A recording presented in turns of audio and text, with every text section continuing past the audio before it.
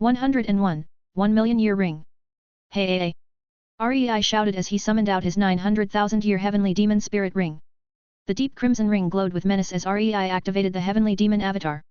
An energy covered his entire body as a construct was formed as its size increased higher and higher. When it stopped, Rei could easily peer far into the distance of the forest as the lake was the size of a large puddle besides his feet. 14 wings sprouted out from the construct's back, instead of the normal pristine white wings that Rei had in his Bankai form. These wings were deep black as each feather seemed to glow with a sheen of red. Dark energy could be seen covering the construct's entire body except for the head, turning them into black-plated armor. Behind his wings was an energy ring colored gold while his spirit ring laid in the middle. Heavenly Demon Assault Mode. Rei said as a network of information on the ring appeared in his head. Heavenly Demonic Beast Mode. Rei said as the energy construct crouched over and 10 tails appeared behind him, his wings condensed into 4 large pairs while the construct's head became that of a dragon. Heavenly Demon Assault Mode allows me to use some of my techniques, while the Heavenly Demonic Beast Mode allows a much larger increase of physical power at the expense of techniques. While in these forms, any dark and holy abilities are 2 to 3 times as powerful. Rei said as he dispersed his avatar form. Rei sat down heavily next to the lake as he panted heavily from the spiritual energy drain the mode took on him. While it may be my own spirit ring, the energy taken in is ridiculous. Even by just summoning it and not doing anything drains everything from my reserves.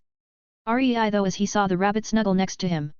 Rei smiled as he stroked the rabbit's head.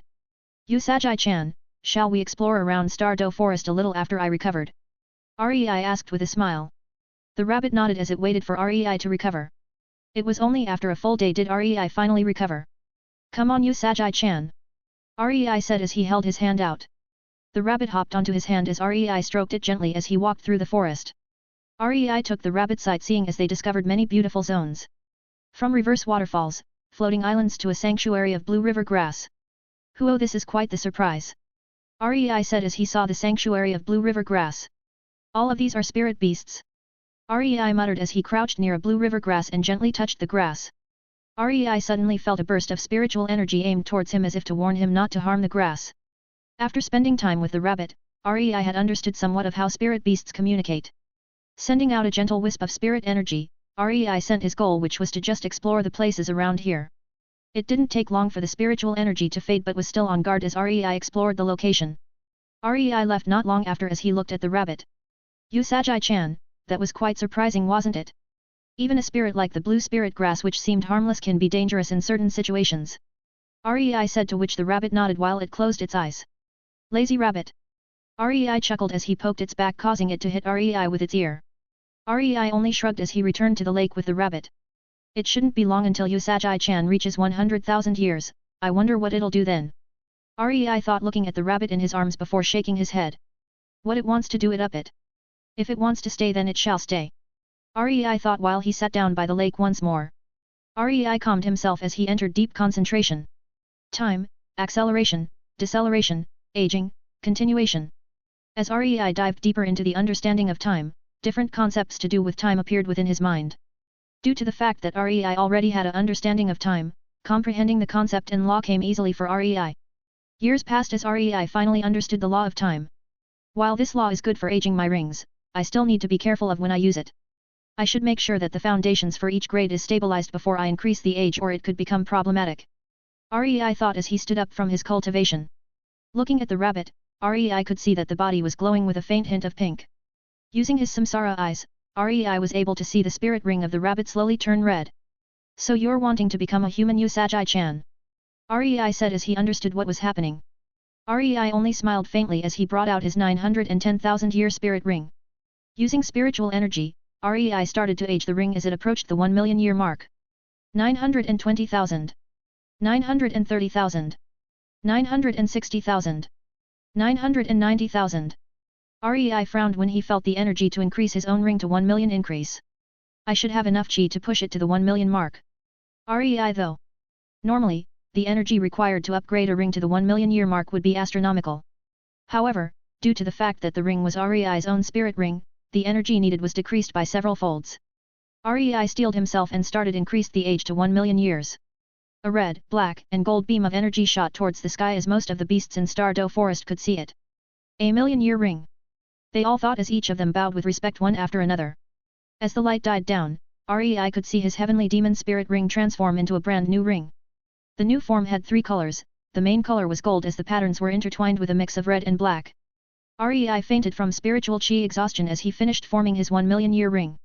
Before Rei could hit the ground, the human-formed rabbit spirit grabbed his body before it could fall. If Rei was awake, he would see a girl with brown hair that reached below her back, round eyes, soft features, and a light pink dress that covered her whole body. She held him gently as he stroked his hair like how Rei would have done to her. She smiled softly when she felt the softness of his hair with her own fingers. 102. Bai Wu. Rei opened his eyes slowly as he still felt the signs of fatigue from upgrading his spirit ring. Rei said as he saw a girl stare at him. Usagi-chan. Rei said slowly wanting to confirm. She smiled sweetly as she nodded. Rei sighed out in relief as he relaxed. So Usagi-chan, do you have a name? Rei asked as it would be weird for him to call her Usagi all of the time. She shook her head while. You make one for me. She said as her voice were soft. Are you sure? Rei asked. She said as she played around with Rei's hair. How about lazy rabbit? Rei said with a grin. She directly chooped down on Rei's forehead. I'm not lazy. Just saving energy. She said as she continued to play with Rei's hair. Ha ha ha, fine, how about Bai for white and Wu for dance?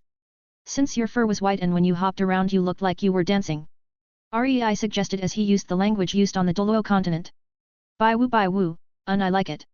She smiled widely as she repeated her name in joy. Rei chuckled at her display. I still don't know your name. Bai Wu said as she looked at Rei. I haven't told you my name yet, have I? Well, it's Rei.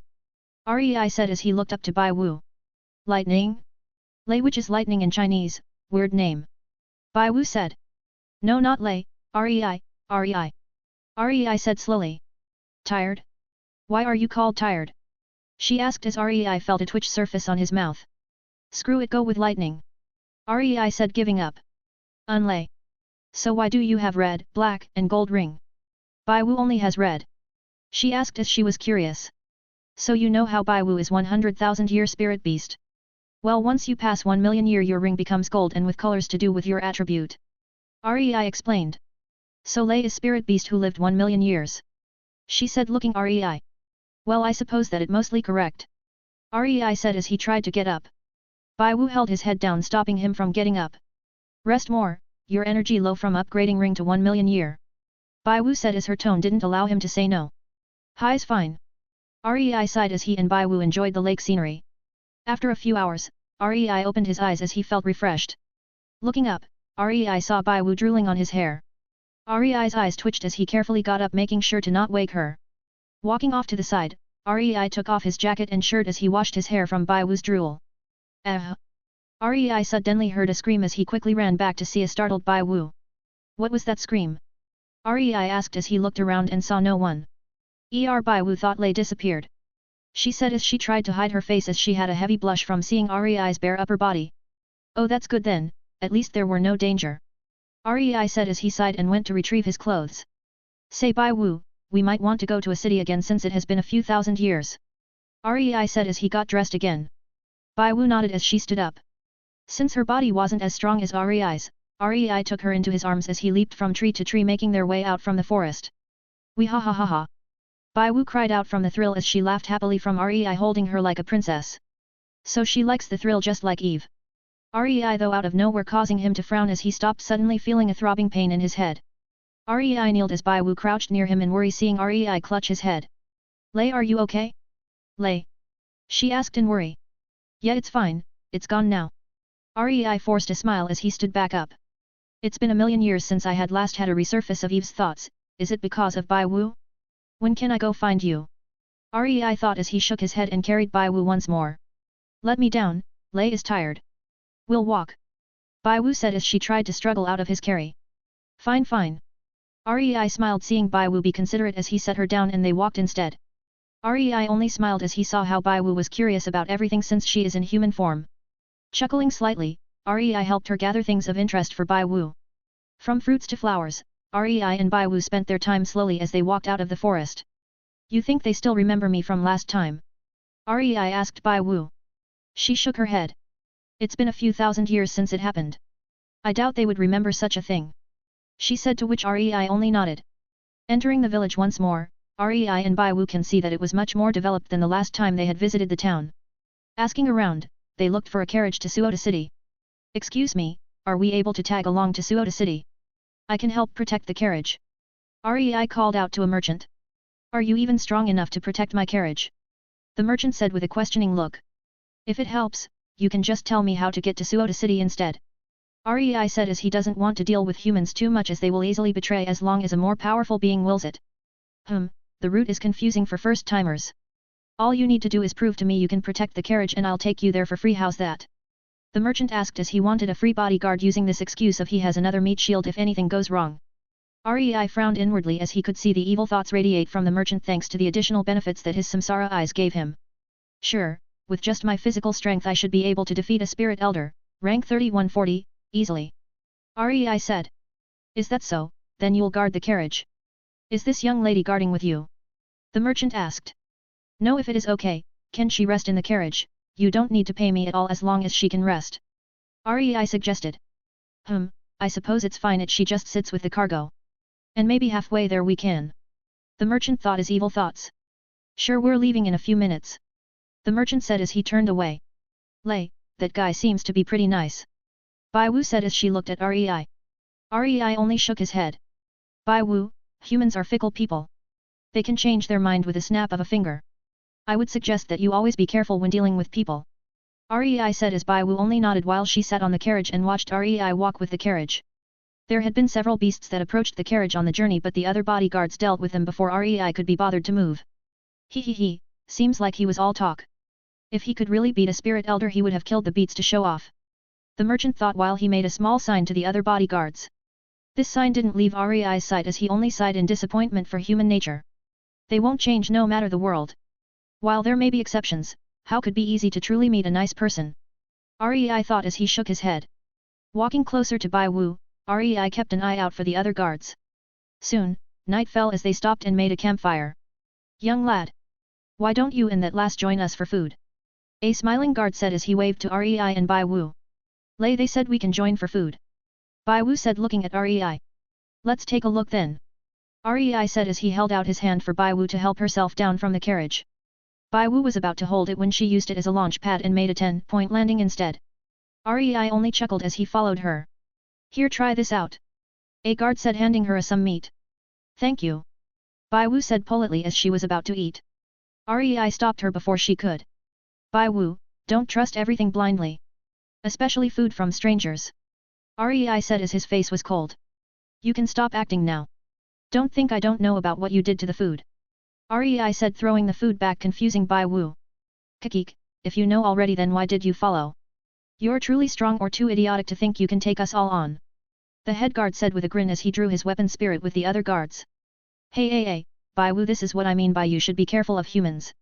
Rei said as he shook his head. Bai Wu only had an angry expression on her face as she saw how the people she thought was good being hostile instead. With these guys they don't need a second chance. Rei said as he summoned his war god domain. A heavy suppression force attacked the group of guards as they kneeled heavily causing loud cracks from their knees showing that it was broken. Normally, if a person says they can beat a spirit elder with pure physical strength alone, they're bragging. But unlucky for you, I wasn't. Rei said as he punched the ground causing it to crack and form a deep ravine. Aargh! They all shouted as they fell into the ravine, life and death unknown. Even if they were alive they won't live for long. Releasing the domain, Rei took a map he saw in the carriage and some gold in the bag. Come on Bai Wu, we'll head to Suota City now. Rei said as Bai Wu followed. They walked while Bai Wu was curious on Rei's domain so she looked around his body to see where it had come from. Bai Wu, are you not going to ask about what I did to them? Rei said glancing at Bai Wu from the corner of his eyes. She shook her head. Strong beasts eat weak beasts. It's the same everywhere. She said as she understood the law of the jungle. Well, at least you know. Rei said as he continued to walk with Bai Wu. At the speed they were traveling, it didn't take long for them to reach the city as Rei looked for an inn to stay for the night. 103, Comb. Rei rented a single room for the night. While Bai Wu slept, Rei started to make his second spirit ring. Making sure that he suppressed his qi, Rei started to infuse his Zanpakuto with the qi around him. A black and gold energy started to intertwine as it started to thread together into a ring. After his first attempt at making his spirit ring, Rei had understood more on what he should do and increased his proficiency. This time it had only taken REI a little while before a white spirit ring could be seen with two blades crossing in the middle. Sword Monarch Ring. Sword materialization summon Kyoki and Tengoku in their base forms using Qi. Can use Bankai and Shojun if supplied with mana. Sword zone within a radius of 1 meter is the user's absolute zone. User is able to wield swords with 2x speed, accuracy, and power. REI read the description of his ring as he started to infuse Qi to stabilize its creation. Well, isn't this a new type of energy? Kyoki's voice rang out within REI's mind as he felt the influx of Qi in his system. Yes, but by intertwining the different energies into us, we're also being refined into better swords. Tengoku said. Since it's beneficial to you then that's good. REI called out as he continued to stabilize the energy. The night passed as REI managed to increase the stability enough for the ring to hit the 500-year zone. Fwa morning lay. Bai Wu said as she rubbed her eyes after yawning. Morning, let's go shopping and get some information of the current world. REI said as he retracted his sword monarch ring. Bai Wu nodded as she got up and followed REI. They walked around the streets while they heard some useless gossip. Nothing had changed except for Spirit Hall gaining more influence. REI muttered while Bai Wu frowned at this. They had a mutual dislike for Spirit Hall due to the fact that they would force their way if someone refused. Since that's the case, shall we get you some clothes? REI asked smiling to Bai Wu. Bai Wu nodded happily as REI led her to a clothing stall that he could see. It was a higher class store and REI didn't mind spending more money, especially since he didn't need it. Welcome, how can I help? A staff said as she approached the duo. She gasped slightly as she saw how handsome and beautiful REI and Bai Wu was. Can you help me get some clothes for her please? REI said politely as he encouraged Bai Wu to follow the staff. The staff nodded with eagerness as she took Bai Wu by the hand and helped her pick out dresses. REI sat down and watched Bai Wu pick out several clothes while he silently nurtured his ring within his palm. Lei. What do you think about this one? Bai Wu asked as she had a long white dress on. She gave it a twirl as she waited for REI's response. It's very nice, I think it fits you well. REI said with a smile. Hearing REI's response, Bai Wu's smile grew wider as she looked around for more dresses. Picking out a few, REI took them as he paid for them up front. That'll be 5 gold. The staff said as REI handed them 5 gold. From the merchant's bag, REI had managed to obtain a few hundred gold. So this amount he didn't mind. REI walked out of the store with a happy Bai Wu who swung her arms around with joy. They spent some time walking around the market as REI saw a belt that contained some space fluctuations. What's this? REI asked the stall manager. This? It's just a belt that I bought from a merchant. I have no idea how to use it and hadn't been able to sell it for a few weeks now. The manager signed. How much for the belt? I'll take it. REI said as he was curious on the first sign of space fluctuation he saw in this world. Really? Little bro, you better not trick me, okay? The stall manager said happily. Don't worry, just tell me how much it is. REI said with a smile. That'll be 2 silvers and 50 coppers. The manager quoted, fearing that it may be a little high for REI. Little bro? If it is too high for you I can give you a discount. The manager said looking at REI. Don't worry about it. Here. REI said as he flicked a gold coin at the manager, surprising him as 1 gold was equal to 100 silvers. 1 gold would be able to last a family of 4 for quite a while before they would run out. The manager only looked up to see REI off into the distance with the belt. Lei, what's so good about this belt? Bai Wu asked as she saw REI make a happy face when he obtained the belt. Not sure, but I can tell that it's something good. We'll check it out when we return home. REI said as they walked past the streets. As they were returning home, Bai Wu was curious about a comb as she saw its strange shape. Hey Lei. What's this? She asked as she pointed to the comb. It's a comb, it's used to brush your hair and make it look nice. REI said as he looked at the comb. The comb was a wooden one but was decorated with detailed engravings. REI bought the comb as he looked at Bai Wu. I'll show you how to use this, okay? REI smiled, handing her the comb. Bai Wu took it as he held it towards the sky before bringing it back to her chest. Thank you, Lei. She said, giving REI a hug. REI only smiled as he patted her back for her to calm down. REI gave Bai Wu a piggyback as he quickly traveled back to their lake in Stardew Forest. Letting her down, REI and Bai Wu sat down as they looked at the belt. Carefully examining it, REI could recognize some aspects of the spatial fluctuations he felt from it. This belt allows for people to store items into a separate space. It seems to use Qi as an activation code and takes whatever the user wanted into its dimension. REI muttered while he tried it out. Injecting some of his Qi, REI attempted to absorb some of the clothes as he witnessed the outfit disappear and reappear as he injected the Qi. The belt is so magical. Bai Wu muttered as she looked at the belt. Do you want it?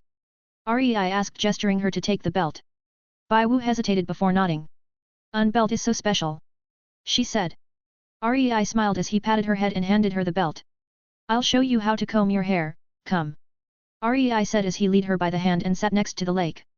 Grabbing the comb, Rei started to gently comb her hair as Bai Wu watched in wonder. Would this really make my hair beautiful? She asked. As long as you like it. Rei replied as he continued to comb gently. What about Lei? Does Lei like it? She asked, looking at Rei. As long as you like it, then I like it. Rei said as he finished combing her hair. See, nice and smooth. Rei said as Bai Wu looked into the lake and looked at her reflection. She smiled before hugging Rei from behind. Hey Lei, can you comb it for me every day? She asked. Sure, it shouldn't be too hard.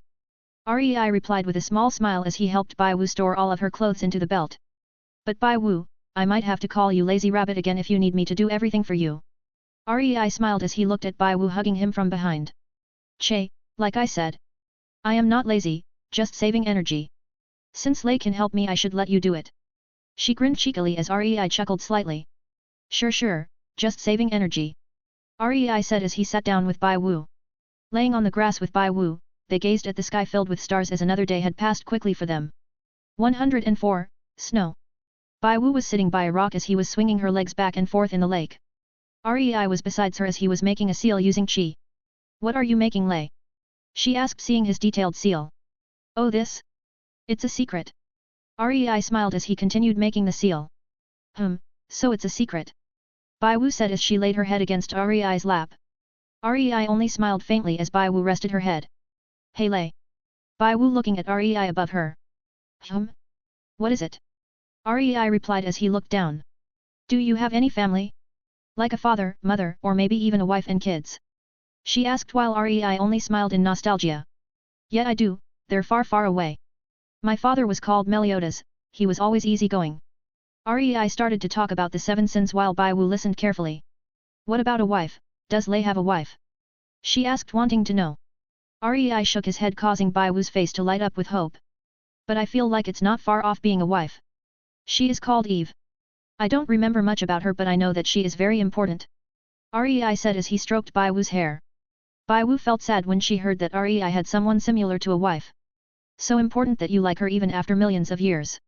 She asked. I don't know about like, but I can tell that she is important even after millions of years. Rei said, causing Bai Wu's face to drop slightly in sadness. So Lei loves someone else? She thought before looking back at Rei. What about Bai Wu? She asked. Lazy sister/daughter I suppose. Rei chuckled. Bai Wu frowned as she hit his torso gently. Stop calling me lazy. She said, causing Rei to laugh lightly. But why is Bai Wu a sister/daughter? She muttered. Because I watched you grow from a lazy bunny to lazy person, I am also much older than you. Rei said. So if Bai Wu met you earlier, would Bai Wu be your wife? She asked while staring at Rei. Highs, Bai Wu. It doesn't work like that. But rather who you love becomes your wife, or for you, your husband. Rei explained. Then does Lei not love Bai Wu? Bai Wu asked as she sat up in fear. I do, but it's a different type of love. Rei said, patting her head.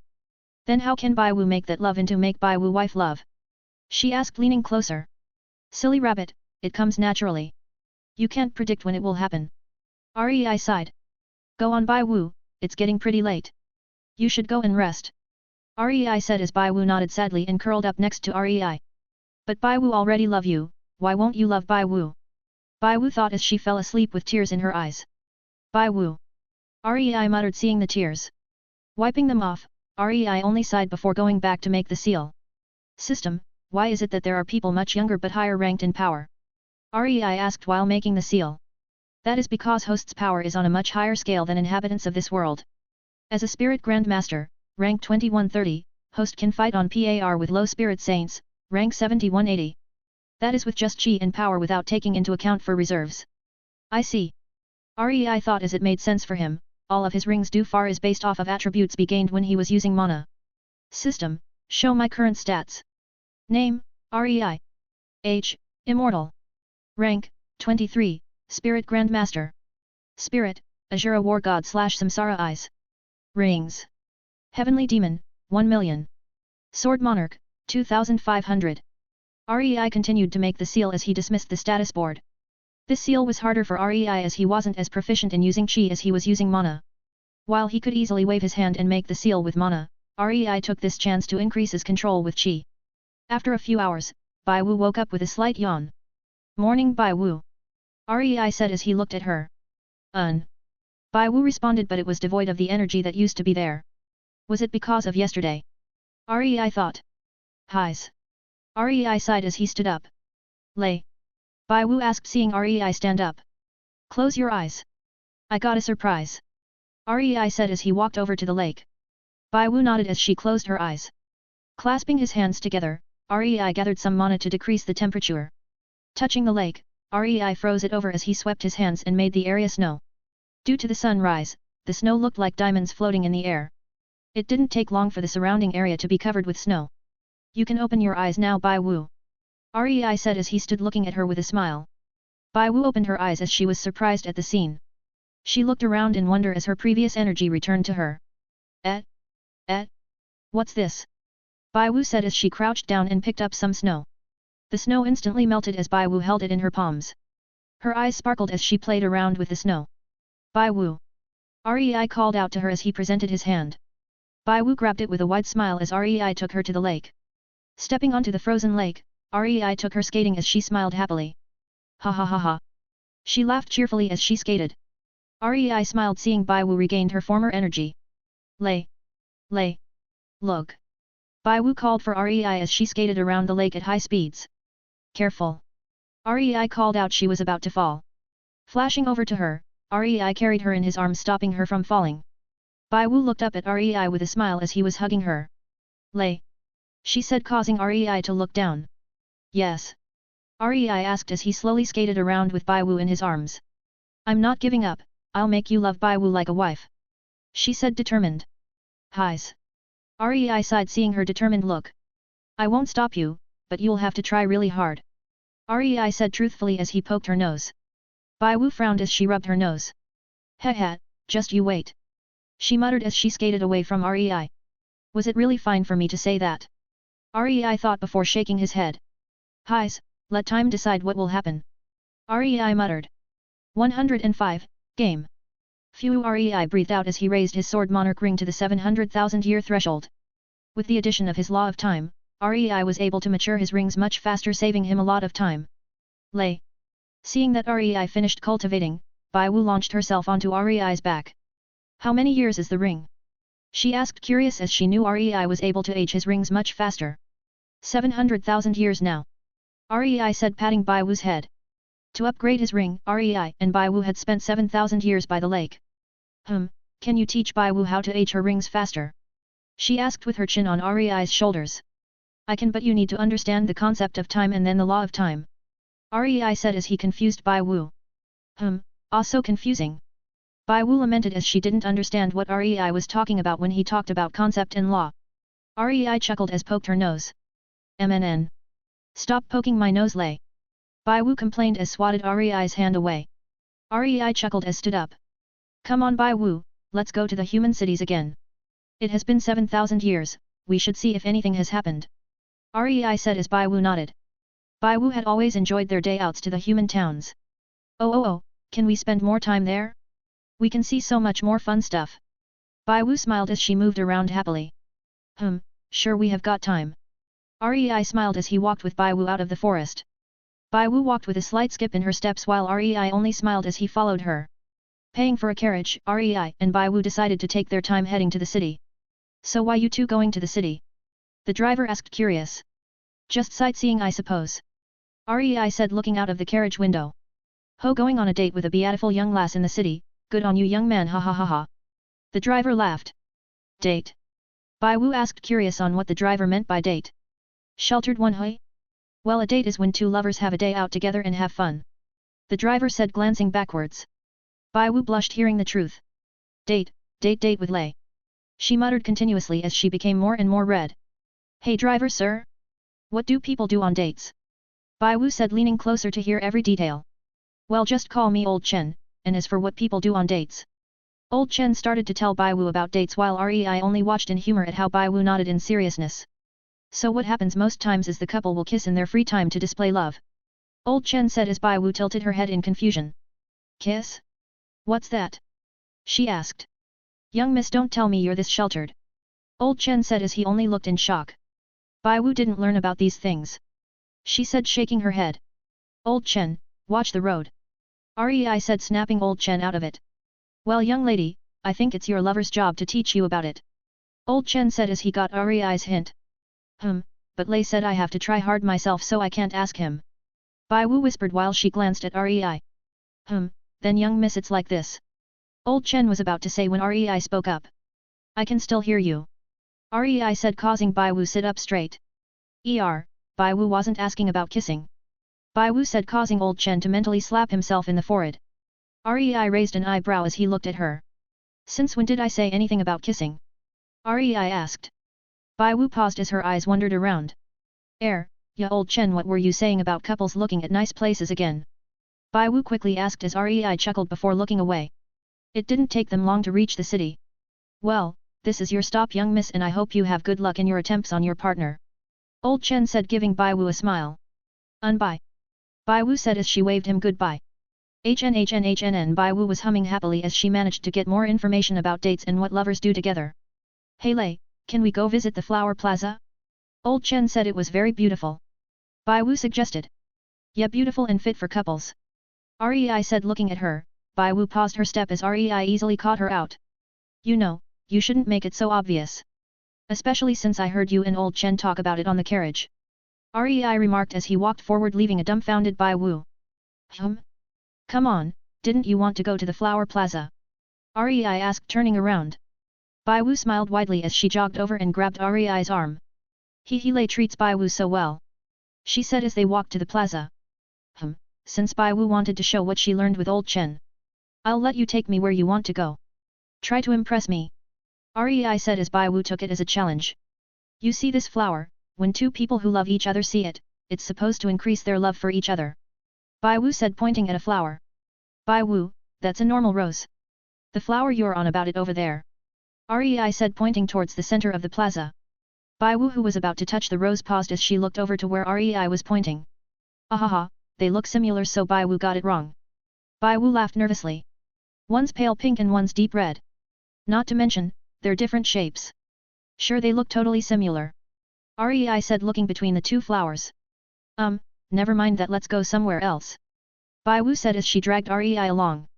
Rei only smiled as he allowed her to show him around.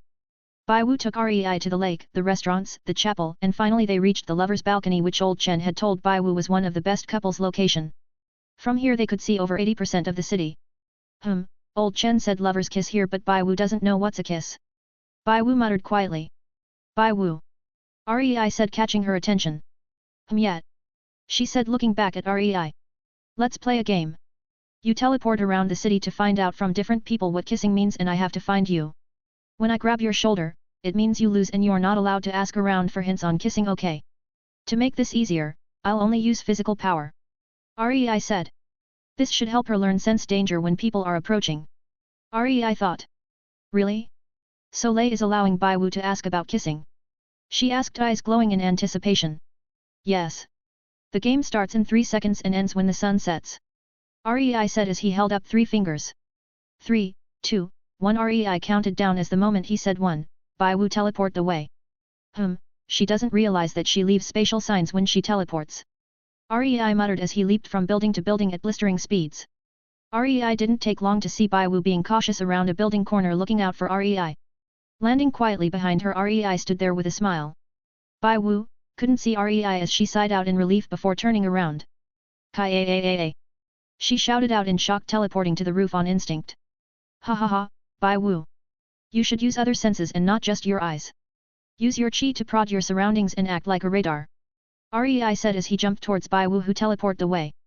This game of cat and mouse continued as Bai Wu slowly was able to spread out her senses so that she is able to tell when Rei was near. Finding out the trick, Bai Wu was finally able to spend some time asking about kissing. Excuse me but I'm in a rush, what is kissing? Bai Wu asked quickly. Ah! The girl Bai Wu asked, screamed out seeing a person appear out of nowhere. Damn! Bai Wu said as she quickly teleported again. She could feel that scream only drew Rei to her position faster. Learning her lesson, Bai Wu teleported further away and walked up to a couple. Do you know what kissing is? Bai Wu asked quickly. The guy paused in shock seeing how beautiful Bai Wu was while the girl frowned at Guy's reaction. Bai Wu frowned slightly at the guy's pause before quickly teleporting away. Rei appeared on a nearby roof not long after. So her detection range is increasing. This is good. Rei said with a smile as he leaped towards her next location. Bai Wu became more and more proficient in using her senses as she was able to determine how long it would roughly take for Rei to approach and teleport away at the last second. This had allowed her to use more time to ask about kissing but she only got 2 answers. 1. Pause and blush. 2. Are you serious? This had frustrated Bai Wu as she wasn't able to find out what she wanted. Rei on the other hand was happy that Bai Wu was able to sense people better so that she can protect herself. Let's change it up a little.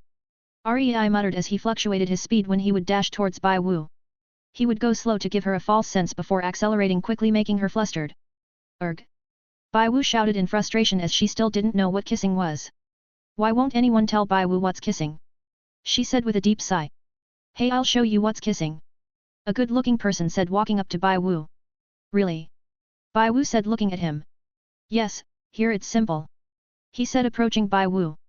Bai Wu focused seriously as she wanted to know. The guy almost reached Bai Wu when she suddenly teleported away. The guy said seeing his prey disappear. Rei appeared where Bai Wu stood with a slight frown. So you wanted to demonstrate what kissing was to her, hey? Rei said voice is slightly frosty. What's that to do with you? The guy said annoyed at the fact that one of the most beautiful people he saw disappear. None of your business. Rei said kicking the guy in the stomach as he leaped away. Quah! Motherfucker! The guy shouted as he was kicked away and crashed against a wall. Rei had ignored the guy as he continued to where he could sense Bai Wu. During his chase, Rei saw something that caught his attention. There was a bracelet on display that had a carving of a white rabbit. This would look good for Bai Wu as it is like her rabbit form. Rei thought as he landed near the stall. Excuse me, how much is this bracelet? Rei asked. Ah sir, you have a good eye. This rabbit bracelet was made from an exquisite. Spare me the details, just tell me the price. Rei said as he didn't want to waste too much time. Sure it'll be 30 gold. The person said clearly asking for more but Rei didn't mind. Here 30 gold. Rei said as he passed the person 30 gold and took the bracelet and left. The shopkeeper slapped his forehead as he realized that he should have quoted a higher price since Rei seemed like the price didn't matter. Meanwhile. Hey auntie, can you tell me what is kissing? Bai Wu asked as she walked up to a woman. Lei isn't approaching. Bai Wu thought. Young lady, you don't know what kissing is. The auntie said looking at Bai Wu. Bai Wu shook her head as the auntie seemed surprised. Well, you see the boys and girls holding hands. The auntie said as Bai Wu looked where she was pointing. Bai Wu saw a couple kissing each other whilst sitting on a bench. That's kissing. The auntie said as she walked away. I should have time to ask them too. Bai Wu thought as she walked near them. Tapping their shoulders, Bai Wu brought them out of their kiss as they looked at her. Excuse me, but can you tell me why do people kiss who they love? Bai Wu asked. Young sister, I'm guessing you haven't kissed anyone. The woman said looking at Bai Wu who nodded at the question. Do you have anyone you like/love? The woman asked. Bai Wu nodded once more. Well, it's better if you try it out for yourself. When you get time with him alone, kiss him lip to lip like this and it'll feel good for you. The woman said demonstrating by kissing her lover. Bai Wu watched curious as she walked away. If I do this it'll make Bai Wu feel good? Would Lei feel good though? She muttered. Bai Wu will know when she tries. She said as she teleported to the lover's balcony. Rei appeared not too long after as he could see that the sun is setting. Bai Wu, seems like I won. Rei said as he turned to her and paused slightly. He could see her long brown hair sway with the wind as her dress fluttered. Yet Bai Wu didn't find out what a kiss was. She said but a minuscule smile formed itself as she walked towards Rei and tried to kiss him on the lips with her eyes closed. Feeling a different sensation on her lips, Bai Wu opened her eyes as she saw that she was kissing a rabbit bracelet Rei held in front of his face. If you hid your smile properly I might have been caught off guard. Rei said handing her the bracelet. Here, that's your prize. Rei said as he chuckled at her surprised expression. But I thought Bai Wu will be allowed to kiss Lei if she knew what kissing was. She said looking at him. I said you can find out what it was. Not you can find out then kiss me. Rei said poking her nose. Come on, we'll be gathering some information tomorrow. It's getting late. Rei said as he walked away with Bai Wu following behind him pouting. She looked down at the bracelet as she saw that something was written underneath it. Bai Wu was carved behind the carving of the bunny in fine words as she understood that Rei got the bracelet for her and had her name carved it. She smiled as she wore the bracelet. Lei. Does it look good? Bai Wu asked with a smile as she showed off what she looked like wearing the bracelet. Yes it does. Rei said whilst he patted her head. Making their way to the inn, Bai Wu went to sleep while Rei started to cultivate his ring again. Rei felt like there should be an event tomorrow as the city seemed to be way more crowded than normal. 106, Crystal. Sword Monarch 800,000. Absolute Zone. Everything in a radius of 3 meters is the user's absolute zone. User is able to wield swords at 3x power, speed, and accuracy. Fated Steps. An unpredictable step of footwork that allows for the user to enter the enemy's range in an instant without detection. Sword strike directly after Fated Steps is 3x as strong. Tengoku Kyoki. Bankai form. Rei looked at the latest description of his Sword Monarch ring and smiled at the possibilities. If I combine it with the Samsara Eyes, then I'll have an almost perfect defense within a 3-meter radius. I wonder how far this'll increase to when it reaches 1 million. The Fated Steps is also good as people would have no way to detect me should I attempted to enter their range in a fight. Rei thought as he sat on his chair with right leg crossed over his left. Rei rested his head on his arm as he watched Bai Wu sleep with such a peaceful expression. Ever since Rei started to cultivate qi, he realized that he no longer needed sleep while it was still an option since it would help increase his energy recovery in the time he slept. Currently I'm a rank 30 Spirit Grandmaster but my overall power is at a rank 80 Spirit Saint. Though I can't last as long as them since my abilities take too much qi. Once I increase my qi reserves this problem should be gone. Rei thought in his head. Rei suddenly heard Bai Wu giggle as she hugged the bracelet he gave her earlier. Rei smiled softly seeing this. This girl, what is she even dreaming about? Rei muttered as he stood up and moved the cover up again as she had knocked it away. Rei sat back down but then frowned. Aiko has used a life-saving barrier, only 4 more remain. Rei muttered. Seems like she chose the path of trying to follow me. Rei shook his head as he looked out the window. He could see that the city were preparing for something grand as they started to put decoration up in the city. So not only are there lots of people coming to the city but they also started to decorate the city. Rei remarked as he rested his head on his hand and looked at the city road. Even though it is still a while before sunrise, Rei could see many people setting up stalls early. That reminds me, I have a total of 9 rings I can make and so far I have 2 of them. So I have 7 more to go, I need to try make rings for all of my abilities as they only take mana. Rei muttered whilst shaking his head. Due to his second rebirth, all of his abilities had adapted to his mana so unless he uses mana he can't access them. By infusing them into rings, Rei will be able to broaden his combat abilities so that even if he is thrown into an unknown world like this, he would be able to use his skills. The sun slowly rose as the sunlight decorated the streets. Rei watched as the dark streets slowly lit up, the stalls started to open as people started to cook breakfast for people going by. I haven't cooked for a long time, maybe I should start again. Rei muttered looking at his hand. MN. Rei heard Bai Wu waking up and turned around. Bai Wu sat up slightly as the cover was almost falling off her. Her hair was slightly messy, while she yawned slightly and rubbed her eyes. Rei looked with a soft smile as he got the comb out. Morning Bai Wu. Rei said as he sat behind Bai Wu and started to comb her hair. Morning Bai Wu said still slightly out of it. Rei knew Bai Wu had her moments of confusion waking up so he only smiled while waiting for her to wake up fully. She bobbed her head around gently while Rei brushed her hair. Rei finished brushing Bai Wu's hair as she was still half asleep. Packing away the comb, Rei went through his own morning routines. Bai Wu walked behind Rei as she poked his shoulder. Rei turned around and saw Bai Wu. Before saying anything, Rei held his hands between his and Bai Wu's lips. Rei raised an eyebrow. Trying to kiss me as you wake up. Rei said causing Bai Wu to frown in frustration at her failed attempt. Che. Lay 2 on guard. She said stomping away.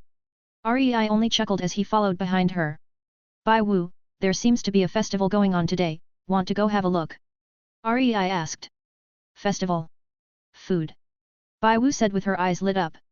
Ha ha ha you little glutton. Rei laughed slightly. But human food tastes better than just energy. Bai Wu complained as Rei could only agree.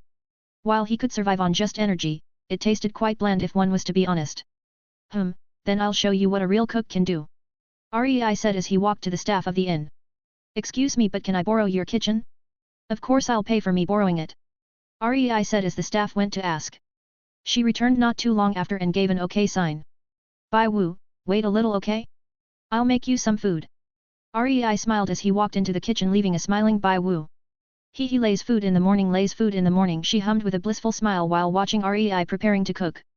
Looking around at the ingredients, Rei decided to go with something simple yet delicious in the morning. Using his own method of cooking, Rei broadened the horizons of the chefs in this and when he was making everything with amazing accuracy. Right now, Rei was operating 6 pans all by himself as he was also working on making the syrup. As Rei was making the food, the noise it created sounded like music as everything was rhythmic. Bai Wu felt like she could watch this forever. Rei's serious face as he made something just for her made her smile uncontrollably.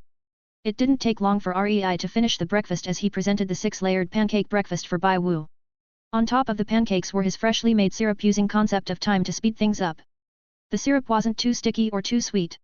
It was perfect for a light yet delicious breakfast. Try it.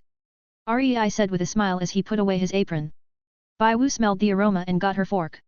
Stabbing it into the pancake, Bai Wu saw that the fork easily went through the pancake yet it wasn't flimsy. Bringing it to her mouth, Bai Wu took a bit as she closed her eyes. Ah, Bai Wu moaned as she tasted the food. Rei's heart suddenly thumped seeing this while everyone currently blushed at Bai Wu's display. So she can restrain herself to not gobble it down. Otherwise it would make her look bad. This seems to be a nice way for her to train her will. Rei thought with an approving smile. Clang clang clang. Bai Wu started to eat the pancakes in her own little world the moment Rei thought that. And there it goes out the window. Rei thought as his initial smile twitched. Customer, I know it's embarrassing to ask you. But can you cook more portions? We'll pay you for each dish and the ingredients are on us. The manager said as he can tell how nice the food was just from the aroma. How much per dish? Rei asked as they should make it worthwhile for him. How about 1 gold per dish? The manager asked, as he knew that while they may be making a loss here, the attraction of godly food will draw in more customers in the future making it all back. 2 gold. Rei said without letting the owner lower the price. His tone stated either take it or leave it. Rei initially wanted to cook for Bai Wu but since this guy wanted to promote his in using his food. Rei though he should extort the guy a little. Fine 2 gold. The manager said after some long thoughts. Rei nodded while he started to make the food. The aroma started to even attract the customers outside of the inn as they all queued up to eat Rei's food. Hello chef? Would you like to cook for the royal family? A nicely dressed butler asked after he had tried Rei's food. Not interested. Rei said as he finished cooking since there were no more ingredients. Manager, that is a total of 358 dishes. I'll let you off 8 of them so that'll be 700 gold. Rei said as the manager handed him a stack of money. Rei thanked him as he and Bai Wu walked out of the inn. However, what the manager didn't realize was that 15 of those dishes went to Bai Wu alone. Did you really need to eat 15 plates? Aren't you worried you'll get fat? Rei asked causing Bai Wu to kick him in the leg. Bai Wu won't get fat.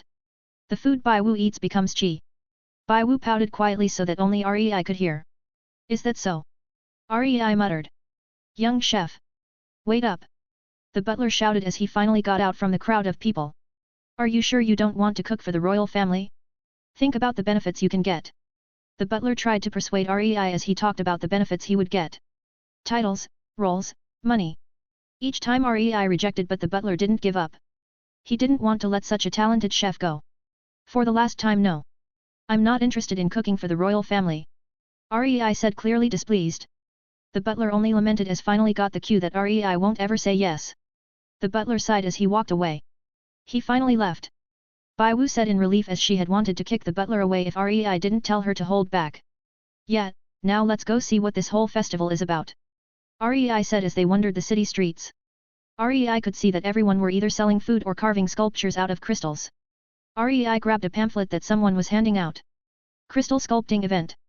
As celebration for the Crystal Festival after the city had discovered a huge crystal mine, we are holding an event to see who could make the best sculptures. Entry fee of 5 gold per person. Winner will get the biggest crystal this city had mined up, the 1000-year dream, as well as a winner's reward money of 300,000 gold. It was then followed by an image of the crystal. The crystal in the picture seemed to contain a myriad of colors as the size and width was perfect for a sculpture. Hey Lei, this seems interesting. I wonder if I can win if I make a carrot.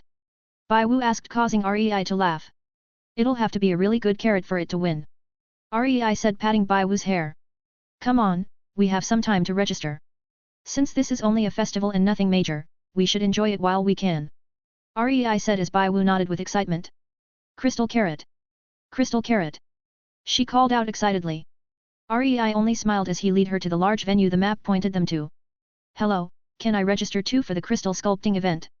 Rei said as he handed the person 10 gold. Yes, you shall be contestant 425 and you are 426. She said handing Rei and Baiwu their badges. Please enter the main stadium area as your crystal shall be prepared soon. She said. Rei and Baiwu walked to the main plaza and saw that the spectator seat was almost filled to the brim. So many people. Baiwu said looking around.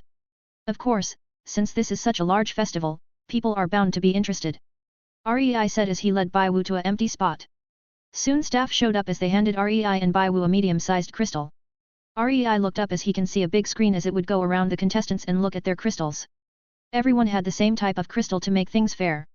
Rei and Baiwu got the tools needed as they waited for the queue to start. I thank you all for coming to this event hosted by the royal family. As celebration to the recent discovery of the crystal mine, we will start the tournament to see who is the best at crystal sculpting. Mind you, we may also have some hidden masters that will surprise us with their products. You have 3 hours to make your sculpture and start. The person shouted as his fireworks or spirit abilities shot up. Baiwu immediately started to make her carrot as she carved the crystal with care. Rei smiled seeing her concentration and decided to make a sculpture of him when he held Baiwu as a rabbit. Rei crossed his legs as he had a gentle smile. The screen zoomed in on Rei as many females were swooned by Rei's handsome appearance while sculpting with a small smile. Oh my goodness! He's so handsome! Where did this Prince Charming show up from? Many females started to chatter while members of the royal family watched him as their head butler told them that he was the chef he wanted to recruit but failed. Seems like he is using a spirit ability to help him sculpt. The prince said looking at Rei. Meanwhile, Rei was having a easy time as the samsara eyes helped him see everything with detail. This allowed Rei to carve the crystal with ease as he knew where to cut and how to make the sculpture detailed. 3 hours passed as the fireworks shot up signaling everyone to stop. Ah! But Baiwu haven't finished her carrot yet. Baiwu made a pained face as she looked at her half-made carrot. Rei patted her head with a small smile. I'll buy you some crystals and tools so you can make more carrots when we get home. Rei said as Baiwu turned to him with sparkling eyes. Really? She asked with excitement as Rei nodded. Baiwu saw what Rei did and was surprised. Isn't that Lei holding rabbit Baiwu? She asked picking up the detailed crystal. Rei's small smile as he was holding Baiwu, his posture, and the rabbit. The sculpture looked like it was taken directly out of the scene. Beautiful. She muttered. Everyone watched the screen zoom in on Rei's sculpture as the details presented was amazing. They could even imagine the sculpture move to life right now and they won't be surprised. Well, it seems like we have truly found a master today. From the natural expression of the contestant sculpting himself to the rabbit. Everything was done with so much detail even the masters we have invited today are impressed. The host shouted out as he got his assistants to bring out the rewards. Contestant number 425, congratulations for winning the event. Everyone let's give him a round of applause. He shouted as everyone clapped their hands as they knew they wouldn't be able to add the same amount of detail as Rei even if they were given twice the amount of time. Lei. Can you make a sculpture of Baiwu? She asked holding the sculpture that Rei made. Seeing the excitement in her eyes Rei's smile softened as he nodded. Is it okay for me to sculpt it now? Rei asked as he has just the image in his head. Sure, do you need any tools? The host asked as everyone waited for what masterpiece Rei would make now. No need, with such a large crystal it'll take too much time. Rei said summoning out Tengoku and Kyoki with his sword monarch ring. Rei made sure that he didn't show his ring as people only saw 2 swords appear in Rei's hand. Oh now this is interesting. The prince said looking at Rei in the main area. Rei got people to step back as he walked towards the crystal with his samsara eyes active. Absolute zone. Rei thought as he started to carve at the crystal. Due to the fact that the 2 swords were reinforced with a mixture of chi and mana, their sharpness increased by many folds as it cut through the crystal like butter. Everyone could only see small hints of Rei's swords as his hands became a blur while he slowly shaved the crystal away. Baiwu watched by the side wanting to see how Rei would make the crystal with a smile. The originally large crystal started to reduce in size as a figure started to appear from the crystal. Since Rei had mastered the art of controlling his body, Rei was able to carve the sculpture easily whilst still capturing the details. Rei smiled as he stopped. People started to frown when they saw that it was still an undetailed sculpture of a person. When they were about to protest, Rei walked up to it and gently knocked the crystal with his hands. The crystal started to break off as it revealed a lifelike figure of Baiwu sitting on a medium-sized rock. She was scooping water in one hand with a gentle smile. Her expression, her hair, the clothes, everything looked so beautiful as the crystal shone slightly with a myriad of colors making it seem even more beautiful. Let's leave the name as it is. The Thousand-Year Dream. REI said, carving words Thousand-Year Dream into the rock. The stadium was silent as they couldn't help but be mesmerized by the sculpture. REI turned to a emotional Bai Wu as he smiled. Lei. She cried out as she never saw anything so beautiful in her life. She launched herself onto REI as she hugged him. REI only smiled gently as he accepted her hug. Do you like it? REI asked softly. I love it. She replied. The screen zoomed in onto the duo as they hugged in front of the goddess-like sculpture. 107, Faded Steps. Clap clap clap. The prince walked towards the hugging duo with a smile. Bravo bravo. Lovely sculpture by the way. The prince said as he smiled. Thank you. REI said, giving the prince a side glance. Would it be fine if I purchase this sculpture from you? Of course, if you want to keep it, then it's also fine. The prince said, not having any visible reaction towards REI's dismissive glance. What do you think, Bai Wu, do you want to keep it? REI asked as Bai Wu's opinion for this was more important for him. Let's keep it here. Then more people can see how amazing Lei's sculpture is. She said, smiling. REI smiled before turning back to the prince with a neutral face. Since she said she wants to keep it here, I won't take it with me. Goodbye. REI said as he didn't like the feeling the prince gave him. This was only further emphasized by his already high distrust for the human race. Ah wait, I also have something else I want to ask you about. The prince said as he was about to reach out for REI. REI however frowned as he gave the prince a warning glare. The prince paused from the glare. I want to ask if you would like to join my faction. I'll provide you ample training resources, and as long as you swear your loyalty to me, I'll even help make you a titled Doluo. The prince said, throwing out an olive branch for REI. While he and the rest of the royal family had wanted to just enjoy the event, he never imagined he would find such an hidden gem like REI. Twin spirits, one to help him see details from what he observed happen in the first stage of the event, and the other was dual swords with extreme sharpness. He only knew this as the Thousand-Year Dream crystal needed very special equipment to even make marks on it. Yet REI easily cut through it with his dual sword spirits. Ho, and what makes you think I should dedicate my loyalty to you? REI said, raising an eyebrow. REI didn't know what the prince was thinking, but he certainly isn't going to dedicate his loyalty to someone who just rocks up and say, hey, join me, I'll make you a titled Doluo. The prince was slightly surprised when REI asked that question. Was the chance to be a titled Doluo not enough? The butler said that he didn't care for titles or material riches, so surely power will interest the guy, right? The prince thought. I'm talking about being a titled Doluo. The highest in the spirit ranks. The prince repeated. Yes, I know, 9 rings, rank 90 and above. But what make you think that you deserve my loyalty? REI emphasized with a frown. Bai Wu only giggled lightly as she knew REI never trusted humans, and one shows up asking for REI's loyalty without a good reason. This. The prince hesitated with his smile faltering. Since you have no reason for me to follow you, then I bid you farewell. REI said, turning away with Bai Wu leaving a slightly frowning prince. The prince walked away as he entered a lone hallway. Shadow 5, I want you to get Shadow 10, 11, 12, 13 and 14 to kill this guy when he is alone. If I can't have such a talent, then no one will. The prince said as his face was cold. What about the woman? A voice rang out. Bring her to me. It's not every day you see such a beautiful woman. The prince said, licking his lips. Understood. The voice rang out once more. The prince only smiled as he waited for the news. Oh, you should have taken my offer when you had the chance. The prince said as his footsteps rang out in the hollow hallway. REI was walking with Bai Wu when he felt presences enter his web of qi. So it's this type of human again. REI thought with a frown. 1, 2, 3, 4, 5, so only 5. REI muttered as he focused on his senses. 5 what? Bai Wu asked. 5 people that the prince sent to get rid of me. He is a person which can only be summed up as, if I can't have it, no one can. REI explained, pulling Bai Wu closer to him. Stay close. REI said as Bai Wu blushed and nodded absent-mindedly. Lei is hugging me. Lei hugged me on his own accord, meaning Lei cares deeply for Bai Wu. Does it mean Lei loves Bai Wu with wife love? Bai Wu's mind started to fantasize as REI walked with her in his arms, making sure that she is within his absolute zone so he can protect her.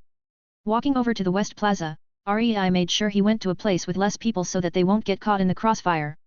While REI distrusts them, it didn't mean he will go and kill every human he sees, but only ones that go against him. Come out, the 5 of you don't need to hide anymore. REI said as he stood in the middle of the plaza. 5 figures donned with black armor appeared as he circled REI and Bai Wu. 65, 65, 68, 64 and 67, not too bad but not enough. Rei said as he summoned Tengoku and Kyoki. The five of them attacked as Rei activated Samsara Eyes in Absolute Zone. Clang clang clang clang clang. 5 separate clashes could be heard as Rei deflected all 5 attacks easily. Bless of Wind. Frost Lance. Iron Shackle. Eagle Thunder Talon. Might of 1,000. Rei only scoffed at their attacks as he swung Kyoki, cutting the ice lance with increased sharpness thanks to Bless of Wind. Twisting Tengoku into a reverse grip, Rei cut apart the chains trying to bind him and Bai Wu. Pivoting on his right leg, Rei kicked towards the Eagle Thunder Talon as he redirected the lighting to the ground, rendering the ability useless. Rei was about to intercept Might of 1,000 when Bai Wu moved. Using her left leg to kick down the fist, Bai Wu used the person's momentum against them as she kneed him in the face with the combined power of his momentum and the force behind her knee. Crack! Bai Wu easily broke the guy's nose as he was forced backwards from the collision. Humph! You dare to try attack Lei? Bai Wu will show you what real might of my foot is compared to your might of 1,000. Bai Wu mocked whilst standing on one leg with the other ready to attack. Bai Wu used this form as she mostly used her legs for combat. Rei only chuckled when he heard how Bai Wu compared an attack from a rank 67 Spirit Emperor with her foot. While Bai Wu may not be able to harm them normally, she was able to use the Spirit Emperor's momentum to effectively have him hurt himself. Bai Wu, you shouldn't talk too much when fighting. Rei said as he fended off the combined attacks from 3 of the 5 people. She nodded as she started to struggle a little since the rank 67 Spirit Emperor was more on guard against her now. She could only dodge as weave as the Spirit Emperor mostly used physical enhancements. Teleporting around the Spirit Emperor, Bai Wu gave the occasional attack in the Spirit Emperor's weak point. Titan Guard. The Spirit Emperor shouted as the force of the guard threw Bai Wu off balance. Might of 1,000. The fist charged towards Bai Wu as she didn't have the time to guard. She flinched and closed her eyes. Bang! A large collision occurred as Bai Wu opened her eyes. Rei stood in front of her with one leg forcing the fist downwards as the Spirit Emperor cried out in pain. Rei had Tengoku positioned behind him as he blocked 4 attacks. You shouldn't be too aggressive in a fight and prepare for the unexpected. Rei commented as Bai Wu nodded. Pushing strength into his sword, Rei forced the 4 of them back before giving the Spirit Emperor a harsh kick that twisted his neck in an unnatural way. The 4 spirit watched in slight fear as they saw how Rei killed a 67 Spirit Emperor with a simple kick to the head. Looking back, Rei looked at the 4 people. Since you people attacked, don't even think about leaving. Rei said as the 4 was about to retreat. Rei disappeared from where he stood as he used fated steps to invade the 4 Spirit Emperor's area of control. Appearing behind the support-type Spirit Emperor, Rei easily decapitated his head as he faded from his location once more. The remaining 3 stood back to back as they didn't think that someone they felt ranking around rank 30 Spirit Grandmaster could be this monstrous and kill Spirit Emperors like cutting grass. Urgh! A scream rang out as Rei could be seen cutting the rank 68 Spirit Emperor into 3 pieces with his dual swords. The remaining 2 Spirit Emperors jumped away quickly in fear. Bai Wu teleported behind the rank 64 Spirit Emperor and concentrated her power into a single attack. Kicking at the spine of the Spirit Emperor, Bai Wu broke his spine in 2 as the rank 64 neglected his physical training and only focused on his abilities, allowing even someone like Bai Wu to kill him with a concentrated attack on his weak point. The rank 64 Spirit Emperor could only scream in agony while he tried to crawl away. Fear crept into his eyes as he couldn't feel the rest of his body and realized that he was paralyzed. He was about to turn around when Bai Wu directly teleported above his body and gave a crushing step which burst his heart and killed him. The final Spirit Emperor could only lament the fact that his brother-in-arms were killed so easily. Accepting the fact that he couldn't escape, he burned the entirety of his spirit power as he was ready to self-detonate. Rei frowned as the self-destruction of a rank 65 Spirit Emperor would be devastating. Sending out his 1,000,000-year spirit ring, Rei used the suppression of the ring to cause a slight lapse in concentration from the rank 65 Spirit Emperor. Taking advantage of the lapse in concentration, Rei killed the Spirit Emperor before he could continue the self-destruct. That could have gone south. Rei commented with a frown. Seems like the prince has more up his sleeve if he can send out Spirit Emperors against a rank 30. Rei said as Bai Wu walked next to him. Rei looked at Bai Wu and saw that the lower section of her dress was covered with some blood. Rei frowned as he took out another dress for Bai Wu from the spatial belt. Here Bai Wu. Get changed first, we'll see about what we should do with the prince at a later date. Rei said handing her a dress. Help Bai Wu dress. Bai Wu said as she looked at Rei. Help yourself. Rei said as he gently bopped her forehead. Party pooper. Bai Wu said as she found an hidden area where no one can look and got changed. Halfway through changing, Bai Wu held a mischievous grin as she looked at Rei who was looking away from her. Lei, look, I'm finished. She called out as she was still half nude. No, you're not. I can sense everything as well as I can see. Rei said, causing Bai Wu to frown. Che, Lei still on guard now, wait. Bai Wu said as she caught onto something. Lei can sense as well as he can see, Lei you've been peeking on Bai Wu changing. Bai Wu said with a grin. Ark. Rei choked as he lost his composure slightly as he heard what Bai Wu said. Ha ha ha ha Lei peeked on Bai Wu. Lei peeked on Bai Wu. Bai Wu laughed out loudly as Rei could feel a twitch creeping around his eyes. Why the fuck is she so sharp at the worst moments? Rei thought as he initially sent out his senses to check for more enemies, but as Bai Wu called out for him he sent his senses over and saw the full scene with detail. What was originally meant for keeping on guard was turned into a pervert's peep ability thanks to one sentence from Bai Wu.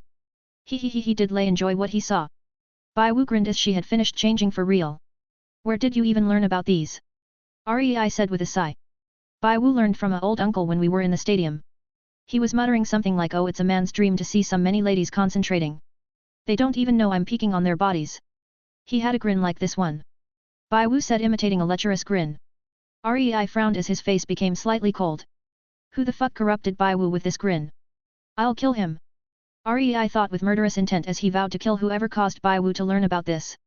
The said person suddenly felt the touch of death creep around his body as he looked around in fear before slowly dismissing the idea while still being on guard.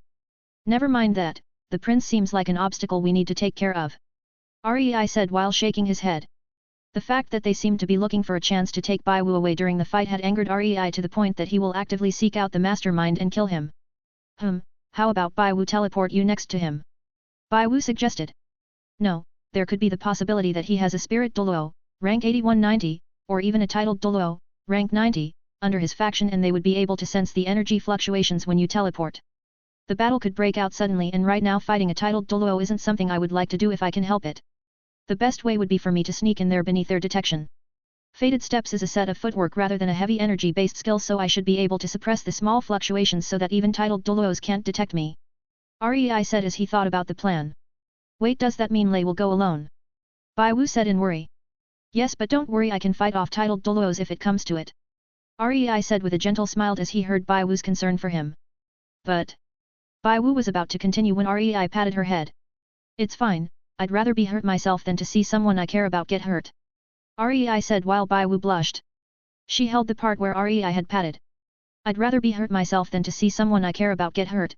Lei would rather hurt himself than hurt me. Does this mean Lei love for Bai Wu turned to wife love? // Bai Wu thought as her face blushed furiously. Rei's expression softened as he saw her slowly drift into her own world again. Come on Bai Wu, we have plenty of time to daydream later. Rei said as Bai Wu was brought back from her fantasies. Oh sure. Bai Wu panicked slightly, trying to ease her blush away. Rei only raised an eyebrow as he walked back the inn with Bai Wu. 108, titled Doluo. Rai and Bai Wu returned to their room as Rei showed Bai Wu his seal he had been working on for a few thousand years. It had only took him this long as he wasn't used to controlling the qi to help him make the seal. But as he went on, making the seal had actually improved his qi control, which was another benefit. Bai Wu, here. Rei said, handing her the seal. Bai Wu tilted her head in confusion as she looked at the highly detailed magic circle. What's this? She asked, taking the seal. It's a seal. I made it so that if you are in danger you can use the seal to help protect you. If you input spirit energy into it, you'll also be able to talk to me. And if you're in grave danger I'll be able to teleport to you. Rei explained the functions of the seals. Oh, is this tiny circle so magical? Bai Wu asked, looking at Rei. Yeah, try insert spiritual energy and think about what you want to say to me. Rei said with a smile. Okay. Bai Wu said as he thought about what she should say before inserting spiritual energy. Lei has to make Bai Wu wife love. Rei raised an eyebrow when heard her voice in his head. Lei has to make Bai Wu wife love. Rei asked, looking at Bai Wu. Why is it not true? Bai Wu asked, slightly nervous.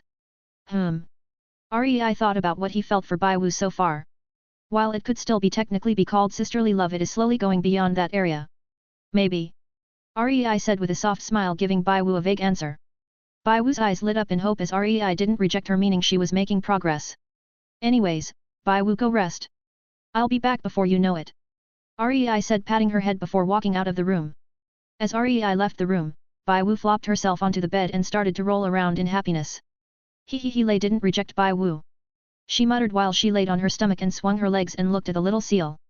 HNHNN, it's like having mini Lei with me. Bai Wu smiled, poking the seal. She got an idea as she sent another thought. Lei is in love with Bai Wu. This is Lei's head speaking, Bai Wu said, trying to imitate Rei's voice. Rei, who was walking, raised an eyebrow when he heard this. This silly rabbit. Rei thought with a smile as he sent out his senses and found out a large amount of people around building in the noble district. Using fated steps, Rei was able to walk under their detection. So this whole area is made up of 4 main zones. First zone is Spirit Ancestors, rank 4150, and Spirit Kings, rank 5160. Second zone is Spirit Emperors, rank 6170. Third zone contains around 8 Spirit Sages/Saints, rank 7180. The last zone has 1 Spirit Doluo, rank 8090. If he can promise that he can give someone resources to reach titled Doluo, then it's either he is not here, can hide very well, or he hadn't produced a titled Doluo yet but has the resources. He just needs someone with enough talent. Rei thought as he entered the premises like a ghost. Either way, he is dying tonight for even thinking about taking Bai Wu. Rei thought as his face was frosty. Even when he was walking next to a spirit sage, they didn't even realize that Rei was there. Rei focused hard as he was entering the final area. Landing next to the window, Rei peeked in as he saw the prince with someone else. The prince was drumming his fingers as he looked at the figure in front of him with a frown. So you're telling me that Shadow 10, 11, 12, 13, and 14 had all been killed with signs of combat? The prince said with a frosty voice. The figure stayed silent as he didn't know how to respond. They were the prince's shadow division trained for the art of battle. Yet they just lost 5 of their spirit emperors to a rank 30 spirit grandmaster. Shadow 5, did you at least get some information back about this guy? The prince said. Yes, he seemed to have a domain-type skill which allows him to increase the speed of his swords. The area by estimate is more or less 3 meters. Shadow 5 said as he showed the prince a screen recording the situation from far away so they can't see clearly. The prince widened his eyes when he saw Rei's 1,000,000-year ring. Shadow 5, is that a mutated 100,000-year ring? He said, voice tinged with fear. He had mistaken the ring for 100,000-year as humans didn't know about the existence of 1,000,000-year rings yet. Seeing the red, the prince immediately thought it was a 100,000-year ring. Sadly, if he knew it was a 1,000,000-year ring he would have probably died from shock. Shadow 5 explained to me, how the fuck can a rank 30 spirit grandmaster have a 100,000-year spirit ring? The prince said, slamming the table. There are a few rumors saying one can get a 100,000-year ring if they have the spirit beast turn into a ring willingly. The person can then absorb this ring regardless of rank.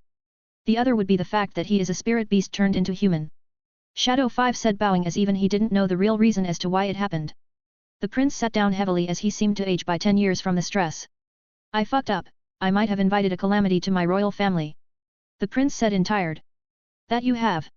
Rei spoke out as from what he could see with his samsara eyes. The spirit Doluo was a particularly strong one, 1 white, 2 yellow, 4 purples and 1 black.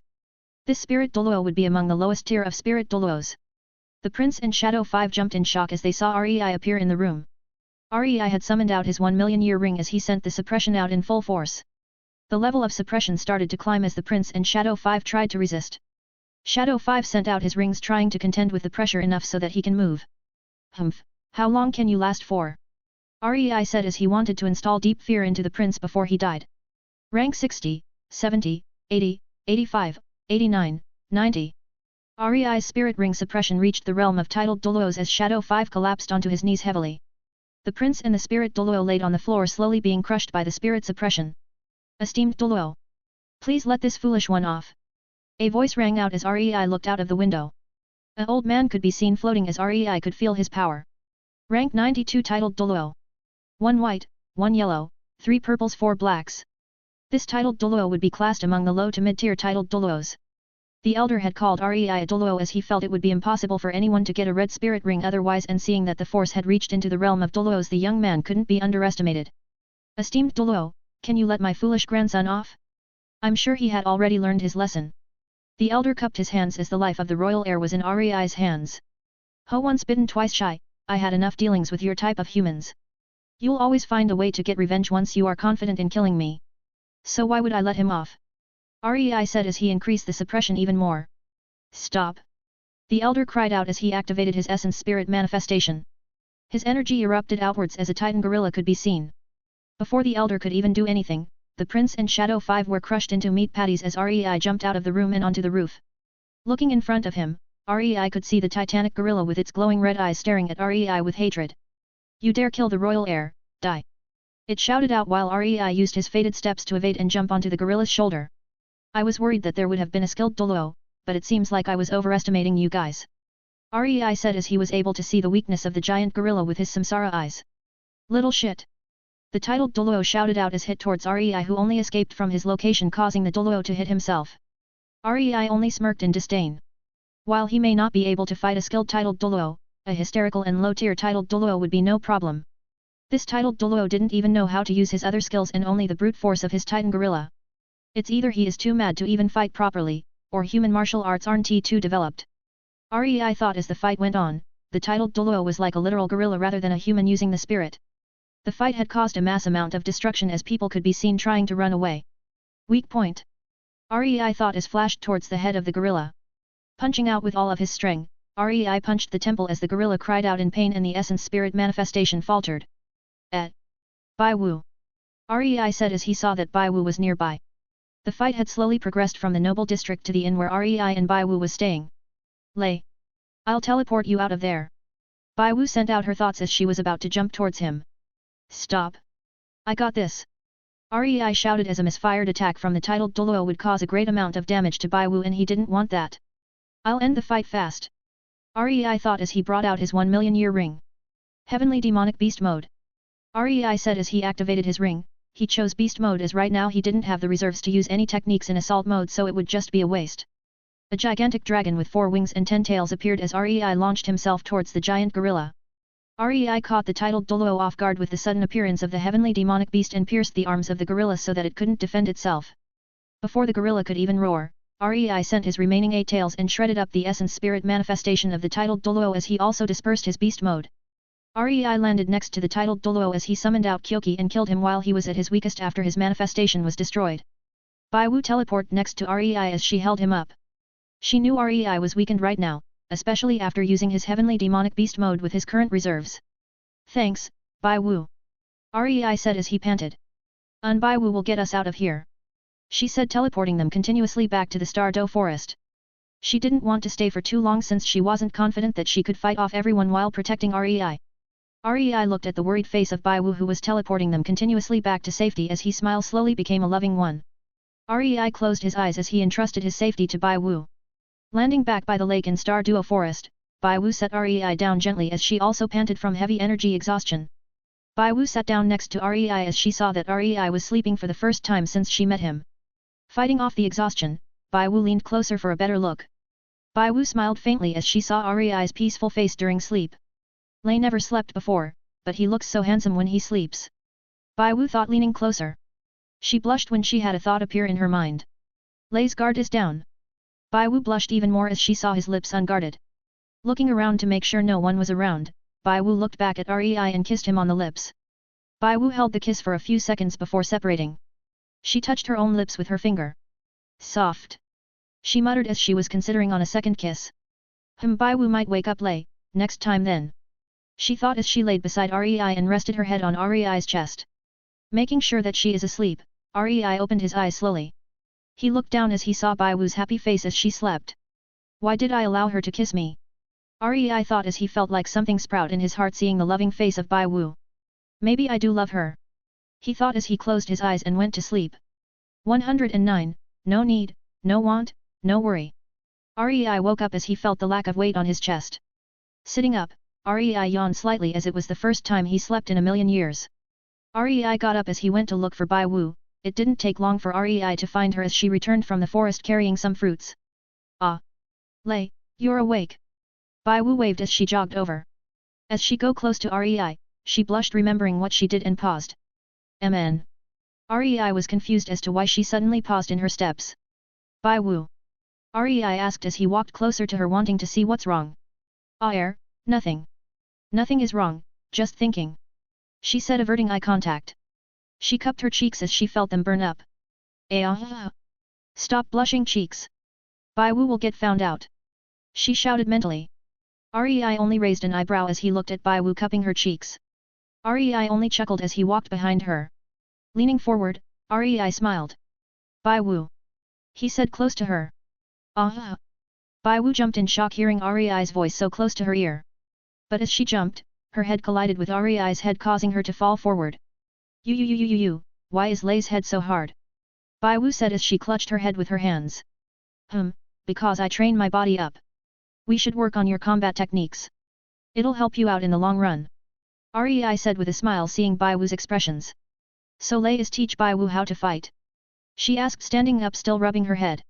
Yeah, I'll teach you so that you can protect yourself. Rei nodded. But can't Lei protect Bai Wu? She asked. I can, but we need to think about when I can't protect you. Rei said. Does Lei mean when Bai Wu had to escape with Lei? So, Lei wants Bai Wu to protect Lei. Bai Wu thought as her eyes glowed with determination. Lei's so shy. If you want Bai Wu to protect Lei, just say so. Bai Wu smiled. Half and half. I want you to get stronger so you can protect yourself. Rei said, emphasizing the yourself. Sure, so what does Bai Wu need to do? She asked. We're going to have a spar. You attack me with everything you got and I'll see what your capabilities are. Rei said. But Bai Wu doesn't want to hurt Lei. She said, frowning slightly. You think your kicks can hurt me? Rei raised an eyebrow. Oh yeah. Lei has very tough defense. Bai Wu said as she remembered how Rei has a ridiculously high defense. Okay, Bai Wu is attacking now. She said as she teleported towards Rei. Appearing besides Rei, she kicked out with her right leg. Power is roughly super rare. Rei muttered as he grabbed her ankle and pulled her towards him. He was about to flick her in the forehead when she teleported behind him again. Reaction is roughly high to King. Rei muttered once more as he ducked under her kick. Seeing that Rei ducked under her attack, Bai Wu brought up her other leg as she created a scissor motion with her legs attacking from two directions. Battle instincts roughly super rare. Rei said as he blocked the two kicks. Bai Wu bent her back with incredible flexibility as she put strength into her legs, trying to lift Rei up and smash him against the ground. Rei wasn't about to let her have her way as he flicked the back of legs, forcing them off him.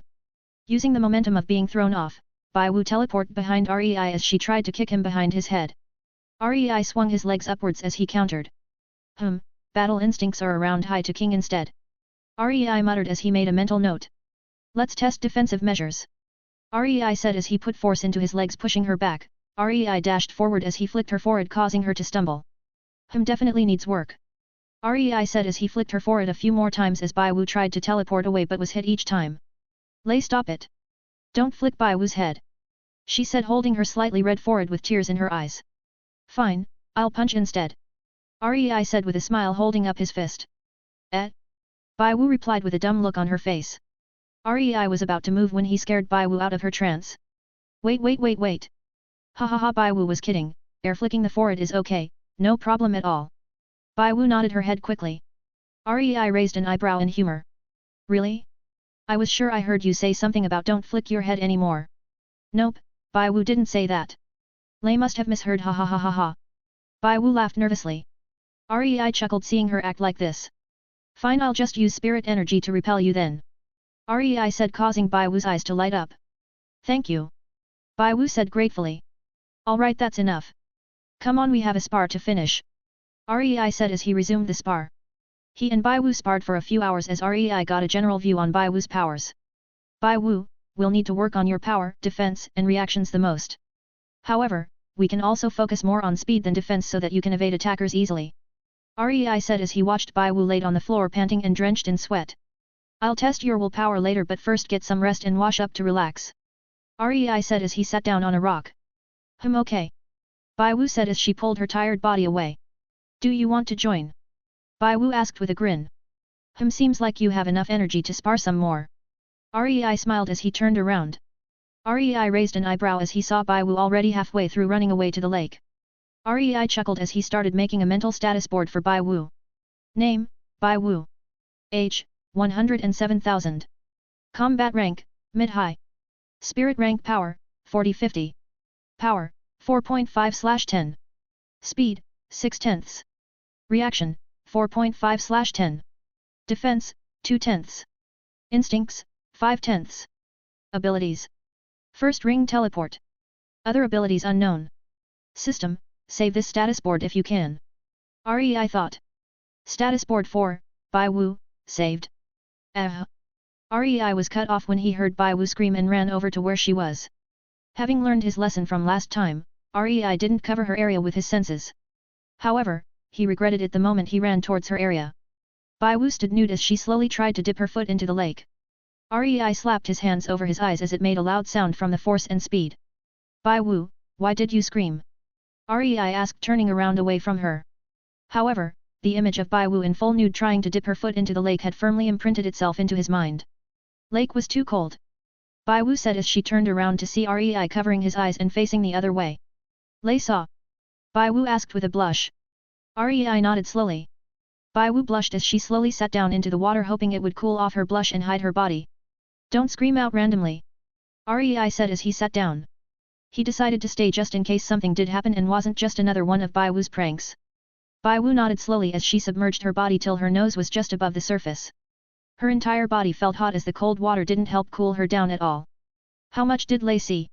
She asked, looking at Rei's figure. More than what I wanted. Rei said as the image couldn't help but resurface in his mind. Rei shook his head as he tried to get rid of the image. You just thought of it again, didn't you? Bai Wu said, seeing Rei shake his head. Again, why the hell is she so sharp when it comes to things like this? Rei thought. Finish washing up and go have some rest. Rei said as Bai Wu nodded and started to wash up. She couldn't help but blush even more as Rei was nearby. Rei on the other hand was the same, just by listening to the sound the lake made Rei could picture every movement. Paired that with the image he couldn't get rid of, there were no different to seeing it with his own eyes and imagining it. Fuck. Rei cursed in his mind as he felt a certain body part react. No need, no want, no worry. No need, no want, no worry. No need, no want, no worry. Rei started to chant a mantra in his mind as he tried to clear himself of his dirty thoughts. It started to work as he could feel his little brother calm down once more. What are you doing, Lei? Bai Wu asked as she finished bathing and got dressed. Her body was still wet as the clothes stuck onto the curves of her body. Rei's senses were tuned to the max as he could feel the water elements trace the entirety of Bai Wu's body. Especially since she was standing so close to him. Nothing, I'll be right back. Rei said as he stood up and walked away quickly. Lei is flustered. Bai Wu muttered, though she was confused. Charm never worked before since Lei's willpower too strong. Charm also need target to find Bai Wu attractive. Does Lei find Bai Wu attractive? Is that why Lei became flustered? Bai Wu thought as she blushed happily, finding out that Rei is attracted to her. Rei on the other hand. No need, no want, no worry. No need, no want, no worry. No need, no want, no worry. No need, no want, no worry. No need. No want. No worry. Rei screamed out in his mind as he tried to calm the revitalized body part. Walking into the forest, Rei smashed his head against a large boulder, destroying it as he breathed deeply. Why the fuck is my body like this? This never happened in Seven Sins World. Rei muttered as he clenched his teeth. He sat down in a lotus position as he chanted the mantra to calm his mind. As a master of body control, Rei only took a few minutes as he exerted his willpower, forcing his little brother to calm down. Phew. Rei breathed out deeply as he prepared to walk back. This time, however, he made sure to keep a constant control over his little brother. The first thing Rei saw when he returned was Bai Wu still sitting with her wet clothes sticking to her body. Seeing her sit with wet clothes, which are almost see-through, almost made Rei lose control instantly even with his willpower. Bai Wu, why haven't you dried yourself yet? Rei asked, exerting a continental amount of willpower over his little brother while he held a slightly awkward smile.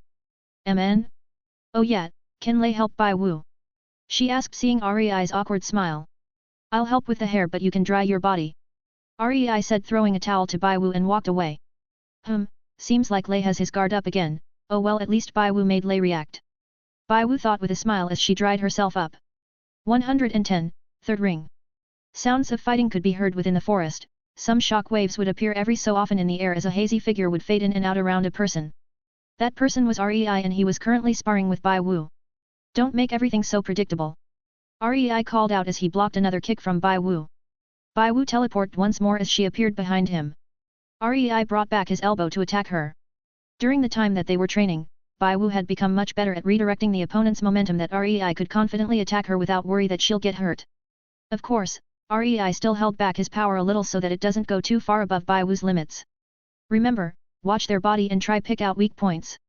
Joints are a good place to focus from. Rei said, missing his attack when Bai Wu teleported below him.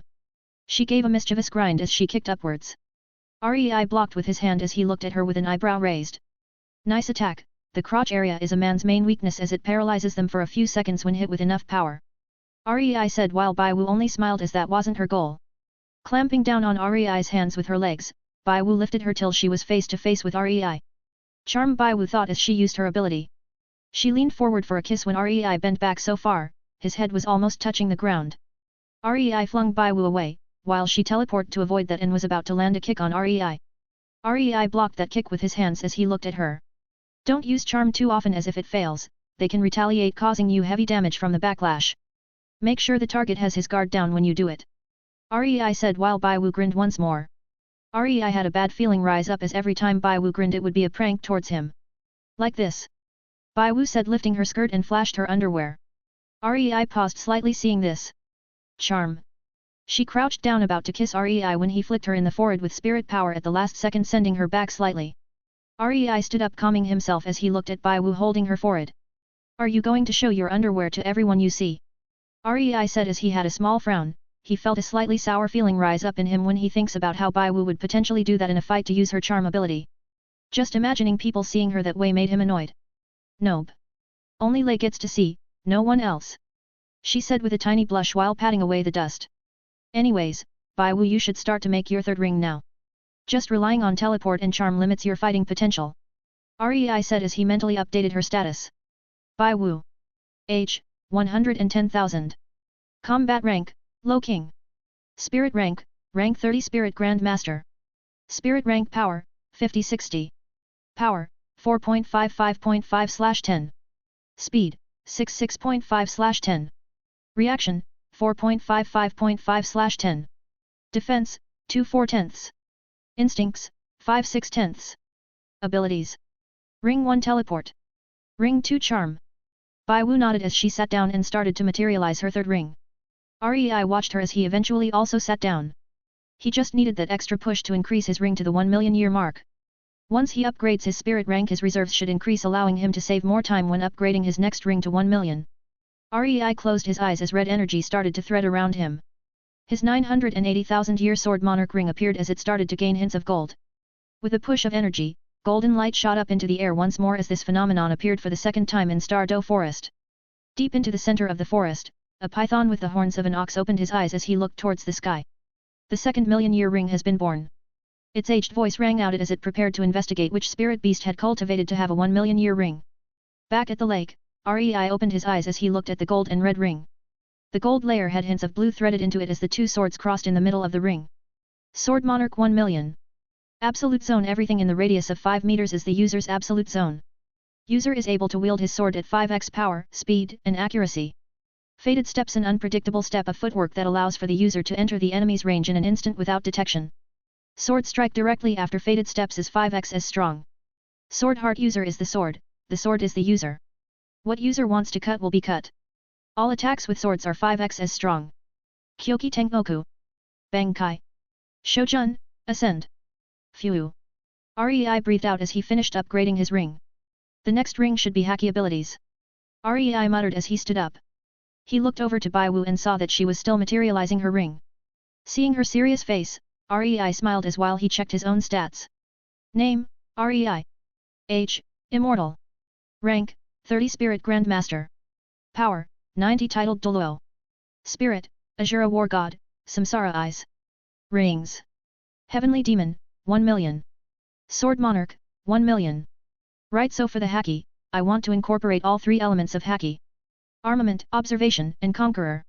Rei muttered. What if I mix the True Tremor Fruit into the mix? Since the True Tremor Fruit relies on how strong the body is, mixing it with Haki should be quite a powerful mix. Rei thought as he got to work in making his third ring. Rei started to thread 4 types of energy together as 3 were deep purple and 1 was white. The two concepts started to mix while Rei's abilities started to mix on his original status. True Tremor Fruit Haki, 10%, 30%, 50%, 80%, 95%, 100%. Congratulations host for creating Might of Atlas. Rei opened his eyes after 2 hours of trying to make the ring. He looking in front of him and saw the silver ring. The ring showed the image of a large figure who radiated strength beyond limits. Might of Atlas, 10. Tremor, host has the ability to control tremors. Haki, user can use all 3 forms of Haki. Aegis, creates a shield of energy around an area. Shield will not break as long as user provides enough energy. Shield contains a upper limit and will break if surpassed in 1 strike. User cannot move when using Aegis. Passive boosts. Increase defense, strength, speed by a factor of 15% at all times. Show updated stats. REI muttered as studied his new ring. The Aegis ability is a double-edged sword. While it provides impenetrable defense, the person can't move when using it. This would become a very situational ability for only when the user can't dodge an attack. Name, REI. Age, Immortal. Rank, 30-35 Spirit Elder. Power, 90 Titled Doluo. Spirit, Azura War God, Samsara Eyes. Rings. Heavenly Demon, 1 million. Sword Monarch, 1 million. Might of Atlas, 10. REI heard some movement and looked towards Bai Wu. He saw that her ring had finished forming and the pattern on the ring seemed to show the image of twins. Bai Wu opened her eyes as she smiled at REI. Hehe, I got a really good ability. She said proudly while REI became curious. What ability got you this excited? REI asked walking towards Bai Wu. This. Bai Wu said as another Bai Wu appeared behind her. Spirit skill doppelganger. I can make a doppelganger on myself and it has roughly 30% of my power. The percentage will increase as I increase my spirit rank. Bai Wu said at the same time with her doppelganger. REI was surprised as the two gave off the same feeling. If it wasn't for his samsara eyes, REI would struggle seeing through the doppelganger. That would be really helpful for you in a fight. REI said with a smile as he patted her head. Hehe. Bai Wu smiled happily at the compliment. What about Lei? What does your new ring do? She asked. It's simple but strong in situations. It gives me passive increases to my defense, strength, and speed at all times. I am also able to see enemy attacks easier, increase my defense even more, suppress enemies and use earthquakes against people. REI said as he retracted the ring. So Bai Wu, for your doppelganger is there any more advantages or drawbacks? REI asked as such an ability would have some drawbacks. There is one more advantage. I am able to switch places with my doppelganger at any time as long as it is alive. But I can only use this ability twice a day and the duration is only 5 minutes. She said. So when you're in danger, you will be able to use your doppelganger to help you escape. It's a good ability. REI said nodding at Bai Wu's new skill. Bai Wu grinned once more as she looked at her doppelganger. They jumped at REI from two different directions as they were about to try lure REI with charm together. REI however, used spirit power to knock both of their heads. Bai Wu, don't try to undress so casually. Especially since someone is looking. REI said looking in a certain direction. There were some awkward coughs at the fact that REI found him and appeared. With the body shape of a serpent, he was around the size of half the lake. Azure scales decorated his whole body while he had ox horns on his head.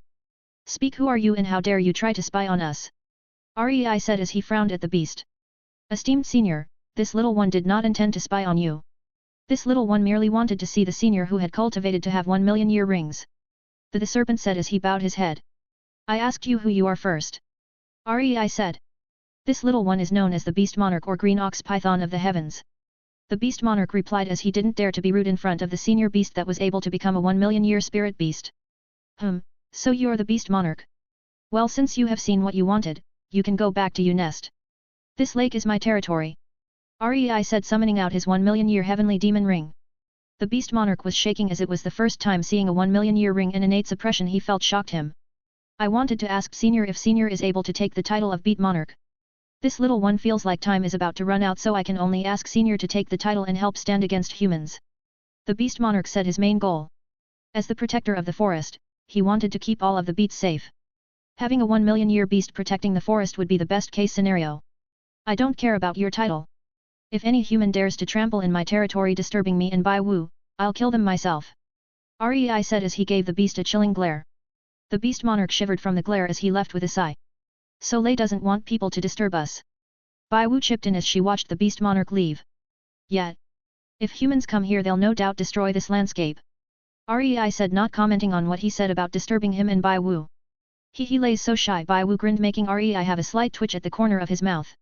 Go stabilize your foundations if you have the time. REI said as he sat down and increased the age of his new ring. Heh, Bai Wu too. We'll get Lei soon. I equals OO equals I_IO, Bai Wu said to her doppelganger while it did the same gesture. 111, the more aggressive approach. REI was sitting on a rock besides the lake as he played around with spiritual chi in his hands. Just like what he had done with mana, REI compressed the spiritual chi into strings as started to compress more and more together. While he was doing this, Bai Wu was practicing using dodging with her senses as REI would swing a string of spiritual chi towards Bai Wu every so often so that she is always on guard. Bai Wu. I'll increase the number once more. Rei said as he made even more strings of qi. The total increased to over 150 strings. Bai Wu had to try dodge all of them. While they didn't do too much damage, as long as one hit her it would send her back slightly. Remember Bai Wu, don't rely on your main senses of eyes and ears. Use your skin to sense the vibrations in the air from the attacks. Make sure that your body is free-flowing as it dodges on instinct, yet keep a concrete plan in your mind. Rei said while he controlled the qi strings with his right hand. So you want me to be free-flowing?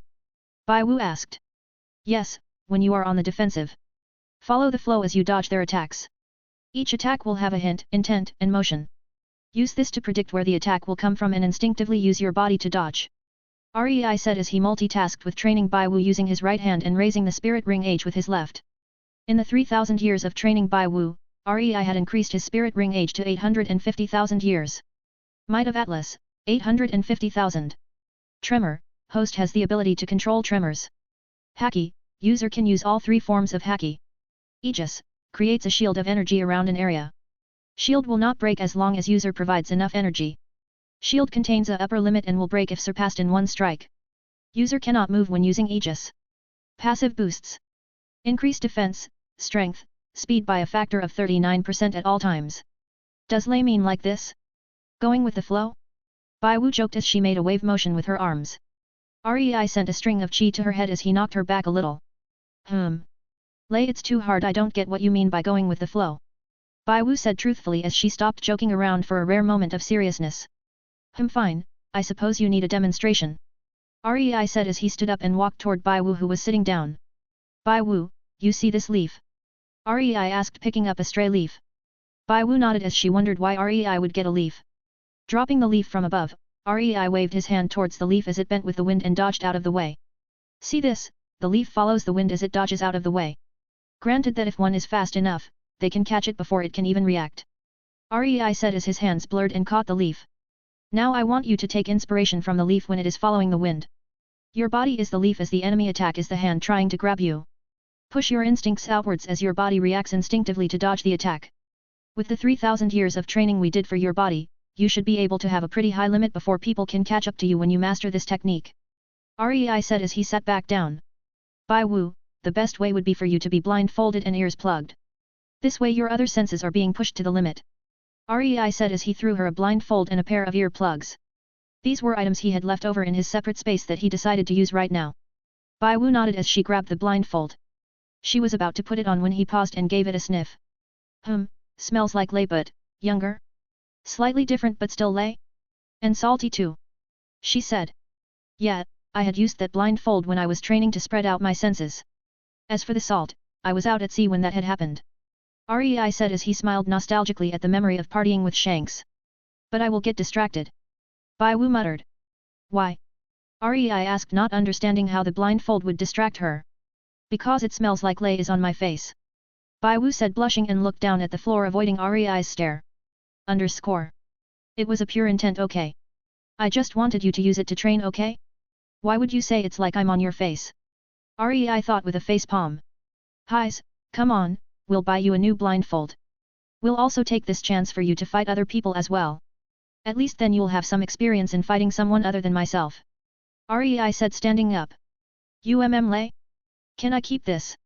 Bai Wu asked looking at the blindfold. You can keep it if you want, I don't use it anymore. Rei said as he saw Bai Wu tie the white blindfold into a hairband holding up her hair. Rei went into a slight trance as he watched her tie her hair. Bai Wu finished as she looked into the lake and examined how she looked. She nodded a few times before turning to Rei. Bai Wu blushed at how Rei was staring at her with such intensity it seemed like nothing else existed. Lei? What do you think? She asked shyly. OER clears throat, yet it looks nice on you. Come on, let's head to the city. Rei said as he calmed himself. Lei should be truthful if you find me beautiful. Bai Wu said as she lightly jogged over to Rei. We'll see when it happens. Rei said with a shrug as they made their way to Suotuo City again after the incident with the prince entitled Doluo 3,000 years ago. However, the moment they entered the city, they could see the crystal statue Rei made for Bai Wu. Rei could see that the 1,000-year dream statue had become a tourist spot as many tourists were crowded around it marveling at its beauty. Rei wasn't worried that people could make connections between Bai Wu and that statue as it would seem like relatives if anything. This was mostly due to Bai Wu maturing a lot after these 3,000 years. Her hair was a dark shade of brown as her iris were of deep brown and almost black. Her height averaged around 160 centimeters, medium-sized breasts that didn't seem too large or too small on her body, a thin waist and slender legs. Bai Wu could be called the most beautiful woman alive and almost no one would disagree. Come Bai Wu, let's go get the blindfold now. Rei said as he led Bai Wu away from the area. He felt like he was about to cut the people's heads off when they stared at Bai Wu with lecherous thoughts. Though it's not like he didn't. He made collars of cheese so that when he was far enough it'll constrict and decapitate all who had stared at Bai Wu with lecherous thoughts. Bai Wu, who had been with Rei for a long time, also gained the ability to sense energy and noticed what Rei did. Ho ho, is Lei jealous that people are looking at me? Don't worry, only Lei can see what's underneath. Bai Wu grinned as she slightly pulled her dress forward so that only Rei can see underneath. Che, lecherous rabbit. Rei said, knocking her head gently.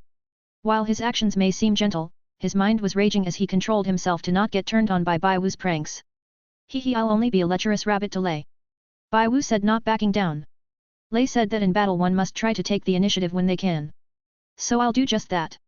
Bai Wu mentally grinned as she tried the more aggressive approach to try reach Rei's heart. Try not show off in public too much. Rei said, sending out a few more chi collars ready their victim once they're far enough. So you want me to show off when we're alone? Bai Wu said, still on the offensive. _. Rei felt a tick mark appear on his forehead hearing her suggestive remark. Stop it, we're here at the store now.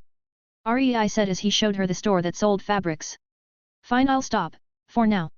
Bai Wu said as she grinned. This more aggressive method was proven more effective to get Rei's reaction in certain situations. Rei only shook his head as he walked into the store with Bai Wu. Buying a long strip of white fabric, Rei helped tie it around Bai Wu's eyes. Now I want you to stay this way and use your other senses to detect the surrounding and move around. Rei said as Bai Wu nodded. Rei made sure to flare his energy slightly as it acted as a beacon to help Bai Wu adapt. Due to the fact that she was a spirit beast, Bai Wu found it much easier for her to use her other senses and didn't take long for her to be able to see even without her eyes. Your talent in Haki is quite surprising. Rei muttered. Haki? Bai Wu asked, hearing the unfamiliar name. That's just the name of this technique. Or more specifically, observation Haki. It allows you to see the area around you with just your other senses. Rei said. And I guess Lei is really good at using this Haki. Bai Wu said as she was quite surprised by the amount she could sense already. She couldn't help but think about how clear Rei could see. She grinned. Lei, you saw everything with this Haki, didn't you? E.V.E.R.Y part of me. She whispered to Rei while leaning close to him. Rei clenched his teeth as his internal battle slowly tipped into the losing side. A vein was painfully obvious on Rei's forehead as he forced the urge down again. Alright, stop messing around, we'll find some opponents to help you increase your Haki. Rei said as he looked at the Colosseum look-alike not too far from him. From what he knew, Rei determined that the Colosseum had the most chance of being a place Bai Wu could fight people to improve herself. Kahoo, Lei is holding back so much. But is it so hard just to kiss me? Bai Wu thought. While she may have some ideas on how to get reactions from Rei, it was merely surface level and she was still quite naive on what actually comes after. All she knew was when two people love each other they would kiss. The male would find attraction towards the female. The end. While she did know that some spirit beasts would mate, she wasn't sure if that was the same for humans. However, there are some spirit beasts that laid eggs instead. Does Lei lay eggs? Is that why he's holding back? So maybe he's embarrassed about it. But then again, males don't lay eggs. Bai Wu continued to think while Rei felt a sudden increase of irritation. Did someone think something bad about me? He thought before shaking his head and walked towards the reception of the Colosseum. 112, Spirit Arena. Rei and Bai Wu signed up for the duo matches as Rei will be able to help if anything goes wrong. Rei and Bai Wu got their numbers while the assistant was slightly confused. Why is he bringing a blind woman? He thought. The opponents will be matched based on your spirit ranks. May you show me your rings and tell me your ranks please? The assistant said as Bai Wu nodded. Bai Wu, rank 38 Spirit Elder. Bai Wu said, showing off her rings. 2 yellow 1 purple. Rei, rank 40 Spirit Elder. Rei said as he sent out pressure equivalent to a rank 40. Sir, spirit ring please. The assistant said as he wanted to see Rei's spirit rings to confirm. Okay, just don't shit yourself. Rei said as he sent out his 850,000 year Might of Atlas ring. The ring glowed with silver and red while the titan in the middle held up the heavens. The assistant was shell-shocked as he knew what a 100,000 year ring meant. The hell do you mean by rank 40 Spirit Elder? Aren't you clearly a titled Doluo? The assistant thought. However, the device that they used to detect spirit power clearly showed he had 3 rings. While this was a prototype, it had determined everyone's spirit ring correctly. Ah yes, but due to your ring, you too shall be put into the spirit ancestor, 4150, group. Is that okay? The assistant said, bowing slightly, not daring to look Rei into the eye. That'll work too. Bai Wu, you can get some practice with people above your rank. Rei said, looking back at Bai Wu. Bai Wu smiled as she hugged Rei's arm. And if I can't handle it, Rei would help me, right? She asked. Rei smiled gently as he patted her head. I have full trust in you. And if anything does go out of hand, I'll be here. Rei said as he took her to the arena. The assistant could only stare with a dumb look. Titled Doluo bro, this is a fighting arena, okay? It's not a dating spot. The assistant thought as he only shook his head and prepared to report this to the head of the spirit arena. Making his way to the head office, the assistant knocked on the door. Knock knock knock. Come in. A voice said as the assistant walked into the room. In the room, the assistant could see the head of the spirit arena looking down on the arena. More specifically at Rei and Bai Wu. Boss, there is a participant that has a 100,000-year ring. The device shows that he is only a rank 40 spirit elder. What shall we do with him? The assistant said. What to do? The leader said as he looked at Rei and saw him stare back at him. Nothing yet, let him do what he wants. Also, send 2 of the best spirit ancestors we have. The leader spoke as he broke the eye contact with Rei. Understood. The assistant said, exiting the room and closed the door behind him. 100,000-year ring, I wonder how he managed to get one as a rank 40 spirit elder. The leader thought with a slight hint of greed appear in his eyes. Meanwhile. Lei? Is there anything wrong? Bai Wu asked, seeing Rei stare at a room high above the arena. Nothing, just another greedy human having thoughts about my spirit ring. Rei said, shaking his head. Another idiot. Bai Wu asked, frowning, causing Rei to chuckle slightly. Never mind him, if he wants to come, let him come. I'll take care of him when he does. Rei said as he turned to the matchups for tonight. Rei, rank 40, Bai Wu, rank 38, vs Chen Ming, rank 48, Chen Guang, rank 49. Ho, rank 48 and 49, the person wants to test our power. Rei said as he saw the board. Bai Wu, let's go. Rei said as their match was pushed up to be the next one. Walking onto the stage, Rei could see 2 people looking at them with arrogance. Both were fairly tall as they had the same uniform and their facial features were close to being identical. The only difference used to tell them apart would be Chen Ming had hair tied to a low ponytail and Chen Guang had short hair. So twins. Rei commented, seeing the duo. So we're but up against a blind woman. Brother, don't you think they're underestimating us a little? Chen Ming said, looking at Chen Guang. Yeah, this won't even take long. Chen Guang said, smirking. Brother, you stand back. I'll take care of them in less than a minute. Chen Ming said, cracking his knuckles. The referee looked at the 2 teams before nodding. Start! He shouted. Bai Wu teleported in front of Chen Ming the moment the referee said start. She kicked him in the face, sending him back before he could get his guard up. Humph, this blind woman can kick your ass any day. Bai Wu said as she lowered her leg. Crouching down quickly, Bai Wu dodged an attack from Chen Guang before kicking him away. Bai Wu, remember we are here to help you, Master Haki. Don't knock them out too quickly. Rei reminded her as he stood with his hands in his pockets. I'll try. Bai Wu said, mocking the twins since they mocked her earlier. Erg. Chen Guang. Don't hold back. Cheng Ming shouted as he activated his real guard. His grew a pair of silver wings as he flew upwards. You don't have to tell me. Chen Guang shouted as his body bulked up. His hair turned white as he gained tiger-like marks across his body. His nails grew longer as they looked like claws. He dashed towards Bai Wu while Cheng Ming shot out feathers from above. These feathers glowed slightly as they cut towards Bai Wu. She froze as she felt a large increase of information within her haki range. Avoiding Cheng Guang's attack, Bai Wu started to dodge the feathers. Each time one came close to cutting her, Bai Wu would dodge, pushing her body to the limits. With so many feathers in her haki range, Bai Wu felt an increase of mental exhaustion when she tries to get a full picture. Cuts started to appear around her dress as they started to cut closer and closer to her body as time went on. Rei was clenching his fists slightly as he convinced himself that this would help her in the long run. While Rei was focusing on Bai Wu, Cheng Guang, who had also been trying to hit Bai Wu, turned to Rei. Dashing in front of Rei, Chen Guang's fist glowed slightly as he punched towards Rei, hitting his head. Boom! A small explosion happened as dust hit Rei's body. Are you done? A chilling voice rang out as the dust cleared to show a undamaged Rei. The only visible damage was his hair was ruffled slightly. Arg! Chong Guang crouched holding his fist he used to punch Rei as people can see how he had broke his fist while trying to punch Rei. What a strong defense! The leader of the spirit arena marveled seeing Rei undamaged. He didn't use a spirit ability either. He muttered. Rei was annoyed at how Bai Wu was getting hurt so he decided that Chen Guang would be his stress relief. Rei started to kick Chen Guang as he would be launched away. Each time he was kicked, Rei would use spirit power to blast him back and kicked him once more. Chen Guang was coughing up blood as his internal organs were heavily damaged. Rei frowned seeing this and gave him one last kick launching him out of the arena. Rei then ignored Chen Guang as he looked back to Bai Wu and Chen Ming. In the time that Chen Guang had hit Rei, Bai Wu had accumulated more cuts on her body as blood could be seen through the dress. Seems like her haki is running out. I'll have to train up her stamina reserves. Rei muttered. Bai Wu, that's enough for today. Rei called out as she teleported next to him. Rei frowned when he saw the cuts on her body up close. Rei turned towards Chen Ming flying in the air and gave him a cold glare. Get the fuck down here. Rei said coldly as he sent pressure causing Chen Ming crash down towards the ground. Arg! Chen Ming cried out as he flay his entire body crushed into the ground. Rei increased the pressure until he was sure that almost every bone in Chen Ming's body was broken. Rei released the pressure as he gave Chen Ming a side glance.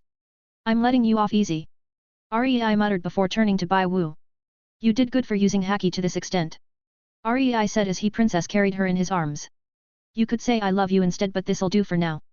Bai Wu only said as she fell asleep in his arms from the fatigue. Rei's gaze softened seeing that she still had the ability to joke around. Rei then walked out of the arena leaving two heavily wounded spirit ancestors on the stage. So the girl is someone he cares about. She should be a good piece to help me get the secret of getting the 100,000-year spirit ring. The head of the spirit arena said with a greedy smile. 113, Spirit Bone. Rei carried Bai Wu to the inn as he booked a room for one. The staff gave him weird stares as he carried a unconscious woman to a room for one.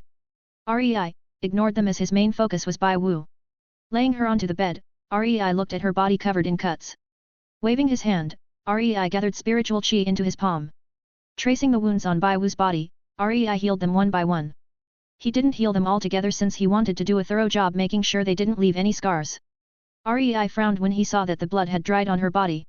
It would be uncomfortable if she slept in blood. Her clothes are also damaged. Rei thought as he gulped slightly. Highs, what am I thinking? I swear I'm becoming more like Bai Wu with lecherous thoughts. Rei thought with a shake of his head. Getting a wet towel, Rei started to wipe down Bai Wu's body as he cleaned up all of the blood. Bringing out a new set of clothes, Rei dressed Bai Wu up as he laid her onto the bed with more comfortable wear. Rei's worry for her comfort was able to override his desire for her as he sat down onto the chair. He was about to age his spirit ring when he felt the presence of someone nearby the room trying to spy on him and Bai Wu. Humph, cannon fodder. Rei muttered as he sent a wisp of chi to decapitate the person. The spy didn't even know he was found out when his head separated from his body. Sensing that the spy is dead, Rei brought out his ring as he started to age it. With my current chi levels I should be able to age it to 1 million with enough chi to protect me and Bai Wu. Rei thought as he looked at the ring. I should use that chi to hide the phenomenon of me getting a million-year ring. Rei thought as the ring passed the 900,000 threshold. Setting up 6 concealment seals, Rei used his chi to scatter it around the area so that people wouldn't be able to see him reach 1 million years. With a shot of golden light, a gold and silver ring could be seen in front of Rei. Might of Atlas, 1 million. Haki user can use all 3 forms of haki.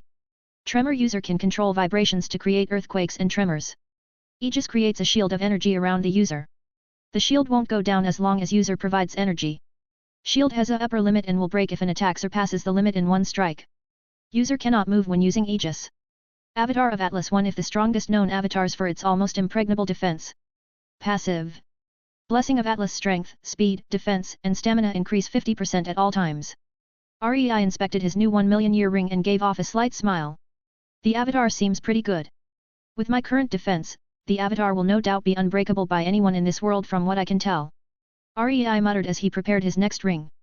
Rei gave a grin as he realized with his all-energy eater and Atlas ring. There will be no one able to do damage onto him in this world. Seems like this world was a good one to increase my foundations in chi. Rei muttered making his 4th ring. A myriad of energy started to appear as it strung together to form his ring. The energy twisted and turned as it started to merge. It only took a few minutes for the new ring to form. Sin of Gluttony, 10,000. Gluttony, User is able to eat all forms of energy to replenish oneself. Storage. User is able to store excess energy into a separate reservoir. Discharge. User can release all energy stored in the reservoir in one attack. The ring held an assortment of colors as it had the image of world-eating serpent. With this I've increased my rank to 43 Spirit Ancestor with my new ring. From what I know, I should wait till I have all of my rings before combining them into my essence spirit. Rei muttered as the knowledge he gained from the system told him about a metamorphosis with his essence spirit if he integrates all of his million-year rings with the spirit at once. Rei spent the night mostly regaining his used energy. Yon morning lay. Bai Wu said as she sat up on the bed. Morning. Rei said smiling at her while sitting in his chair besides the window. Lay? Why am in different clothing, he he he. Bai Wu grinned as she looked down on her body before back at Rei. He he he, you took advantage of me, take responsibility, Bai Wu said as she leaned forward for a kiss. Chiu. Seeing her like this, Rei hesitated for a moment thinking whether or not should he kiss her back. Making up his mind, Rei covered Bai Wu's mouth with his hands. Bai Wu was about to disappointed when she felt Rei kiss her forehead. Next time. Rei said with a gentle smile. Oh. Bai Wu blanked out for a moment as she didn't expect Rei to kiss her back for the first time. Did Lei just kiss me back? Bai Wu thought as tears started to well up in her eyes. Bai Wu. Rei asked, nervous seeing her cry. You, I'm just so happy. Bai Wu said, wiping away her tears. Rei's gaze softened as he heard the reason. If you cry every time I kiss you, our lake and star duo forest will be flooded. Rei said, patting her head. Bai Wu nodded as she was still wiping away her tears. So that means you will kiss me more? She asked. Perhaps. Rei said simply with a smile. Let's go, I want to understand more about this city since we're going to be staying here for a while. Rei said as Bai Wu jumped off the bed and hugged Rei's arm with a blissful smile. Rei patted her head as he walked out to the streets. Rei took his time with Bai Wu as they familiarized themselves with the streets and shop locations. Bai Wu was smiling so happily as Rei had finally returned her feelings, even if it was only a little. Rei had a small smile as he looked at Bai Wu cuddling his arm. The scene was so peaceful that people would stop to take a second look. Wow, look at those two. Are they the heirs to a clan? Oh my god, they look so beautiful. People muttered while Rei and Bai Wu ignored them. They walked through the streets of Suotuo City as Rei started to memorize the different shops. From entertainment, clothes, and food to blacksmiths, fighting schools and army barracks. While Rei and Bai Wu was exploring the city, the head of the spirit arena held a gloomy expression. So you're saying a rank 73 spirit sage/saint died before he could even get information? He asked looking at the rank 78 spirit sage in front of him. The spirit sage was shaking as the leader in front of him pressured him with the power of a peak rank 90 spirit Doluo. Yes, we found him headless outside of the room. The spirit sage said, not daring to look up. He must have a hidden expert near him. It's impossible for a spirit elder, 3140, to kill a spirit sage, 7180, before he can react. The leader said as he sat down on the chair with a frown. Put a spirit bone as a prize for a solo tournament. Try bait those two to take the tournament, and when they're separated, get that girl. We'll use her to get the information we need. The leader said as took out a case and opened it. Inside, the spirit sage could see a head spirit bone. This is the 2000-year skull spirit bone. It was left by a crimson scale serpent. The most likely ability that this spirit bone gives would be flame control that the crimson scale serpent is known for. The leader said. Are we really going to give this away? The spirit sage asked, not understanding why the leader would put it as a prize. Of course not. This is bait. Once we have the girl we can make up some reason to disqualify that guy. And as for the winner who gets this, just kill them when they're out of sight. The leader said with a smile.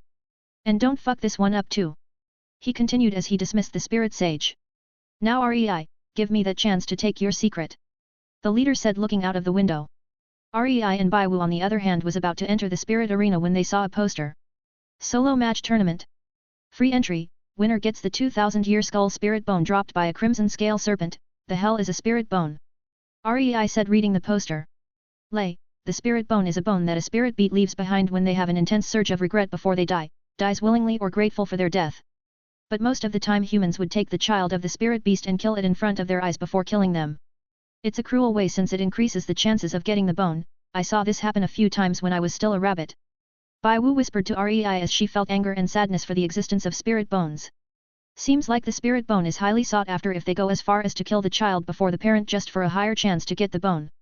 Rei said when something clicked in his mind. Could it be that the leader is trying to bait us into applying for the tournament?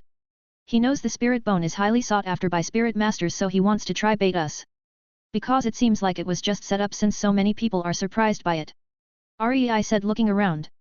Say Lei, this means that there are a lot of strong spirit masters to practice on, right?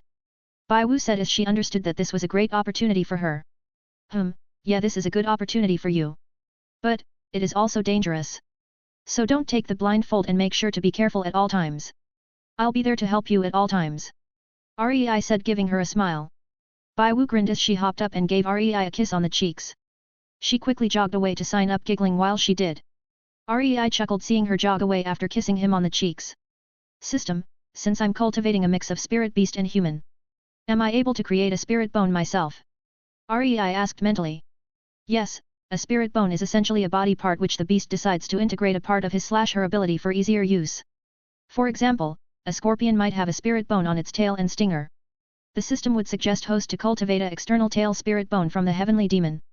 This tail would be able to help host achieve an attack area similar to a domain without using as much chi.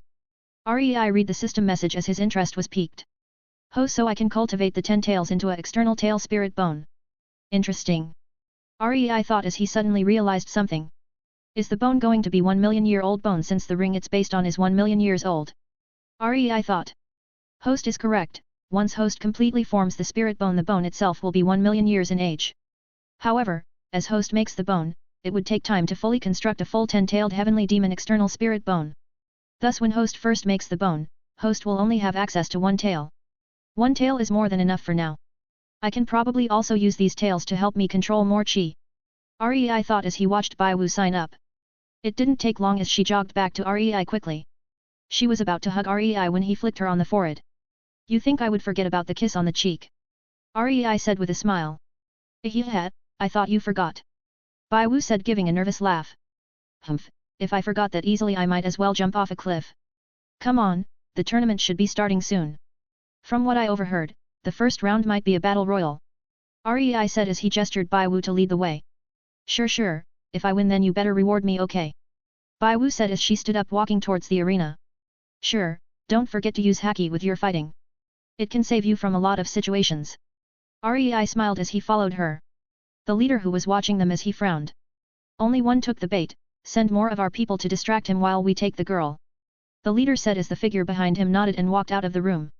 The secret to 100,000-year rings are within my grasp. The leader said looking at the arena with a greedy grin. Power is right within my reach. 114, Heveli Demon External Spirit Bone. As Rei and Bai Wu entered the arena, they were stopped by the staff as Rei wasn't registered as a participant. Bai Wu, I'll watch you from the stands. Rei said as he patted her shoulder. But... Bai Wu said with a frown. Fine, how about this, I'll be on the roof so when you're in danger I'll be able to drop in and help. Rei whispered. Fine, watch me kick their asses. Bai Wu said, causing Rei to smile. Go on, you can do it. Rei encouraged as Bai Wu followed the staff over to the waiting area. Rei walked away making sure that no one can see him. Once he was sure, Rei leaped up to the roof as he looked down into the arena. Sitting down, Rei started to make his external spirit bone. System, how do I start to make my spirit bone? Rei asked. Host, it is similar to making a spirit ring. But this time, host will need to use spirit chi and the spirit ring to merge at a certain part of your body. So for the external tailbone of the heavenly demon, host will need to gather chi and the 1,000,000-year ring at the tailbone area. Seems easy enough. Rei said, seeing the message. Setting a few barrier points to make sure that no one can see him, Rei sat down as he brought out his 1,000,000-year heavenly demon ring. Controlling the energy, Rei saw a black and red energy flow out from the ring and gather at his tailbone area. The energy started to slowly protrude itself. Twisting around, a black tail-like object gradually formed with lines of red energy pulsing through them. Isn't this like, what's that anime again? Rei muttered, trying to dig through his memory. Tokyo Ghoul, yeah, that's it. It looks like the cocoons that they have. Rei said as he managed to remember the anime. External Heavenly Demon Tailbone 1/10. 1,000,000. The tailbone of the Heavenly Demonic Beast. User is able to use the dark energy from the tail at will. The more tails, the more dark energy the user can use. User is able to shape the tail to cover the body. Incredible defense and sharpness. Looking over at the tail, Rei controlled it to cover his arm. Dark armor appeared on his arm as Rei then made a sword appear. This uses really small amounts of chi. Rei muttered, retracting the tail. Bringing his focus back onto the arena, Rei saw that match had started, and as he heard, it was a battle royal. Bai Wu was teleporting around while using Haki to dodge. Hey hey hey! Can't touch this! Ha ha ha! Bai Wu cried out as she dodged everyone's attack. Amazed face, Rei chuckled seeing Bai Wu having the leisure to joke around while dodging. This rabbit! Rei said with a loving gaze seeing her having fun. She looked up and gave Rei a wave. Slash! Rei smiled as he waved back. But Rei soon frowned as he felt a few people approach his location. Looking down, Rei could also see how people were slowly making their way to Bai Wu under the cover of the participants. Seems like time's up. Rei said as he stood up. Jumping down, Rei landed next to Bai Wu as it means he would be able to take care of her if anything goes wrong. Lei. Bai Wu asked confused. He's making his move. Rei said as Bai Wu became serious. The leader had a heavy frown as he saw the scene. Intruder. Attack and capture. He shouted as this meant that he could attack them without gaining the scorn of the public. Spirit Masters, not the rank, sprang to action as they sent waves after waves of restriction abilities. Aegis. Rei called out as a golden energy shield covered him and Bai Wu repelling the attacks. His silver and gold ring shone brightly behind him as he used his ability. Boom! Seeing that the control failed, the Spirit Masters had tried to attack him with offensive abilities. Dismissing the Aegis, Rei brought out his Sin of Gluttony ring. The black ring shone brightly as Rei started to eat the energy, replenishing the chi he used during Aegis and storing excess energy away into the ring's storage. What the hell? A Spirit Emperor muttered seeing Rei eat the energy. The crowd only watched dumbfounded as they just witnessed a person fend off the attacks of tens to hundreds of Spirit Masters. Bai Wu, hold tight. Rei said as Bai Wu nodded. Avatar of Atlas. Rei said simply as golden energy appeared threading into the image of an giant. Rei and Bai Wu stood at the head of the giant as they looked downwards at the arena. Rei stared at them with disdain as Atlas brought up his hand. Boom! With a crushing blow, a large part of the arena was destroyed, leaving stains of blood. The spectators panicked and dashed to the exit while Rei ignored them. Highs, my fun was ruined and I don't get my reward either. Bai Wu lamented as she hugged Rei from behind and had her chin of his shoulders. Rei only smiled as he patted her head. Don't worry, I'll compensate you later. Rei said as he returned focus to the Spirit Masters below him that seemed to be attempting a fusion. Humph, you think I'll let you finish? Rei said as his 1,000,000-year sword monarch ring appeared. Two large energy swords appeared in Atlas' hands as Rei controlled it to swing the sword towards the group trying to fuse. Jade Turtle Defense. One of the Spirit Masters shouted trying to halt the attack but was cut clean through like he didn't even exist. The leader could only pale as he watched Rei slaughter his group of Spirit Masters that he had painstakingly nurtured. There's no hidden master, it was him all along. The leader knelt in defeat. Clenching his teeth, the leader gave up on obtaining the secret as he took out a firework. This firework was what the Spirit Hall had given him when he pledged allegiance to them. When fired, it would send a signal to all Spirit Hall members nearby as well as two of the closest titled Doluos. This was a lifesaver for when the city was ever attacked, yet he was going to use it against two people. Fuck it. If I don't do this I'll die anyways. The leader said as he destroyed the roof and fired the shot. Signal for help. Rei muttered as the avatar reached out and grabbed the signal before it could fully detonate. Rei clenched his palm, destroying the signal, causing it to combust into a tiny flame. The leader could only watch dumbly as his only lifesaver was stopped by Rei. Fine, I'll fight you to the death. The leader shouted enraged as he had lightning all around his body spark to life. 8 rings appeared behind the leader as he charged towards Rei.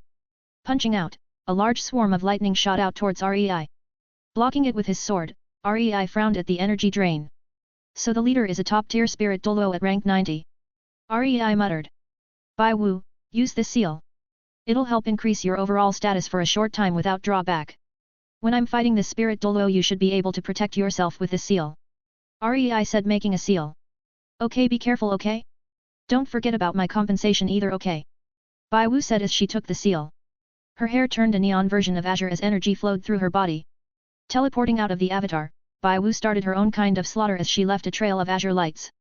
Rei dispersed his avatar as it would drain too much energy and used fated steps to attack the leader. Che, Lightning Emperor's net. The leader shouted as he aimed downwards, causing a net of lightning to cover the area. Rei appeared as the lightning disrupted his fated steps. Swinging down Kyoki, Rei also ate the lightning on the field.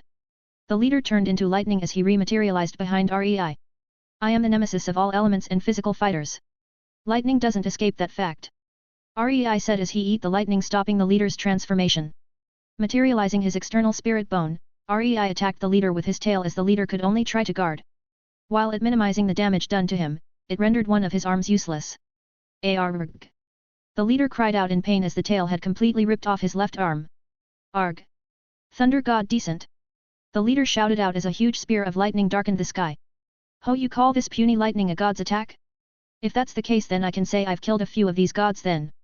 REI said as the tail broke down and covered his arm.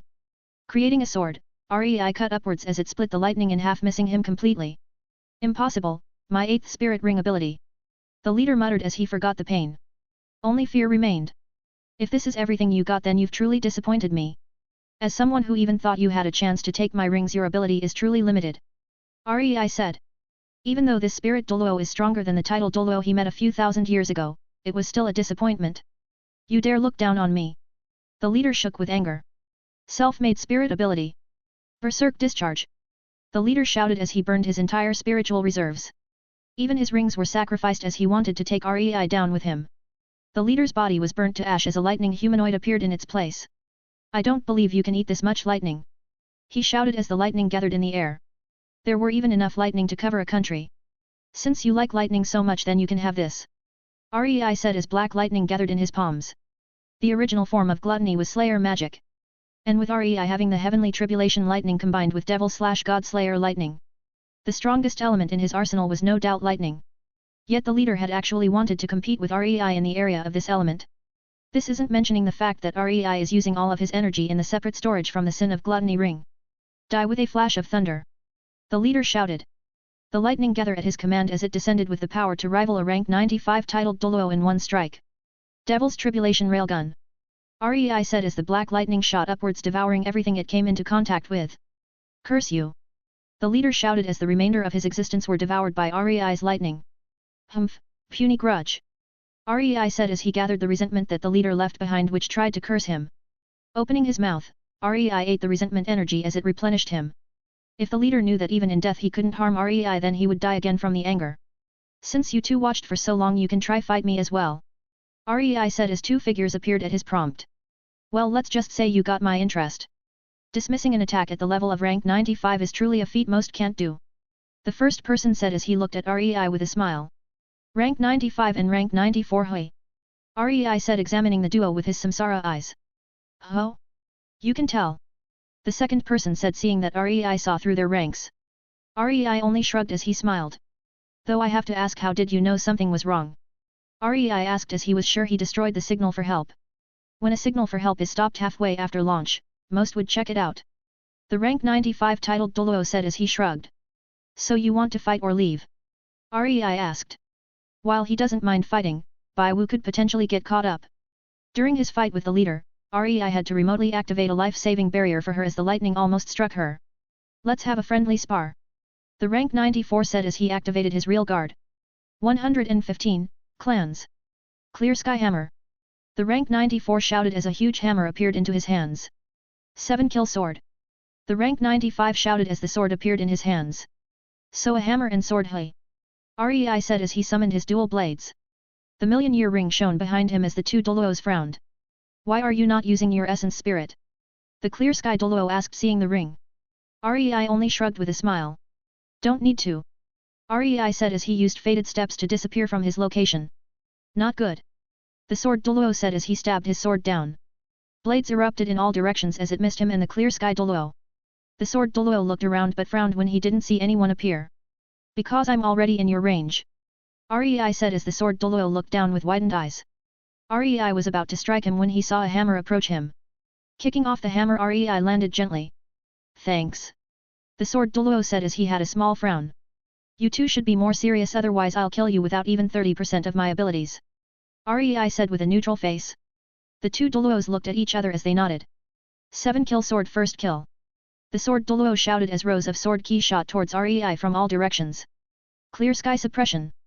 The Clear Sky Doluo shouted as a pale blue dome appeared around REI. Looking down on his hand, REI realized that it was getting harder to move. So gravity to restrain a person and then an area attack from all directions, it's good but not good enough. REI said. Clenching his fist, his Atlas ring appeared as it glowed with heavenly strength. Atlas ring, might of heaven. REI shouted as he punched downwards. The ground cracked as it directly destroyed the suppression field and dispersed the attacks. The earth shook as deep ravines covered the entire stadium and more. Rei jumped backwards as he caught Bai Wu and landed on a piece of land still intact. How was the two Doluos? Bai Wu asked looking at the area in front of them. Better than the ones 3,000 years ago but still not good enough. Let's just hope they have more up their sleeves. Rei said. Bai Wu, you should head up to the roof so that you won't get caught in the crossfire. Rei said looking at Bai Wu with a small smile. Sure, just don't take too long. I still want my compensation you know. Bai Wu said with a smile. Rei smiled as he gave her a small kiss on the cheeks. This is compensation for now. Rei said as Bai Wu teleported away with a blush. ///// Seems like we've really disappointed you if you have the heart to flirt with your lover. The sword Doluo said as he wiped a bit of blood off of his mouth. What can I say, she really takes my attention. Rei said with a shrug. Well, your attention should have been elsewhere. The sword Doluo smiled. Clear sky destruction. The clear sky Doluo shouted as a huge hammer could be seen approaching from the sky. Sparks of dark red energy and fire could be seen as the hammer approached. Not really, I had my attention on the entire battlefield. And if I still let you do the move then do you think I have no way against it? Rei asked as the Atlas ring glowed with golden lights. The avatar of Atlas appeared once more as its size increased by many folds. Bringing up one hand, the giant stopped the hammer in its tracks as a shockwave spread outwards from the collision. Tisk, 7-kill sword, last kill. The sword Doluo shouted as giant swords shot out from the ground towards Rei. Ho, the piercing power of these swords might be more than I expect. Rei muttered as his heavenly demon ring appeared. Another 100,000-year ring. The clear sky Doluo said in shock. While seeing one of the 100,000-year rings maybe be acceptable, he had just seen the youth in front of his wield 3 of these rings. What's worse is that each of these rings gave of suppression that were a lot more than normal 100,000-year rings. You are the first one to make me use my first ring, congratulations. Now I'll show you what a 1,000,000-year ring can do. Rei said as dark energy erupted outwards. Dark crimson armor appeared on the Atlas giant as the two avatars mixed. 14 pitch black wings appeared as it spread outwards. With just the span of one wing, the city was already mostly covered. The skies rumbled from the surge of energy. With a flap of his wings, the giant started to fly as the swords struggled to charge forward. Grabbing the hammer, Rei flung the clear sky Doluo to the ground as he looked at the two. Survive this and I'll let you live. Rei said as 12 of the wings turned into light spears filly with holy magic. Rei then controlled the giant to clasp his hands together as a white glow covered all of the spears. Tanghu! Support me! The sword Doluo shouted out to the clear sky Doluo. The clear sky Doluo being long-time partners with the sword Doluo understood what he wanted to do and nodded. 7-kill sword, true essence. The sword Doluo shouted as he started to form a sword that radiated with sharpness. Clear sky link! Death god arena! The clear sky Doluo shouted as the clear sky link allowed him to transfer the attributes of his clear sky hammer to the designated target, reinforcing it. Black and purple energy started to thread into the 7-kill sword as the appearance started to change. Fusion technique. Clear sky demon slayer. The two Doluos shouted as the sword shot towards Rei in a streak of dark purple and red. Not bad, heavenly demon tribulation spears. Rei said as the spears shot towards the clear sky demon slayer. Boom! A huge collision of energy erupted outwards as the clouds dispersed. Energy shot outwards from the initial collision and started to destroy the city as smoke raised. The two Doluos laid on the ground battered and wounded while they had severe burns across their body. Looking up, they could only sigh as they saw Rei and his avatar unharmed. Landing softly, Rei dispersed his avatar as he looked at the duo. I'll be honest. That last attack of yours surprised me. Its damage and piercing abilities surpassed anything I had seen. If it wasn't for the attack, my move would have destroyed your body instantly. Rei said sitting down on a rock. Here to mock us? The sword Doluo laughed slightly. No, I said that if you survived my attack I'll let you live. Rei said waving his hand and healed them of their injuries. However, he made sure to not replenish their reservoirs in case they tried anything. Though I have to say, you two are the biggest challenge I experience in this world. Rei said as he could feel that his reserves are almost empty. You know that doesn't sound very good from a rank 4150 spirit ancestor. Especially since both me and Tanghu are titled Doluos, the sword Doluo said as sat up. Well, I suppose it can be attributed to my rings. Rei shrugged. Also that, those rings didn't feel like 100,000-year rings. How old are they if I may ask? The clear sky Doluo said as he cupped his hands with respect. I suppose you'll find out sooner or later. They're million-year rings and that is all that I'll say. Naturally you can tell others, but whether or not they can take the secret from me depends on their ability. And let's just say this, spirit rings aren't my only option of destruction. Rei smiled in a cold manner, causing the two Doluos to shiver. Lei. You finished. Bai Wu shouted as she jumped down and landed on Rei's lap. Yeah, I'm finished. Rei said, patting her head. But Heis, I won't be able to fight strong people for a while. Bai Wu lamented as she leaned on Rei. The two titled Doluos thought for a second before looking at Rei. If the young lady wants to fight strong people, may I invite you to visit my clan? The two Doluos said at the same time. Lei. Bai Wu asked as she knew that Rei wanted her to fight more people for combat experience. Rei thought for a second before looking at the duo. Does your clan have any relations to Spirit Hall? Rei asked. While we are aligned with Spirit Hall, our clans matter more. The Sword Doluo said as he could feel Rei's displeasure for Spirit Hall. Indeed, if we were to choose between Spirit Hall and our clans we could choose clan. The Clear Sky Doluo said with a nod. Even if Spirit Hall appears with titled Doluos I can use my mana to wipe them out anyways. Plus this is a good chance for Bai Wu. Rei thought. Why not, it'll be good for Bai Wu to get stronger. But, if Spirit Hall appears one day demanding something from me or Bai Wu and I find the reason is from you guys. Rei trailed off as he used his energy to suppress the two, warning them of the consequence. Of course I won't leech off you for free either. While I'm at your clans with Bai Wu, I'll help you out once to defend against any threat. But if Bai Wu one day leaves so will I. Rei said as the duo nodded in understanding. If it wasn't for the young lady in front of them, this powerful youth wouldn't even think about going to their clans.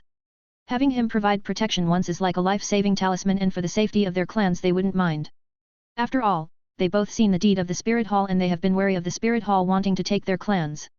The two titled Doluos bowed in thanks as they led Rei and Bai Wu towards their clans. 116, Clear Sky Clan. In the carriage Rei was looking at the two Doluos in front of him while Bai Wu sat on his lap with a loving smile. So, I've got a question for you too. Rei said as the two Doluos perked up. Why would you invite me, who could kill you, to your clan? Right after I beat you at that. Rei said. This. The Sword Doluo hesitated as he looked at the Clear Sky Doluo. The Clear Sky Doluo nodded as the Sword Doluo sighed. This is a gamble. We're trusting your moral since Spirit Hall is getting more and more out of hand. I suspect that they have already killed several of my sword disciples. The Sword Doluo said with a sigh. Ho, and what about your clan Tang Hu? Rei asked the Clear Sky Doluo. Heis, my situation is the same as Old Sword over here. The Spirit Hall is becoming wary at our essence spirits. Both are in the top 3 of attack power and they know our clans share a good relationship. The Clear Sky Doluo said with a sigh. So you're gambling on me? Rei asked, raising an eyebrow. Who in the right mind would gamble on your enemy? Rei asked once more. The two Doluos look at Rei with serious expressions. Who would let two titled Doluos go when they're at death's door? Plus since we're going to be against Spirit Hall in the first place. Whether we die now or later, we have a much larger chance of survival with you. The Sword Doluo said. Lei, this Spirit Hall has really increased their appetites, haven't they?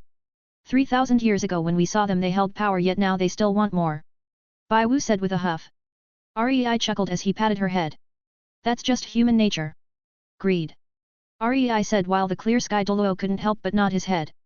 Indeed, greed is part of human nature we can't get rid of. Greed for power, greed for love, greed for safety. The Clear Sky Doluo said.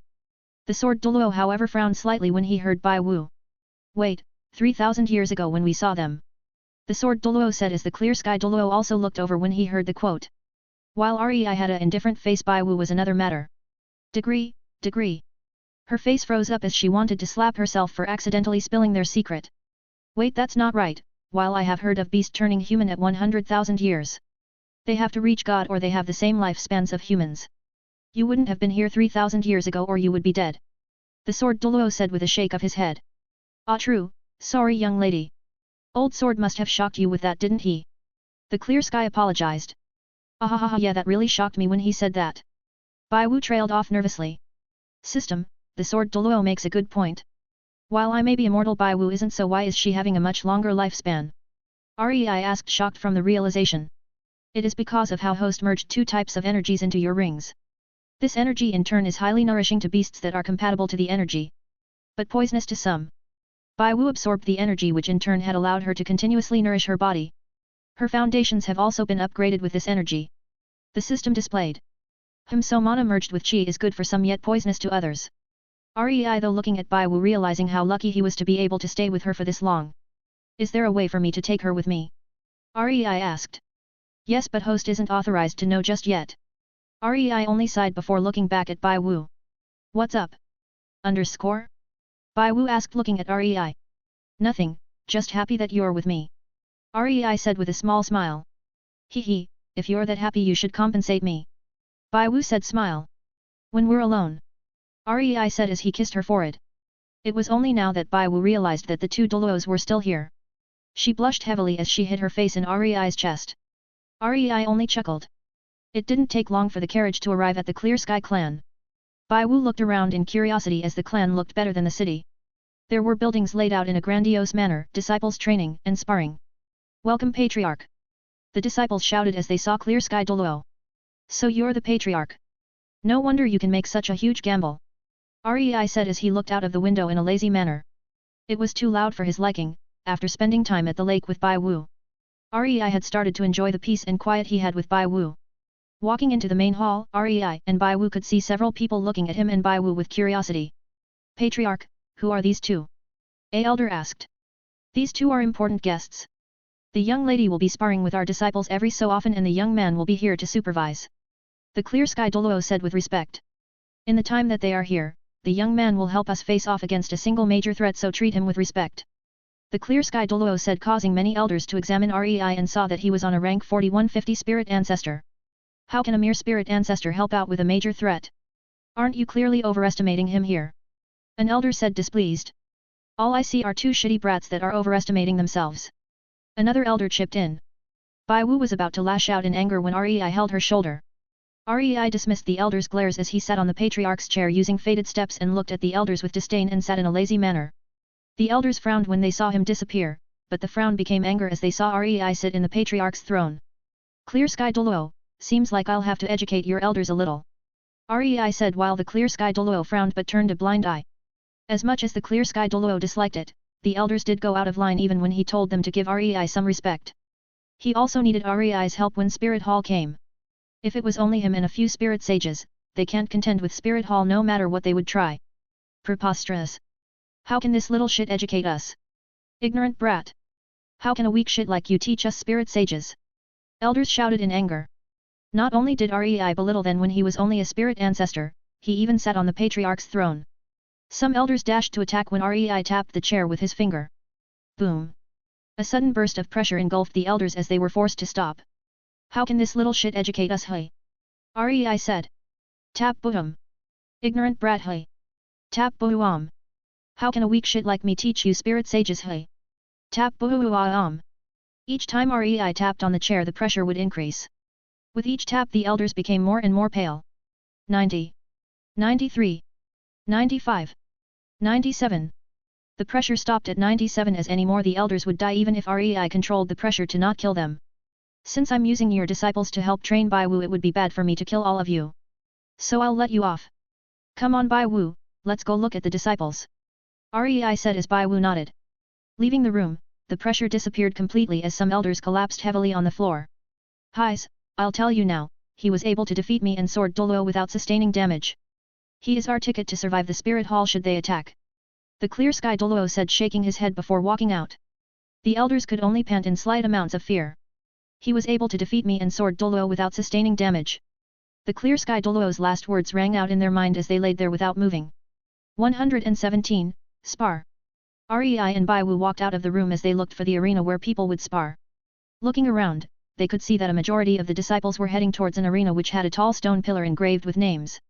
Lei, you think that's where they spar? Bai Wu asked. Most likely. Rei said simply as they approached the arena. However, the moment they approached the arena, two guards summoned the Clear Sky Hammer and blocks Rei and Bai Wu's way. Rei frowned at this as he was about to make a move when a voice rang out. Step down, these two are my grandfather's guests. They are to have the same privilege as elders, show some respect. A youth appeared. He had a small smile as he looked at Rei and Bai Wu. Sorry about that, my grandfather had just told me about you two. Follow me, I'll show you to the arena. He said as he gestured politely to follow him. Rei and Bai Wu nodded as they followed him. So who are you? Rei said as they walked. Tang Ming, grandson of the Patriarch. Rank 67 Spirit Emperor, age 28. Tang Ming said as he showed his rings. 2 yellow, 3 purple and 1 black. Oh, not bad. Rei said, seeing the rings. From the knowledge Rei had, he knew that this was almost the most optimal setup for rings. Thank you. Tang Ming said. Oh. I know, I'll call you Xiao Ming. Bai Wu said with a proud look at her nickname for Tang Ming. X Xiao Ming. Tang Ming said with a "Are you serious" face. Why is that a problem, Xiao Ming? Rei said as he looked at Tang Ming.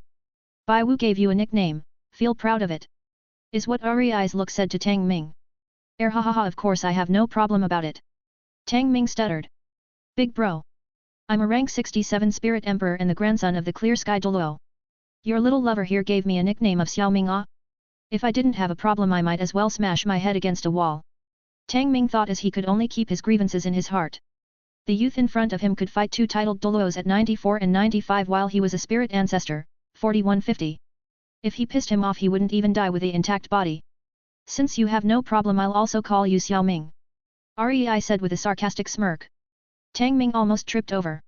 Fuck. He cursed in his mind. Clear's throat. This is the sparring arena where disciples of the Clear Sky clan can spar with each other. The stone pillar is made from a special type of stone where a person can insert their spirit force and it would etch out their ranking so that people may challenge them. Each person can update their status at any time. Would you two like to give it a try? Tang Ming said as he wanted to change the subject. Seems interesting enough. Bai Wu, you want to try it out? Rei asked. Sure. Bai Wu said as she jogged over to the stone. Inserting her spirit force, words started to carve into the stone. Bai Wu. Rank 40 Spirit Elder. Soul Force rank 76 Spirit Sage. Oh my god. How does a Spirit Elder have the soul force of a Spirit Sage? WTF. Heavens. She looks so beautiful. Disciples started to clamor when they saw Bai Wu's status. Wow, most disciples are at most 15 ranks above their actual rank with the soul force, yet Miss Bai Wu has her soul force 36 ranks above her actual rank. Tang Ming said, surprised. Even he was only 19 ranks above with his soul force and he was classed as very talented. Not too bad. Rei muttered, causing Tang Ming to look at Rei with what the hell face. Rei started to walk up to the stone pillar as he was curious to whether or not it can see his soul force and rank. Lei. What do you think? Bai Wu asked, hopping over to Rei. You did good. Rei smiled as he patted her head. Not enough. Bai Wu said as she pointed to her cheek. Rei only smiled as he kissed her lips instead. The crowd froze in shock. Is this enough? Rei said, smiling as he walked to the stone pillar. Slash slash slash, slash slash slash, Bai Wu froze as her face blushed. Meanwhile, some of the disciples could only lament. Ah, the goddess is taken. Lucky bastard. Fuck. Rei ignored them as he put his hand on the stone pillar and inserted his soul force. Rei. Rank 48 Spirit Ancestor. Soul Force, rank 97. Titled Doluo.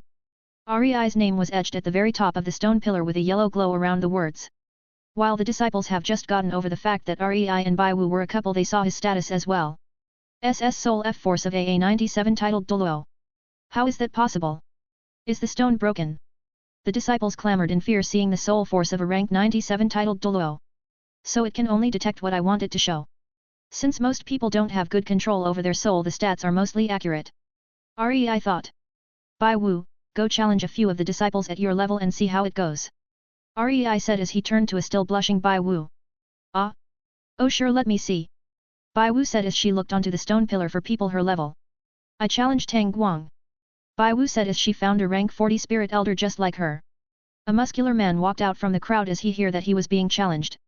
I am Tang Guang, rank 40 Spirit Elder, pleased to meet you. Tang Guang said with a bow as he summoned the Clear Sky Hammer. Bai Wu jumped onto the stage.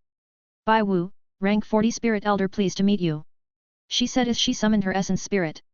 A pair of armored shoes and stockings covered her legs. The armored shoes were white and pink while her stockings were white as well. Rei seeing her like this couldn't help but think. I might develop a fetish. Start. The referee shouted, seeing that both spirit masters have summoned their essences. Bai Wu dashed towards Tang Guang, swinging her legs to kick him while he tries to block. She smiled as she teleported behind him, kicking him in the back, causing Tang Guang to stumble forward slightly. Tang Guang frowned as he hit the hammer downwards, causing pillars of rock to shoot upwards in the area around him. Bai Wu started to parkour from one pillar to another as she summoned her doppelganger. They both jumped up as Bai Wu and her doppelganger kicked each other's legs, with Bai Wu launching her doppelganger towards Tang Guang at amazing speeds. Switching her body with the doppelganger, Bai Wu drop-kicked at Tang Guang. Lifting up his hammer, Tang Guang tried to block. Bohuam. The arena cracked from the force as Tang Guang was forced to kneel from the power. Bai Wu kicked off Tang Guang's chest as she did a backflip and landed gently on one leg. Lifting the other leg, Bai Wu gestured for Tang Guang to attack. Tang Guang frowned as he stomped down heavily and charged at Bai Wu. Her doppelganger dropped down with a knee as he dodged to the side only to see Bai Wu sticking out her leg. Bai Wu tripped Tang Guang over as she then switched spaces with her doppelganger and kicked him while he fell, leaving a small crater in the arena. Rei watched with a smile as he can see when she switches with the doppelganger. She makes use of that ability to switch places since her doppelganger is 30% of her strength, this by switching every so often when her doppelganger has an opening to attack, she ensures she is able to hit the enemy at full strength each time. Tang Guang frowned harder as he burst out with an incredible amount of aura. The force sent Bai Wu and her doppelganger back as she recognized the ability to be similar to a berserk ability. She frowned as she and her doppelganger dashed towards Tang Guang, who is trying to stand up. Her doppelganger jumped up as she tried to knee Tang Guang in the face. Catching the knee, Tang Guang smirked as he threw her away while Bai Wu teleported behind him. "Haa!" She shouted as she kicked behind both his knees as she forced him to kneel. Grabbing Tang Guang's head with her legs, Bai Wu was about to try throw him away when she felt him clasp down on her legs. Switching places with her doppelganger, Bai Wu kicked at Tang Guang's throat. She was stopped by the referee before the attack can land. "That's enough, Bai Wu wins," the referee shouted as he helped Tang Guang up. Bai Wu jumped off the arena as she launched herself at Rei. "What do you think?" she asked, hugging Rei. "Beautiful," Rei said as he thought she was on about her essence spirit. "I meant the fight." Bai Wu smiled hearing his compliment. "Oh, it was good how you switched between your doppelganger. It makes up for the weakness of having only 30% of your strength," Rei said, correcting himself. "So Lei, you like seeing me in my essence spirit? Is it the stockings?" she asked with a smile. Rei only chuckled as he leaned close to her ear. "Maybe," he whispered. "Hee then I should try buy more stockings then," Bai Wu said as she went up for another spar. Rei only smiled as he watched her. 118 Choices. In the end, Rei watched Bai Wu fight 4 more spars as each one was harder than the rest. Each of the disciples she fought slowly understood her fighting style as she mostly relied on her legs. During the 5th fight, Bai Wu was fighting against a rank 48 spirit ancestor. He was a speed-type fighter, and while his power isn't as impressive as the others, he was able to dodge and counter as the last moments. "Arg! Stop dodging!" Bai Wu shouted as she stomped down, causing the arena to crack. "Big sis, if I don't dodge I would lose," the spirit ancestor said as he swung his hammer as a counter. Bending backwards, Bai Wu dodged the hammer as she tried to attack the spirit ancestor once more. Bringing up the shaft of the clear sky hammer, the spirit ancestor blocked as he followed with the momentum and dashed to an opening. Bai Wu quickly switched with her doppelganger as she looked at the spirit ancestor with anger. Degree. Fine, you forced me," she shouted as she seemed like she was about to activate an ultimate ability. The spirit ancestor went on guard as he waited for the attack. You Lei. He's bullying me." Degree. Bai Wu fake cried towards Rei while the spirit ancestor almost dropped his hammer. "Big sis. This is a spar, okay?" Rei only chuckled as he saw her cry for his help. "Footwork, you need better footwork to make yourself not as predictable. That or you can increase your speed in sudden bursts to take him off guard. Remember the training I got you to do with spirit energy, now apply that in sudden bursts as you step and that should help," Rei said with a smile. "Thank you." / Bai Wu said and then turned back to the spirit ancestor. "Alright slippery prick, watch out," Bai Wu said as she dashed towards him. Rei laughed at her sudden change of emotion as he found it cute. Bai Wu applied spirit energy like what Rei had told her as his speed increased in a burst, surprising the spirit ancestor as he didn't expect it to be that fast.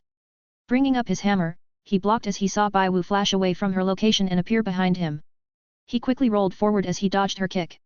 Although he is still dodging, it looked like panic dodging rather than the structured one he did before. Bai Wu grinned seeing the method become effective. She and her doppelganger dashed side by side as they both used the method, causing their speed to fluctuate, confusing the spirit ancestor. Fluctuating their speed while approaching in zigzag movement, Bai Wu and her doppelganger attacked with different speeds. The first hit being the fastest as the spirit ancestor blocked. Taking this chance, the moment the spirit ancestor blocked, Bai Wu had already switched places with her doppelganger and kicked him hard, launching him out of the arena and onto the ground, making a small crater. Hey. Can't dodge that now, can you?" Bai Wu said cheekily as she hopped over to Rei and wrapped her arms around his neck. Hee thank you Lei," she said, giving him a kiss on the cheeks. "What? Not the lips?" Rei asked with a smile as Bai Wu blushed. Rei chuckled. "I'm joking, we can do it when we're alone. But the sun's going to set soon, let's go to our rooms. Rei said, patting her head as she nodded. Hold it. A voice called out, causing Rei to turn around. Tang Lin, rank 68 Spirit Emperor wants to seek your guidance. A youth said as he summoned out his clear sky hammer and pointed at Rei. Rei frowned as he examined the youth. Not interested. Rei said as he was about to leave once more. Tang Lin frowned. Are you afraid? That you can't prove your soul force is really rank 97? Coward. Tang Lin tried to taunt Rei, but Bai Wu frowned instead. No, but it's because you're not worthy. Rei said. Tang Lin was infuriated as he dashed towards Rei, hoping to teach him a lesson. Rei only sighed as he swiped his hand. Boom. Tang Lin was sent away as he crashed into a wall, breaking it and laid there unconscious. See, unworthy. Come on, Bai Wu. Rei said as the disciples parted to make way for Rei. So cool. Bai Wu said, hugging Rei. Rei only smiled as they walked away from the arena. Hey, is he gone? A disciple asked. Can't you fucking see? Yeah, he's left. Oh my god, why did Senior Lin attack him? Don't you know? Senior Lin hates it when people are better than him. While he does have the talent today, he was unlucky to pick with a monster. I mean, didn't Senior Lin think about what it meant when it said Rei had a soul force of a rank 97 titled Doluo? Yeah, it's not normal to have such a large difference. Highs, a monster has appeared among monsters. While we may be stronger than the rest of the world because of our training regime, it makes it harder for any of us to become titled Doluos. But even with our advantage, this Rei and Bai Wu who came out of nowhere are the true monsters. Indeed, let's hope Senior Lin learns from this. The disciples started to chat among themselves as Tang Ming only looked at the distant figures of Rei and Bai Wu. Grandfather was right, his true rank can't be used to determine everything.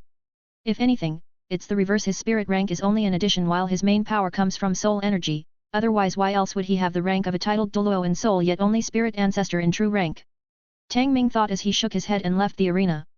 Soon Rei and Bai Wu found the clear sky Doluo again and he showed them to the room. This'll be where you are staying for now. I hope that even thing is up to standards. The clear sky Doluo said with respect. Yes, it is. Rei said simply as he didn't mind what room. Of course a good room would be a plus. Then I hope you and Miss Wu have a nice night's rest. The clear sky Doluo said as he left the area. Sitting down on a chair near the window, Rei crossed his legs as he titled his head onto his arm. Hey Lei, I've noticed that you always like to look up at the sky. Why is that? Bai Wu asked. I suppose it's because I know there is a huge universe outside of here. Higher planes, 7 sins, some with no powers at all and some filled with planet-destroying powers. Rei said. Have you been to them? Bai Wu asked, clearly curious about it. Yes, but I'll tell you about that in the future. You should go materialize your 4th ring. Your foundations are good, so it's time to go to the next rank. Rei said as Bai Wu nodded and sat in a lotus position. Rei sent down barrier points as it made sure that no one can spy on them. Rei started to age his own ring while he looked out of the window. Highs, do I really want to go to the higher realms, to find Eve? I feel content with Bai Wu yet, I want to find out about Eve, one or the other. Can I be selfish and ask for both? I love Bai Wu but I know I can't stay in this world forever, I want to take Bai Wu but I don't know how to, I want to find out who Eve is but what if it causes me to lose Bai Wu? Rei thought sadly as he looked at the sky. He was torn between his love and his desire to find out who Eve was. He didn't want to lose Bai Wu but a part of him wanted him to find Eve. Who are you, Eve? Were you that important to make me hesitate between you and Bai Wu who I love? Were you family? Lover? Or even just a friend? Why were you important to me? Did I love you? Is that why my love for Bai Wu is conflicted? Rei continued to ponder sadly as he didn't even realize that Bai Wu stopped cultivating and looked over to him. Bai Wu felt her heart ache seeing his sad expression as she had always saw Rei being happy or displeased. Never sad. What's Lei thinking about that's making him sad? Bai Wu thought as she eventually walked over and sat beside him. Bai Wu, is there anything wrong? Rei asked as he changed his expression to a smile. Lei, why are you sad? Bai Wu asked as she leaned on his shoulder. I'm not sad. Rei said as he patted her head gently. Do you not trust me enough to tell me? Bai Wu asked, feeling slightly hurt inside. Rei's heart ached as he could tell that she felt hurt from what he said. Highs. Bai Wu. Do you remember when I told you about the woman named Eve? Rei asked, deciding to tell her since he loved her. She deserved to know the truth. Yeah, you said she was important but you didn't know why. Bai Wu said, looking up at Rei. Yes, but a part of me feels like I love her like I do with you. And in order to find you about her I'll have to leave this world. But I don't want to leave you behind, I don't know what to choose. Rei said with a sigh. Bai Wu felt warm inside when she heard that he loved her but also felt sadness because he was torn between her and Eve. Bai Wu could tell that this was slowly killing him on the inside and Bai Wu didn't want that. I don't care what you choose, but just know I'll always love you. You can look for Eve, but please, just keep me somewhere in your heart. Bai Wu said as she was willing to let go of Rei as long as he was happy, even if it did hurt her in return. Bai Wu. Rei said sadly as he saw her like this. If I left one I truly loved I won't be me anymore. Rei said as he hugged her. Bai Wu teared up as she realized that's who Rei is. He can do anything but harm the people he loved. But what about Eve? Bai Wu asked with tears threatening to fall. I'll deal with it when the time come, right now I know I love you. Rei said with a shake of his head. Rei and Bai Wu only sat by the window as they both looked out, they didn't feel like cultivating as they only wanted to sit in peace for a little. Hours passed as Bai Wu fell asleep in Rei's arms. Rei looked down and saw some tears still present. Wiping them off, Rei kissed Bai Wu on the lips as he leaned back and closed his eyes. I love Bai Wu and I know that. Eve, I don't mind if you hate me, forgive me, or even want to kill me, but right here and right now, Bai Wu is my everything. 119. Incoming War. Meanwhile, Eve and the System God were watching the entire situation play out. Are you sure you're okay with this? The System God said with a frown. I don't mind him having other women but I just want to be beside him. Eve said with a bitter smile. But he's being unfaithful to you, how can the daughter of the System God share a man? The System God said. Whose faults do you think it is that Rei went after another woman? Eve said giving the System God a side glare. But wasn't he fine in the Seven Sins world? The System God said. Yes but he was busy with family. In this world, he spent thousands of years with Bai Wu. It would be weird if he didn't love her. Eve said still feeling resentful at the System God for taking Rei's memory away. But you know I had to do it. What if our enemies send apostles and read his memory? The System God said trying to explain himself. Well did you see any enemy show up? It was mostly that muscle head of a war god that did it. Eve said as she stood up. Eve where are you going? The System God said as he saw her leave. Training. Thanks to the stupid war god, I lost all of my powers except for the Alucard bloodline and Zanpakuto. I need to train myself so that I can follow Rei again. Eve said not glancing back. You know you can't enter those worlds again right? The System God shouted out. Yes, but Rei will come up here eventually. That's why I got the system to tell Rei how to bring Bai Wu with him when the time comes. Eve replied. The System God frowned as he looked back at the image of Rei and Bai Wu sitting side by side. Humph, since you want your memories back so much you can have it back when you bed her. I want to see just how you deal with the guilt. The System God snarled as he made change his memory seal. Unknown to the System God, it was this very move brought his fate to ruins. Eve on the other hand was walking away whilst deep in thought about Rei's words. I love Bai Wu and I know that. Eve, I don't mind if you hate me, forgive me, or even want to kill me, but right here and right now, Bai Wu is my everything. Highs. Eve sighed. How can I hate you? Baka Rei, I just want you to be happy. Eve thought as she arrived at the training area. Eve, you're later than usual. A woman said as she looked at Eve. Sorry sensei, I was held up a bit. Eve said with a slight bow. Looking at your little boyfriend again. The woman grinned. Eve nodded with a slight blush as the woman sighed. Eve, are you sure he will even love you again? Although it has only been a few years here in the higher realms, but thousands of years passed down there. She said looking at her student. Even if he doesn't I'll make him fall in love with me again. Eve said with determination. Fair enough. I'll teach you how to use my personal weapon then. The steel wires. The woman said as a pair of gloves appeared in her hands. These babies are able to control the situation, set traps, and kill all at the same time. The woman said demonstrating on a few dolls. She waved her hand around a little before clenching her fist causing the doll to be cut to pieces. Each wire is made from highly concentrated energy and is very sharp so you have to be careful when handling it. The woman said as she retracted all of the wires. They're so sharp that when done correctly, even the strongest energy barriers can't hold them back. She said. Sensei, would I be able to add element to the wires to increase its damage or is that not possible? Eve asked. While it is possible, it would in turn decrease the sharpness of the wires so it's not advisable. She replied. Eve nodded as she brought out her Zanpakuto. Mirai, can you copy the glove sensei has? Eve asked mentally. Naturally. Mirai replied as the sword slowly changed into a pair of gloves. Honestly, every time I see your soul sword I'm jealous. I mean that's a portable weapon right there and it can change shapes too. The woman said looking at Eve. Eve only shrugged as she started to practice using the wires. Two figures could be seen watching. Element God, seems like we aren't the only ones thinking about successors if that woman is teaching that lass the wire gloves. The Berserk War God said.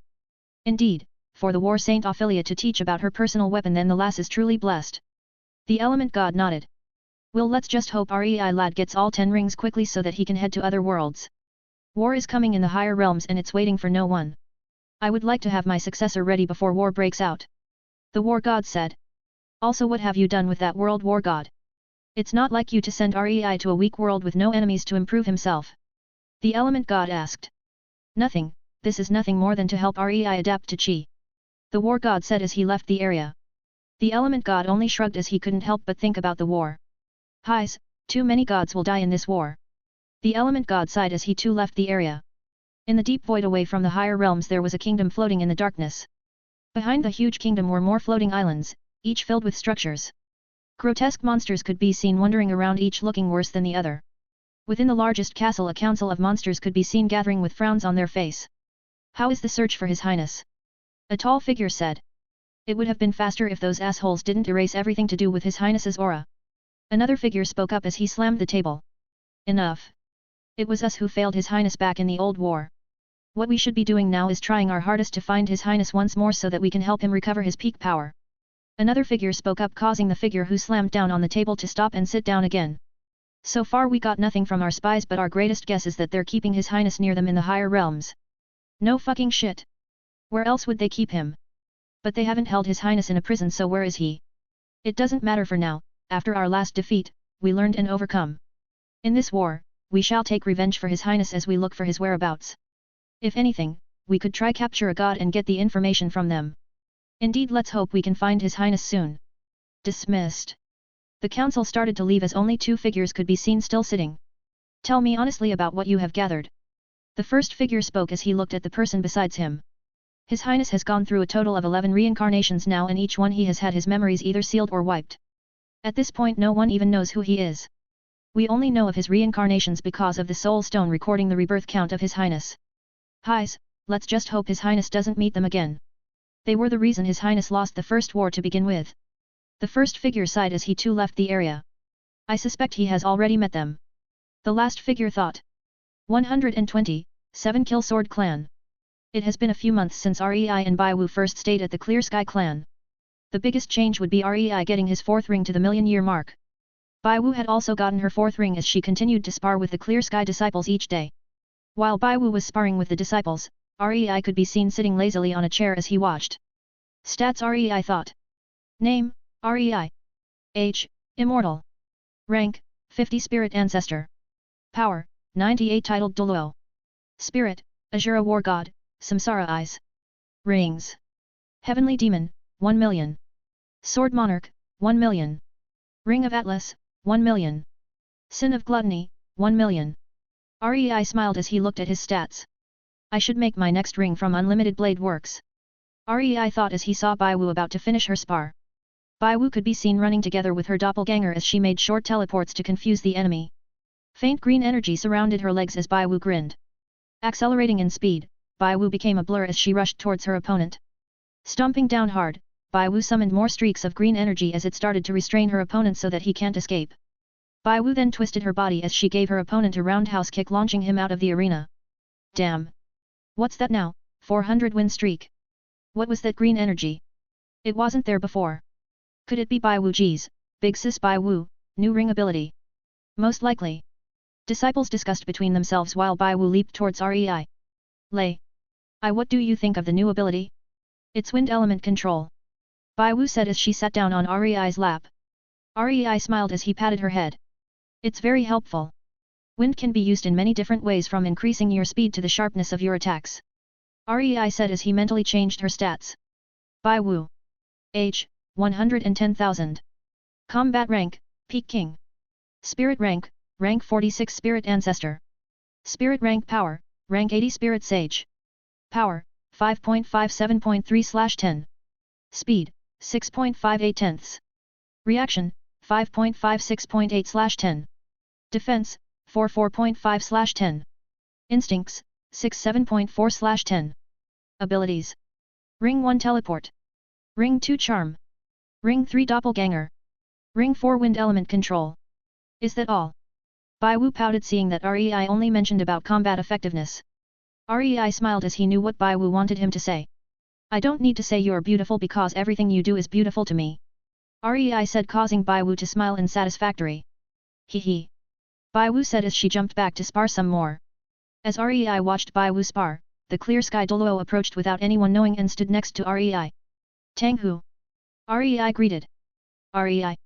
The clear sky Doluo said as he sat down next to Rei. So what's up for you to find me today? Rei said, giving the clear sky Doluo a side glance. Can't I talk to a friend? Clear sky Doluo said with a shrug. Both you and I know this is merely a business transaction. In return for Bai Wu to gain experience, I help you protect your clan once. Nothing more, nothing less. Rei said, resting his head on his hand and started to tap with his spare hand. Highs, you're too serious. I don't even know where you get this distrust for humans to begin with. Clear sky Doluo said with a sigh. Live as long as me and you'll understand. Rei said with a shake of his head. I suppose so. But enough about that, remember old sword whom fought with me side by side? Clear sky Doluo asked, switching to the main reason he was here to find Rei. Wasn't he the one with the 7-kill sword? Rei said, remembering about the sword Doluo. Yes, it seems like the spirit hall will act against them soon. Clear sky Doluo nodded with a slight frown. I know what you want me to do, but no. I promised I save your clan once in return for letting Bai Wu gain experience. I haven't asked for any favors from the 7-kill sword clan yet, so this doesn't apply to them. Rei rejected instantly. The clear sky Doluo frowned before sighing in understanding. Then can I ask you to save them for me? Use the promise of saving my clan and help old sword. Ho, are you sure? This means that even if your clan is facing ruin, I won't intervene. Rei said, looking at the clear sky Doluo. Of course. Old sword saved my life once and helped my clan more times than I can bring up. If I can help him in return, then I will. Clear sky Doluo said, looking at Rei.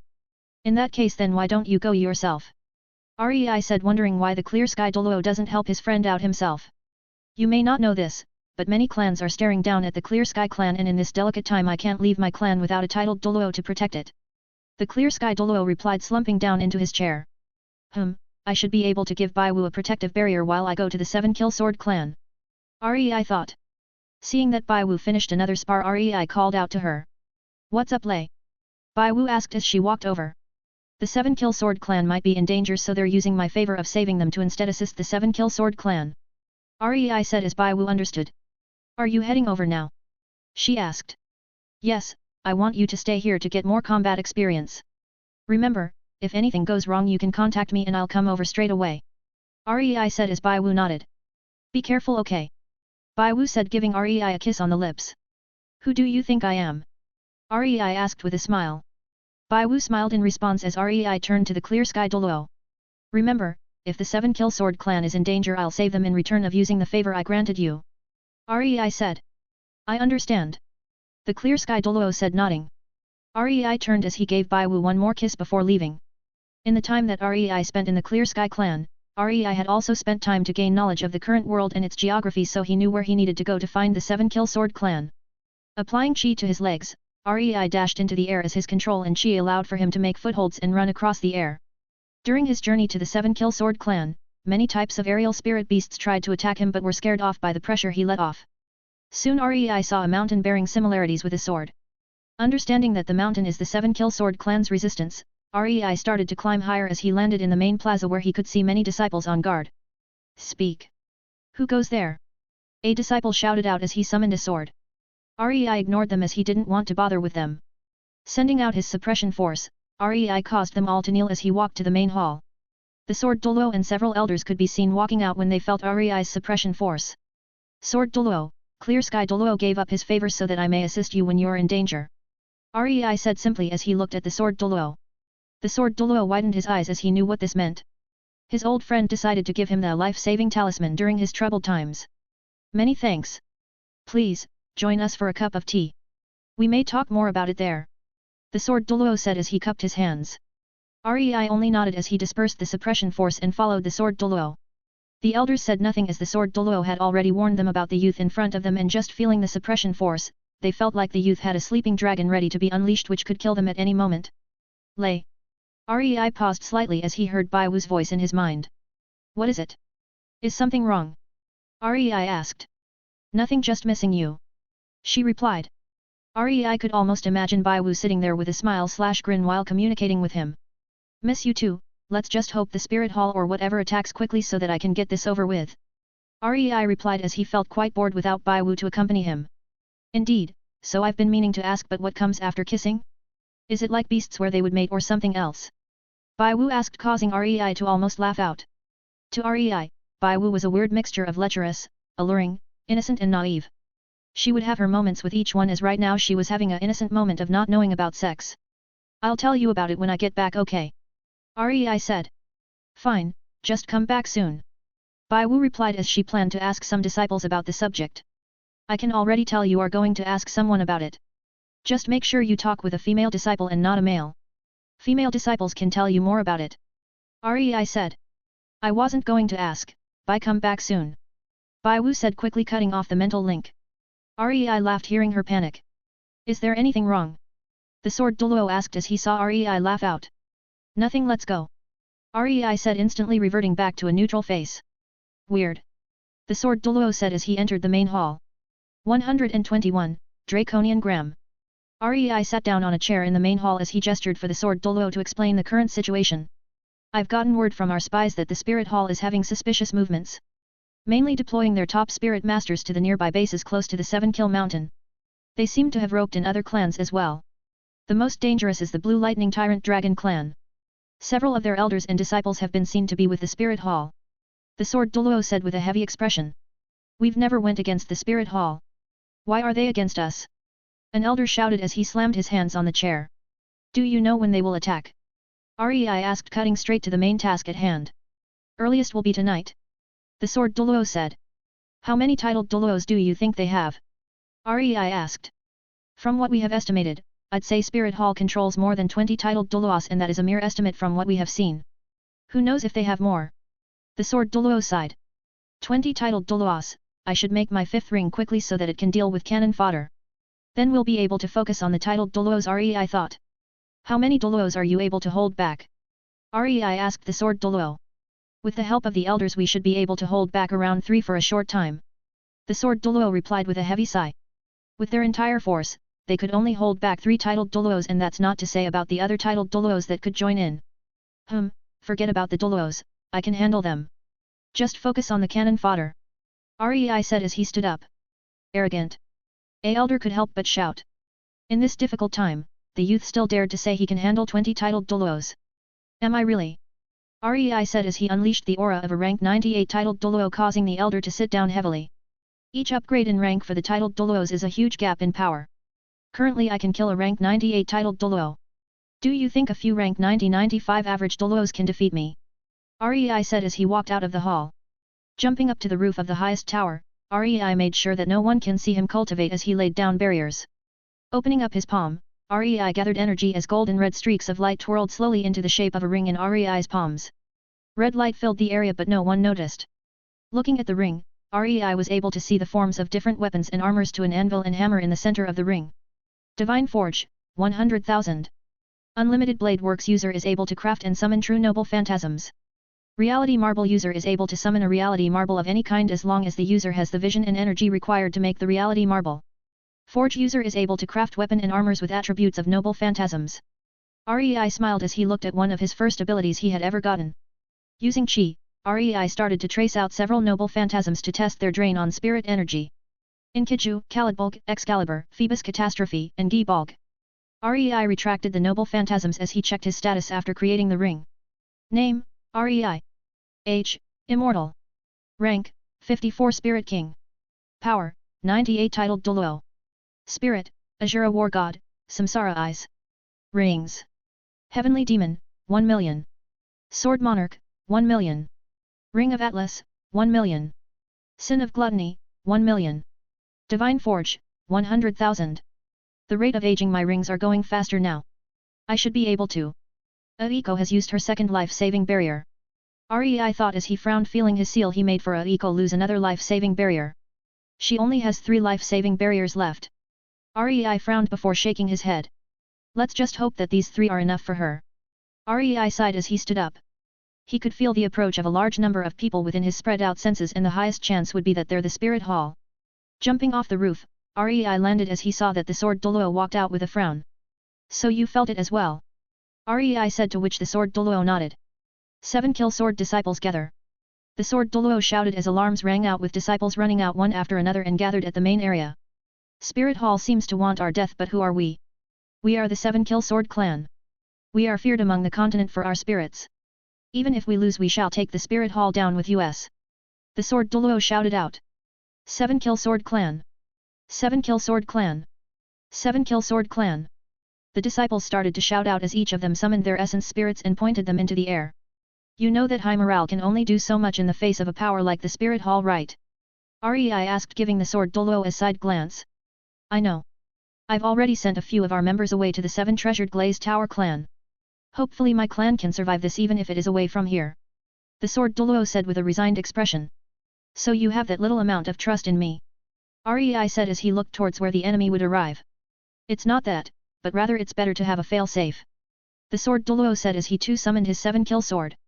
Well, just remember your job, I'll take care of the rest. Rei said as he saw the approaching enemy. Jumping up, Rei activated the avatar of Atlas and mixed it with his heavenly demon assault mode. The titled Doluos on the Spirit Hall side also activated their powers as dragons, serpents, and weapon spirits could be seen on a smaller scale in size compared to Rei's avatar, which stood heads and shoulders above theirs. Let's see how you titled Doluos match up to me. Rei said as he summoned Tengoku and Kyoki. Dashing towards the crowd of titled Doluos, Rei used faded steps as he disappeared and reappeared within their ranks. Shit! Die! One of the titled Doluos shouted as he swung his sword spirit at Rei. Clang! The sword didn't even lay a scratch as he bounced off of the armor. Fire meteors started to shoot towards Rei as he used his sin of gluttony to eat the fire and destroy the meteor using his sword. Coating both swords in fire, Rei twisted his body, causing a ring of fire to shoot out, killing hundreds of spirit masters and a few titled Doluos before they could even react. Holy shit! Some of the 7-kill sword disciples muttered, seeing Rei's power. Are we even needed? One of the elders said as he looked at the fight. Enough. We need to take care of the other spirit masters while Rei holds off the titled Doluos. The sword Doluo shouted as he charged into the enemy army. Got it, charge! An elder shouted as they too launched into action. Rei on the other hand, were parrying the continuous attacks of the titled Doluos using his absolute zone. Inkiju! Rei shouted as he put his new ring to use. Golden chains shot out from around Rei as it restrained the titled Doluos near him. Due to his current reserves, Rei couldn't afford to use Inkiju too much. Dbolg! Rei summoned the Crimson Lance as he dismissed Tengoku and Kyoki. Wielding the lance in his hands, Rei attacked the restrained Doluos quickly as he flowed through attack after attack. Boom! Rei ate the lightning that was shot towards him as he coated Gi-Balg in lightning. Stabbing the lance downwards, Rei created a large net of lightning, shocking and paralyzing the titled Doluos in his range. Rei then twisted his body as he threw the lance towards the group of titled Doluos.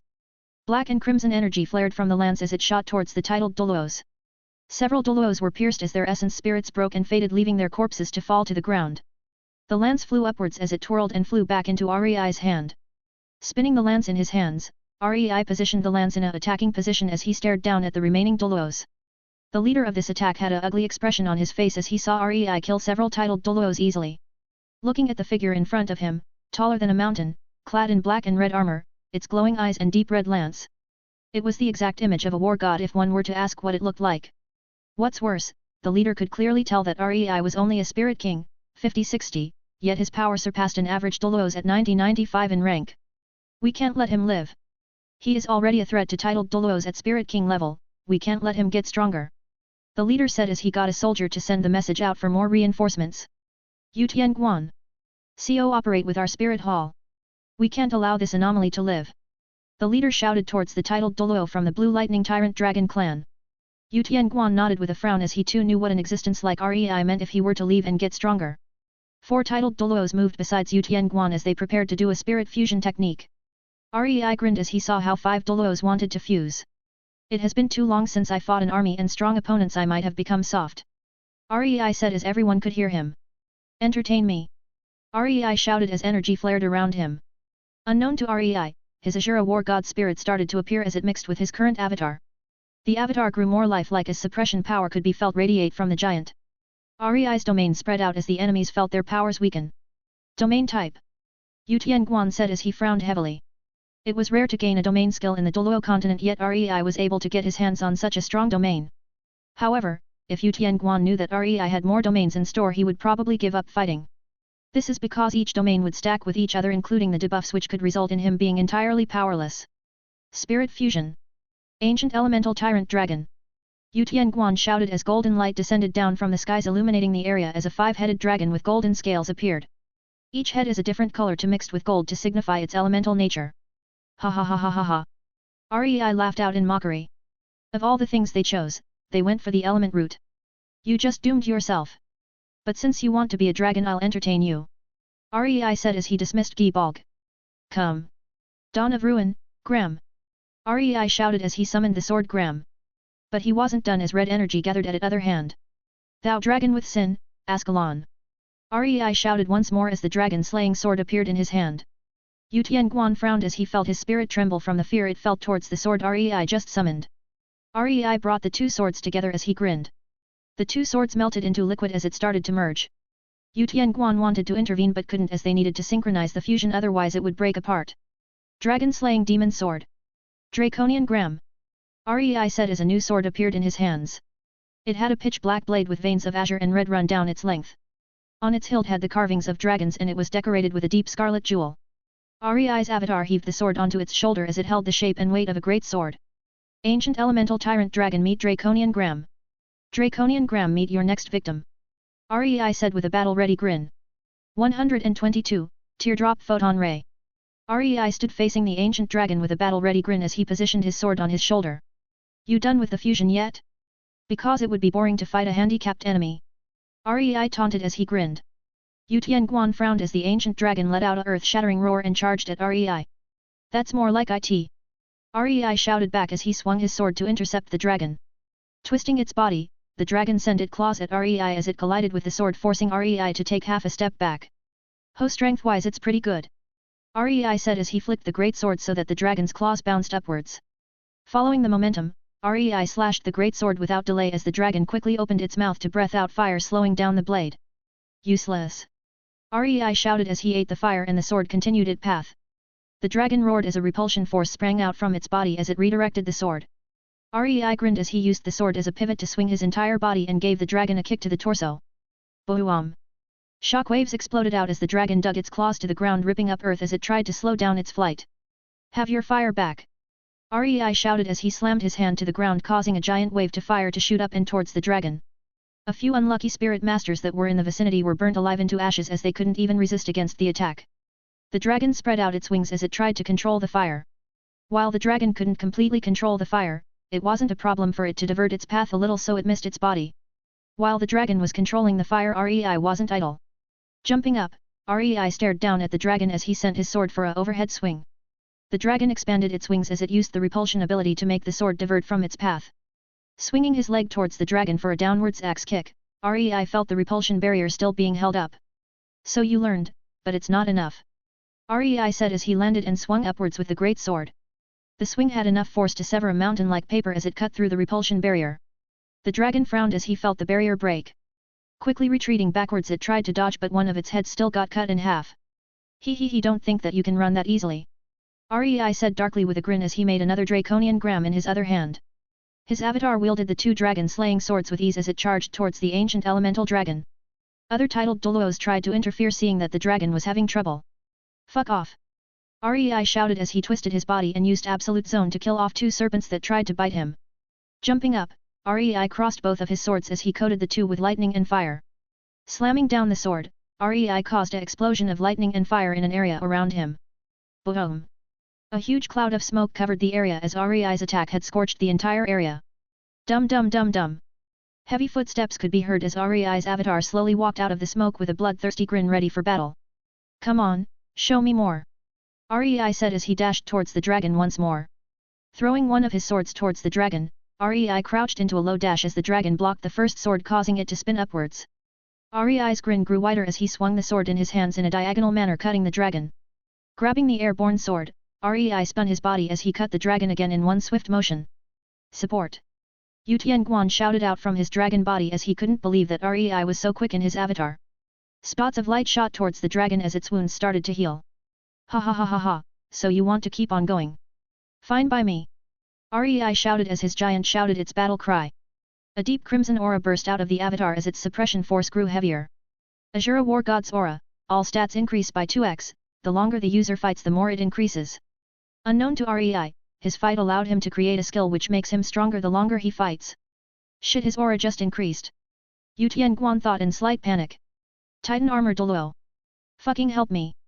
Yu Tianguan shouted out as he used his repulsion ability as much as he could to try hold off Rei. The said Doluo quickly covered the ancient dragon in his essence spirit as a dense amount of armor could be seen appearing all over the dragon's body. This little paper plate can't do anything. Rei shouted as he instantly cut the arm of the dragon off even though it had the titan armor protecting it. The dragon quickly swung its tail at Rei who bent backwards as he avoided the tail. Flipping one of his swords, Rei slammed his palm into the pommel launching the sword towards the dragon. Arg! The dragon shouted out in pain as the sword deeply embedded itself into the dragon's torso. Gathering a large amount of chi and wind element onto his sword, Rei cut horizontally as he decapitated the heads of the dragon. The fusion broke as 5 heavily injured Doluos could be seen falling down. Stomping down with his foot, Rei instantly killed the wounded Doluos as he picked up his great sword. Who else? Rei shouted as he looked around for more titled Doluos. The Doluos quivered with fear as they saw Rei's blood-crazy grin. No one? Fine, then you can all die together. Rei shouted as he stabbed his sword beside him and aimed both palms to the ground. Star of Tears. Rei shouted as a dense amount of magic circles appeared covering the entire area. Layers upon layers of magic circles gathered. Their colors different, some were red, some were green and some were blue. The huge array drew everyone's attention as the sword Doluo frowned feeling the power that was about to be unleashed. To all disciples. Exit the area of effect immediately. The sword Doluo shouted out in panic while he and the elders also quickly dispersed from the area. The enemies were no so fortunate as Rei had his suppression force focused on them rendering them immobile. War God's sword.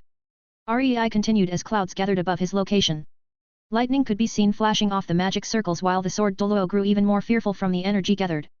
Teardrop Photon Ray. Rei shouted as a neon blue streak of energy shot down from the clouds hitting the magic circles, the energy expanded in size as it covered all of the enemies in the area. A earth-shattering explosion occurred as the energy disintegrated everything that it hit in a large area around Rei. The ground shook from the impact as it caused everyone to lose their balance from the earthquake caused by the attack. Video on the Noble Phantasm, Teardrop Photon Ray. https://www.youtube.com/watch, v=slobby5 at 4. The sword Doluo widened his eyes in fear as he saw the damage the Noble Phantasm did. Rei's avatar stood watching the destruction as he had 2 great swords besides him. Ha ha ha ha ha ha, it has truly been a long time since I last fought like this. Rei said as he smiled as the scene. Dispersing his avatar and swords, Rei landed on the ground as he made eye contact with the leader of this attack. Are you going to ask for reinforcements? If so, make them worthwhile, okay? Rei said using chi to amplify his voice. The leader shivered in fear as he remembered what he had just seen. Retreat! He shouted as the spirit hall and the clans left in a panic with heavy casualties. Rei kept his fearless act on with a grin. But on the inside, he knew that his reserves wasn't going to be able to pull something like that again. The most he could afford was to fight 1 or 2 titled Doluos and then he would be dry of chi. Such a shame. If only I had more chi. Rei thought as he didn't want to use his mana. Walking back towards the sword Doluo, the disciples looked at Rei with a mixture of fear and slight anger as he had also killed several of the 7 kill sword disciples from the results of his battle. But Rei didn't care as his favor only included him saving the clan once. A few casualties was okay in Rei's books. Sword Doluo, I suppose this is enough to repay the favor. Rei said while his grin slowly became a smile again as his thirst for battle died down. Yes, I believe Spirit Hall wouldn't want to attack again for a long time after that display of yours. The sword Doluo said. Then I'll be making my way back. Rei said as he turned away from the sword Doluo and walked in the direction of the Clear Sky clan. The elders and the sword Doluo watched Rei's back as he left. This guy is a double-sided sword. He won't care about damages as long as the main objective is complete. An elder said with a frown. Indeed, but it was also because of him that the majority of us survived. If it was just us, I don't think we can defeat all of those Doluos. The sword Doluo sighed as they walked back to the clan resistance on top of the 7-kill sword mountain. 123, Mutation? Rei was in a happy mood as he traveled towards the Clear Sky clan. Having slaughtered an army after such a long time felt ecstatic for Rei. It was akin to receiving water in the desert. Should I search for them myself? No, I don't want to leave Baiwu alone for too long. Though I hope they would approach us every so often. Rei thought as he dashed through the air. Rei couldn't help but smile thinking about it. Thinking about all of this really makes me feel like I'm back to years ago when I first reincarnated. Rei thought. Lei, have you finished? Rei could hear Bai Wu's voice as it cut of his own musings. Yeah, I'm coming back now. Rei said as he sped up. It didn't take long for Rei to return as he saw Bai Wu waiting for him. Landing softly, Rei caught Bai Wu who launched herself onto him for a hug. Welcome back. She said as she gave him a kiss. I'm back, how is the spars against the disciples? Rei asked. Well, I got used to their attacks now. They mostly follow the same rule and it's becoming predictable. Bai Wu said. Seems like you learnt what you could from this clan. Let's return home. Rei said as Bai Wu widened her eyes in excitement. I wonder what our lake looks like now? Has anyone found it, I wonder? She asked with a smile. I doubt anyone would find it since I laid an barrier around it. Rei said as they made their way to the main hall. Tang Hu. Rei said as he got the Clear Sky Doluo's attention. Rei. I presume you've finished on your side. The Clear Sky Doluo said. Indeed, with that I owe you nothing anymore. Rei said as he left the hall with Bai Wu. Hold on, I know you did this for the favor. But thank you for helping my friend. The Clear Sky Doluo said as Rei only nodded to the statement. Walking away from the clan, Bai Wu hummed joyfully as she walked next to Rei. What's got you this excited? Rei asked curious. He just happy about going home after this long. Bai Wu grinned. Rei stared at Bai Wu. Bai Wu paused slightly at his stare. Bai Wu. Rei said. Yes. She replied nervously. You have that lecherous grin again. You're thinking about dirty thoughts, aren't you? Rei said. I'm not. Bai Wu said, waving her hand around. Rei chuckled as he leaned near her ear. Though I'm not against some lecherous ideas, wait till we get home, okay? Rei said as he continued to walk. Phew, Bai Wu chuckled slightly with a grin as she followed after Rei. Bai Wu had a slight skip in her step as she followed Rei. Rei, however, had an uncomfortable feeling as if something bad was about to happen soon. Lei, your eyes. Bai Wu said as she looked at Rei. What about my eyes? Rei asked. One of them is yellow. Bai Wu said as she looked at Rei's iris. Are you sure? My eye has always been red, it can't go yellow. Rei said as he shook his head. Waving his hand, Rei made a small puddle of water float up before freezing it. Looking into the makeshift mirror, Rei could see his right eye slowly change between yellow and red. His pupil, however, was conflicting between a normal dot to a dragon-like slit in the center before going back to normal as if it never happened. System. Do you know anything about this? Rei said in his mind as he frowned. His eye had returned to normal, but he knew he saw the change. Unable to analyze. Sending data to main system, report received, no abnormalities could be detected. Rei frowned at the system analysis. It might just be a mutation with my samsara essence spirit. Rei said as he dismissed the mirror. Come on. Rei said, turning to Bai Wu with a smile. Well, if you're fine then that good. Bai Wu sighed in relief as she followed Rei. Though I think I saw white part turn black for a moment. Bai Wu thought as she eventually dismissed the thought. Eve was frowning as she saw this play out. She was taking a break when she felt the system ring out as Rei's system sent out data. Reading the data, Eve couldn't see anything deviate from Rei's normal status. Everyone has what you would call a code in the system, and any extensions/skills/add-ons can be seen easily. However, this privilege was only available for Eve as she came from the main system. Even the system god wouldn't be able to see this since he wasn't truly a part of the system. Due to this having to do with Rei, Eve spent extra time looking at the Rei's code. Skill check, normal. Physical check, normal. Soul check, normal. Mentality check, normal. Genetic code check, normal. Status check, normal. Everything is normal, so what is that change with Baka Rei's eye? Eve muttered as she continued to check through the system. While it looked like she was cultivating outside, her mind was connected with the system, which means that her time was faster than anyone else's right now. She could be checking the system for a few years and only a few minutes to hours would have passed in the higher realms. System. Help me sort out the codes into categories. Mainly physical, mental, soul, energy and skills, please. Eve called out as she felt an headache reading all of the codes. Understood. The system replied as the codes reshuffled themselves. Thanks, now let's see. Eve muttered as she checked the codes. I can edit some of his codes. Eve said, slightly shocked. System must warn Eve to not tamper with the codes too much. as a single mistake no matter how small can cause a malfunction with REI's body. Tisk, so I can't boost REI's stats too much. Eve clicked her tongue as she looked at the other codes. I should be able to increase some aspects a little, right? Eve asked. Indeed. Eve smiled as a holographic keyboard appeared before her. Decrease energy use slightly, increase efficiency slightly, increase energy reserve slightly and I can increase the effectiveness of REI's ring aging slightly. Eve said, surprised at the freedom she has with the system. Warning to Eve. You are not able to edit other people's codes like REI's as they aren't as compatible with REI. You are also not able to add what isn't there, so no skill add-ons. So I can't edit other people, can't add what's there or remove it. But I can change their effectiveness. Eve said. Correct. Well, Baka REI, you better remember this favor. Eve smiled as she finished the edits. Seeing her finished work, Eve exited as she resumed to practice. But as she left, a string word stretched across the screen. Soul Genetic Code Awakening 2% Bloodline, number and $% to be added when reaching 30%. Back to REI and Bai Wu, REI paused once more as he felt changes in his body. Looking at his hand, REI could feel his reserves increase slightly. Could it be because of the fight? REI thought. What's wrong, Lei? You're pausing a lot today. Nothing, just my energy reserves increased a little. REI said as he resumed their journey home.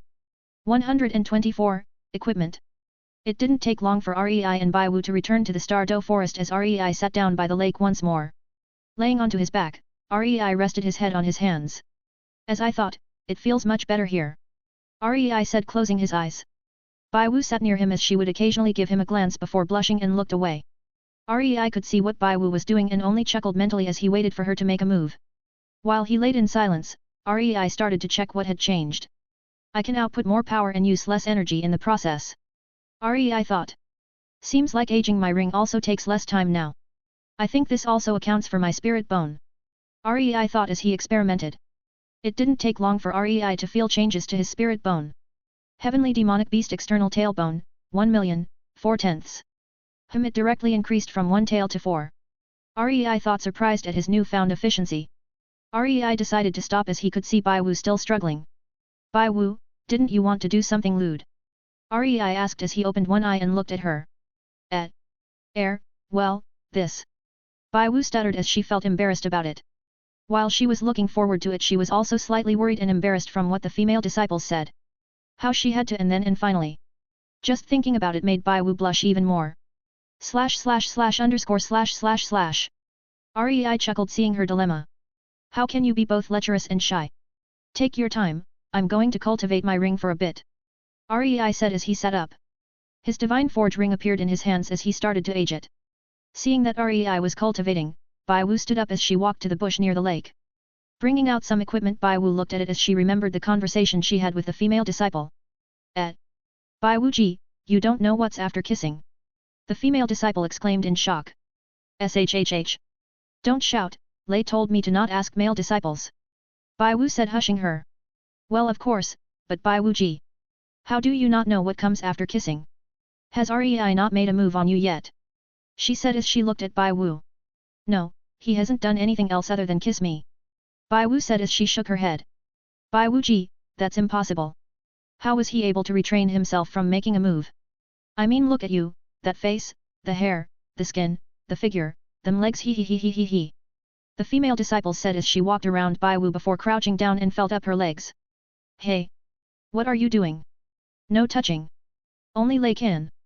Bai Wu said as she tried to pull her legs away. Oh yes, so you really don't know what comes after kissing. She said, correcting herself. For the last time, no. Bai Wu said. Very well, come to my room. I'll show you the path. The female disciple said as she quickly took Bai Wu to her room. Stepping into the room, Bai Wu could see nothing wrong until the female disciple shifted a brick to show a hidden compartment. Opening it, Bai Wu could see ropes, chokers, blindfolds, whips, clips, underwear and more laying in a box. What are these? Bai Wu asked, curious. Oh ho, these are what you need. Use these and REI will crave for you. The disciple said with a grin. What do you mean? What can these things do?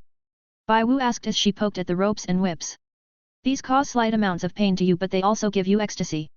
Men like to dominate, so these are the perfect tools. They will cause you slight pain and turn REI on. The disciple said as she started to run her hands across her own body with her eyes closed, imagining what would happen. But Lei never felt good about causing me pain. Bai Wu said, shaking her head. Are you sure they will work? She asked doubtfully. Oh, they will. If you don't like pain, then it's also okay. Just make yourself look weak and restrained. I'll show you how it's done, he, the disciple said with an ominous flare in her eyes, causing shivers down Bai Wu's spine. It's fine, I'm sure other disciples can help me out with this. Bai Wu said as she stepped away from the equipment. Oh, I don't mind if you leave, but I must teach you how to use these first. The disciple said as she locked the door. Sit by the side, I'll demonstrate it myself. The disciple said as she derobed herself. Wait, what do you, Maya? Bai Wu said as she was cut off when she saw her approach the equipment. For the next hour, Bai Wu sat watching in shock as she was shown how to use everything. After the hour, she walked out robotically as she held a box containing the gear. I've seen so much. She muttered as she hesitantly stored the box away. Bai Wu decided to ask a few other female disciples, but they were all the same. The gear, their uses, how to act to arouse REI. Is this really what they do after kisses? Bai Wu thought. Bai Wu shivered slightly as she remembered the looks on their faces. Presently, Bai Wu peeked over the bushes as she looked at REI, who was still cultivating. Will Lei really like this though, but all of the female disciples I asked were the same, so it should be correct. Bai Wu thought as she crouched down. Come on, me. Stop hesitating. Bai Wu thought as she undressed herself and left her stockings on, since she knew REI liked it. Using her doppelganger skill, she looked at her clone. Bai Wu too, help me get into this. She whispered as the clone nodded. Shuffling around a little, her clone helped tie her up with the rope as she wore the choker and blindfold. Knowing the everything was in place, Bai Wu dismissed her clone when she suddenly realized she made a mistake. I can't move. No, it can't be. She said as she struggled around. But the way she was taught on how to tie the ropes made it tighter and tighter the more she struggled. Bai Wu was about to call out to REI for help when she blushed and remembered how she looked. I can't let Lei find out about this. Aren't I supposed to approach him and not the other way round? Lei is also cultivating right now. Bai Wu thought as she could only try helplessly to free herself. REI felt some commotion where Bai Wu was and opened his eyes. What is she doing? REI muttered as he stood up. Surprisingly though, REI could feel that in the short time he cultivated, the Divine Forge Ring had reached almost 700,000 years. Walking over to where Bai Wu was, REI froze seeing her in her position. Lei. Don't look. Bai Wu panicked as she heard REI approach and tried to struggle. The rope tightened as she felt like she could die. Right now, due to her struggles, Bai Wu had her legs spread wide open and her arms restrained with everything in full view for REI. REI walked over to Bai Wu and looked her in the eye. Need help? He asked. Yes please. She said as REI crouched down and made a small chi knife. REI was surprised to see the rope resistant to cutting. REI frowned as he compacted the knife to be sharper and cut through the rope. I'm free. Bai Wu said, finally being able to move. REI sat on a boulder nearby as he crossed his legs. Looking sideways, REI saw all of the gear lined up and ready to use. Who provided you these? REI asked with a slight twitch in his eye. The female disciples. You told me I can't ask the males, so I asked most of the females. They all said that these are useful for what happens after kissing. Bai Wu said as she dressed herself with a blush. REI pinched the bridge of his nose as he frowned. Why the fuck are all the female disciples masochists? REI thought as he felt stressed. He wanted Bai Wu to ask the females since he thought they would educate her on gentle methods, not BDSM. Do you not like it? Bai Wu asked as she looked at REI. Why wouldn't I like it? REI said as he uncrossed his legs. His little brother stood proud from the stimulation. The main question is, are you sure you like this types of equipment? REI said looking at her. Well not really. Bai Wu said shying away. Then why are you forcing yourself into it? REI asked. Because they said you'll like it. Highs. REI sighed as he really regretted telling Bai Wu to ask the female disciples. I like anything as long as you like it. If you want me to use the gear, then I will. Similarly, if you don't want it that way, I can be gentle with you when we go at it. REI said looking at her. Can we go gentle then? She asked hesitantly. Slight NSFW warning. Of course, but let me get rid of these first. REI said as he waved his hand. The gear started to disintegrate as REI walked towards Bai Wu and removed his jacket, shirt and then his trousers. Bai Wu gulped slightly, seeing REI's little brother shadow her face with its size. Relax Bai Wu, I'll take it from here. REI said as he crouched down and gently laid Bai Wu down. REI spread her legs as he brought his mouth to her pussy. Ah! Bai Wu gasped, feeling Rei lick her down there. Rei's tongue explored her pussy as she could only moan at the sensation. Ah! Bai Wu moaned, feeling Rei's tongue explore her insides. Rei eventually separated his mouth as he slowly felt her vagina with his fingers. Rei kissed Bai Wu as his spare hand massaged her breasts. Ah! Bai Wu moaned. Rei sat up as he saw that Bai Wu was drenched below. Bai Wu, I'm inserting it. Rei whispered to her ear as she nodded. Rei used his heightened senses as he made sure that he didn't hurt her too much. Making sure to stop when he felt her muscles contracted pain, Rei took his time as he slowly inserted his penis. Bai Wu grabbed Rei's hand as she tried to resist the pain. However, Rei made it so that she was as comfortable as she could be for her first time. Rei felt her hymen as he whispered in her ear. Bai Wu, this might be a little painful, okay? I can handle it. She whispered back as she kissed him on the lips. Rei paused for a second before giving it a gentle push, breaking her hymen as blood slowly flowed out. 125, NSFW. Rei gave a gentle thrust as his penis broke her hymen. Bai Wu gave a muffled cry while resisting the pain of her hymen being broken. Traces of blood flowed out of her vagina as it signaled her losing her vaginity. Rei stopped for a moment while he waited for Bai Wu to get used to the pain. Ha-ha-ha-ha-ha-ha, Bai Wu panted slightly. Are you okay? Rei asked. Yeah, keep going. Bai Wu said, trying to smile at Rei. Rei's expression softened as he gently thrusted inwards. The further he went, the more Bai Wu's back arched. Kissing her gently, Rei tried to distract her from the pain. Ah! Bai Wu moaned from the kiss as she entwined her tongue with Rei's. Once more with a gentle push, the entirety of Rei's penis was inside Bai Wu. Mn. Bai Wu's vagina tightened from the sensation as Rei felt the warmth wrap around his dick. Sitting upright for a moment, Rei saw the women he loved spread out on the ground. Her hair spread out beneath her, her red face from pleasure, her figure which could only be described as beautiful, her legs which wore stockings.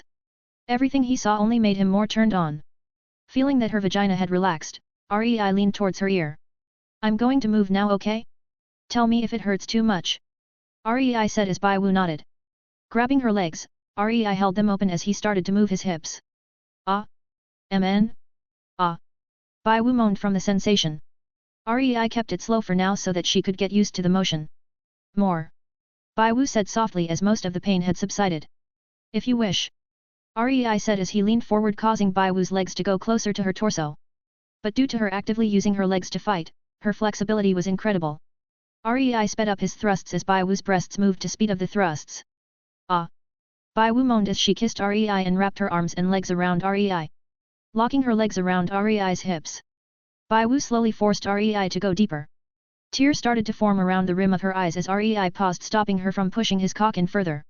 If it hurts, don't force yourself. Rei said as he looked at her. Bai Wu shook her head as she looked at him. It's fine, I can take it. Bai Wu said, exerting strength in her legs. Rei compromised as he thrusted as far in as he could, causing Bai Wu to clench her teeth slightly as her eyes rolled back a little. Bai Wu cried out in pleasure as she felt Rei's full length in her vagina. Rei paused one more time for Bai Wu to get used to the full length of his penis before thrusting again. Ah! Ah! Mn? Ah! Ah! Ah! Bai Wu moaned from each thrust as Rei increased his speed. Rei held both of Bai Wu's hands as he thrusted. Ah! Lay! Bai Wu cried out as her breasts bounced up and down. Rei picked Bai Wu up as he laid down with Bai Wu above him in the cowgirl position. Bai Wu understood what this position meant as she started to take the initiative herself. She sat up straight as she grinned on Rei's dick. Bai Wu pressed her hands on Rei's chest as she moaned from pleasure. Rei felt Bai Wu's movement speed up as he knew she was about to come. Using his amazing control over his body, Rei gave her a deep thrust as he ejaculated inside her. Ah! Bai Wu cried out from the orgasm as she felt Rei's sperm inside her womb. She laid her bare body on top of Rei's as she panted. You okay? Rei asked as he stroked her head and traced down her hair. Yeah, again. She asked with a grin as she could still feel Rei's cock standing proud inside of her. Rei raised an eyebrow. Didn't she want it gentle and acted shy? Now she is like a nympho. Rei chuckled as he kissed her. If you want, I will provide. Rei said as he suddenly stood up with his dick still in Bai Wu. What ahhhh? Bai Wu panicked before Rei resumed his thrusting with him holding Bai Wu up by the ass. Her breasts bounced as Rei could feel her nipples erect from her lust. Giving one a gentle bite, Rei could feel Bai Wu tense up in her vagina with pleasure. Ah! Bad lay? Ah! Don't bite me, ah! Bai Wu tried to speak between thrusts with much difficulty. Sorry, I didn't hear. Rei said as he pushed his cock deep into her, causing her to clench her teeth slightly as her eyes rolled back from the pleasure. Ah! Naughty Lei, put me down, ah! She said as Rei walked near a tree. Letting her down, Rei got Bai Wu to grab the tree as he started to fuck her from behind. Bai Wu couldn't turn around as her legs felt devoid of strength. She couldn't muster up any power as Rei trusted behind her. Rei grinned slightly as he licked his finger before inserting it in Bai Wu's ass. Ah! Lei? Ah! Wrong hole. Bai Wu tried to speak but felt a weird type of pleasure coming from having Rei play with her ass. Are you sure you want me to stop? Rei whispered in her ear as he continued to play with her ass, this time with 2 fingers. Bai Wu couldn't think straight as Rei continued to thrust with his cock while playing with her ass. Ah! Ah! Keep going, she said as she tried to move her own hips. I might have to call you little nympho now. Rei chuckled as he increased the speed of his thrusts while playing with her ass. Ah! Bai Wu came once more as she couldn't help but lose strength in her legs. Rei also came inside her as he could see his cum flow out of her vagina. Ah! Ah! Bai Wu continued to moan as she could feel the cum filling up every corner of her womb. Rei helped her up as he put her back against the tree so that she's facing him. Want more? Rei asked as Bai Wu nodded before attacking his lips with her own. Rei lifted up one of her legs as he thrusted once more. In the end, Bai Wu went through 15 rounds before she finally had enough and ran out of stamina.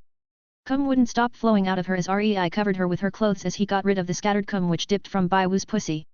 Rei kissed her gently as he got up and dressed himself up again. He sat on a boulder as he smiled gently before that smile faded and was instead replaced with clenching teeth. Rei suddenly felt a skull-shattering pain as he clutched his head with one hand.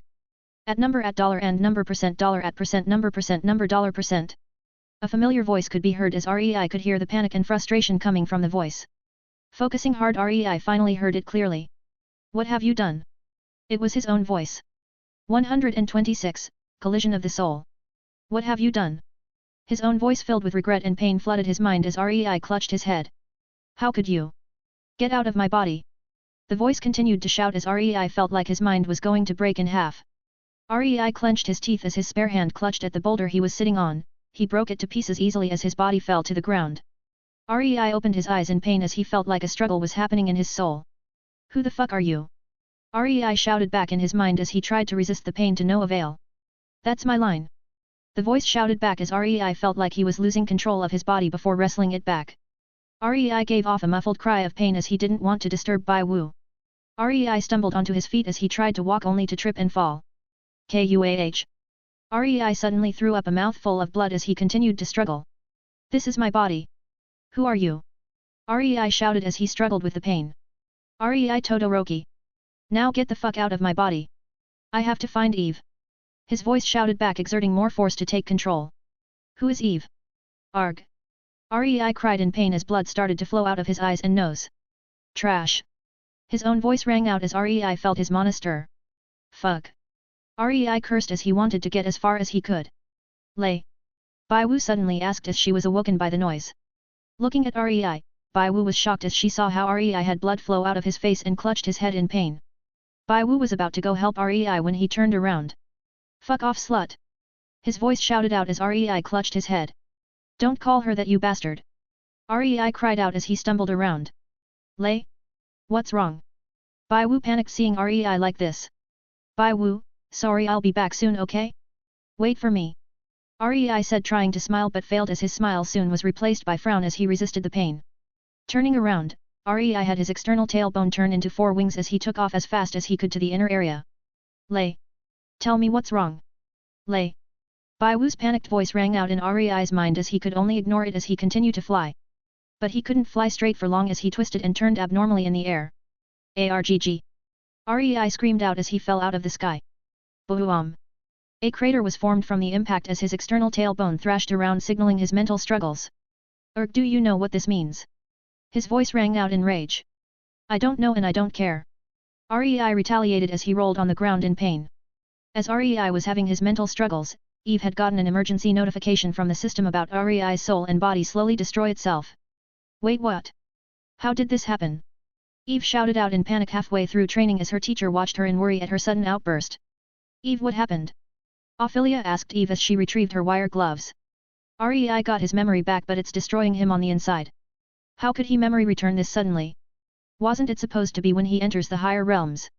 Eve said in a panic as she dismissed Mirai and quickly sat down in a lotus position to enter the system's mainframe. Ophelia frowned when she heard what her student had said, as realized that this was probably the system god's doing from what she understood. Tisk, that bastard pulling this trick. Ophelia frowned as she left the area quickly to find the system god. Eve, who was in the mainframe, quickly had a look at REI's codes as she saw his soul slowly break apart. No, this is the worst scenario. Eve shouted out in anger and fear. REI's soul was slowly killing itself as it was trying to fight itself for control. And in return, his body was slowly being destroyed as well. While he is immortal, if his soul is dead, his immortality will do nothing. Eve quickly tried to stabilize everything as she used the codes to try repair REI's body while it was destroying itself. Shit. It's destroying faster than I can heal it, damn it REI. You better not die. Eve shouted out with tears in her eyes as she desperately tried to keep REI alive. On the outside world, Ophelia was raging as she could feel the panic from Eve. Tisk, system god, you bastard. Get the fuck out or I'll drag you out myself. Ophelia shouted in rage. What do you want, Ophelia? Shouldn't you be with Eve? The system god said simply as he looked at Ophelia. Ophelia pointed her finger at him as she shouted. What the fuck did you do with REI? His soul is being destroyed from the inside. Ophelia personally wouldn't care, but it was the lover of her student and she couldn't bear to see Eve like this. Hoka ha ha ha ha. So that little shit actually dared to sleep with that slut. Ha, it's no wonder his soul would turn on itself. His past memory and devotion to Eve certainly surpassed my expectations, but now it hates itself for betraying Eve. Serves him right. The system god grinned as he felt like he did the right thing. How dare he cheat on Eve, killing him like this was letting him off easy. If he could, the system god wouldn't mind torturing REI for what he had done. You. Ophelia was speechless as rage overwhelmed her. Boo-hoo-ah-um. Ophelia gave the system god an earth-shattering punch as he was sent flying. How dare you? Do you realize what you have done? Do you not remember how much Eve loves REI? Ophelia shouted out as she looked at the system god climbing out of the rubble. Che, I know how much Eve loves REI. But he doesn't deserve her. The system god said with a frown. That's not for you to decide. Ophelia said with anger as she took out her wire glove and was about to attack the system god out of rage. The war god and element god showed up as they restrained Ophelia. Ophelia. Calm down. Don't do something you'll regret. The element god said as he restrained Ophelia with wind pressure. Fuck off. I'll kill that bastard. Ophelia shouted out as a golden aura burst out of her, pushing the element god away. Ophelia. Stop. Think about how that lass Eve would think if she finds out about this. The war god shouted back as he also released his aura, causing the surroundings to break with the collision. Do you know what that fool had done? She shouted back. Of course I do. REI's my successor. Do you think I'm not mad? The war god shouted back. Ophelia frowned as she eventually retracted her aura. However, her face was still twisted with anger as she glared at the system god. The three gods looked at the system god, who stood looking at the trio. Old friend, you've truly disappointed me today. The element god said as he looked at the system god. So you're standing up for that little shit? The system god said with a frown. Old friend, even as a doting father you should not have gone this far. And don't think we don't know that Eve isn't truly your daughter. You merely assumed that role of her father and she accepted it. So why are you going this far to protect her? The war god said, causing the system god to frown. I treat her like my own daughter. Is it really that unnatural for a father to protect his daughter? The system god said with a frown. This is no longer protecting her, old friend. You're imprisoning her this way. While I am disappointing, I am still your friend, so I won't do anything about your decision. Just know that I won't stand for anything else you would do with that REI lad. He's my successor after all. The war god said as he shook his head and turned around to leave. Old friend, I hope you don't make any more mistakes. We need to put our focus in the war to come instead of interfering with the young. The element god said as he cupped his hands and turned to leave. Pull any more of this shit and I'll be back. Ophelia said as she too turned to leave. The system god frowned as he watched his three friends turn to leave. He stood there until they went out of sight. Sitting down inside a room, the system god slammed his hand into the armrest as he had rage fill his eyes. REI, just you wait. The system god thought. Meanwhile, Eve was in the mainframe with tears and sweat covering her face. She was moving her hands as fast as she could to help repair REI. She couldn't go help him at the scene either, as she isn't able to send a projection to REI, nor is she able to send him a message. Come on. Please. Eve cried out as she watched REI's slow and painful path to death. Eve. Can you hear me? Eve suddenly heard her teacher's voice as she quickly realized that her teacher could help her. Exiting the mainframe, Eve opened her eyes as tears flowed out of her eyes. Master! Please help Rei, I beg you please. Eve grabbed Ophelia's clothes as she begged with tears in her eyes. Ophelia felt her heart ache with pain as she saw her student like this. Eve, stand up first, we'll think of ways to help him. Ophelia said as she helped Eve up. How can we help him? His soul is tearing itself apart. Eve asked with panic. This whole thing started with his separate feelings for you and his new love. We either erase his memory completely or we can try make him come to terms with his own choices. Ophelia said as she could only do this to try ensure Rei's survival. But how do we do it? He hates himself, I can't help him either since I'm stuck here. Eve said looking at her master. Who do you think I am? I am the War Saint Ophelia. I can send a projection to the world but it'll only last up to around 30 seconds to a minute. Ophelia said giving Eve hope. But isn't the projection important to a god? Eve said in worry for her master. Eve, do you think I can't spare this much for my favorite student? Ophelia said with a motherly smile. Master, thank you. Eve cried out in happiness. Alright, time is on the essence so you shouldn't waste time. Remember you only around 30 seconds to a minute so make it count. Ophelia said as Eve nodded. Eve's body was covered in a golden glow as Ophelia clasped her hands together. Eve closed her eyes as Ophelia sent out the projection. Make it in time. Ophelia said as he had sweat cover her forehead since projections wasn't her strongest area of expertise. Just sending one took way more effort for her compared to other gods. Back in the Dolodolo world, Rei was struggling in the inner area of the Stardo forest as hundreds of years had passed. He had already lost around 40% of his control as he sat in a lotus position with blood and injuries appearing all over his body. Currently he was in his mindscape facing off against himself as they fought for control. Sparks flew everywhere as Rei and his past self exchanged blows. Do you know what Eve will think when she know this? She was there from the beginning when we first reincarnated. She helped us when we were down. She followed us no matter what we did. Yet you betrayed her. His past self shouted out as ice and fire covered Tengoku and Kyoki. So you want me to betray Baiwu then hui? You fucking hypocrite. Rei shouted as he activated his ring of Atlas as a golden energy shield wrapped around him. Eve was everything to me. His past self shouted as he jumped up and traced out Gi Balg and threw it towards Rei. Baiwu is everything to me as well. Rei shouted as he twisted his body as he also threw Gi Balg. The two demon spears clashed as it exploded destroying more of Rei's mindscape and soul in the process. If we continue then we'll let down both women we love. Rei shouted as he could feel the destruction of his soul speed up. So what? I don't deserve her anymore. I'll use my life as compensation. His past self shouted out as more blades appeared behind him shooting towards Rei. Crazy bastard! Rei shouted back as he had his heavenly demonic beast avatar mixed with his other avatars protect him. Ha ha ha, I know I'm crazy. Who do you think kept me sane? Now I have betrayed her, what use is it to keep sane? His past self shouted with tears of blood in his eyes as he sent elemental dragons towards Rei. Che, do you think she would be proud of this? Rei shouted as he ate the elements and sent it back. I don't need to know. I am the wrath of sin. His past self shouted out as crimson energy tattooed his body. Twisted motherfucker. Rei shouted out as he too started to chant. I am the holy and heavenly demon. Rei shouted out as golden energy tattooed his skin. Anger is my body and rage is my soul. Hope is my body and life is my soul. Rei and his past self chanted as they sent waves of attacks to each other. I have slaughtered all who stand against me. I have aimed to save all who stand beside me. Gale started to pick up as their energy flared to life. Unknown to forgiveness, nor known to mercy. Unknown to corruption, yet tainted in time. Rei's mindscape started to twist as its scenery started to change. Have discarded my life to kill my enemies. Have withstood against myself to protect my love. Yet it shall never be enough. Yet it shall be me who taints my soul. Both Rei and his past self's energy had reached its peak as the chant was almost finished. So I pray.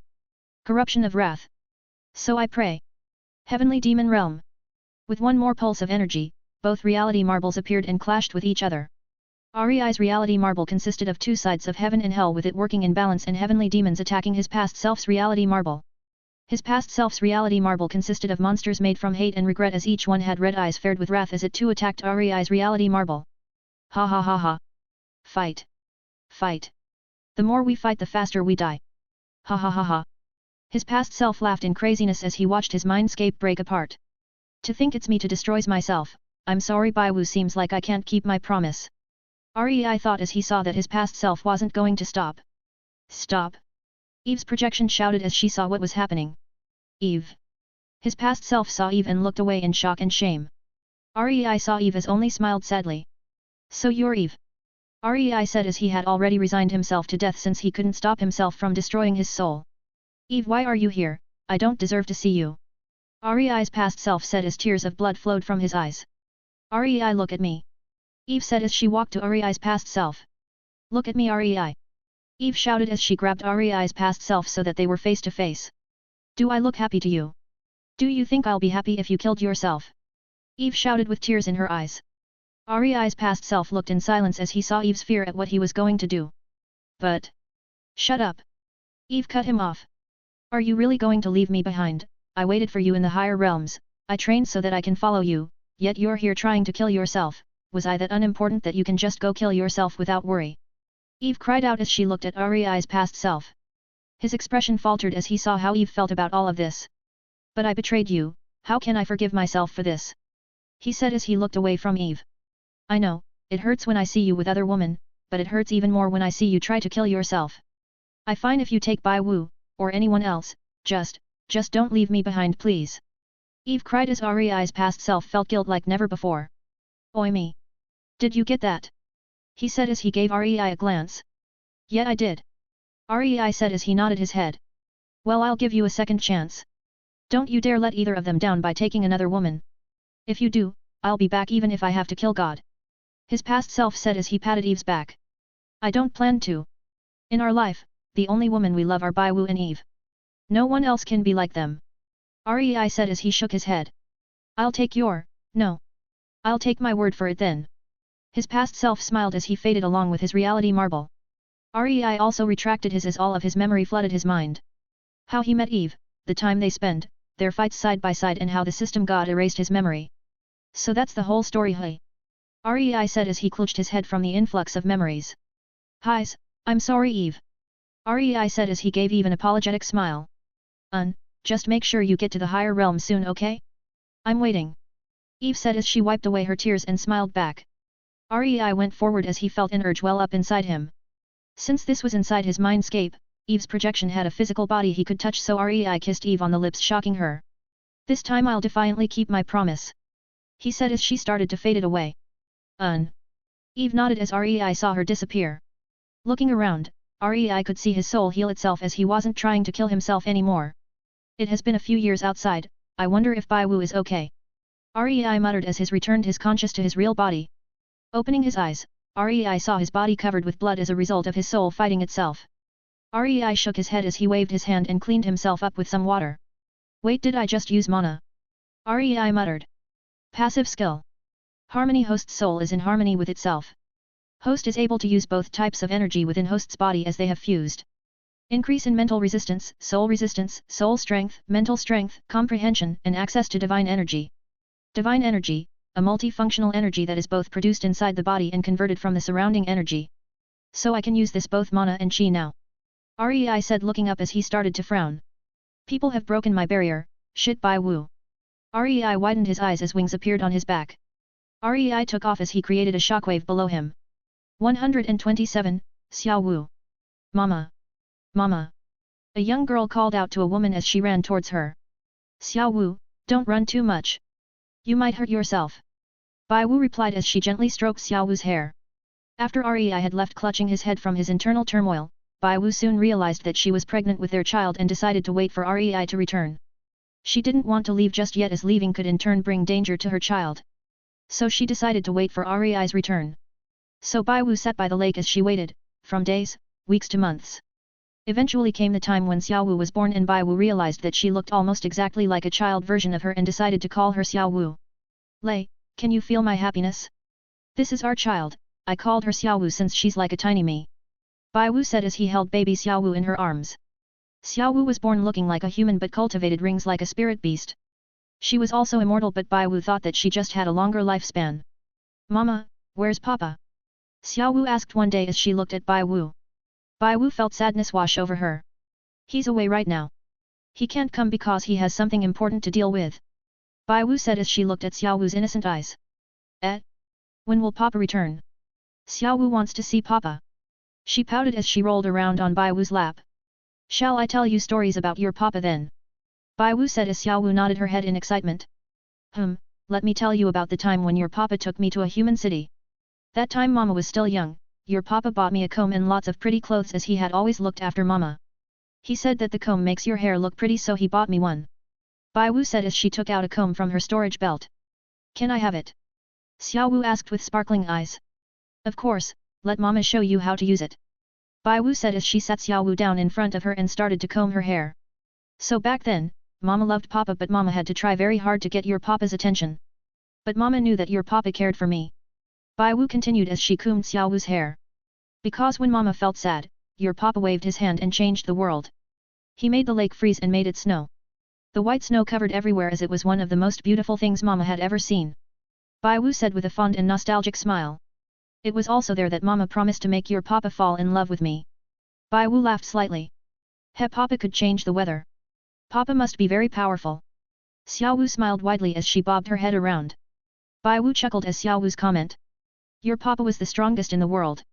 At rank 30 Spirit Grandmaster, your papa was able to defeat a rank 90 titled Doluo. Bai Wu said as Xiao Wu grew more excited. Really?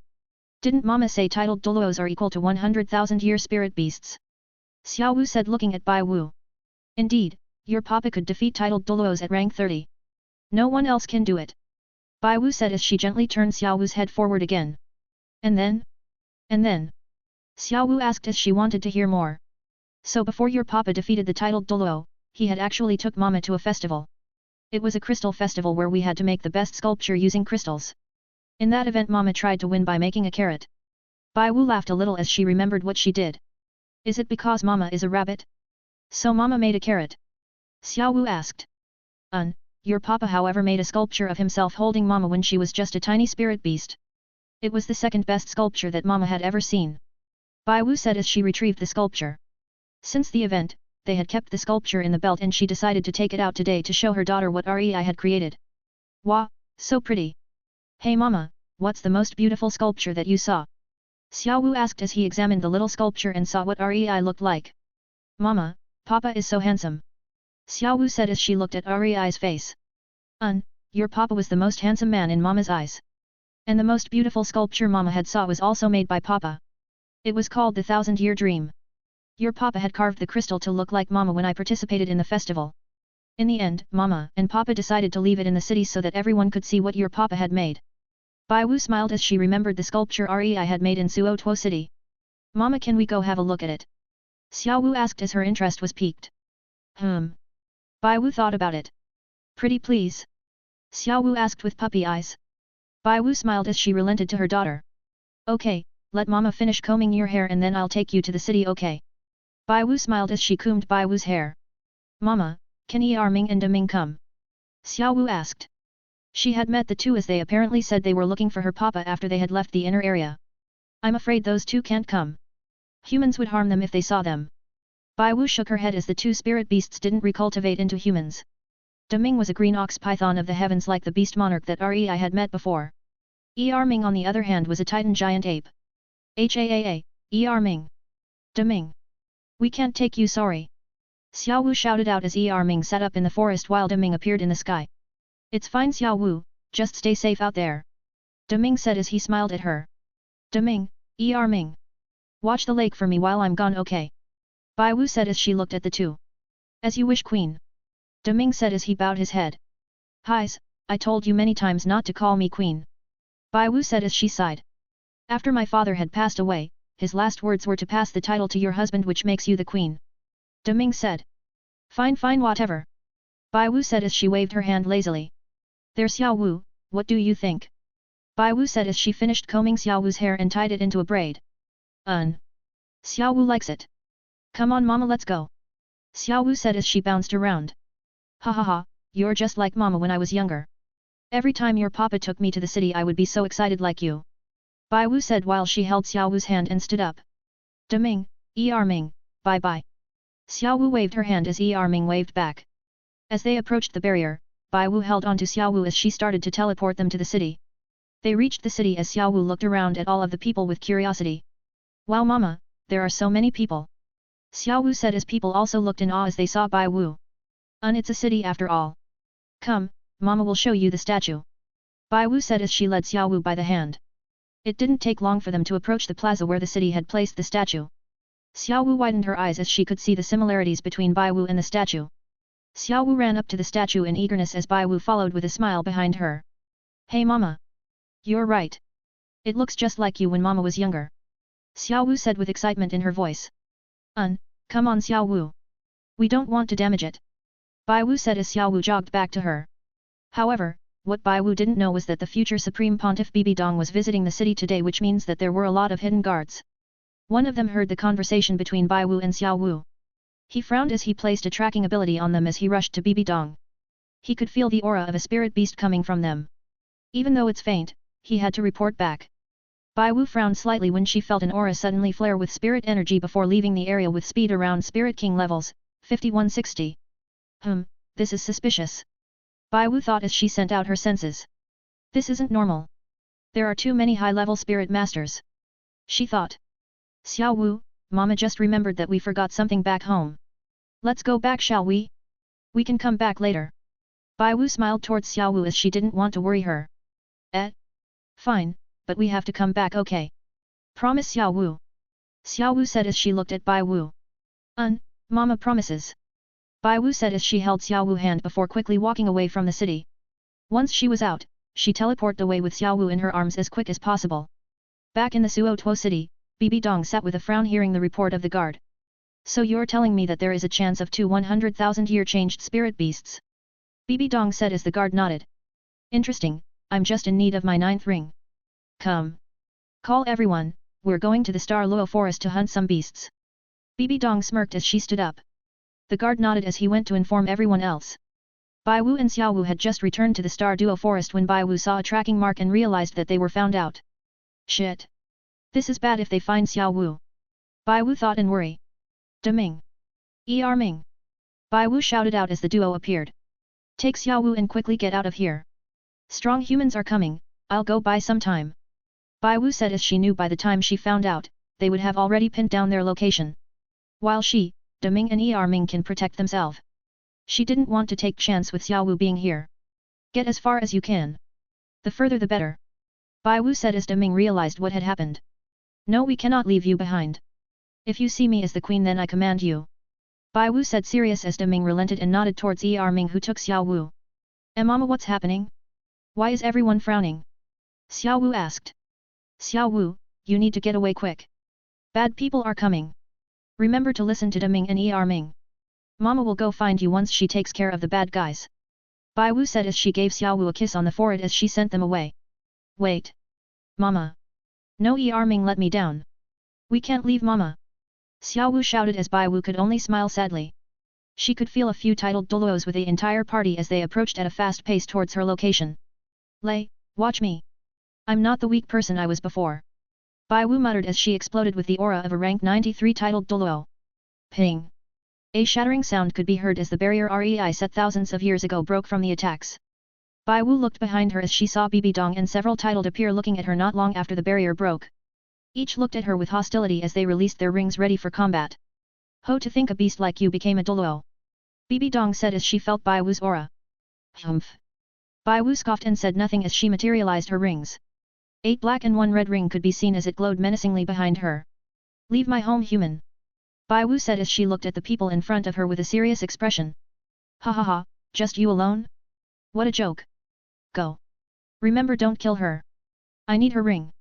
Bibi Dong said as 5 titled doluos nodded as they materialized their rings. Each of them had the same setup of 2 yellow, 2 purple, and 5 black rings. Bai Wu frowned as her doppelganger appeared. Her doppelganger had evolved with her ring as it held 100% of her power. She materialized her essence spirit as shoes and stockings covered her legs before she dashed forward with her doppelganger and teleported in front of 2 titled doluos. Bang! Bang! 2 resounding hits were heard as Bai Wu and her doppelganger kicked the 2 titled doluos, causing them to be launched back. The 3 other titled doluos frowned as they tried to attack Bai Wu.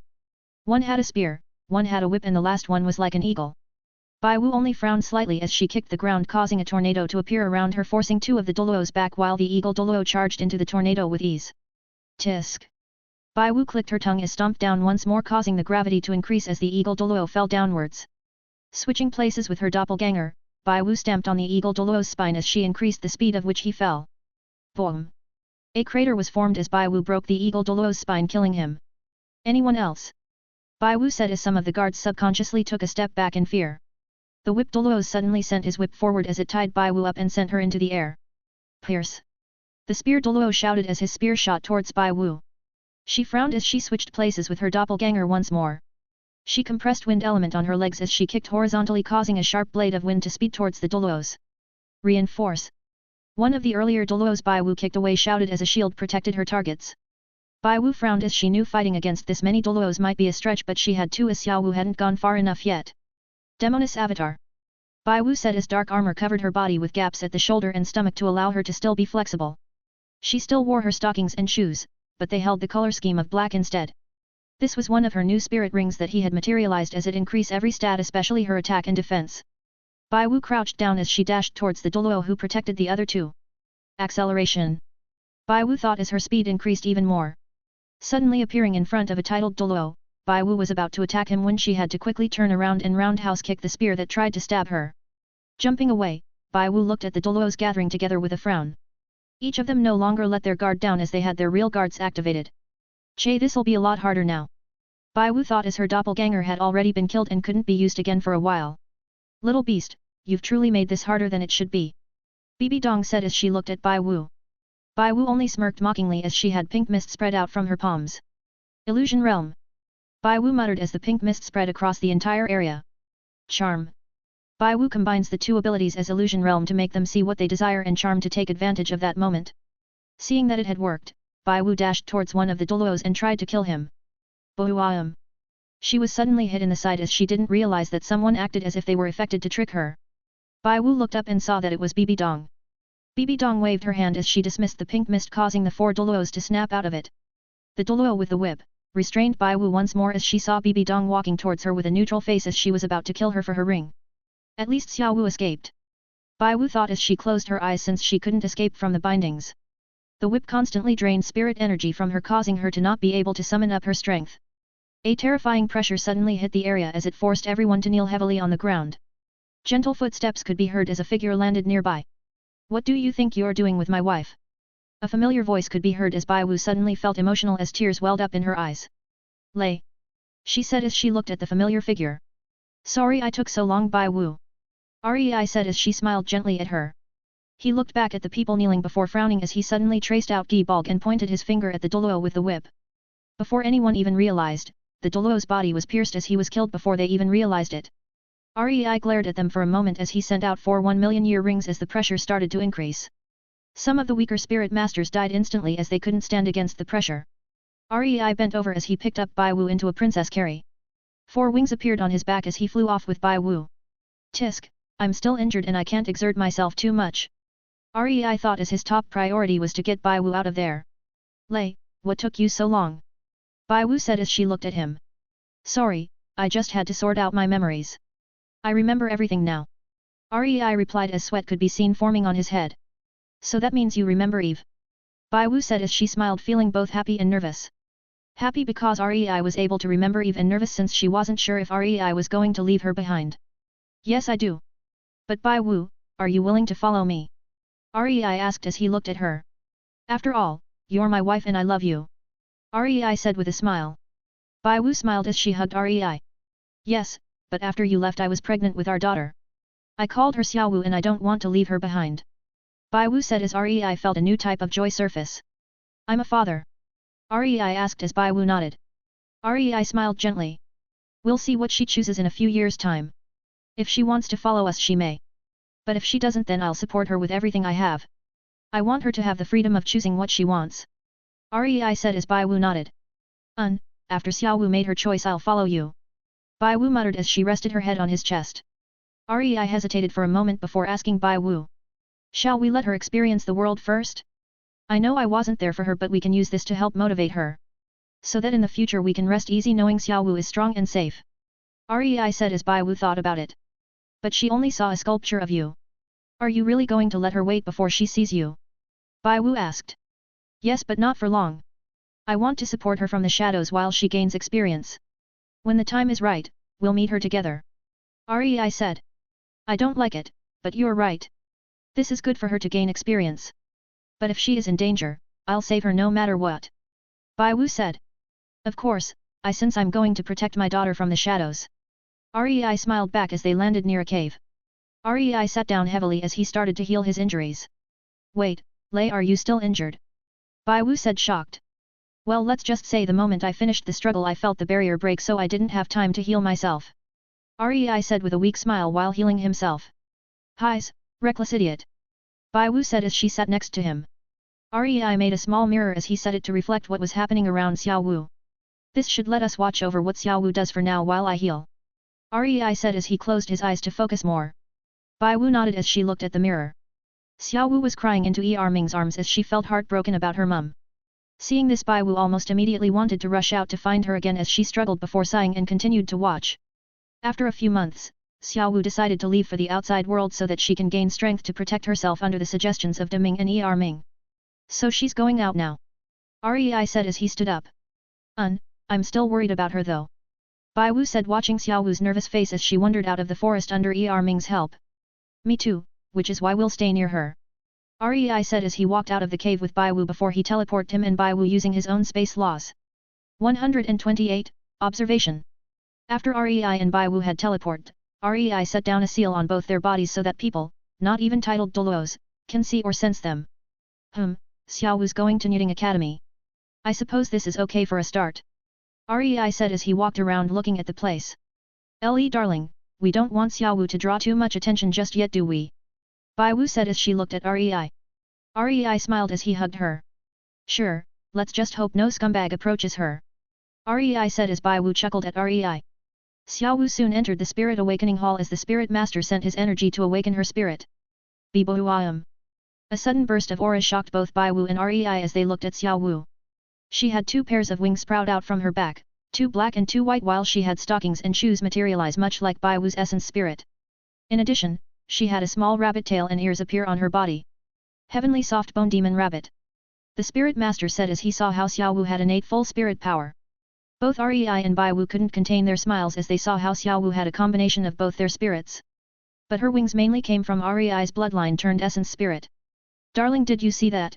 Xiao Wu has both our spirits. Bai Wu said with a happy smile. She wanted to rush out to congratulate her right away, but she knew she couldn't. She really is our child. Rei said as he watched Xiao Wu get a scholarship for Niuting Academy. Your spirit for close combat and mine for aerial, long distance and defense, since those wings can change their shape. Rei said as he demonstrated to Bai Wu. Halfway through demonstrating, Rei suddenly paused as he saw how her room was mostly made up of males. A vein slowly popped up as he saw this. Darling, calm down. Remember how you said we have to observe Xiao Wu first? Bai Wu said, quickly holding Rei's hand /LL/ Fine, if any of these kids lay a hand on my daughter. Rei said as he subconsciously cracked his knuckles. Xiao Wu, Mama can only do this much so far. Don't let anyone too close or your papa might break his own promise of watching in the shadows. Bai Wu thought as they sat down in a corner and watched Xiao Wu. Rei frowned when he suddenly saw a young boy with deep blue hair. Darling, what's wrong? Bai Wu asked, seeing Rei frown. That boy, he's reincarnated with memories. His soul is too mature. Rei said. How do you know he's reincarnated? Bai Wu asked, surprised. I haven't told you before, but I am the same. This is my second reincarnation after I had died before. Rei said as he kept an eye out for the boy. Did you meet Eve in your first reincarnation then? Bai Wu asked. Rei nodded as they watched a chubby kid challenge Xiao Wu. With a single move, Xiao Wu sent the kid flying. Humph, serves him right for trying to attack my daughter. Rei said, seeing the fat kid fly. Bai Wu giggled, seeing Rei being a daughter con. Soon Rei saw Xiao Wu and the blue-haired kid fight while he frowned. He knows how to fight and certainly how to kill. Rei said, observing his movements. They were too efficient. Bai Wu only nodded as she too felt some worry. Xiao Wu won by a margin as Rei knew the kid had gone easy on her. Bai Wu. Keep an eye out for Xiao Wu for a second. The kid's movement was similar to my fated steps and I can probably merge them together. Rei said as Bai Wu nodded. However, the moment Rei left to improve his footwork, Bai Wu saw how Xiao Wu wanted to share beds with the kid. My daughter, your father might want to kill your little friend when he gets back. Bai Wu thought with a worried smile. Rei returned not long after as he had a twitch surface in his eyes seeing the scene. He walked up besides their bed and watched them without blinking to make sure the kid didn't do anything bad. Hey darling, you should rest a little as well you know. Bai Wu said seeing Rei stare with such intensity. Rei breathed out heavily as he stood up and pulled the cover up since Xiao Wu kicked it off slightly. It's fine, you can rest for a bit while I'll look after her. Rei said as he looked over at Bai Wu with a smile. Then I'll trouble you then darling. Bai Wu said as she sat down next to him and rested her head on his shoulder. Unrest well. Rei said while he kissed her forehead. Following this, Rei and Bai Wu observed Xiao Wu from the shadows. There were times where Rei wanted to almost skin Tang San alive when he started to touch up Xiao Wu's ears. And there were times when he was thankful since he helped keep her company. One of the times were when Xiao Wu had a nightmare about Bai Wu, Tang San was there to help her and comb her hair which made Rei change his opinion slightly about him. Rei was also slightly surprised when he found out that Tang San had both Blue River Grass and Clear Sky Hammer. Darling, isn't that the spirit from the clan we went to years ago? Bai Wu said seeing the mark. Indeed, to think that the kid is from Tang Hu's clan back then, I wonder if our name is still on the stone of theirs. Rei said with curiosity. Perhaps we should visit the clan to check. Bai Wu suggested. Maybe. Rei replied as he continued to observe. Hey darling, if in the future Tang San wanted to marry Xiao Wu what would you do? Bai Wu decided to ask. If the kid wanted to marry my daughter then he better be ready to pass my test. Because otherwise I'll shred him for even thinking about taking my daughter. Rei said as he didn't want to entrust his daughter to someone who couldn't protect her. He darling is such a daughter con. Bai Wu grinned. After spending such a long time away from Rei, she felt happier than ever to be able to watch their daughter together. Even if it is from the shadows. I'm not a daughter con. Just don't want my daughter to get hurt. Rei said with a slight shake of his head. Sure whatever. Bai Wu grinned. Getting a little mischievous are we? I might have to punish you. Rei said as he raised an eyebrow and smiled at Bai Wu. She blushed as she fidgeted before suddenly pulling Rei by the collar and dragged him away from their daughter. Wait, aren't you a bit too eager? Rei thought surprised at how fast Bai Wu dragged him away. Rei and Bai Wu also had their bonding time every so often when Xiao Wu wasn't in danger. But Bai Wu didn't want more children yet as she wanted to put all her attention on Xiao Wu. Rei responded by making sure his sperm didn't impregnate her through stopping the sperm cells. This way Rei can still come inside her without worry. When Tang San had adopted Xiao Wu as his sister, Rei almost flew into a slight rage. Ah! Do you think my daughter is someone you can adopt just like that, hey? Yours truly isn't dead yet and you dare take her away from me. Rei said as he was about to rush out when Bai Wu held his hips. Darling calm. He just wants to support Xiao Wu that's all. Bai Wu said whilst trying to calm Rei down. Degree. Tang San on the other hand suddenly shivered as he felt a slight once of killing intent and a bad omen for the future. Did I hallucinate? I'm sure I just felt killing intent but no one's here. Tang San thought as he eventually dismissed it. And just like that, 5 years had passed with Bai Wu continuously trying to hold back Rei from interfering with Xiao Wu when they had intended it to be the other way round of Rei holding back Bai Wu. Status. Rei thought as he did take the time to cultivate and make new rings whilst looking after Xiao Wu. Name, Rei. Age, Immortal. Rank, 90 Spirit Doluo. Power, 100 God. Spirit, Azura War God, Samsara Eyes. Rings. Heavenly Demon, 1 million. Sword Monarch, 1 million. Ring of Atlas, 1 million. Sin of Gluttony, 1 million. Divine Forge, 1 million. Ring of Themis, 1 million. Vampiric Overlord, 1 million. The End, 1 million. After harmonizing his soul, Rei realized that when he cultivated everything went much faster and he was able to increase the age of his rings easily. The new rings of Themis, Vampiric Overlord and the End were the abilities that he still hadn't converted yet so he turned them into rings in the 5-year period. Ring of Themis. Themis the Greek goddess of divine order and law. Increase comprehension, increase law, concept and divine essence effectiveness. Vampiric Overlord. The highest caliber of vampires with no fear of anything. Blood control, supreme regeneration, soul prison, blood army. Overlord Avatar. The End. User can copy other people's abilities and can be used up to 150% of their power. With this, Rei had no more abilities that he can convert as the last one was still censored. Darling, I think they're entering a love hotel. Bai Wu said as she looked at where Xiao Wu and Tang San were going. Boom. Rei suddenly clenched his fist at such a speed that he created a shockwave. Did you just say they're going to enter a love hotel? Rei said as he looked up. Did that little shit Tang San lead her there? Rei asked.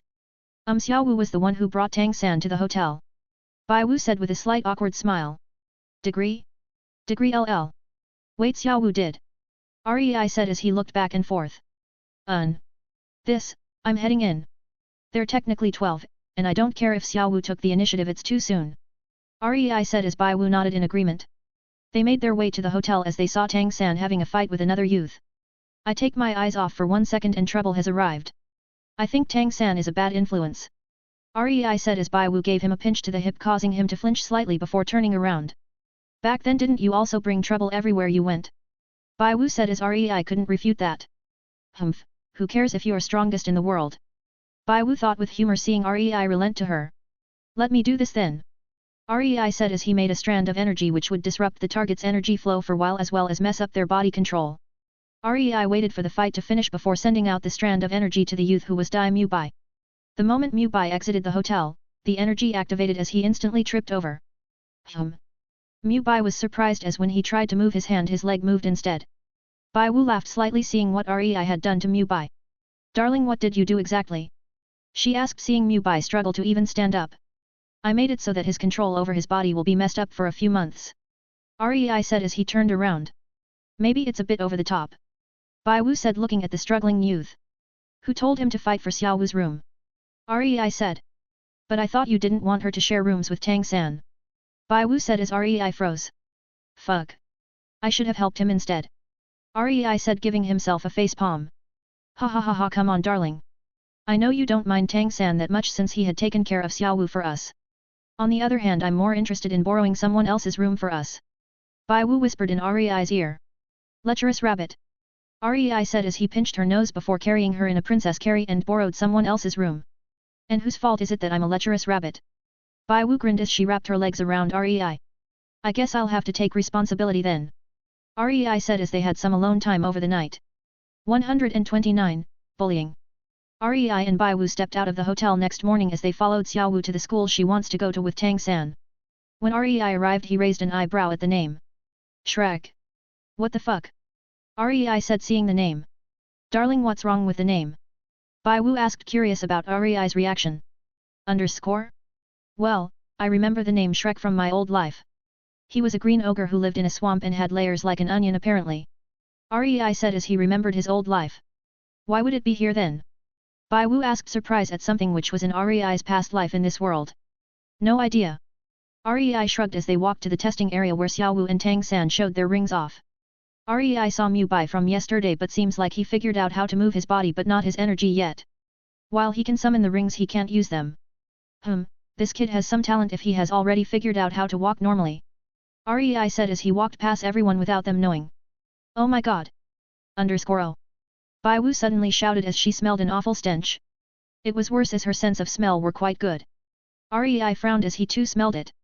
Quickly isolating the smell from the space, Rei crouched down as he patted Bai Wu's back to help her try to get over that stench.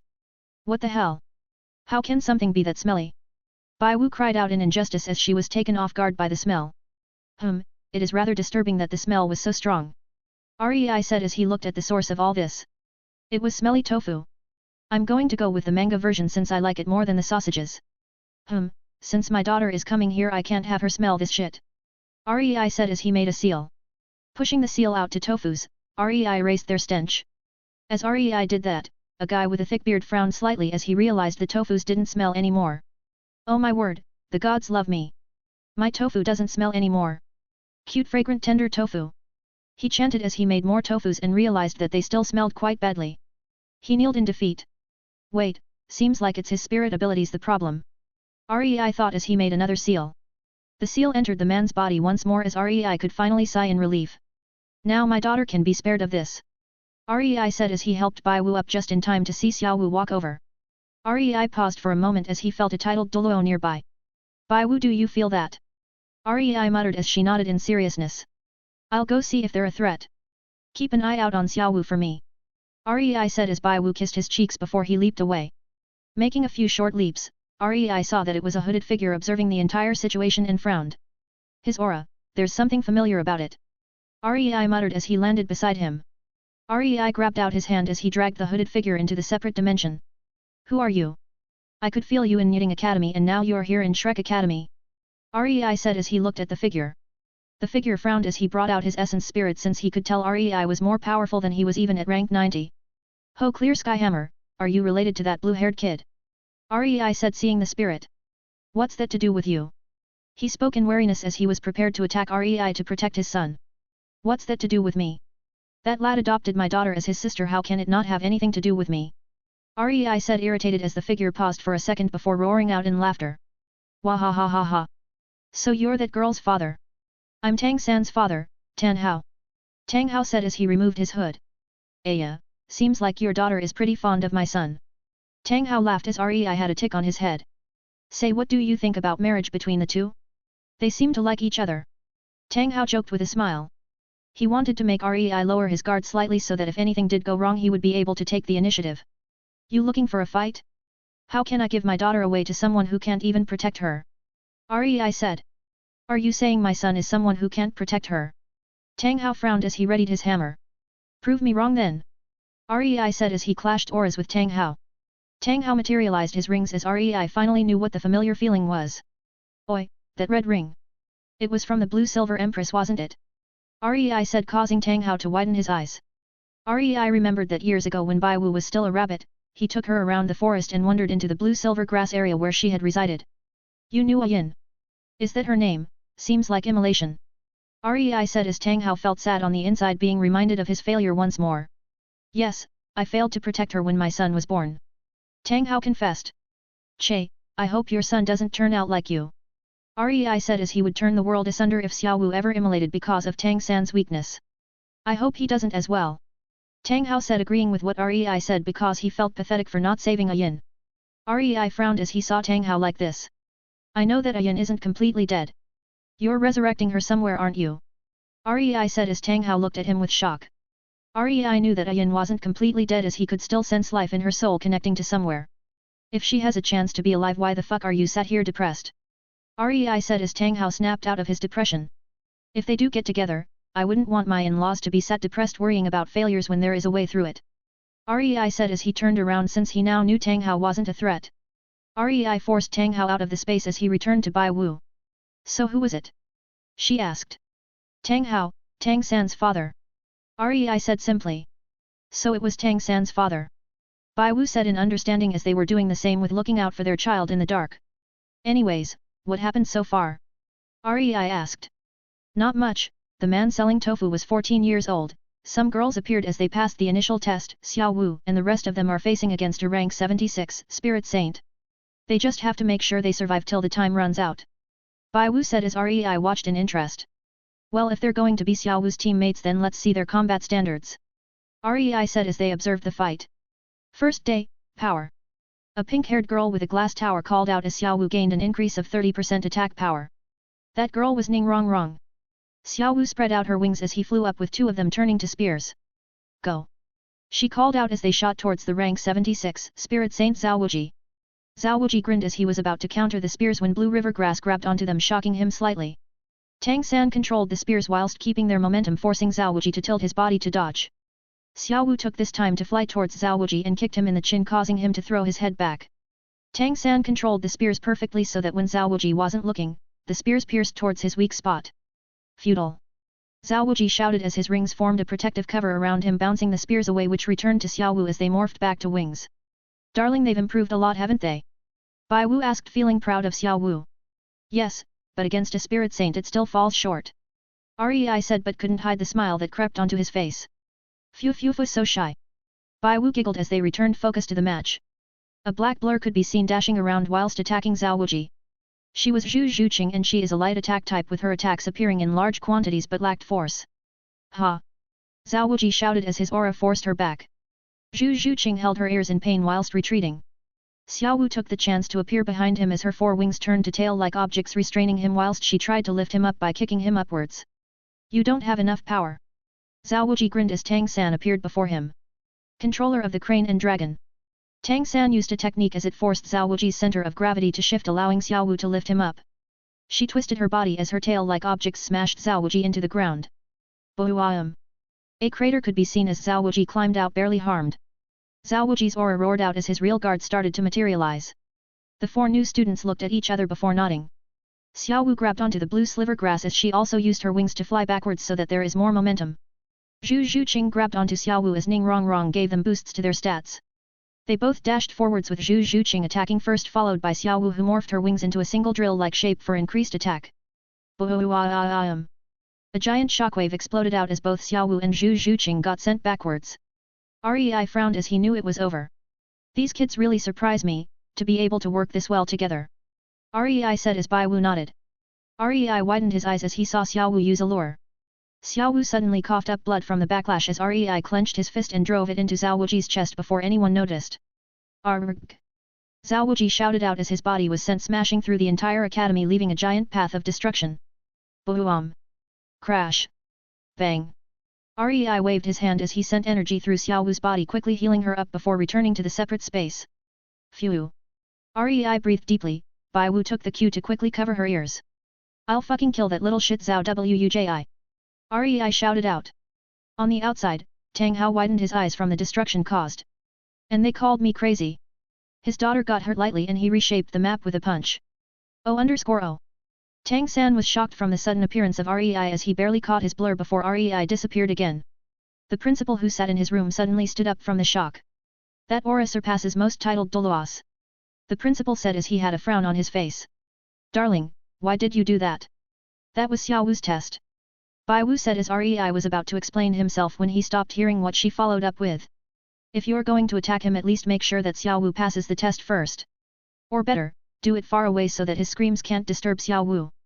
Bai Wu said as she too wanted to kick Zhao Wuji for hurting Xiao Wu, but her daughter's test was more important. Okay, I'll go heal him so that we can continue when Xiao Wu's went to sleep. Rei said as he sent out a wisp of healing energy towards where Zhao Wuji had landed. This time let me do the attacking. How dare he hurt my baby? Bai Wu said, radiating a murderous aura. Rei nodded in support for his wife's decision. Seeing how Zhao Wuji somehow disappeared, the principal had got Dai Mu Bai to pass everyone as they were more than qualified to enter the academy. Flander, the principal, soon found Zhao Wuji laying there unconscious with blood everywhere. Weirdly, his body was fully healed as Flander couldn't help but feel a bad feeling rise up in him. Taking Zhao Wuji back to the academy, Flander laid Zhao Wuji on the bed as night fell. Rei and Bai Wu appeared beside Zhao Wuji's bed as they had evil smiles. Flander frowned as he saw Rei and Bai Wu throw Zhao Wuji into the forest so that he wakes up. Hey? Where am I? Zhao Wuji said, looking around. And saw two people in front of him. Zhao Wuji, you have some nerve to go serious on my daughter. Rei said as his pressure descended into the area. Zhao Wuji choked slightly on the pressure as he couldn't speak. Bai Wu, don't worry about damage, I'll heal him up nicely. Rei said as Flander appeared. Please senior, have mercy on Zhao Wuji. Flander said as he cupped his hands. I suppose you are the principal. Rei said, looking at Flander. Indeed I am, this one is Flander and I hope senior can let Zhao Wuji off. Flander asked once more. If he wasn't Xiao Wu's teacher, do you think he can be alive? Rei said as Flander sighed in relief. Seems like he won't kill him. Flander thought as he stepped back. He didn't want to incur the wrath of a titled Doluo if they didn't intend to kill Zhao Wuji. What the fuck, Flander?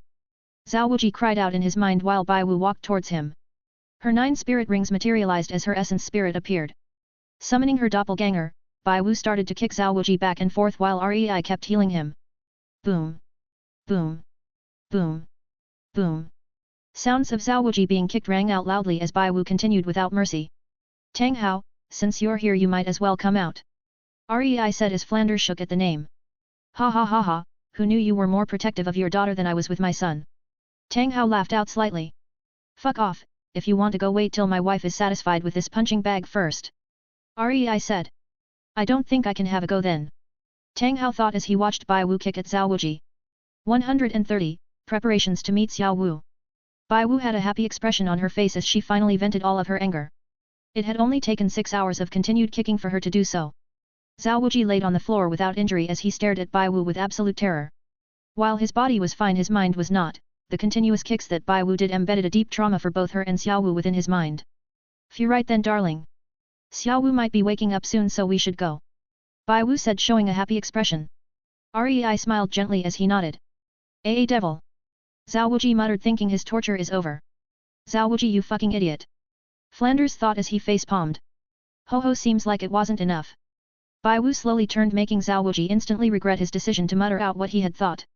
Hey hey hey hey! Bai Wu shouted as she gave Zhao Wuji another kick, launching him in the air.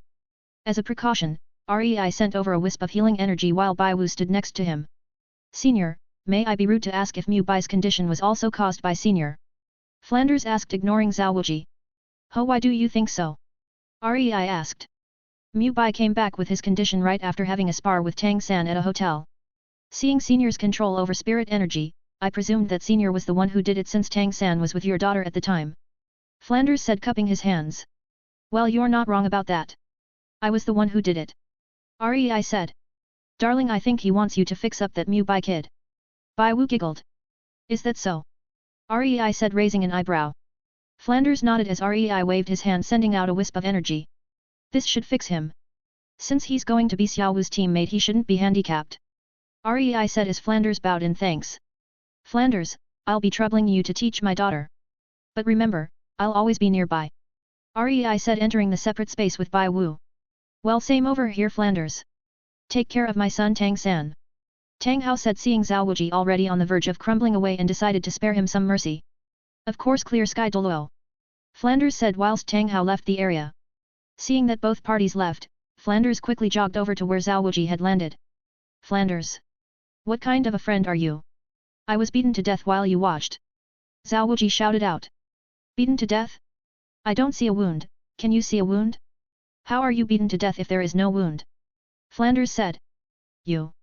Zhao Wuji felt speechless seeing his friend act this way.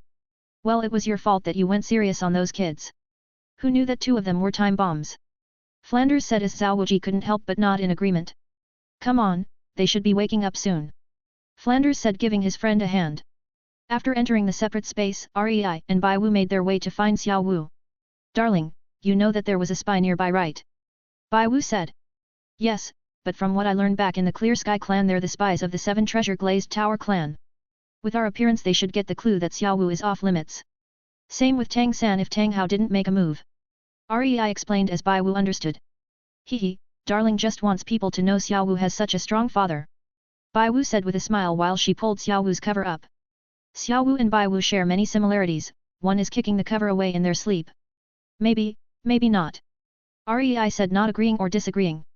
Phew, darling's so shy when it comes to our baby girl. Asterisk, Bai Wu laughed slightly. Alright, come on. We should leave before she wakes up. Rei said as Bai Wu nodded and re-entered the space. I want to cuddle her, pamper her, I mean look at her. She's so cute. Oh, Bai Wu complained as she wanted to be besides Xiao Wu. Rei's expression softened as he too wanted to be besides their first child. Darling, do you think we can be teachers or something? So that we can look after her?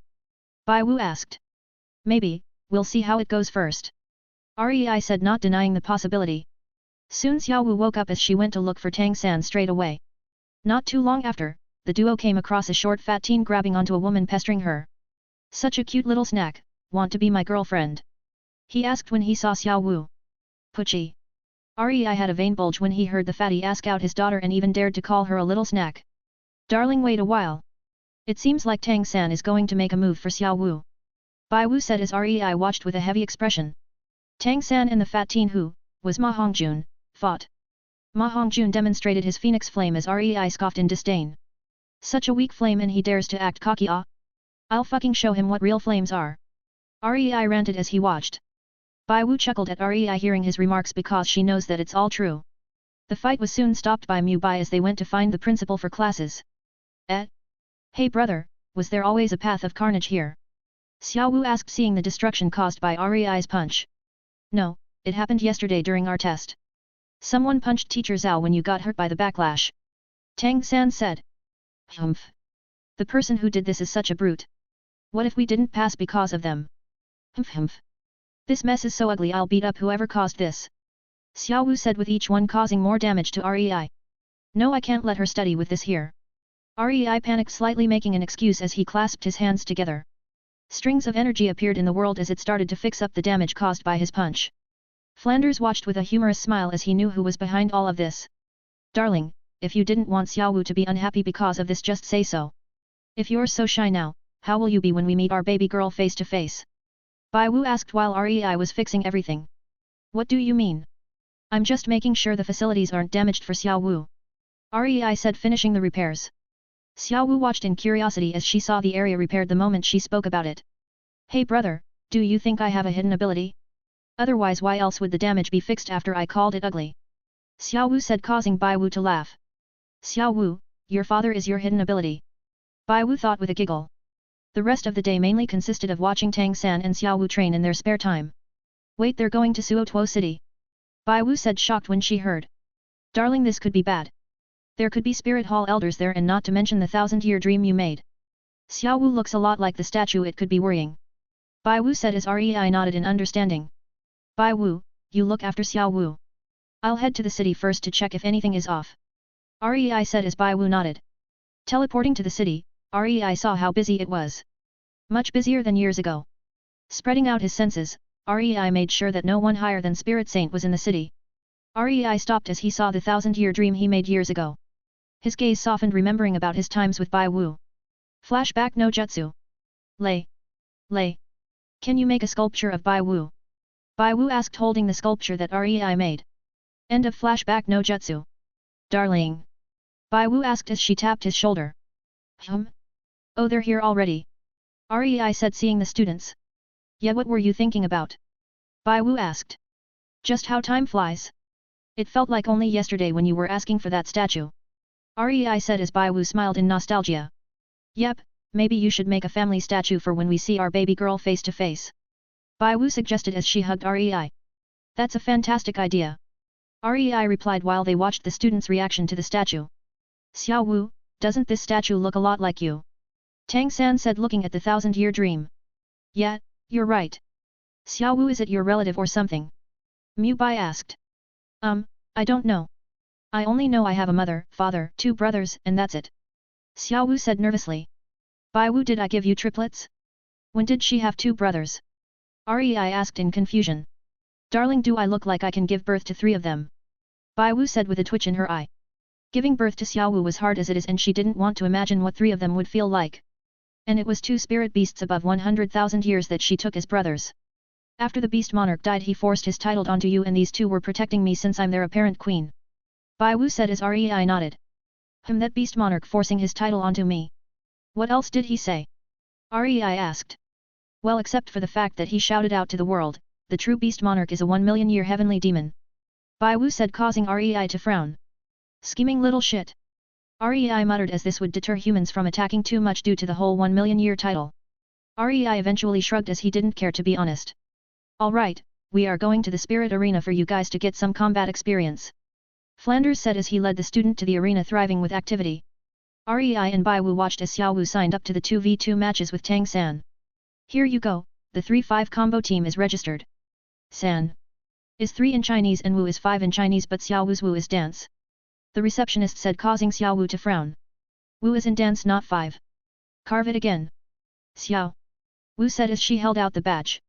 She was about to continue when the receptionist directly sent them up to the next match. Tang San could only bring Xiao Wu away, as it would count as a forfeit if they were late. Rei walked out of the space as he looked at the receptionist with his aura directed towards him. Senior, how may I help? The receptionist stuttered in fear, seeing Rei's eyes. Change it. Rei spoke simply. See, change what? The team name 3-5 combo. Change the 5 into Wu as in dance. Rei said as he looked at the receptionist. I would have to refresh their battle INF. The receptionist buckled in fear as Rei's aura reached rank 95 Doluo, causing him to lose his ability to speak. Are you testing my patience? Rei said as the receptionist was on the verge of fainting. Esteemed Doluo, I can change it and no problem. The manager ran over to the counter as he bowed in fear. Should have done it straight away without any fuss. Rei said as he disappeared. Highs, darling, we should just stay next to her if we are going to interfere like this. At least she'll know if we're besides her. Bai Wu said as Rei thought about it and nodded. Fine, since I trust our daughter to still try hard in cultivation. Rei said, causing Bai Wu's eyes to light up. Really? Thank you, darling. Oh, she shouted out and pounced onto Rei. Yes, but not just yet. I want to observe the team a little more before they know Xiao Wu has 2 powerful spirit masters protecting her. Rei said as Bai Wu nodded in eagerness. The next morning, Rei and Bai Wu found out that they were going to the Stardew Forest since Oscar had reached rank 30 and needed a new spirit ring. This is a good chance to test their bond as a team. Bai Wu, I'll go back to the forest and get some spirit beasts to attack them and see what they do in the face of a formidable opponent. If they leave their friends behind, then they're not worthy to be my daughter's teammates. Rei said. Hey darling, don't take it too far, okay? I hope it doesn't cause any deaths to her potential teammates. Otherwise she might be angry if she found out the truth. Bai Wu said, worried. Rei nodded as he too didn't want his daughter to hate him. Rei teleported to the lake as he stepped out of the space. Rei breathed in deeply as he inhaled the fresh air. Home sweet home, I guess, you two can come out. Rei said as Deming and Ming revealed themselves. This little one greets Beast Monarch. Deming said as he bowed his head. I'm guessing you're Deming? You look just like your father. Rei said as Deming nodded. Anyways, I got a task for you too. My daughter Xiaowu is coming here with her human teammates. I want you to send a few formidable beasts to test them out. But make sure that no one dies. Rei said as Deming closed his eyes to think. What if Ming goes instead, since he is familiar with Xiaowu? Deming said as Ming grew excited at being able to see Xiaowu again. Fine, just make sure to show them how futile it is for them to fight you. This will test if Xiaowu's teammates are worthy of her. Rei said as he turned around. Oh, also thank you for keeping Xiaowu company when I was away. Rei said as Deming felt guilty. Beast Monarch, about the queen. Deming said as Rei waved his hand. She's still alive. How can I let my wife die before my eyes? Rei said, causing Deming to sigh in relief that Xiaowu's mother was still alive. Rei looked around for a good vantage point to witness what the student do as he eventually settled onto a small mountain as he is able to see quite a bit of the outer area. Shrek's 7 monsters, you guys have better pass my test since Xiaowu is quite fond of you. Rei muttered. Darling, they're coming soon. You should have seen Zhao Wuji, ha ha ha. He quivered when he saw Xiaowu and made sure that no one even lays a finger on her lest displease her. Rei could hear Bai Wu's voice in his head as she communicated with the seal he made years ago. Got it, I got Ming to test the group when they come. Rei said as he jumped off the mountain. Teleporting next to Bai Wu, Rei smiled as he saw Zhao Wuji treating Xiaowu like royalty. This is how it should be to begin with. Rei said as Bai Wu smiled. Darling dotes on Xiaowu so much you might forget about me. Bai Wu joked around. Rei chuckled seeing Bai Wu play around. He could tell that she was excited to show herself to Xiaowu. Bai Wu, shall I show you just how I dote on my wife? Rei smiled as he wrapped his hand around her waist. He, darling, you know we can't be like this too often anymore since we're going to be with Xiaowu. You might have to suffer a dry spell after today. Dry spell means to not have sex for a while, Bai Wu smiled as she kissed Rei on the lips. Don't worry, I'll make sure I get my fill tonight then. Rei whispered back. Bai Wu giggled as they rested the night together. The next morning, Bai Wu walked strangely in the separate space as she still had a blush on her face. Darling, how can I move properly for what you done? I can still feel it inside me. Bai Wu said as she licked her lips. Well, I must have my fill since I'm going dry for a while. Rei smiled as he kissed her. Alright, that's enough, we still have to make sure that Ming doesn't go too far with the test. Bai Wu said as she tried to stop. Fine, they're heading off anyways. Rei said as the students left for the forest.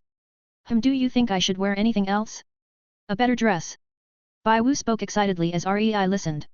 I think Xiaowu will be happy to know that you're alive. Rei said. Yes, but that's not enough, darling. Bai Wu said as she would take out different clothes from the storage before switching them out. Rei compromised as he would give his opinion on the choices of clothing. Soon it was time for Ming to make an appearance. I got a good place for us to see everything from. Rei said as he teleported her to the vantage point. They sat down as they looked at the scene. 131, I'm her father. Bai Wu smiled as she watched the team fight Ming. In the face of this beast, they had worked together to make sure that no one is dead and that everyone was safe. Darling, it seems like they passed the test, no? Bai Wu asked as she looked at Rei with a happy smile. Indeed, but let us wait a little longer. Rei said as smiled as well. So far he was quite satisfied with the team's attitude of sticking together. Let's kick it up a notch. Let's test Tang San to see if Xiaowu is really important to him as he says.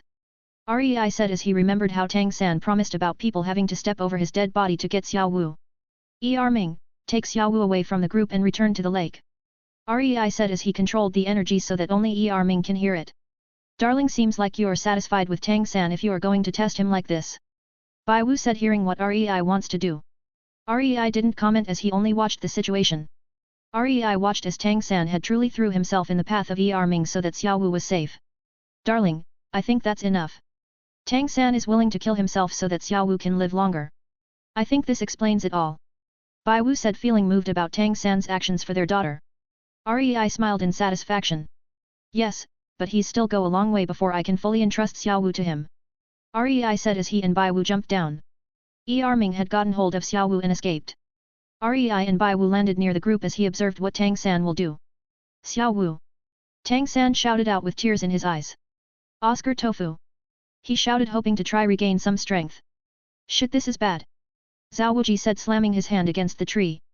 We are so fucking dead. Zhao Wuji shouted out. What do you mean, Teacher Zhao? Fatty/Ma Hongjun asked, seeing Zhao Wuji's exaggerated reaction. Do you have any idea how scary her parents are? Zhao Wuji said, shaking in fear. They both surpass titled Doluos. Zhao Wuji said, shocking everyone. Tang San however didn't hear any of that as he was trying to persuade Oscar to help him. Anything could happen to Xiao Wu right now. Tang San said as Oscar faltered slightly. If the one who got caught was wrong, what would you have done? Xiao Wu is the person most close to me, even if there is a glimmer of hope, I will never give up. So please help me. Tang San begged as Oscar clenched his teeth. I understand. Oscar said as he used his ability. Darling, I think this proves Xiao San's dedication to Xiao Wu.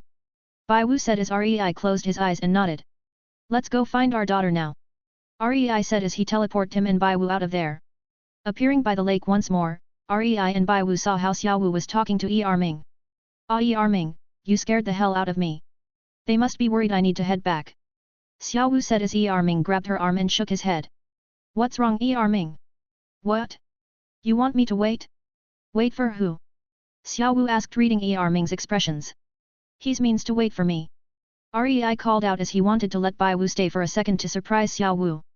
Xiao Wu froze up seeing Rei stand before her. You. Tears gathered at her eyes as she recognized who Rei was. Dad. Xiao Wu cried out as he dashed into his chest and started to hit it with her hands. Dad, where were you? Why did you leave Xiao Wu and Mama? Mama's gone and it's your fault. Xiao Wu cried into Rei's chest as Rei felt slightly guilty seeing her like this. Sorry, I wasn't able to be there. Rei apologized seeing his daughter heartbroken like this. Do you even know what happened to Mama? She stayed behind so that Xiao Wu can leave. Xiao Wu cried out as tears flooded her eyes. I know. Rei said as he patted her back. Then why did you not save her? Xiao Wu asked angrily with tears in her eyes. Xiao Wu, your papa did save me. Bai Wu called out as Xiao Wu widened her eyes and saw the familiar figure. Mama. Xiao Wu leaped out of Rei's embrace as she hugged Bai Wu. Rei sat there watching his wife and daughter as he dismissed Ming. Xiao Wu calmed out after a while and couldn't separate from Bai Wu. Mama, after you disappeared, Xiao Wu went outside and got a brother. He was so nice to me and helped Xiao Wu when I felt sad. Xiao Wu said as she sat on Bai Wu's lap. I know. Me and your papa had been watching you all this time. Remember how there was a huge area of destruction in your school? Bai Wu said as she gave Rei a cheeky grin. Bai Wu Wei. Your papa was so angry that his darling daughter got hurt so he couldn't control himself and punched the teacher so hard that he flew through the school. And then when he heard that his precious daughter would beat up whoever did this, he immediately fixed the damage. Bai Wu said, causing Xiao Wu to look at Rei. Rei avoided eye contact as he looked away. Rei suddenly felt Xiao Wu hug him from behind. Thanks, Dad. And I love you. Xiao Wu said, causing Rei to smile widely. Hee, Xiao Wu. Look, your dad is so happy he can't stop smiling, such a daughter con. Bai Wu took the chance to try bring the two closer because she knows how much Rei loves Xiao Wu as she is his first child. Bai Wu, you haven't told her about how you kicked Zhao Wuji for 6 hours straight for hurting your baby, Rei said, getting his own revenge as Bai Wu blushed in embarrassment. Hee, Xiao Wu grinned as she felt happy getting her family back. Humph, 2 rabbits causing trouble. Rei said, failing to hide his smile. Like mother like daughter. Bai Wu chipped in as Xiao Wu laughed. Alright Xiao Wu, we should head back to your friends. They might be getting worried. Bai Wu said after they calmed down a little. Ah. I need to find brother. Xiao Wu said as she got off of Rei's back. Xiao Wu, I'm going to be with you from now, okay? This whole time you dad was testing your friends to see if they're worthy to be next to you. Also Tang San, if you hook up with him your dad might have no problem since he saw how dedicated he was. Bai Wu said, causing Xiao Wu to blush while Rei got slightly irritated. Who said I'm fine with giving my daughter away? Rei said, making Bai Wu to giggle at his embarrassment. Rei ignored it as he stood up and teleported them to where Tang San is. The sudden appearance of the trio shocked everyone present as they saw Xiao Wu and someone looking like an older version of her accompanied by a handsome male. Xiao Wu. Is that you? Mu Bai said, surprised. Who are the people behind you? Oscar asked curious. Hee my mum and dad. They saved me from the ape. Xiao Wu smiled as she grabbed both Ari's and Bai Wu's hand. Esteemed Duluos, I'm sorry for not protecting Xiao Wu well enough. Zhao Wuji groveled in fear as the class was surprised by his actions. I'll forgive you this time. Although, Tang San seems to be in slight trouble. Rei said, seeing Tang San trying to absorb something above his league. Dad, can you help him? Xiao Wu asked in worry. Xiao Wu, who do you think your dad is? Since he is such a daughter con, of course he'll listen to what you want. Bai Wu said as Rei stood in front of Tang San and waved his hand. A wisp of energy appeared as it detoxified Tang San and started to assist his soul power so that he can absorb the ring easily. After helping Tang San, Rei sat down nearby as he crossed his legs. Bai Wu sat beside him as they watched Xiao Wu sit next to Tang San waiting for him to recover. Ma Hongjun. Rei called out as Fatty almost had his soul sucked out from fear. You called? He said cautiously, remembering what Zhao Wuji said about Xiao Wu's parents being above most titled Duluos. I remember you calling my daughter something along the lines of a sweet snack. Rei said, causing Fatty to be drenched in cold sweat. I never said such a thing, you must have misheard. Fatty said, trying to appease Rei. So now you're saying I have hearing problems, hey? Rei continued as Fatty cried imaginary tears, regretting saying that about Xiao Wu. Alright darling, stop bullying the Fatty. Tang San's waking up. Bai Wu said as Rei decided to let Fatty off. Tang San, I won't forget this favor of you waking up so soon. Ma Hongjun thought with gratitude. Brother? Brother. Xiao Wu said, seeing Tang San open his eyes. Xiao Wu? You're really here? He muttered emotionally as he cupped his hand around her face, glad for the fact that she was alive. They got absorbed into their own little world until Rei decided to cut it short. Ahem. Rei cleared his throat loud enough to shock them out of it. Who are you? Tang San said, seeing Rei and Bai Wu. I'm Xiao Wu's father. Rei said as Tang San paused for a moment. And? He muttered, looking at Bai Wu. I'm Xiao Wu's mother. Bai Wu replied, hugging Rei's arm. But I thought she said you were. Are you saying you want my wife to be dead? Rei said, wanting to get some revenge. Of course not, father. Tang San replied on instinct as he mind worked in a way that he saw Xiao Wu as a sister, so her father is his father. Brat. Who you calling father? Rei retorted as Xiao Wu quickly cut in. Dad, stop bullying brother. Rei paused as Bai Wu chuckled, seeing Rei relent to Xiao Wu. Don't worry Xiao Wu, your dad just wants some revenge on people close to his baby girl. Bai Wu said. The rest of the class, including Zhao Wuji, stayed silent as they didn't think it was their role to interfere, and neither did they want to be on the receiving side of this daughter con. Fine, I'll stop. Me and your mum will be following along for a while anyways. I got plenty of time to get revenge. Rei said as he smiled a little. The rest of the class shivered, seeing Rei's smile. It's you guys again. A voice could be heard as they looked over. It was the same girl who had fought with them before when Oscar ranked up. First you took my snake, then my demon spider. She said, frowning. How can you prove the spider was yours to begin with? Mu Bai said, looking at the girl. I can, 2 of the eyes were wounded by me. Would that solve this problem? A voice rang out as 8 rings appeared in the area. Darling, do you want to interfere? Bai Wu whispered. We'll see. Rei said as he sat still. Rei and Bai Wu watched until the girl took out throwing knives and threw it towards the group in anger. Rei frowned as Tang San reacted, easily catching the weapons. Punk. Why must you fight me every time? The girl raged, seeing that it was Tang San once more who went against her. Xiao Wu frowned as she looked over to Rei and Bai Wu. Xiao Wu, me and you mum will interfere when things go south. For now try handle things yourself with your friends. Rei sent her a mental message as Xiao Wu nodded. She knew that the reason why Rei and Bai Wu didn't appear earlier was so that she won't rely on them for everything. The spirit Doluo soon proposed a match between his granddaughter and Tang San involving hidden weapons. After some hesitation and suggestion from Tang San, Zhao Wuji accepted, seeing how confident Tang San was. Ho, Tang San seems pretty good with hidden weapons. Rei commented as he watched Tang San use the hidden weapon. Bai Wu nodded as the match soon ended with Tang San winning. Dad, brother is amazing, right? Xiao Wu said, looking at Rei. Not bad. Rei said. Aw darling, just say you're impressed. Bai Wu said with a smile. You dare trick me? Do you believe I won't kill you all accidentally? The spirit Doluo shouted in rage as they never said anything about Tang San being a master at hidden weapons. His rings materialized as he applied pressure to everyone. Darling. Bai Wu asked with a frown, looking at Rei. Of course. Rei replied as they both stood up.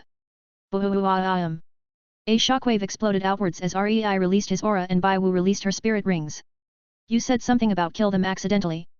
Do you not believe that we can't do the same to you? Bai Wu spoke as Tang San widened his eyes seeing the scene. Bai Wu had her 9 rings appear with one being red while Rei's pressure was above rank 95 Doluo. The spirit Doluo quivered feeling the might of 2 titled Doluo as he clenched his teeth and wanted to leave. Ho, you want to leave? Do you think that you can come threaten my daughter with death then leave? Laughable. Rei said as he caused the spirit Doluo to kneel from pressure. Xiao Wu grabbed both Bai Wu and Rei's hands causing them to look at her. Mum, Dad, I think they've learned their lessons so don't kill them please. Xiao Wu said as Rei understood. You're lucky my daughter is so kind-hearted now scram. Rei said as the spirit Doluo nodded as he quickly took his granddaughter and wife away from the scene. Thanks Dad. Xiao Wu smiled seeing that Rei didn't harm them. Rei smiled while Bai Wu hugged Xiao Wu. Hee my daughter is so kind, Mum's so proud of you. Bai Wu said as Rei nodded. Seeing that the threat is gone, Rei and Bai Wu escorted the class back to the academy. However Rei suddenly frowned as he saw a system notification. Time remaining in world 3 years.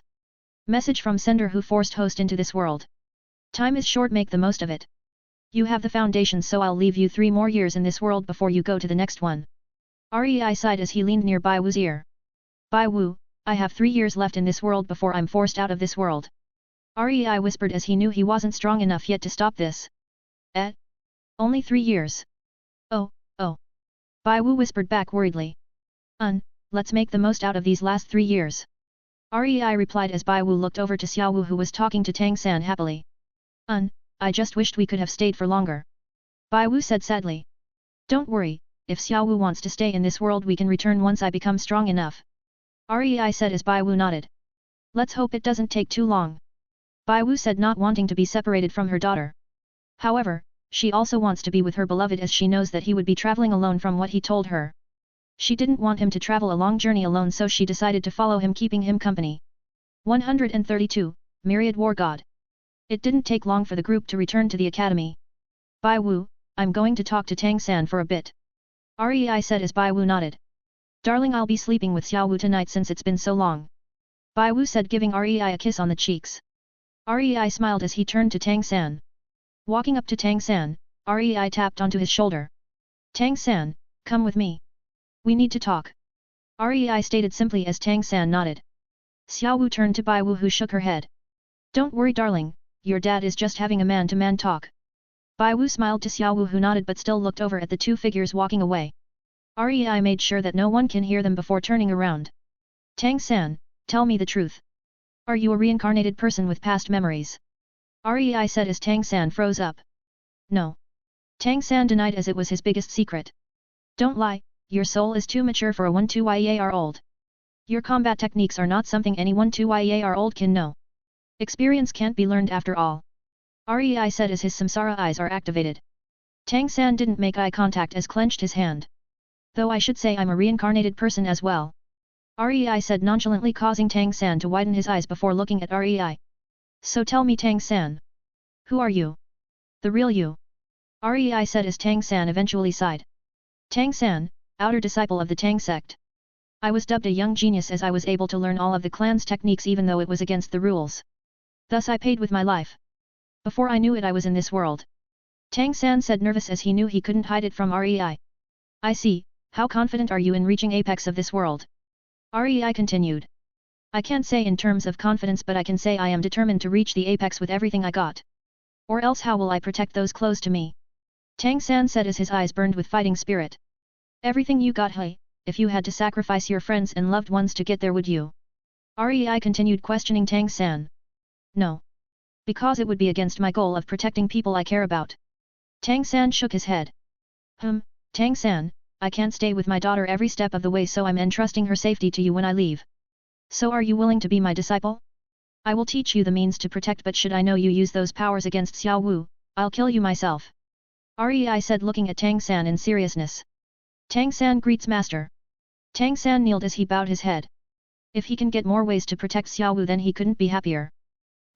First I shall give you a technique on controlling your energy. Rei said as he made a small seal and pushed it into Tang San's head. The information flooded his mind as Tang San sat in a lotus position to concentrate. Rei waited for Tang San to open his eyes again before continuing his lesson. The control of energy is the basis to everything. With enough control you can enhance your body, kill enemies, use elements, make seals and much more. The degree of control you have opens more paths up for you. REI said as he made strands of energy. From one strand to two, it continued as REI condensed them together.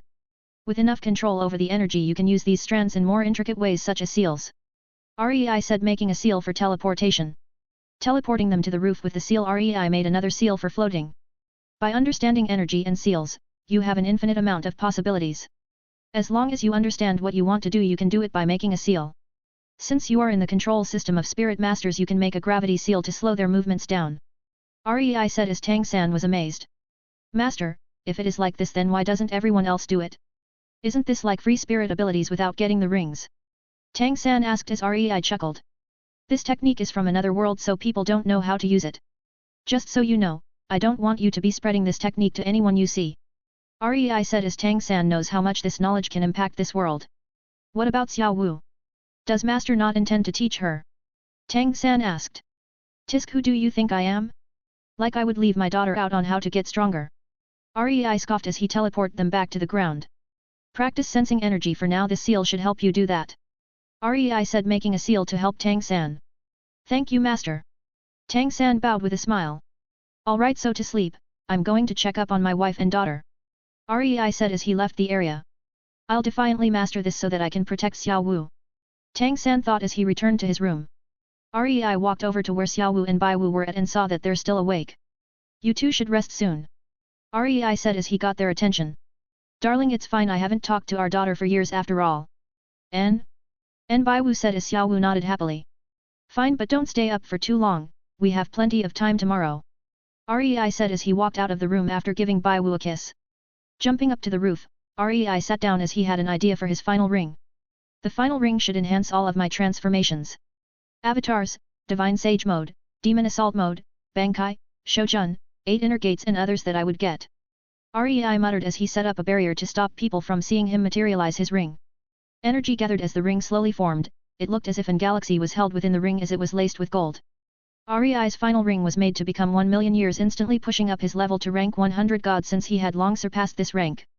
1000 transformations, 1 million. This ring enhances all of the mode's host uses. Transformation power increase 3x. Power efficiency increase 3x. Status buff 5x. Host is able to give other people small versions of host's avatar at the cost of decreasing host's power for the duration. Status. REI said as he had finally reached the final steps in this world. Name, REI. Age, Immortal. Rank, 100 God. Power, 100 God. Spirits, Azura War God, Samsara Eyes. Rings. Heavenly Demon, 1 million. Sword Monarch, 1 million.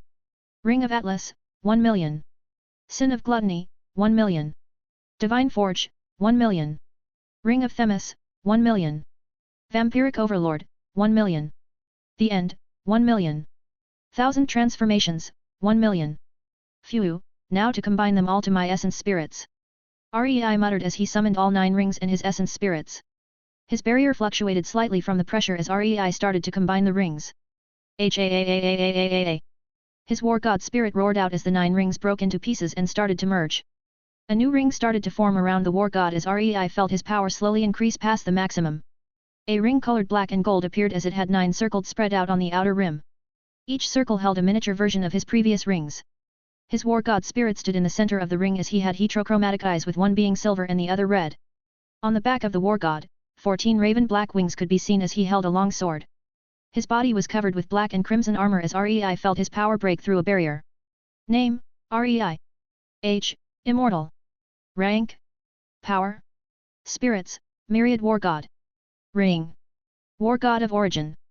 Congratulations host for reaching Divine Combat Rank 2. REI clenched his fist as he felt the influx of power in his body. Phew, damn, there really is a difference between Divine Rank 1 and Divine Rank 2. Not only has my reserves doubled, my power and efficiency increased as well. REI said with a smile. Within the void, the Berserk War God who saw this smiled as it meant that REI was one step closer to succeeding him. Divine Rank 2, 8 more to go before you reach godhood. The War God muttered before leaving the world once more. 133, Food and Training. Seeing the sun slowly rise, REI stood up from his location as he had been keeping watch the entire night. Rei had a sudden thought as he couldn't help but smile. Xiao Wu hadn't tried my cooking, has she? It'll be a nice surprise for them. Rei thought, making his way to the kitchen. Looking at the ingredients around the place, Rei thought about what he would cook. Finalizing his idea, Rei placed tens of gold in a bag before leaving it on the table to pay for the ingredients. Wearing an apron, Rei started to cook. Yawn. Xiao Wu yawned as she rubbed her eyes. She looked besides her and saw her mother hugging her and realized that yesterday wasn't a dream and that her family was with her. Wake up, Mama, it's morning. Xiao Wu said, nudging Bai Wu's shoulder slightly. Darling? Good morning. Bai Wu said, yawning slightly before giving Xiao Wu a kiss on the forehead. Where's Dad? Xiao Wu asked as Bai Wu got off the bed and stretched lightly. Oh, him? Your dad is in the kitchen making food. Bai Wu said as she sent out her senses to find Rei. Oh darling, you've never tried your father's cooking. It's the best food you will ever eat. Bai Wu said, giving Xiao Wu a deep hug as she dragged her away to the kitchen. Xiao Wu smiled happily as she got to enjoy a family breakfast. You too, the food should be ready soon. Rei said, looking behind him. Hee darling, look at you with the apron on. Bai Wu said, seeing Rei cook. Rei only shrugged as he made the final touches on the food before passing it to both of them. Wah! What's the nice smell? Got any food for me? Ma Hongjun shouted out as he slammed the door open, showing off the rest of the gang drawn in by the smell. No, fatty, make your own. My food's only for my wife and daughter. Rei said as he put away his apron. Xiao Wu took a bite and was surprised at how good the food was. She was about to take more bites when she saw Tang San and got up as she ran over to drag him next to her. Good morning, master. Tang San said, bowing just before he sat down. Rei nodded as he also sat down with his own food. Brother, try this, it's my dad's cooking and it's really good. Xiao Wu said eagerly as she was about to feed Tang San with the same spoon she used to eat with. Bam! Rei placed his food in front of Tang San as he stopped Xiao Wu from feeding him with her spoon. Tang San, here's your food, no need to eat from Xiao Wu's. Rei said as he didn't want them to have an indirect kiss. Darling, what about your food? Underscore? Bai Wu asked as she saw Rei give his food away. It's fine, I can go years without eating. Rei said truthfully since he just needs energy at this point. Say ah. Bai Wu grinned as she gestured for Rei to eat the food on her spoon. We're still here. Fatty said, jealous that they're eating such delicious smelling foods. What about it? Rei said as he relented to Bai Wu and ate off her spoon, as embarrassing as it was. Come on Dad, they're my friends. Make them some food as well please, Xiao Wu said, giving Rei the puppy dog eyes. Bai Wu giggled, seeing the strongest man in the world bend to the whims of his daughter. Thank you Xiao, no I mean Goddess Wu. Fatty said as he tried to hug Xiao Wu's legs, only to be blocked by both Tang San and Rei, forcing him to back away in fear. Rei quickly made some simple dishes for everyone as they all ate with tears of joy in their eyes. Halfway through the meal, Tang San suddenly frowned as he felt pain on his back. Excuse me for a while. Tang San said as he tried to leave, but Xiao Wu held his arm. Brother, what's wrong? Xiao Wu asked. Nothing, it's fine. Tang San said, quickly leaving the room while Rei frowned. Darling, do you know what's wrong with Xiao San? Bai Wu asked in worry. Yes, he got an external spirit bone from the devil spider he killed and he's not fully integrated with it. Rei said as he stood up. Dad, what's wrong with brother? Xiao Wu asked in worry. Nothing, he just needs some assistance which I'm going to give him. Rei said as he exited the room chasing after Tang San. It didn't take long for Rei to find Tang San in the forest while he had 8 spider legs sprout from his back. Master, I know what's happening. It's nothing bad, just an external spirit bone. Rei said simply as he sent a wave of calming energy to calm Tang San down. Rei started to explain to Tang San about external spirit bones as Xiao Wu and Bai Wu soon caught up to them. Brother actually got an external spirit bone, congratulations. Xiao Wu said as she circled around Tang San. Xiao Wu, stand back a little. I need to help Tang San integrate fully with it first. Rei said as Xiao Wu calmed down. Tang San, this might hurt a little, so persist through it. Rei said as he prepared to press Sunrise Tang San with his spirit pressure. Master, disciple understands. Tang San bowed as Rei nodded. Rei started to increase his pressure slowly while Tang San frowned from the pain. 35, 36, 37, 38, 39, 40, 41, 42, 43, 44, 45. The spirit pressure increased as Tang San continued to resist. It was only when it hit rank 45 did a change appear as Tang San fully integrated with his external spirit bone. Phew, alright, let's head back. Tang San will get some training in for your external spirit bone. Rei spoke as he dismissed the pressure. When they returned, Tang San was surprised to see the Grandmaster there as well. Xiao San, seems like everyone is here. I'm Tang San's teacher and also your teacher from now on, Yu Xiaogang. We shall be doing special training from today onwards. Yu Xiaogang spoke as Flander was nearby. Flander. Rei called out as he took the chance of Yu Xiaogang teaching everyone. Yes, esteemed Doluo, what is it? Flander cupped his hands in respect. Me and Bai Wu want to be teachers here while we're near Xiao Wu. Rei said simply. Flanders was thrilled when he realized that he would have two titled Doluos protecting the students as well. No problem. Do you need anything? Flander asked with a smile. No, we're just being teachers in name only. Rei said, turning back to Yu Xiaogang's lesson, as he had wanted everyone to break a bowl using just their spirit power. All of them had failed until it was Tang San's turn. Pack. Tang San easily broke the bowl, but Rei only frowned slightly. Tang San, you should be aiming for more minute controls. Rei spoke as Tang San bowed. Yu Xiaogang, can I borrow a bowl to demonstrate? Rei said as he looked at the Grandmaster. Of course, esteemed Doluo. Yu Xiaogang said, showing respect to Rei as a titled Doluo. Rei waved his finger as everyone watched. Done. Rei said, but nothing happened. Fatty was about to complain when Yu Xiaogang exclaimed. Incredible. To think such a degree of control could be achieved. Yu Xiaogang said, causing everyone to be confused. Seeing everyone's confusion, Yu Xiaogang broke off a small piece of the bowl as everyone was shocked to see the insides were hollow, as Rei had destroyed its insides while making sure a small layer was intact to keep the shape. Tang San, this is the degree of control I want you to achieve with the knowledge I gave you.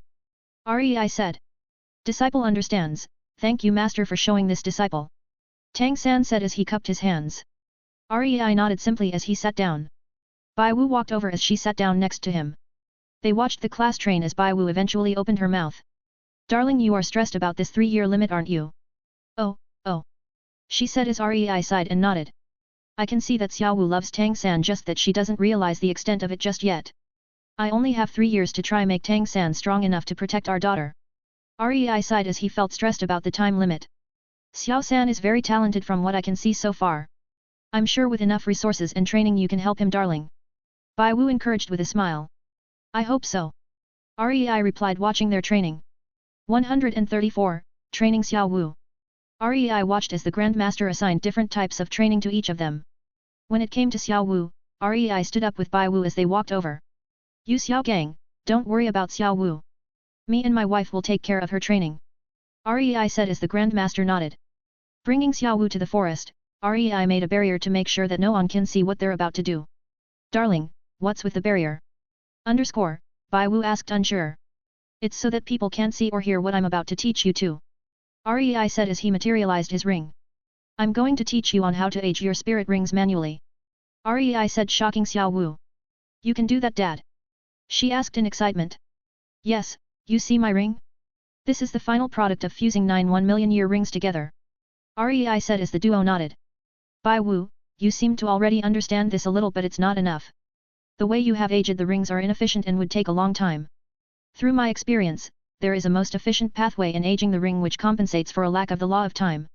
Rei made a model with his energy as he started to teach them about aging their rings. Dad? Can I tell brother? Xiao Wu asked. It's alright, I'm going to teach him that once his energy control meets the requirements. Unlike you and your mother, he is only half spirit beast, so his way of control is different to yours. Rei said as he started to guide them to age their ring. After a while, Xiao Wu had already made progress as all of her rings became purple in color. It really works. Xiao Wu said in surprise. Of course, I'll give you this seal so that to other people who don't surpass my strength they would see 2 yellow and 1 purple. Rei said, handing her a seal. Darling, what about me? Praising the daughter and not the wife. Bai Wu faked tears as Xiao Wu panicked. Dad. Don't forget about Mum. She berated Rei, who only smiled as he walked over to Bai Wu before wrapping his hands around her waist and kissed her on the lips. I'm not saying anything because you exceeded my expectations. Rei said because Bai Wu had managed to make all of her rings 100,000 years old. It was amazing that she managed to do it in such a short time that Rei had no words to match how happy he was. Oh, you, don't be naughty in front of our baby girl. Bai Wu said, escaping from the hug with a blush.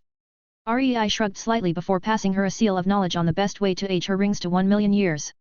Returning to Xiao Wu, Rei started to teach her how to use her 4 wings better as they have much more variations. Xiao Wu, these wings are more that they seem. They are not actually wings as the energy had taken that shape. But you can do so much more with them. From weapons, armors, and traps to long-distance spying. You can detach these wings as you control them into a bird.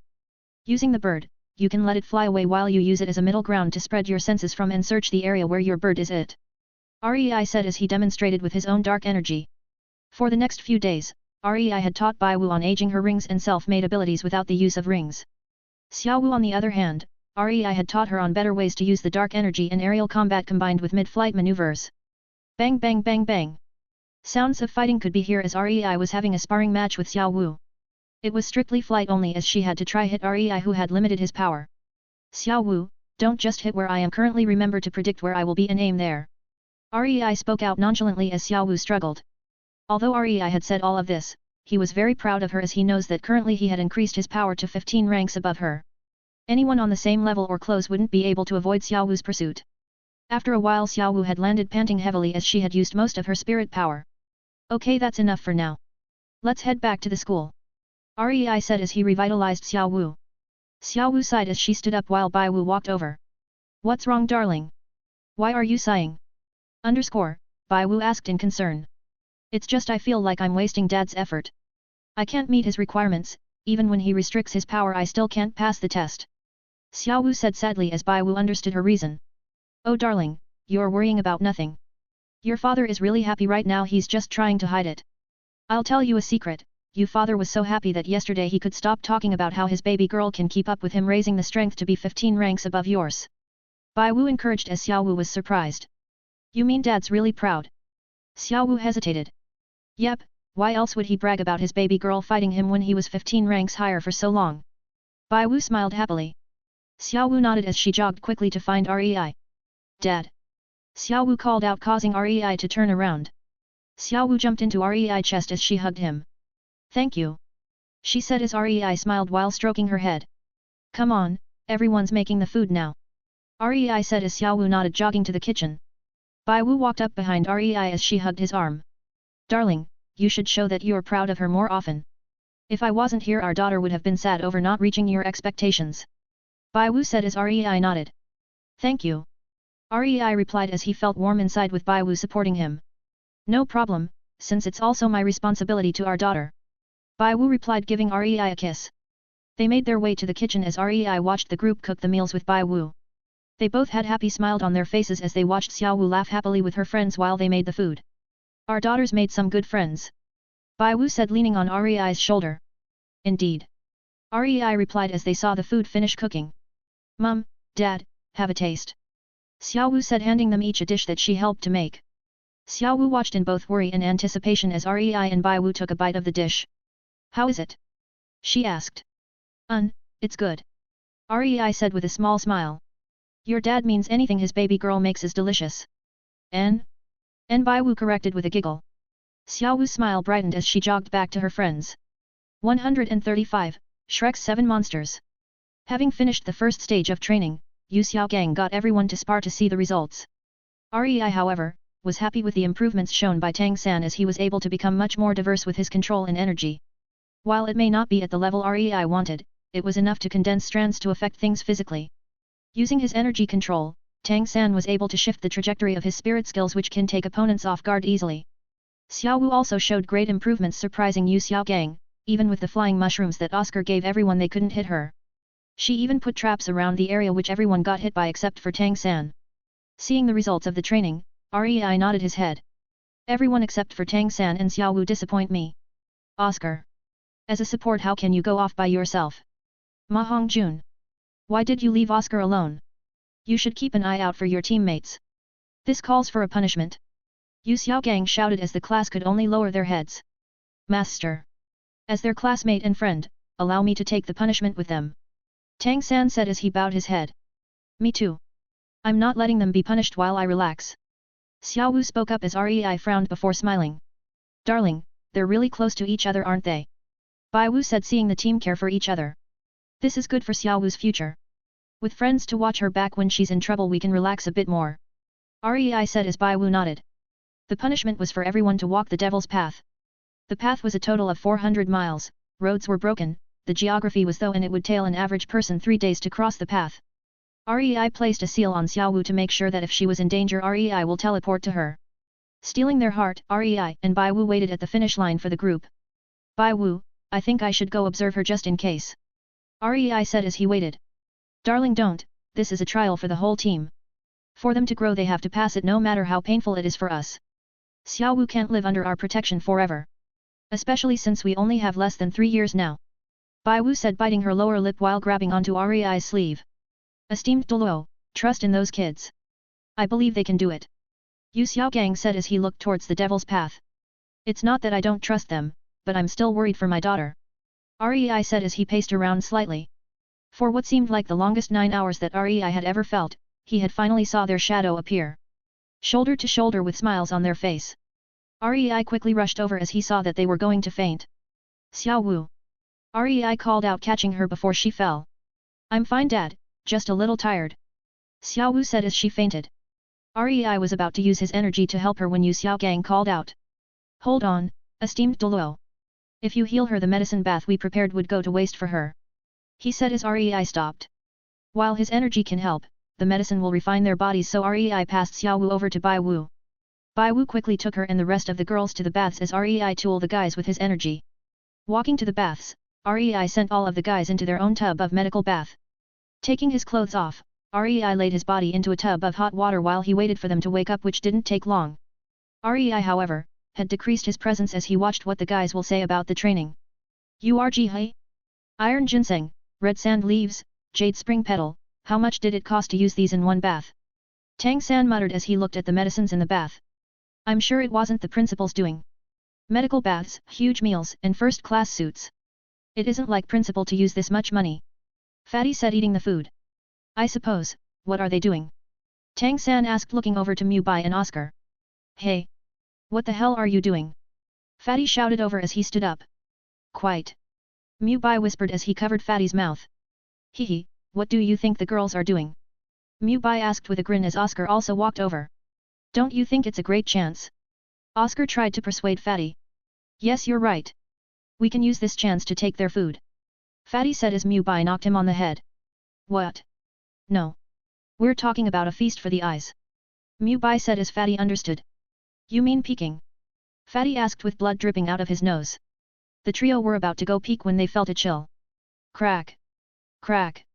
Rei cracked his knuckles as he gained their attention, shocking their souls out. Ho ho, peeking are we? You know my wife and daughter is there, right? Rei said with a scary smile, promising pain. No no no no no. Why would we dare to peek? Mu Bai waved his hands nervously. Yet. Who would even want to peek on your wife and Xiao Wu? Fatty said as Oscar and Mu Bai grew pale. Ho, so you're saying my wife and daughter isn't beautiful enough for anyone to even want to peek, hey? Rei asked while Fatty didn't take the clue. Indeed, God. Only someone with something wrong with their brain would even see them as beautiful enough to peek at. Fatty continued as Mu Bai and Oscar quickly grabbed Tang San to run out of the room. Guys, why are you running? Fatty asked, turning around. Because they don't want to see what I'm about to do to you. Rei said menacingly as he reached out for Fatty. Fatty's scream of terror rang out as everyone nearby hear his scream. Rest in peace, Ma Hongjun, may we hope you learn in your next life. Mu Bai and Oscar prayed as their minds for Fatty. Fatty and Rei soon walked out of the baths in their clothes. Mu Bai, Oscar, and Tang San couldn't see any wounds on Fatty, but they knew from his screams there were defiantly torture. Darling, what's wrong with Fatty? Bai Wu asked, walking over to Rei after seeing Fatty's fearful look. Little bastard wanted to peek on the girl's side. Rei said as Bai Wu looked over at Fatty like a hunter seeing the prey. Let me get a few kicks in too. She said as Fatty ran away as fast as he could. Bai Wu laughed, seeing Fatty panic as they saw the Grandmaster walk in. There are 2 main goals for us in Suota City. 1. Earn money to get rid of the school's department. 2. Obtain Silver Combat Spirit Badge in the Colosseum. The Grandmaster said as the second goal was one of the graduation requirements. How much department is the school in? Rei asked offhandedly. 2,000 gold. Yu Xiaogang said truthfully as he quickly caught a bag Rei threw over. That should solve the department. Rei said as Yu Xiaogang saw that there were 5,000 gold in the bag. Oh, then your only goal is to get Silver Spirit Combat Badges. Yu Xiaogang said slightly awkwardly. After explaining the rules and passing them the outfits, the Shrek's 7 monsters stormed the Spirit Colosseum. 136, Tiando Academy.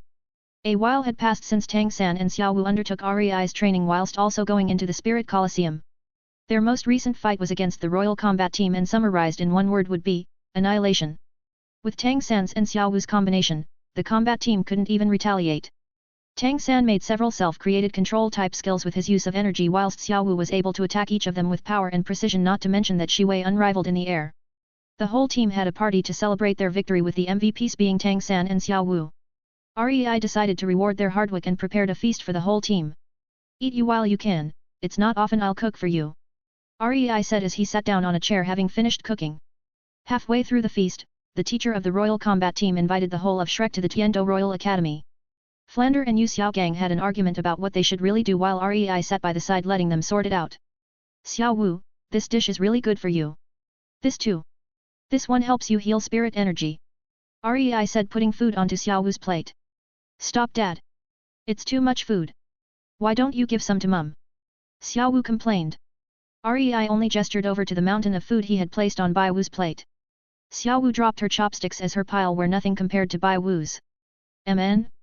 Xiao Wu, you should eat too." Bai Wu said to Xiao Wu happily as she continued to eat the food. Fatty's pile of food were no less than Bai Wu's, as he wanted to savor this godly food while he could. "Teacher REI. Can you tell me how to cook?" Fatty asked whilst eating. "No." It was a simple refusal from REI. "Please," Fatty begged with puppy dog eyes, to which REI only got annoyed. "Tisk. Piss off, Fatty," REI said as he returned to giving food to both Bai Wu and Xiao Wu. Tang San watched with a smile as he saw his master service his wife and daughter before eating his own dish. Soon Flander agreed under the condition that Shrek's teachers will continue to teach the students just under the name of Tiando Academy. A few days later the group entered the premises of Tiando Academy. This academy really looks better off than Shrek," REI said looking at the academy. Flander had a slight tick mark being reminded of the state of Shrek but decided to ignore it since REI was a Doluo. The teachers led the group towards the office but were blocked by a few students taunting them. "Haha, look at these fools entering our Royal Academy. What a bunch of country bumpkins. I bet they're not even worth the grass we step on," one of them said as Xiao Wu got annoyed. "Piss off. I'll kick your ass any day," Xiao Wu shouted out. "Oh hiya. You might have a rough attitude but your body is just fine. I can educate you on how to be a good little slut later." The student grinned lecherously as Bai Wu frowned. Bong nug. With one stomp, Bai Wu cracked the floor in a 100-meter radius.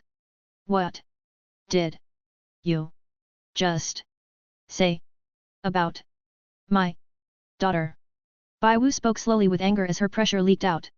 The pressure climbed to around rank 70 before it stopped increasing. Seeing that the rank was only 70, the students gained confidence at the headmasters were almost titled Doluos, so that the woman surely didn't dare to cause trouble. "What? I'll train her to be my personal bitch, what about it?" The student said as he believed that no one would dare to cause trouble. Bai Wu grew furious as her aura exploded out in full, showing off the might of a rank 97 titled Doluo. "Bastard!" she shouted as she kicked horizontally, causing a blast of energy to shoot towards the students. Crack! Sounds of bones cracking could be heard as the students shouted in pain. "Let's go!" Bai Wu said as she kicked the collapsed student away. REI healed their outer appearances to avoid problems while keeping or even worsening their internal injuries. Arriving at the head office, REI realized that they were testing Tang San's spirit power. "This'll be interesting." REI smiled, confusing Xiao Wu. "What do you mean, Dad?" she asked. "In the latest test, I had tested how much Tang San can take in terms of spirit power. Would you believe me if I said he could handle rank 60? I had done this training often to increase his resistant levels little by little," REI said as the pressure had already reached 40 without Tang San breaking a sweat. Let's continue." One of the people testing Tang San said as the others nodded. 41, 42, 43, 44, 45, 50. This is unbelievable. We can't go on. This is too dangerous. No, look, he still hasn't used his essence spirit yet. 51, 52, 53, 54, 55. When it had reached 55, Tang San's essence spirit appeared to reduce the pressure. REI only smiled seeing the shock of the elders. "This is my student, rank 33, being able to withstand the pressure of rank 60. REI thought. REI frowned as he felt a rank 93 titled Doluo approach. "Should I deal with it or you?" REI asked Bai Wu with a smile. "Darling, you can. I'll be next to Xiao Wu," Bai Wu said as she walked over to Xiao Wu. Poison mist soon flooded in as the three teachers that tested Tang San frowned before blocking. REI realized the reason that the titled Doluo attacked was because of the students Bai Wu injured and stood up. "The person injured them is my wife. You have a problem?" REI asked. "Yeah, I'll give you 10 seconds to fuck off. The poisoned Luo Dugubo said as he tried to pressure Rei. Humph, just a rank 93. Rei said as his own power exploded back in retaliation. Rank 95 Luo. Dugubo said as he activated his real guard. Poison brat wants to fight. Rei smiled seeing Dugubo trying to put up a resistance. They were about to fight when the room exploded with the pressure that they were releasing. Seeing that his granddaughter was below the building, Dugubo stopped as the fight could endanger her. Dugubo jumped down as he carried his granddaughter away. Esteemed Luo, let's go. We're not staying. Flanders said as Rei saw everyone preparing to leave. Rei gave Dugubo a glance before leaving as well. Rei didn't kill him, which is what he would normally do, because Xiaowu was nearby. Rei knew that his daughter didn't like seeing people die, so he had reduced the times he killed for her sake. Elsewhere. I'm sorry Prince, we have not found His Highness just yet. A humanoid figure with bat-like wings on his back said. What's the progress so far in finding my royal brother then? A voice replied. The owner of the voice had a deep shade of red for his hair, golden eyes with a black sclera. His face was sharp, and if Rei was here he would be shocked at his features as they bear high similarities with his own. We have narrowed down the search to multi-dimensional worlds that the gods use to train their successors. The figure with the bat wings responded. And how many worlds have you looked through so far? The prince replied as he looked at his servant. Around 2 million out of the total 150 million. The servant said as he gulped down his saliva with difficulty. Tisk, so slow. The prince said with a frown. What about the old geezer on the god's side? Is he going to die yet? The prince asked. The true god emperor is currently on his deathbed. The origin-rupturing poison that His Highness used before he died had embedded itself deeply into the true god emperor. Should we wait longer, the true god emperor will be no more. The servant replied. Finally some good news. The war shall start when that geezer dies. The prince said standing up and walked away. We'll find you soon royal brother, after all royal sister had been found not too long ago. The prince muttered as he walked into a room with a teen in a prison cell. Dear sister, are you awake? The prince said looking at the teen. Don't call me sister, I don't know you. She replied with a disdainful glare. You are, it's just that you don't remember. Leah. The prince said crouching near the girl. I told you my name isn't Leah, it's Aiko. 137, Special Training. Having experienced the treatment they gave at Tiando Academy, Flanders decided to find a different academy. Hey, Blue Tyrant Academy is recruiting teachers. Flanders said looking at the poster. What are the requirements for the student to enter? Flanders asked turning towards the group. Can't you read on the bottom? Academy only takes commoner students, no nobles. Rei said pointing at the lower corner. Alright then. It'll be this academy, come on Xiao Gang, we're getting changed. Flanders said. Wait, why must we change our outfits? Yu Xiao Gang asked. Because we don't want to be called country bumpkins again. With that said, Flanders dragged Yu Xiao Gang away. Darling, do you want to change as well? Bai Wu asked. I'm fine with my current clothes. Rei said as his current outfit was the indestructible set Eve had given him when he was in the Boku no Hero world. Highs, can't you take a hint? I want to bring our daughter shopping. Bai Wu said bringing Xiao Wu over. Oh, you meant that, sure I'll join then. Rei said as Bai Wu beamed happily. Come on Xiao Wu, I'm taking you shopping. Bai Wu said as Rei followed. Bai Wu took Xiao Wu to try many different dresses. From one-piece dresses to a sleeveless shirt and skirt. Bai Wu had also took this time to get some clothes for Rei. Darling, what do you think about this suit? Bai Wu asked handing Rei a black formal suit. I'll try it on. Rei said as he walked into the changing rooms and got changed. Walking out, Rei drew all of the females' attention as they saw a tall handsome man with pure white hair, red eyes, sharp features, and a black suit. The contrast between his hair and suit made it extremely appealing. I think it's pretty good, Bai Wu. Though not as functional as my previous clothing since it's harder to move around. Rei said moving his arms a little. No, it's beautiful darling. So handsome. Degree D, Bai Wu said as she walked around Rei examining the suit. Darling, can you wear this more often? Bai Wu asked as Rei though about it a little and nodded. Sure, whatever you say. Rei said as he paid for the suit. Walking out of the store with a satisfied Bai Wu and Xiao Wu, they walked towards their gathering place. Hey Dad? So I noticed how Mum calls you darling and such, but why do you only call her by the name? Xiao Wu asked as Rei thought about it. I don't really know myself. I guess I'm used to calling your mother by her name. Rei said as some thought. Then I'll call you hubby and you call me darling, what do you think hubby? Bai Wu asked as Rei smiled. Whatever satisfies you, Bai darling. Rei said, correcting himself. Soon they regrouped with everyone else as they were surprised to see Rei in a suit. Damn, and here I thought I could be more charming shaving my beard. Flanders said as he saw Rei. What use is it to be handsome when you are still greedy for money? Fatty cut in as Flanders knocked him on the head. Shut it. Come on, we're heading to the academy now. Flanders called out as they started to make their way to the Blue Tyrant Academy. Entering the academy, they went to have the assessment for teachers. Release spirit halos, the examiner said. Flanders and Zhao Wuji released their halos. The examiner almost pissed his pants seeing two rank 70-80s wanting to be teachers. Giving the examiner a moment to digest the info, Rei and Bai Wu also released their halos. Two titled Doluo. The examiner shouted in shock. This. I cannot judge. Let me bring you to the principal so that she can decide. The examiner said as he quickly led them to an area in the forest. The principal doesn't like trouble, so she stays in the forest. All academy duties are done by the teacher. She is just up ahead. The examiner said, gesturing them to go forward. Soon they heard singing coming from the area as Yu Xiaogang paused with tears gathering in his eyes. I wrote this song, it was her favorite. He muttered before turning around. Flanders quickly grabbed onto his arm, preventing him from leaving. Hubby, they seem to have a story between them. Bai Wu whispered, looking at Rei. It seems like it. We shouldn't interfere too much as this is a situation between the three of them. Rei said as Yu Xiaogang came face to face with the principal. She wore a dark red outfit matching her hair as she dropped a pot in shock. Pang. Xiaogang, is that really you? 20 years, I have waited 20 years and you finally came to see me. The principal tears up as Yu Xiaogang looked away with guilt. Rei frowned in annoyance as he felt the poison Doluo nearby once more. Tisk, this poison brat doesn't know when to stop. Rei said, annoyed. Hubby, why don't you observe him for now? See what he wants to do. Bai Wu said as Rei nodded. Entering a separate space, Rei watched as Du Gubo kidnapped Tang San when no one was watching. Darling. Du Gubo had taken Tang San. I'll follow him for now. Don't say anything to Xiao Wu.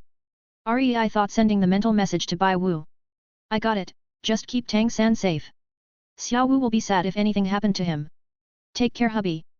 Bai Wu replied as Rei followed Du Gubo. So the poison brat wants an antidote for his poison, Tang San might reap some benefits from this. Rei thought, watching the situation. He would occasionally send out a wisp of energy to stop Tang San from dying while he talked to Du Gubo. Eventually Du Gubo took Tang San to his herb garden as he gave Tang San a time limit to cure a poison he injected into Tang San. Seeing that Du Gubo had left, Rei appeared. Master. Tang San said, surprised seeing Rei. Tang San, I believe there are many benefits to be gotten here. Do you want me to help you out, or do you think you can pass this trial yourself? Rei asked as Tang San thought about it. Master, this disciple believes that I can pass this. There are countless herbs to be obtained, and with the right ones it can make me immune to poisons. Tang San said as Rei nodded. Good, I'll give you this. This is a seal to detoxify poisons. Take this time to study this. Rei said, handing Tang San a seal. Disciple thanks, master. Tang San said as Rei only smiled. Just don't die on me. Rei said, disappearing as Tang San smiled. Teleporting back to Bai Wu, Rei saw Xiao Wu jog over to him. Dad, have you seen brother? They said he was going for special training, is that true? Xiao Wu asked with worry. Yeah, he's fine. While we're waiting for him, I'll also give you some special training. Rei said, deciding to use this chance to help Xiao Wu. Hubby, what about me? Bai Wu asked. I'll help you break through to rank 100 God. Rei whispered with a smile. Zhao Wuji. I'll be taking Xiao Wu with me for some training. When Flanders and Yu Xiaogang come back, tell them that. Rei said, teleporting Xiao Wu and Bai Wu away with him. Back in the higher realms. Bang. A shockwave of energy shot outwards as Ophelia clapped her hands. Congratulations, Eve. You broke through into the divine ranks. She called out as Eve opened her eyes. Though I have to say, there aren't many that have comprehended the law of time into a divine essence of time. Ophelia said as Eve nodded. Master, I've realized that many of the gods are restless. Is there an event or something else? Eve asked. You know how I've told you about god ranks? How when one breaks into the god ranks, their potential and power determines their grade. Lowest being low god, then god, high god, peak god, true god, and finally true god emperor. Well, our only true god emperor is getting weaker and weaker. He's not going to last long. Gods are worried as the war could break out when he dies. Ophelia explained as Eve frowned. Is that war god going to drag Rei into this? Eve asked. Maybe, maybe not. That musclehead might have a different train of thought compared to us. While the chances of Rei dying in the war is high if he were to join, he would also gain a lot of benefits should he survive. Ophelia said with a sigh. Eve frowned hearing her master's answer.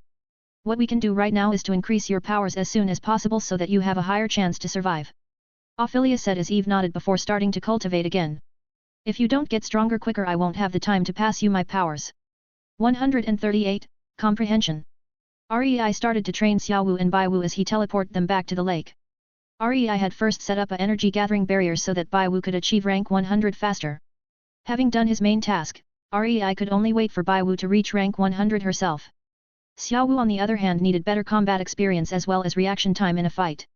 Xiaowu, this barrier makes it so that 2 days in here will be 1 day out there. Rei said as he laid down the barrier. You will be fighting against waves and waves of enemies that are modified to be a decent challenge to your level. The seal will also heal you every time you are about to lose so you don't need to worry. But every time you lose the gravity will increase making it harder so I suggest you stay alive. This training will continue until you defeat all of the levels or I let you out. Rei said as Xiaowu nodded. I can do it, I'll surprise everyone when I return stronger. Xiaowu said as Rei smiled. Go on I believe in you. Rei said as he sent her into his own constructed space for training. Rei would occasionally feel the situations on Tang San's side as he was close to death but eventually pulled through. Even if he didn't Rei would have used the seal as a catalyst to heal Tang San from a distance.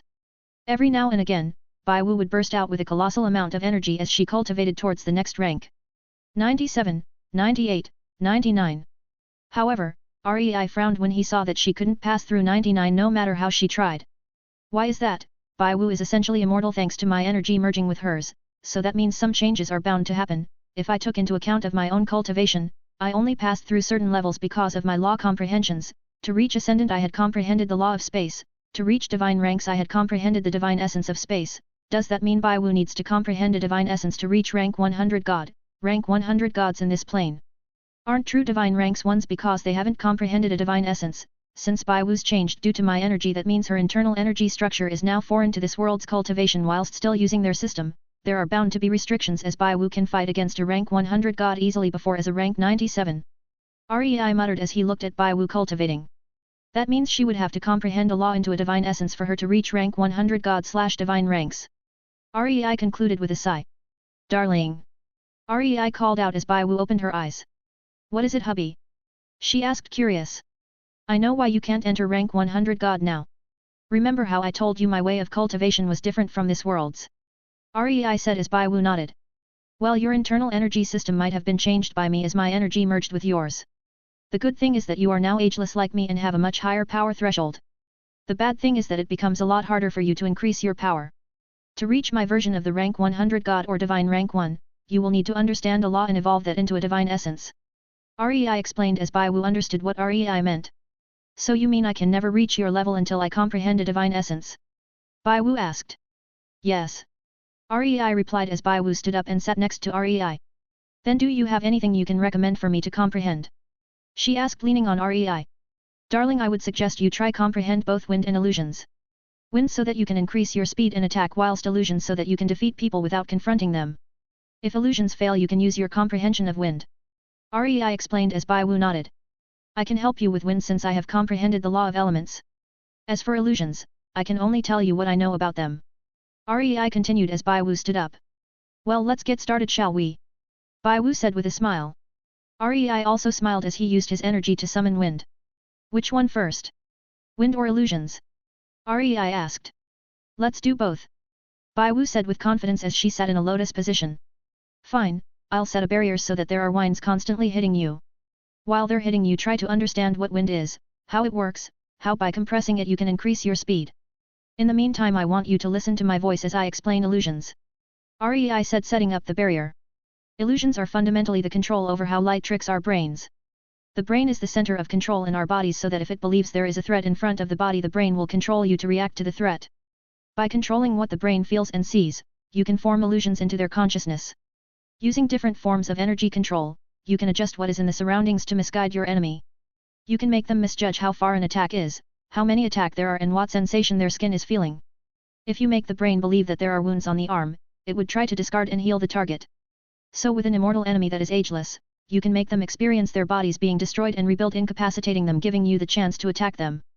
Rei continued to talk about what he understands about illusions as Bai Wu listened. The more Rei talked, the deeper he delved into the understandings of illusions himself. Unknowingly, he had also comprehended illusions with the help of his Ring of Themis, which increases his rate of comprehension. Months passed as Rei had understood the law of illusions, giving him a mutation in his Eye of Samsara. The mutation allowed for it to act similar to the Sharingan as it puts the enemy into an illusion zone. But, unless they have overwhelmingly more power than Rei, or if they understood illusions better than him, they won't be able to escape the illusion. Bai Wu on the other hand had understood the law of wind but only the concept of illusions. While she had been understanding these laws, the energy gathering barrier had continuously aged her rings as 7 out of 9 rings had become 1 million year rings. During the time that Rei had tried to help Bai Wu understand the laws, he could feel Tang San growing stronger as he had returned to the group. Xiao Wu was still inside the realm facing off against enemies as she was able to fight against rank 70s with her powers having reached the rank of 57. A few more months passed as Rei saw Bai Wu understand the law of illusions along with Xiao Wu walking out of the space having defeated all of the enemies. Xiao Wu, congratulations! Bai Wu said, hugging Xiao Wu. Thanks mum, I finally reached rank 61.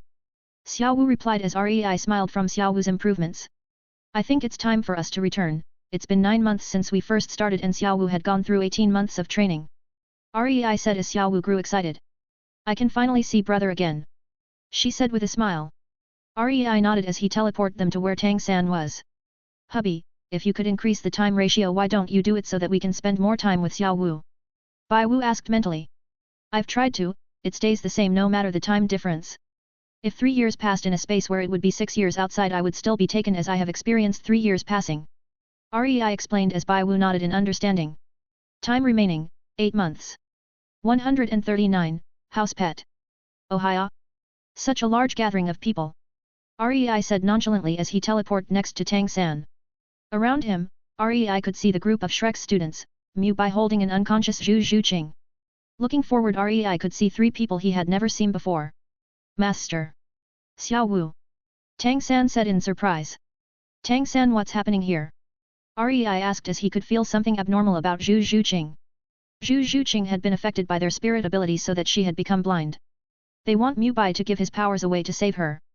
Tang San said with hatred. This puny ability and it has you stumped?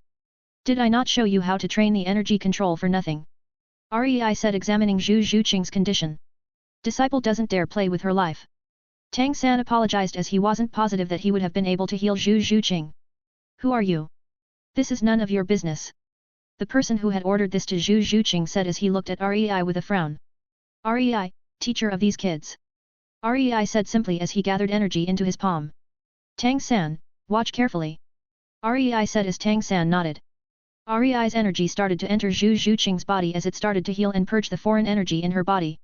Tang San watched Rei control his energy so that it doesn't harm her. It didn't take more than a few seconds for Zhu Zhuqing to open her eyes once more. The enemy frowned heavily seeing Zhu Zhuqing healed and went for the kill. Bai Wu appeared before him as her rings appeared. You want to harm my daughter's friends, hey? Bai Wu said with a chilling voice. TT titled Doluo. He said in a mix of fear and surprise. Mu Bai. Rei called out as Mu Bai looked up. What do you want to do with these guys? I'll let you choose since they harmed someone you love. Rei said as he remembered how Spirit Hall tried to kill Bai Wu. This situation was similar to his as these people threatened to kill Mu Bai's lover for more power. I want them to pay with their lives. Mu Bai said looking at them with hatred. Alright, Kyoki. Rei said summoning the sword. A dense amount of killing intent flooded the room as the black and crimson demon sword appeared. You summoned me after so long. Who am I killing? Kyoki asked in Rei's mind. These 3 small fries, Rei said simply as he brought the sword in front of him. Self-made sword technique, instance. Rei said flicking his sword. Pfffff.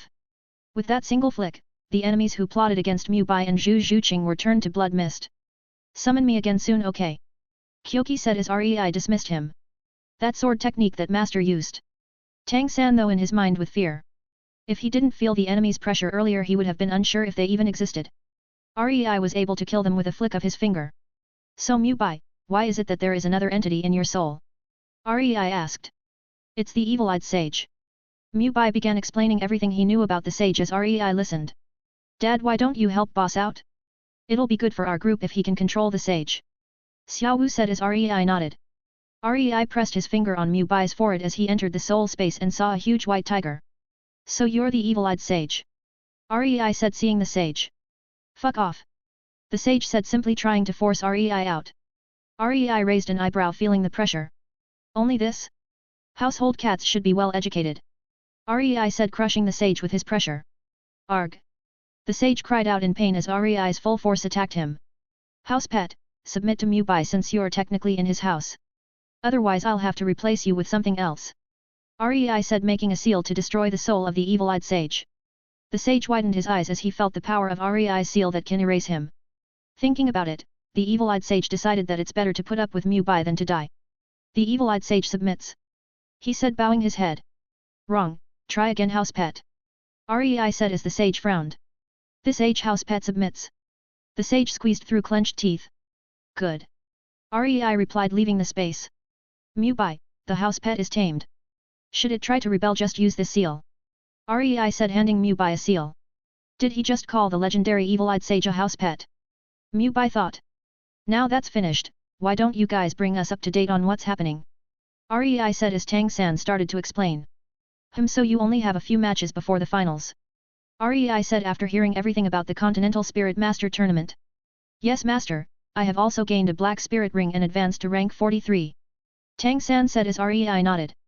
Seems like you surpassed the threshold for your 4th ring. Rei said as Xiao Wu hopped to Tang San. Hee brother guess what? I have advanced to rank 61. Xiao Wu said showing off her rings. WTF. The rest of the group were surprised seeing Xiao Wu with 6 rings at her disposal. Alright, we can catch up at a later date, get some rest first. Rei said to Xiao Wu as she had been fighting for 18 months and needed some rest. But... Xiao Wu, you should listen to your father since you've been fighting non-stop. It's good to rest for a while. Bai Wu said as Xiao Wu nodded. Fine. She relented as she followed the group to their rooms. Night fell as Rei frowned feeling another titled Doluo nearby approaching them. What the fuck? Why are there so many titled Doluos mixing with Shrek? Rei said with a slight twitch in his eyes. Hubby, are you going to deal with it again? Bai Wu asked. Let me see what they want to do first. Rei said sending out his senses. Soon he saw how the titled Doluo started to attack Tang San. Tisk, why is it to do with Tang San again? Rei said making a sword before flicking it. Instance. Rei said before dismissing the sword. They were going after Xiao San. Maybe you should increase Tang San's power so that he can look after Xiao Wu. Bai Wu suggested. Does Xiao Wu need to be protected by him? Rather than that, I want him to get stronger so that he can't be used as a hostage against Xiao Wu because he was weak. Rei said as Bai Wu nodded. Higher realms. Dear sister, you've always had an extreme attachment to our royal brother. So I'm wondering if you had seen him at all. The second prince asked Aiko. Pui. Aiko spat on his face as she looked away. I won't tell you where Rei-sama is. Aiko though as she knew telling this creep about her Rei will be bad news. The prince continued to smile as he wiped off the spit. You know, when the true God Emperor dies everyone's memories will be put back into place. Be it good or bad, everyone will remember him. And you aren't the only one that wants royal brother back. The prince said with a fanatical smile. Ah, if it wasn't for those witches then our clan would have dominated the higher realms. The prince continued. It was the best, us 3, dominating the higher realms, true God Emperors beneath our feet. The higher realms was ours for the taking, then royal brother fell in love. The prince said the last part with hatred. He fell in love with 2 sisters, he gave up on the fight for those 2. Ah. His face of care directed to them, no it shouldn't be for them no. It should have been for me. The prince shouted out. Ah. We were with royal brother from the start. You wanted him, I wanted him, I don't mind sharing him with you but he ignored us. So in the fight with the strongest true God Emperor I killed him, a strike to his essence, so that he can be reborn, so that he will forget the witches, but he had met them already including you dear sister, I'm the one being left out now, only me. The prince said as Aiko frowned further and further hearing the prince. It's too late now, I can see that they won't ever separate, so what if I approached differently? Make him hate me, loathe me. I'll be on his mind the whole time, no woman, no love, only me. The prince shouted out. Sick fuck. Aiko spat out seeing the prince act this way.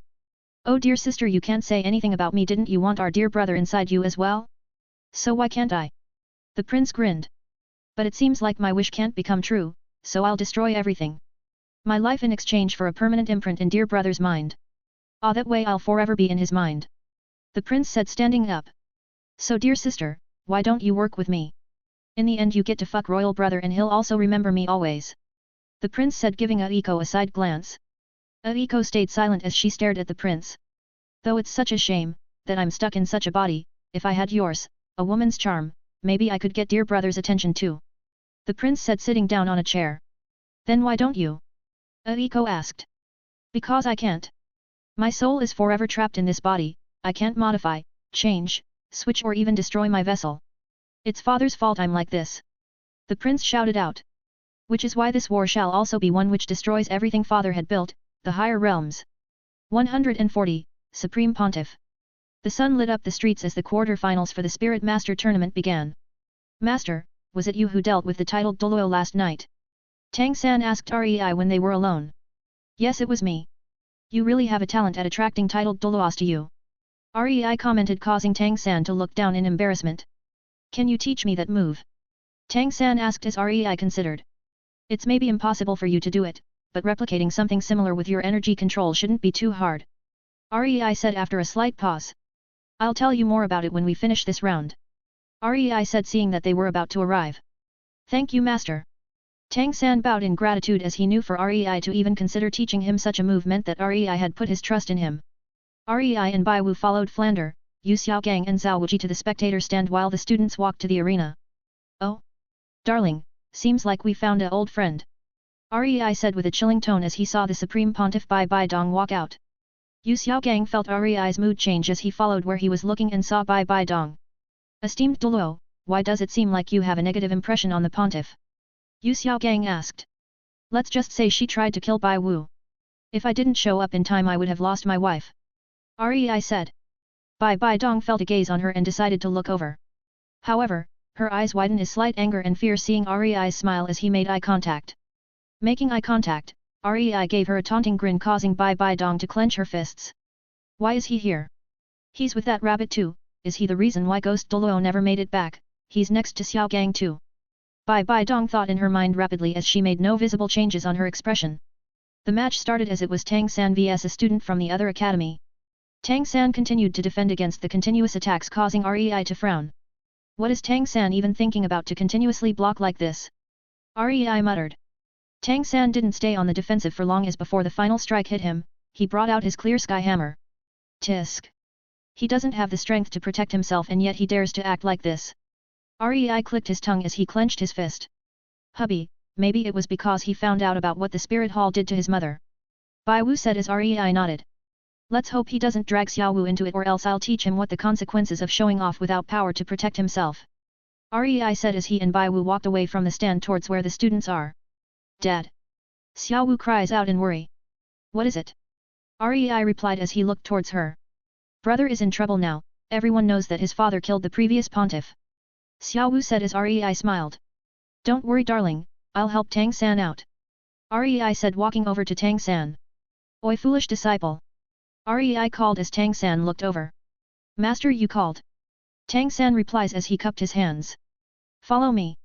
Rei said simply as he gestured to Tang San. Tang San nodded as Rei teleported away with Tang San. Thanks to what you did I'll have to speed things up.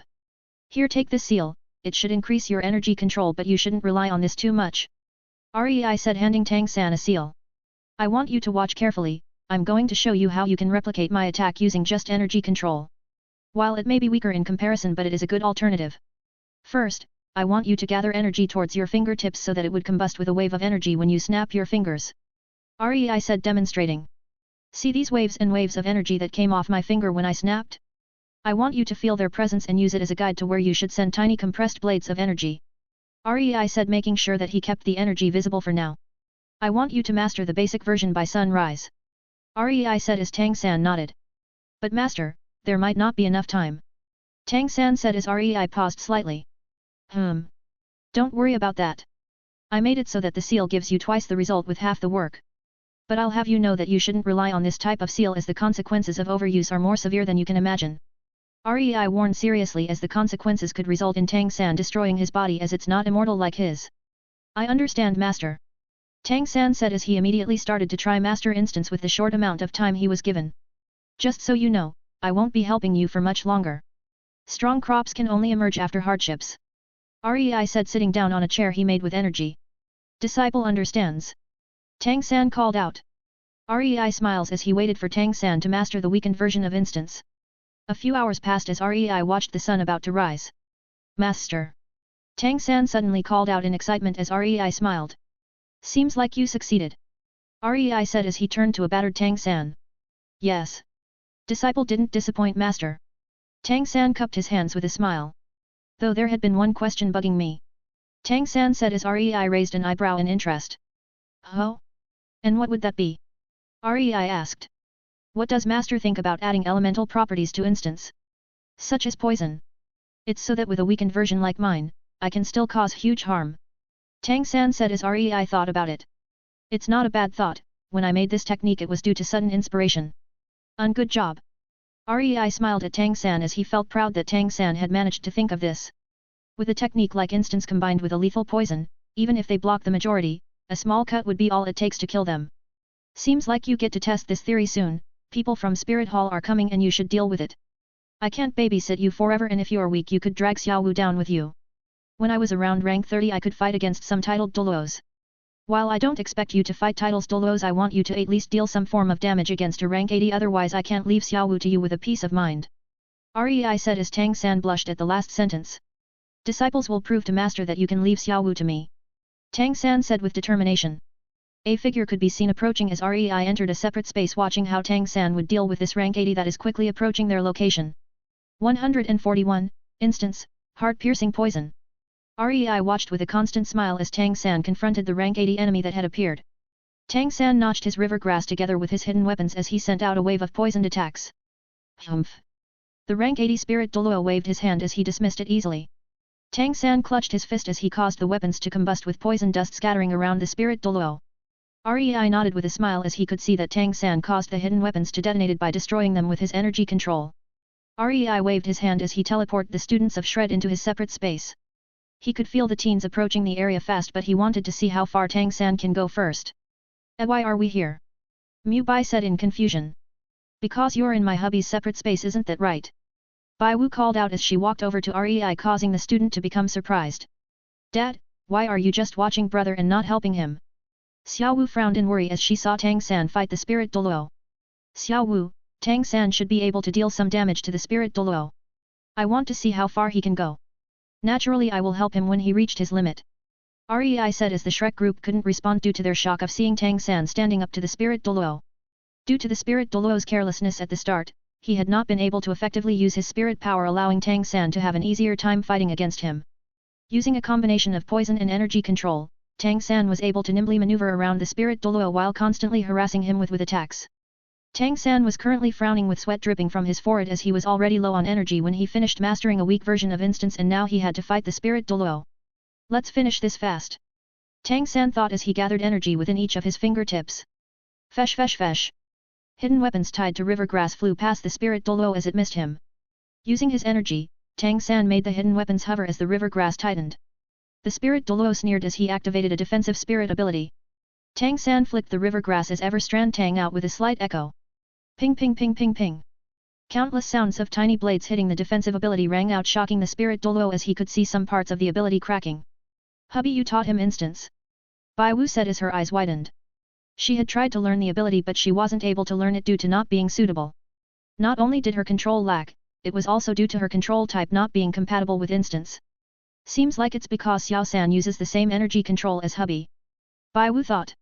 Yes, while he did get some help from me it's still impressive that he mastered the fundamentals of instance within a few short hours. Rei said with a smile while he watched. Mum, what's this instance you and Dad are talking about? Xiao Wu asked curious. It's one of your father's strongest self-made skills. Bai Wu said as she didn't want to expose the inner workings without Rei's permission.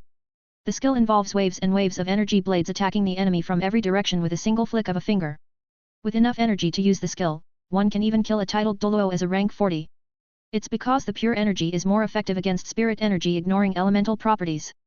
Rei said not bothering about whether or not they knew as the requirement to use the skill was harsh if he didn't prove the necessary help to assist whoever wanted to learn to master the skill. Incredible. Xiao Wu said as she saw Tang San bombarding the spirit Doluo with instance. A trail of blood could be seen dripping from the spirit Doluo's arm as Tang San stopped his attack. Is that it? All this for a shallow scratch and a drop of blood. The spirit Doluo smirked as he looked at his arm. Though I have to commend you, being able to harm me is a rank 30. Shame that you'll die right now. The spirit Doluo said as he charged at Tang San. Indeed, though I'm not the one who's dying.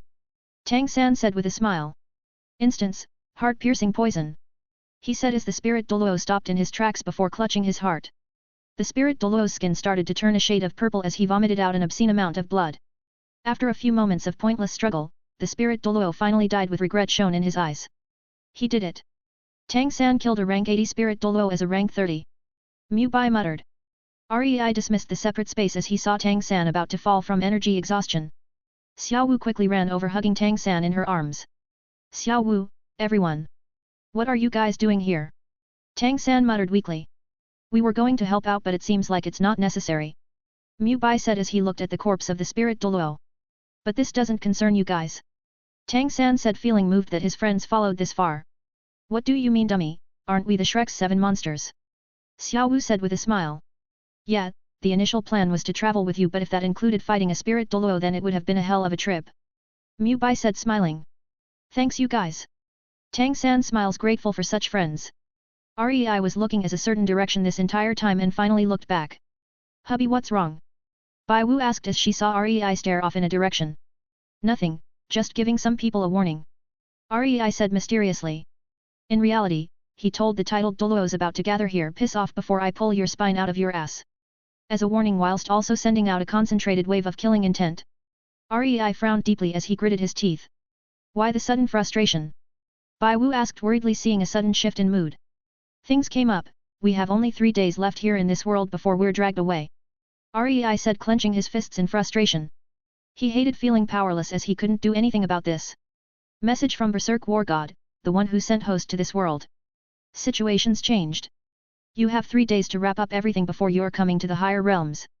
Rei felt a bad feeling well up inside him but he could only ignore it for now as he only have 3 days left to spend together with his daughter. 142, Departure Part 1. Rei teleported everyone back to the inn. He got Xiao Wu to enter his room so that he and Bai Wu can talk to her about the situation. Dad what's up? Xiao Wu asked unsure of why Rei would ask to talk to her alone with her mum. Me and your mum will be leaving in 3 days. We don't know when we can come back. Rei said with some slight hesitation in his voice. Why? Where are you guys going? With how strong you are Dad, I'm sure you can just teleport back right? Xiao Wu asked in worry. Xiao Wu, you see. Where we are going is not in this world. We're going to a different place far from here. Rei continued to explain about how he wasn't a part of this world, how the Berserk War God is basically forcing him to leave. Xiao Wu could only listen patiently as she was exposed to the knowledge of different worlds, gods, and powerful beings. So Mum is following you? Xiao Wu said as Rei looked over at Bai Wu for a bit of help. Darling. Bai Wu was about to explain when Xiao Wu cut her off. Don't worry Mum, Dad, I understand. Dad, just promise me you'll look after Mum. Xiao Wu said looking at Rei.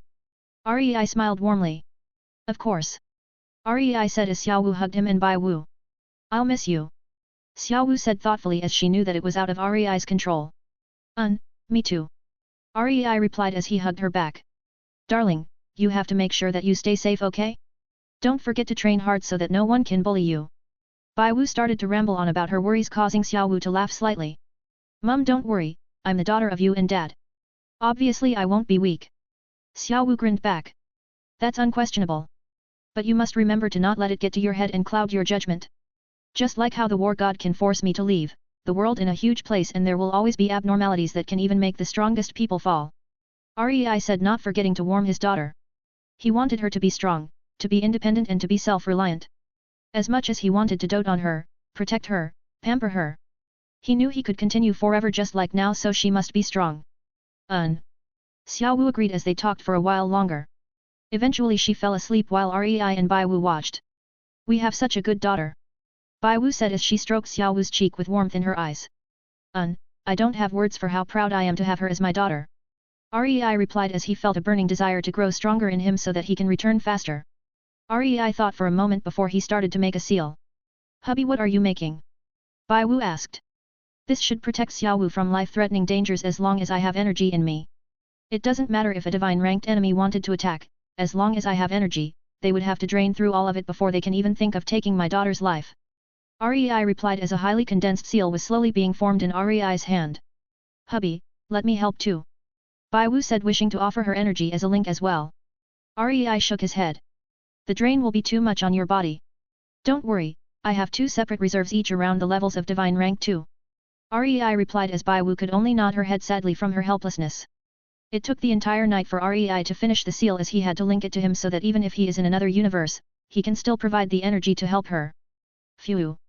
Rei sighed out as he implanted the seal into Xiao Wu's soul so that it'll never leave her. Hubby, you should rest for a while. You've worked all night long after all. Bai Wu said as looked at Rei in worry. Rei smiled as he looked at her. You should know that I can go on for years without sleep. Rei kindly reminded with a smile. I know, but you should still rest once in a while. She said, not relenting. Rei sighed with a smile. Fine, I'll sleep in my space. Rei said as Bai Wu nodded. Giving him a kiss on the lips, Bai Wu watched as Rei entered his separate space. Closing his eyes, Rei let his body float in zero gravity. Ha ha ha ha. Look at them, big brother. A girl said with a smile as they watched an army fight below them. Do you think the old geezers will be coming out now? She asked with a wide smile, holding 2 daggers. Sis, each of those old geezers can be troublesome, don't underestimate them. Looking to the left of him, he could see another girl warning them whilst she held a scythe. But big brother's the strongest. Those geezers can't compare to him at all. The first girl replied with a wide smile. Is she talking about me? Hi's you too, go help them out. I'll save some energy for those geezers. Is that my voice? Got it, big brother. Understood. They replied in sync. The first girl crouched down before leaping high into the air. A trail of dark purple energy trailed behind her as she tore through the crowd of enemies. The girl holding the scythe didn't waste time either, as a mist of black surrounded her, forming a huge figure similar to that of the Reaper. As the 2 of them charged into the crowd of enemies, 2 huge bursts of energy exploded out, charging towards them. One was silver with hints of blue, the other was pink with hints of purple. The 2 new addition were both females as they clashed. His gaze couldn't leave the 2 of them as he watched their every move. The girl with the silver energy made her own avatar as she fought the Grim Reaper avatar one-on-one. On the other hand, the girl with the pink energy fought the girl with the 2 daggers. In her hands, she held a whip sword separated into 9 segments. However, he didn't take their fighting style in mind as he focused on their faces. Eve? Bai Wu? 143, Departure Part 2. Rei burst out with an explosion of energy as he awoke from his dream. What the hell? He muttered. Who were the 2 women next to me? Why was Bai Wu and Eve there? They seemed much more powerful than divine ranks. That shouldn't be possible. Rei thought with countless questions in his mind. Thinking for a few moments, Rei sighed as he decided to think about this another time. Walking out of the separate space, Rei sent out his senses to find where Bai Wu and Xiao Wu were. Locking on, he teleported besides them. Dad! Xiao Wu called out in surprise. How was the final round? Rei asked, understanding that it should have finished by now. Xiao Wu started to explain what had happened as Rei kept an thoughtful expression on his face. Tang San did well with the uses of his instance. But, the rest of you shouldn't always fall back onto Tang San. Rei said, turning to the rest of the Shrek's 7 devils. They slightly lowered their heads in shame as they knew he was right. From what I've heard, all of you focused most of the plans around Tang San. But you all know that individually, you are all powerful, but you cannot use that power properly, causing it to be wasted on you. Rei berated with a sigh. It was annoying to him seeing their power being mishandled so much that they had to rely on Tang San to make up for that. Hubby, why don't you give them some advice?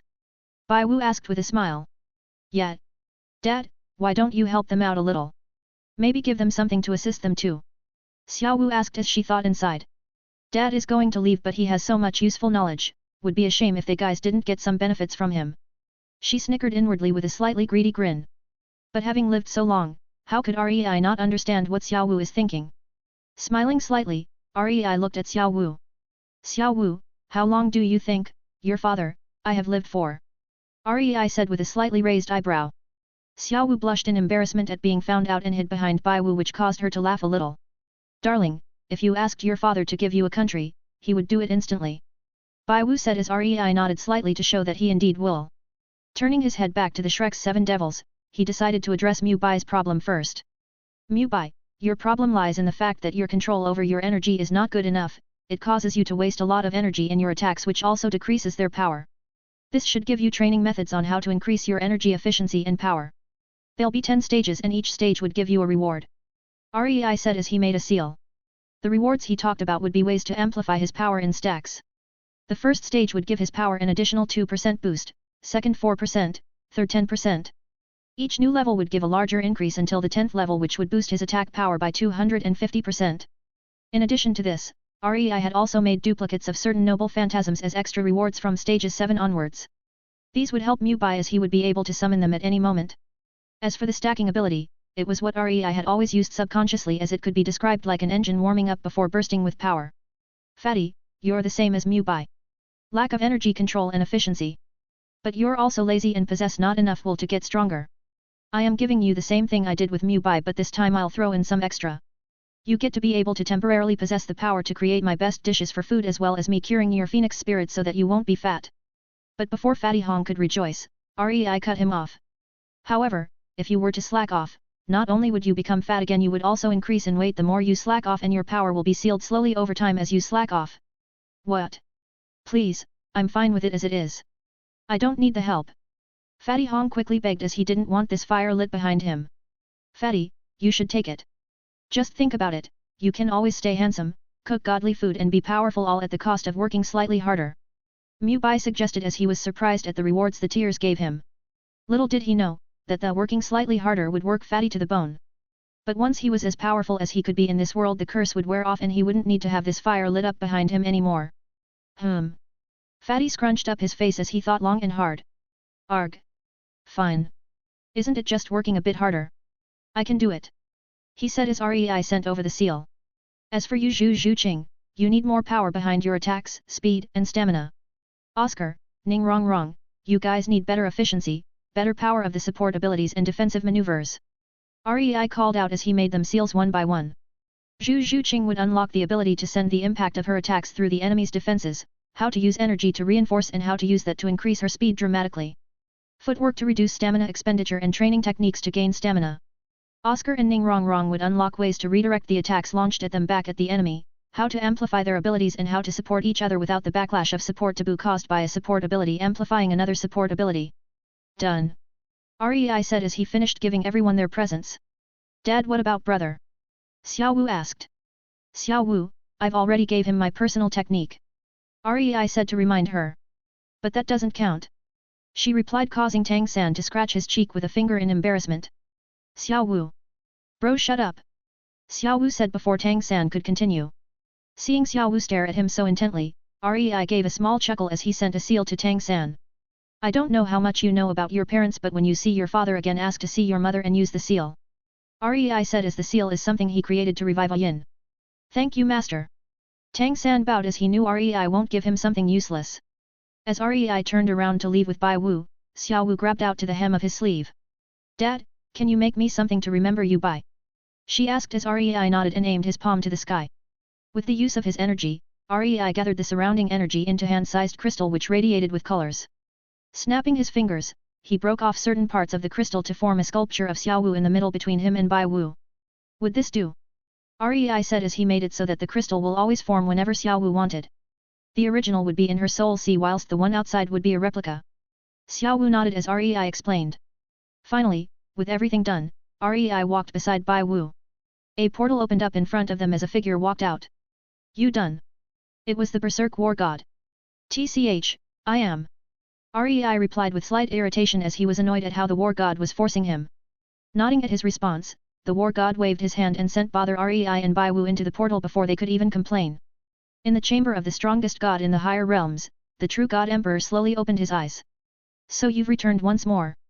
Will the outcome be different from last time, or will it still be destruction? 144, Test Part 1. Having stepped into the portal, REI blinked a few times as he readjusted his sights. Opening them once more, REI was greeted with the familiar view of a wide plain filled with orbs representing the different worlds. Bai Wu, this is what I was talking ab. REI said as he turned to Bai Wu but widened his eyes when he realized that she wasn't there. REI felt his mind stop as fear gripped his heart. Oi! The War God grabbed REI by the shoulder as his voice brought him back to reality. Buletin. Don't worry, she's just been taken by another god. TCH, I suppose this would have happened when me, the Element God and War Saint took notice of your little group. The War God cut in as he clicked his tongue in irritation. Your little wife was taken by the Beast God. It isn't unusual for spirit animals to train up like your wife, and this Beast God feels responsible to guide them. She's, odd at best, but I can assure that your little wife would be safe with her. The war god said as he let go of Rei who was still feeling nervous. Though this works out well for us as well. She won't distract you from getting stronger. Not to mention she's way too weak right now, the beast god will train her up good just like how War Saint is training up the last Eve. Rei's ears perked up as he heard the familiar name. Eve, where is she right now? He asked quickly. She's in a place where all of the god's successors are to train herself. It is also where we are going. The war god said as another portal opened up in front of them. You'll be taken part of a preliminary test to enter the realm. There are only so many people that can enter the realm, so it's selection through survival of the fittest. The war god explained as he brought Rei to a plaza. Rei was overwhelmed by the amount of energy in the surroundings. Just by standing here Rei felt like he was getting stronger by the second. The war god smirked seeing Rei already improving by just being in a better area for training. So we waited this long for a mere divine rank too? War god, explain yourself. A voice rang out as Rei turned his head to the source. A person which looked like a young adult spoke as his gaze was filled with contempt. His hair was pure black, eyes which radiated bloodthirst, lean outer appearance and wore cloth armor that didn't restrict his movements. Oh, he's no mere divine rank too, killing god. The war god replied with a slight laugh. In a battle with rank 5s and above and you say a rank 2 is no mere rank 2? Do you have a screw loose in your head? The killing god said as the war god only laughed. Then you can use one of your candidates to test him. Rei, this is your ticket to find Eve, so don't disappoint me. The war god encouraged as Rei only nodded since he could only follow along with the current situation. Just you wait. Rei thought as he walked to a clearing where his enemy is waiting. War god, you've never even taken a rank 8 genius in your eyes from the higher realm, so what makes this rank 2 so special? The killing god asked. Ha ha ha, then have you ever seen a person which smelled of death so much even though he should be inexperienced? I can tell he has gone through war, no just any small war from a small world, but multiple large-scale wars. Dimensional ones, he may not realize it but his combat experience had carried over from his past lives, every move he makes, he may think it's through his training but it was already engraved into his soul. Though it's rather strange I can't tell who he was, it's like someone has purposely hidden it. The war god said as he kept his eyes on Rei. The killing god grew serious hearing the war god. Then you should know an unknown like him is very dangerous, right? Especially since if he is as powerful as you say. The killing god warned. Of course, but that just makes him a better candidate to succeed me. The war god gave a menacing grin which caused slight shivers to go through the killing god's spine. You. This is a thin line you're walking and it could break at any moment. The killing god said gritting his teeth. But isn't that more thrilling? The war god replied giving the killing god a side glance. Crazy bastard. The killing god squeezed out as he put focus on the spar. Rei stood in his spot seemingly relaxed but he was prepared to attack at a moment's notice. Divine rank 5. 3 stages above me currently. He thought. His opponent in front of him wore black clothing which covered his entire body except for his blood-red eyes. I'll take the initiative. Rei thought as instantly applied some seals to his body to increase his speed to the max. Bringing out Kyoki before anyone noticed, Rei had already slashed the opponent in half. No feeling. Rei though as he instantly had his guard up. After images at this level, this guy's speed is far above me. Rei thought as he sent out his senses but could only catch shadows of the enemy. But... Rei paused his thoughts as a long-forgotten grin appeared on his face. Who said I can't deal with it? With a monstrous punch, Rei shattered the area around them as deep fissures appeared everywhere. His opponent had understood the problem as he jumped upwards. Go! Rei shouted as hundred upon hundreds of golden chains shot up towards his opponent. With the improvement of his abilities, Inkiju seemed as if it had transformed into dragons. Slamming his hands together, seals appeared blocking off the area around his opponent. Thousand Dragon Array! Rei thought as he combined both abilities together. With Inkiju, as long as one chain touched his opponent, their divine power would be restrained. As for the seal, not only did it block them off, it also created illusions of the chains and teleport them around the area. Oi war god! How can he have the chains? The killing god interrogated angrily. Why can't he have the chains? Ha ha ha, the war god laughed. You should know that the abilities that the system god gives can only be interpreted into a weakened version. If not, the person's body could simultaneously explode due to the ability. So why does he have one of the most wanted ability, Inkiju? The killing god gritted his teeth. Did I not tell you? He's chosen by 3 gods so far. Me, system god and element god. The war god grinned. Wah! 3 gods all have their eyes on him. The killing god stumbled back slightly at the information. You guys are creating a monster. Do you understand the consequences should he leave for the other side? The killing god warned. Yes, but he has the system god's daughter and one other lass to tie him down. The war god replied as he watched the fight. This gamble is too dangerous. What if they follow him? Won't we be fucked over by the monster we created? The killing god said as he clenched his fist. Every moment of talking to the war god infuriated him as they had started the cultivation of such a monster that possibly no one can control. Ha ha ha, you should calm down and enjoy the fight. The war god laughed out. TCH, how can I calm down with this monster on the loose without a leash? The killing god retorted as he turned to the fight. But thank the heavens that I had prepared just in case, my chosen won't be taken down by Enkiju. The killing god said. As he predicted, Rei's opponent didn't panic seeing the chains. Instead, he brought out 2 daggers and started to cut around his area. Gleams of sword light seemed to have cocooned him as he deflected every chain shot towards him. Ho is expected of a divine rank 5, if you lost to this I'll be disappointed. Rei grinned with a menacing light. Dark energy started to gather around his arms as a holy light flashed behind him. In one hand he had Kyoki as the other he had Tengoku. Yo Rei, seems like we got a worthy fight after so long, ha ha ha ha. Kyoki's voice rang out surprising the audience. Kyoki, shut it, you battle freak. Tengoku's voice replied as Rei grinned at their interaction. Kyoki, Tengoku, you ready to try Shojun again? Rei asked as Shojun was the stage above Bankai.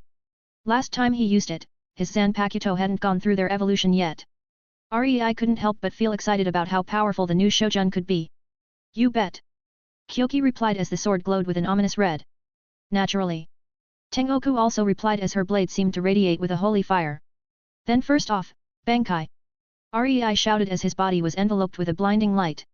A crushing pressure descended onto the entire plaza as the war god's grin widened, feeling Rei's increase in power. The higher realms seemed to react as dark clouds swirled above Rei. Walking out of the light, the audience saw Rei's new appearance. His hair a mix of black and white, heterochromatic eyes with the left yellow and the right red. Plated armor which had each segment lined with scarlet red as the plating itself was like a creamy white marble. On his back had 7 pairs of energy wings, half were a combination of black and red which seemed like red lighting in a shadow the shape of a wing, while the other half seemed like the sun in the shape of wings. In each of his hands was a great sword as the left was black and red adorned with bones and metal giving it an ominous sheen. On his right was a great sword colored white, blue, and gold with jewels and metallic feathers decorating the hilt. Phew, next stage, Shojun. Rei continued as energy exploded out once more. His opponent wanted to stop him as the 1000 dragon array had long stopped, but the stiffing pressure froze his body. He could only watch on helplessly as Rei powered up. During the new transformation, Rei's conqueror's haki descended as it caused most of the audience to kneel as if welcoming a king. Boom! With a resounding explosion, light shot into the skies as everyone's vision cleared once more. This time, however, Rei was sat on a gilded throne above the arena. The throne decorated in a way which seemed to scream out, only the worthy can sit upon this throne. Rei sat there with a grin as he crossed his legs in a lazy manner. His hand supported his head as he leaned slightly to the side with his spare hand resting on the armrest. His appearance seemed to be the same with the exception of his wings and great swords. However, what drew everyone's attention was not him but rather what he was surrounded by. On his left was a beautiful woman adorned with holy armor, 6 pairs of pure white wings, blonde hair, blue eyes with a slightly cold expression. She stood with a great sword in front of her, standing guard beside Rei.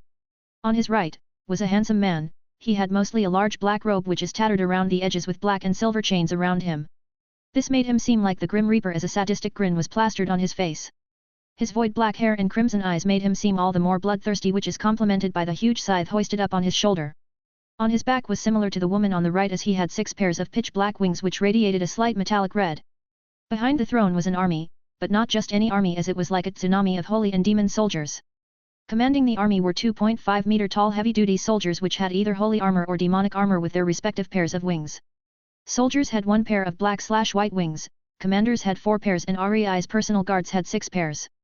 With Rei's new Shojun it gifted him an army to command. Each soldier held a certain percentage of Rei's overall physical power as well as magical power. Soldiers had 15%, commanders had 40% and his personal guards had 75%. Kyoki, Tengoku, this is surprising. Rei commented with a smile. Of course, what do you accept? Only something like this is fit to be the Shojun of a king. Kyoki grinned as Tengoku nodded. A king is the boss while the army is the appetizer, go entertain our enemy. Rei said as his army approached his opponent. However, there were one thing they didn't know. Shojun realm of the God Emperor. Passive will of the fallen. With every soldier defeated, the Emperor and his personal guards are buffed with a 0.1% increase in power. With every commander defeated, the Emperor and his personal guards gain a buff of 50% increase in power. With each personal guard defeated, the Emperor and any remaining personal guard gain a buff of 150% increase in power. With all soldier, commander, and personal guard defeated, the Emperor gains a buff of 300% increase in power. All buffs stack, buffs are temporary. 145, Test Part 2. Rei's opponent trembled slightly as he saw the army approaching him. His face grim, he looked over to the Killing God. Seeing that his candidate is asking for permission, the Killing God understood and nodded. Seeing that the Killing God gave his approval, Rei's opponent brought his dagger to his palm and cut across it. I, Orion, command you. Awaken. He chanted as the daggers glowed with the unholy light. Armor appeared on his body as they covered the shoulders, elbow, knees, and legs. A long red scarf trailed behind him as he had a katana in his hands.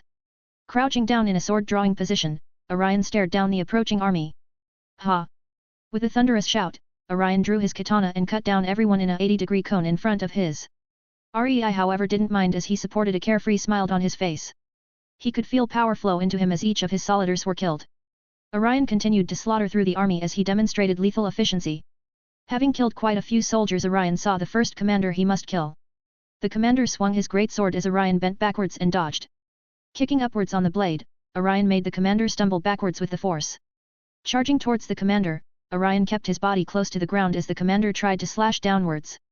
Twisting his body sideways, Orion slid through the commander's legs as he pushed himself up with his hands. With a quick slash, Orion decapitated the commander as he turned to Rei. He suddenly felt something was wrong as Rei was still smiling. Orion frowned as he quickly killed a few more soldiers. One more commander appeared as Orion charged towards it fearlessly. The commander swung its great sword downwards towards Orion. Swish! With a cut that most couldn't see, Orion cut the commander's hands off, leaving the great sword to fall down. Stabbing his katana towards the defenseless commander, Orion smiled seeing the sword pierce through the head. However, it was then when he realized what was wrong. Rei entered Divine Rank 3. Orion quickly turned to Rei and threw his katana. Oh, he found out. Rei said lazily. Orion appeared in front of him not too long after as he had switched locations with his katana. Using the momentum, Orion twisted his body and kicked towards Rei. Bam! Orion widened his eyes as he saw how both Tengoku and Kyoki blocked his attack with their weapons. His kick was only slightly in front of Rei who didn't even flinch. Feeling danger, Orion quickly jumped away as he saw how golden chains had appeared around where he stood. Oh ho, with each soldier killed Rei gains an increase in strength, hey? Ha ha ha, interesting. The war god grinned seeing this. Orion landed slightly further away from the army as he was frowning heavily. Don't try teleporting again, it won't work since I've already got my soldiers to stop the spatial fluctuations. Rei commented as he saw Orion's grip tighten around his katana. I don't believe it. Orion spat out as he threw his sword once more. Highs. Rei sighed as Orion failed teleport. Pinching the sword with his thumb and index finger, Rei looked towards the frowning Orion. I doubt you'll be trying to kill my soldiers. All of you, die for me. Rei spoke as his soldiers started to kill themselves one after another. No screams were heard as the spectators widened their eyes. The scene of all of Rei's soldiers killing themselves shocked them as there were no hesitation whatsoever. The buff isn't as big but it's enough. Rei commented as he advanced to Divine Rank 4. If Orion had killed the soldiers instead, he had no doubt he would be in Divine Rank 5, maybe even 6. Orion smiled slightly as he slammed his palms to the ground. You may have an army but I use the dead. Orion felt victory at hand as he summoned the fallen soldiers that Rei commanded to suicide. Kyoki and Tengoku tried to hide their laugh as they saw Orion's actions. Killing God, isn't your candidate a bit stupid? The war god smirked as he looked over to the ashen-faced Killing God. While this might be good with a real army, did he forget that this army was Rei's ability? War god continued as Rei's laughter rang out. Ha ha ha ha. I don't know if you're stupid or confident. Rei called out as Orion's smile turned to a frown. Stop acting, your army is mine to command.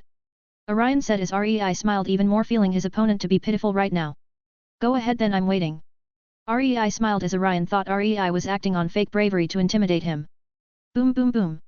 His undead army marched towards Rei in union as Orion smiled. Kill. He commanded as his army charged at Rei. The Killing God looked away as he could almost imagine his candidate's face in the next scene. Bam. All of the soldiers dropped their weapons and kneeled in front of Rei. Wah. Orion couldn't wrap his head around how his undead army was kneeling in front of Rei. These are my soldiers created by me, loyal forever. They're not real people but my skill, and now you resurrect them. Are you giving me a gift? Rei grinned as the soldiers made a path for Rei, Kyoki, and Tengoku. Calm steady footsteps could be heard as Rei walked towards Orion. Orion however, felt his heart pound faster as he felt more nervous. His weapon in Rei's hand, his trump card taken over by Rei. He only had one option left. Shadow. Orion waited for Rei to come closer as he laid a trap with the shadows around the area. Closer, closer. Orion thought as he only had one chance for it to work. Rei fought him to a standstill as a divine rank 2, he defiantly would beat him now that he's advanced, not to mention divine rank 5. Now. Orion clasped his hands as spears made from shadows shot towards Rei. He was about to attack as well with a sword made from shadows but froze in fear. Kyoki stood in front of Rei with a grin as he tapped his scythe downwards. The shadows flickered slightly before being gathered in his scythe. No way. Orion muttered in defeat. His body lost strength as he kneeled in defeat. His teleport was blocked, his undead was taken over and even his shadows were no use. Rei countered him in everything. I take that as my win. Rei turned to the two gods watching as they nodded. Snapping his fingers, Rei dismissed his army. See ya Rei, call on us more often, okay? Kyoki grinned as Tengoku nodded. No problem. Rei smiled as his army turned to light and got absorbed back into him along with Kyoki and Tengoku. His rank also fell back to divine rank 2. Rei felt blood rise up in his throat but swallowed it back. Weakened 2 days 23 hours 59 minutes. Overall status 80%. So there is a side effect. Rei thought, seeing the weakened status.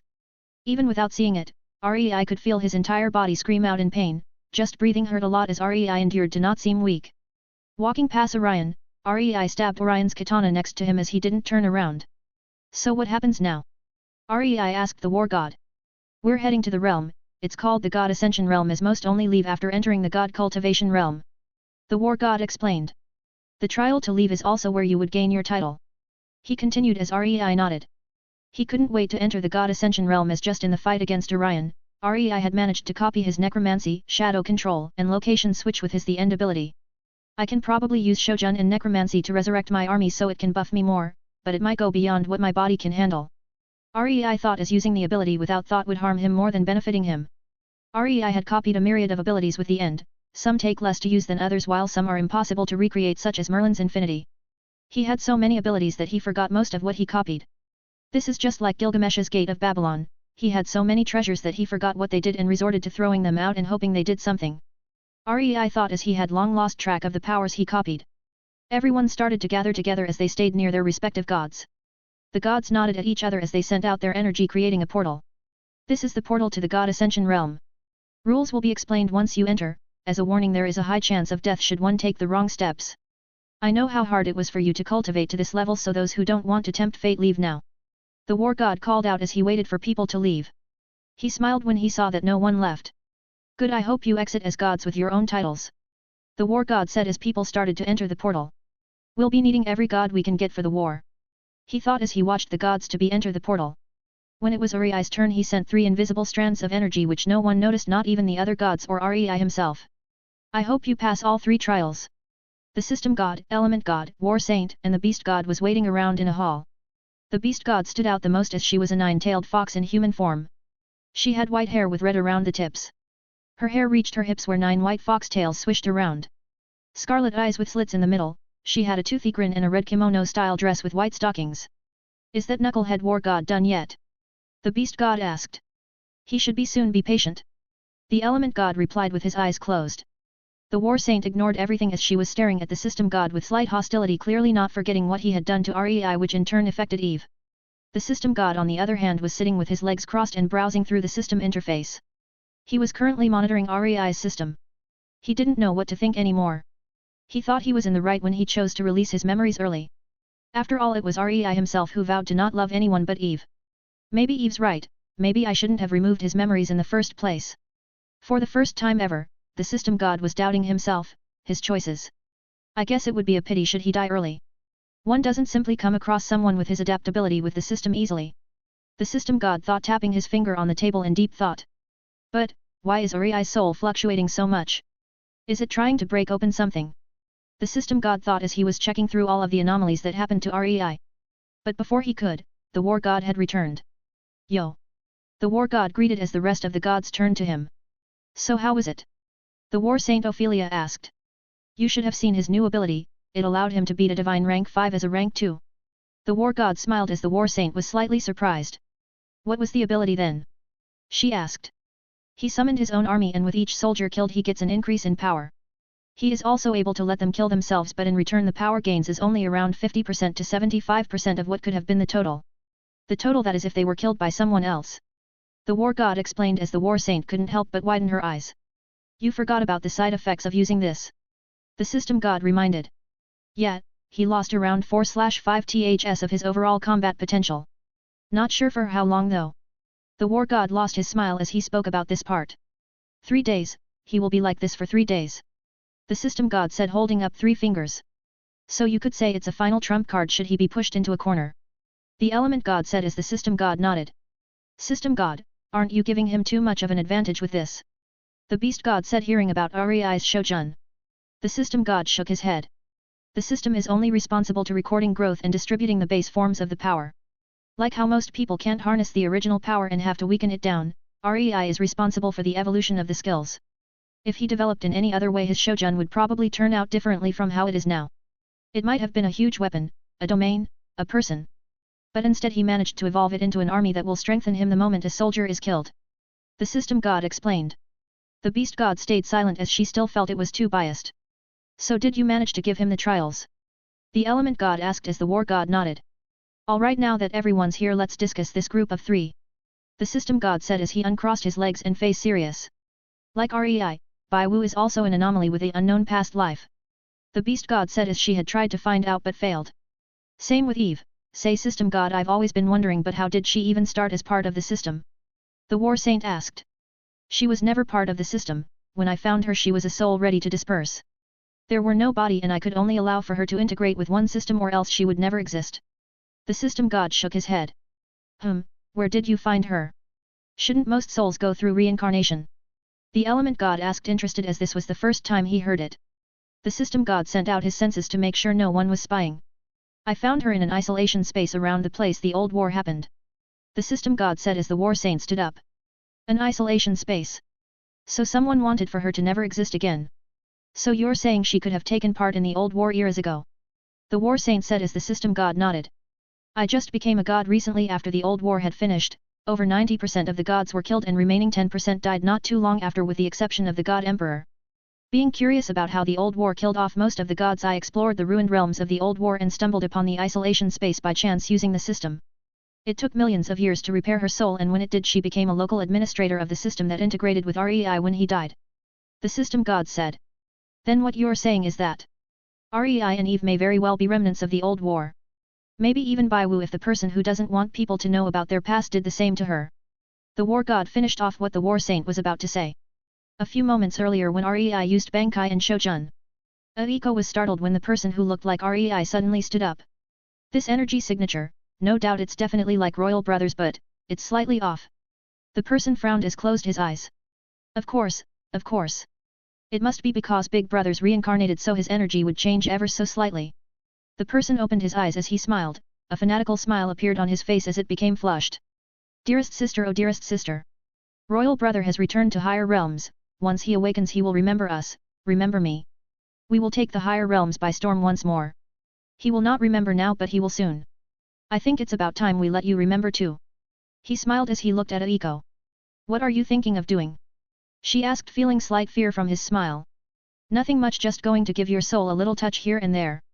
Might hurt a little, but if it goes well then you'll remember everything. He said. And if it doesn't? Aiko asked in fear. Well. The person stayed silent before grinning, leaving everything to Aiko's imagination. 146, Divine Rankings. Blinking slightly, Rei felt his vision clear as he was in the middle of a plaza. Looking around he could see that the other candidates were also besides him. Muttering could be heard as they weren't sure of what to do. Hello, I'm presuming that you're the new recruits of the God Ascension realm. A voice called out. Turning to the source, Rei saw that it was a young man who seemed to be in his early 20s. He had white hair that was swept to the side covering one eye, his one visible eye was golden in color. He wore a cultivator robe that seemed to be very loose-fitting. Since you are all newcomers, I'll take this chance to explain how things work in this realm. He continued as everyone's attention was on him. In this realm, we have several ways to increase our cultivations. The first being how you would normally cultivate. Absorbing energy and slowing increase your levels. The second, hunt beasts out the boundaries and absorb their cultivation.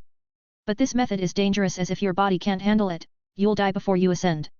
The last method, which is the best yet also the hardest, is to absorb a rift. A rift is a separate dimension that is opened occasionally by gods or when a god dies. Their energy would form the rift and several tests would be inside the rift. The first person to complete the rift would gain the largest portion of energy. But that also depends on how much you can absorb.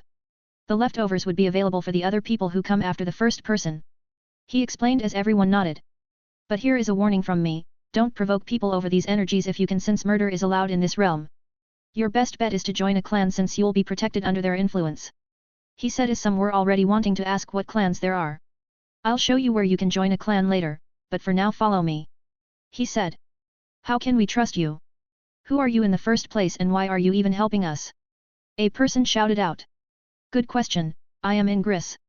Moderator of the God Ascension Realm. Cultivation, Peak God Realm. Ingris said as some of the cultivators flinched in fear at the cultivation of Peak God Realm. Rei watched confused as he didn't understand God Realms. System, can you display God cultivation ranks? Rei thought. Low God. God. High God. Peak God. True God. True God Emperor. Thanks, Rei thought as he looked at the ranks.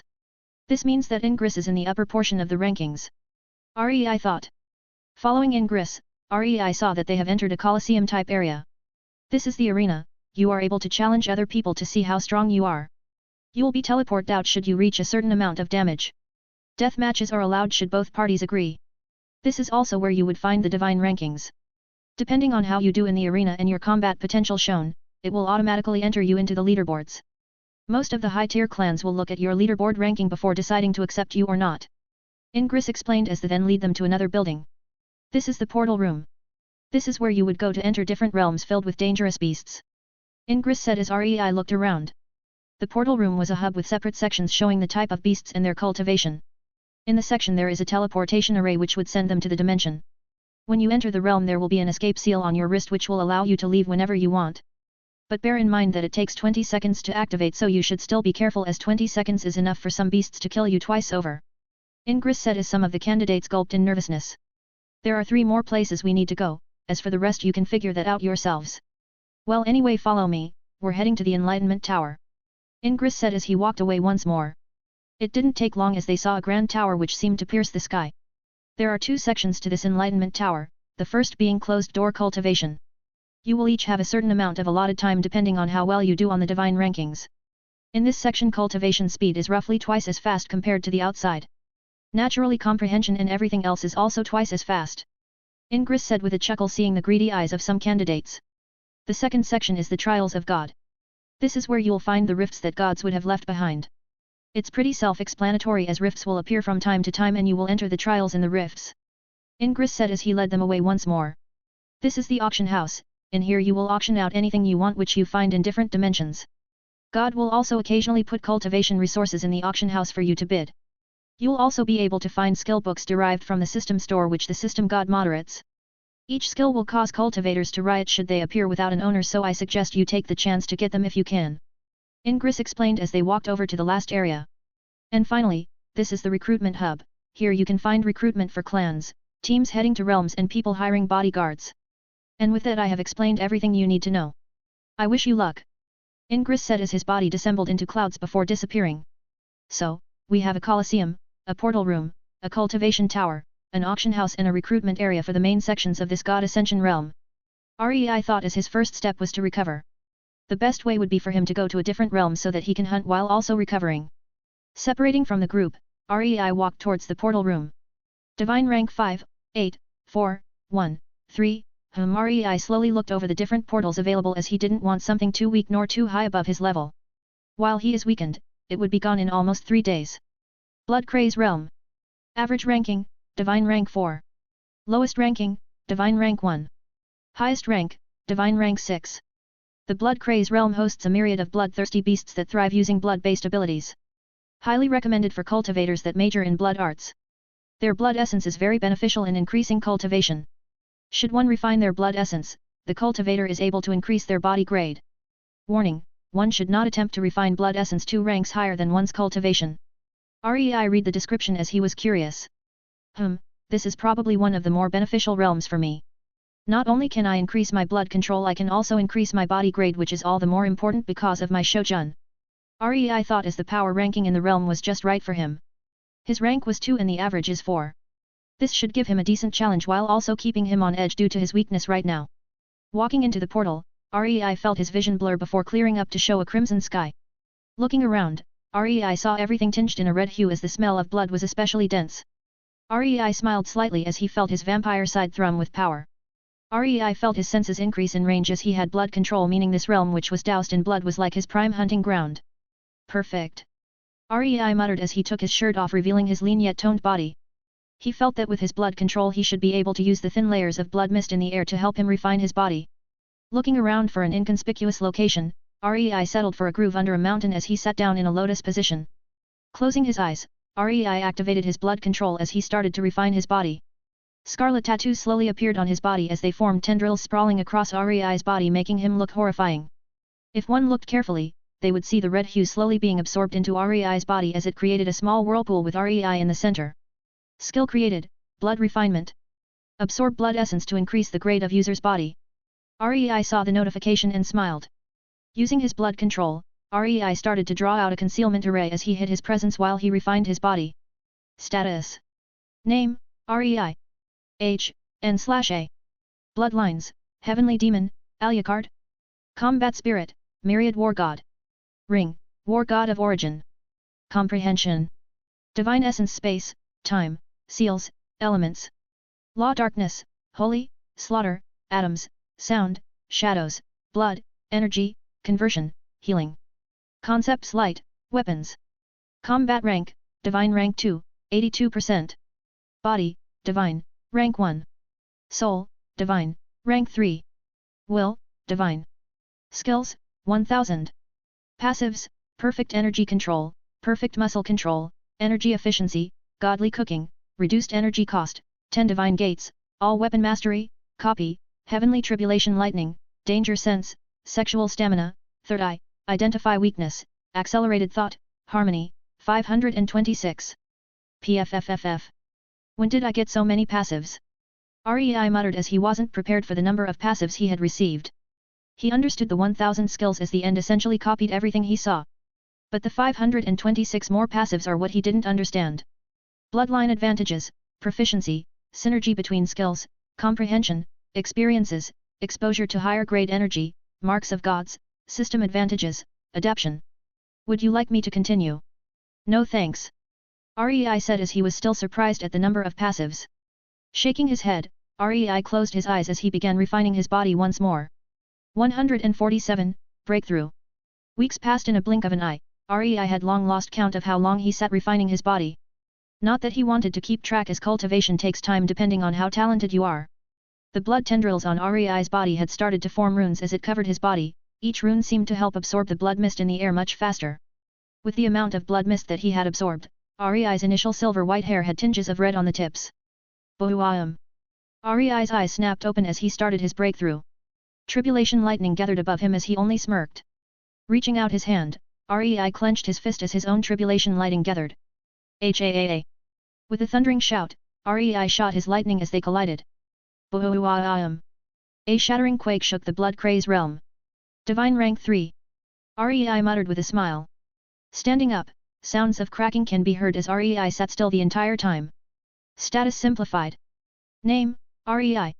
Age, N/A. Combat Rank, Divine Rank 3, 0%. New. Body Rank, Divine Rank 4, 32%. New. Soul Rank, Divine Rank 3, 82%. Will Rank, Divine Rank, 48%. Ho, blood refining is pretty good for increasing my body rank. REI muttered with a smile. Looking at his own body, REI could still see some faint hints of blood runes. REI frowned slightly. He gathered energy in his left palm as the blood runes started to glow.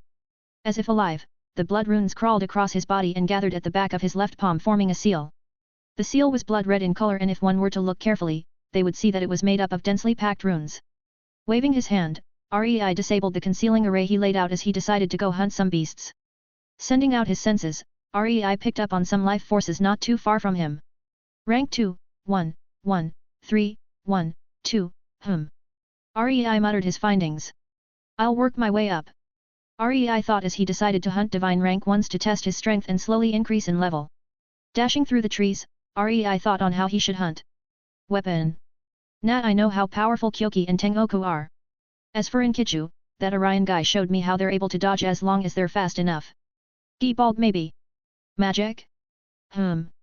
Fuck it, bare hand for now. REI thought as his would only use weapons or magic when bare fists won't work. Nearing his target, REI reduced his presence as he observed his prey. Blood-crazed night wolf divine rank 1. It was a black wolf the size of a large house, black fur with streaks of red. It has pieces of metal-like plating over his body as steel-like fangs protruded from his maw. On its face, it had a distinctive scar that ran from its left eye to his snout. Seems like his left eye is blind. REI thought as his muscles tensed ready to explode with power. The wolf's ears twitched as it looked towards where REI was hiding. Feeling danger, REI bent back at an abnormal angle which was only supported by his toes.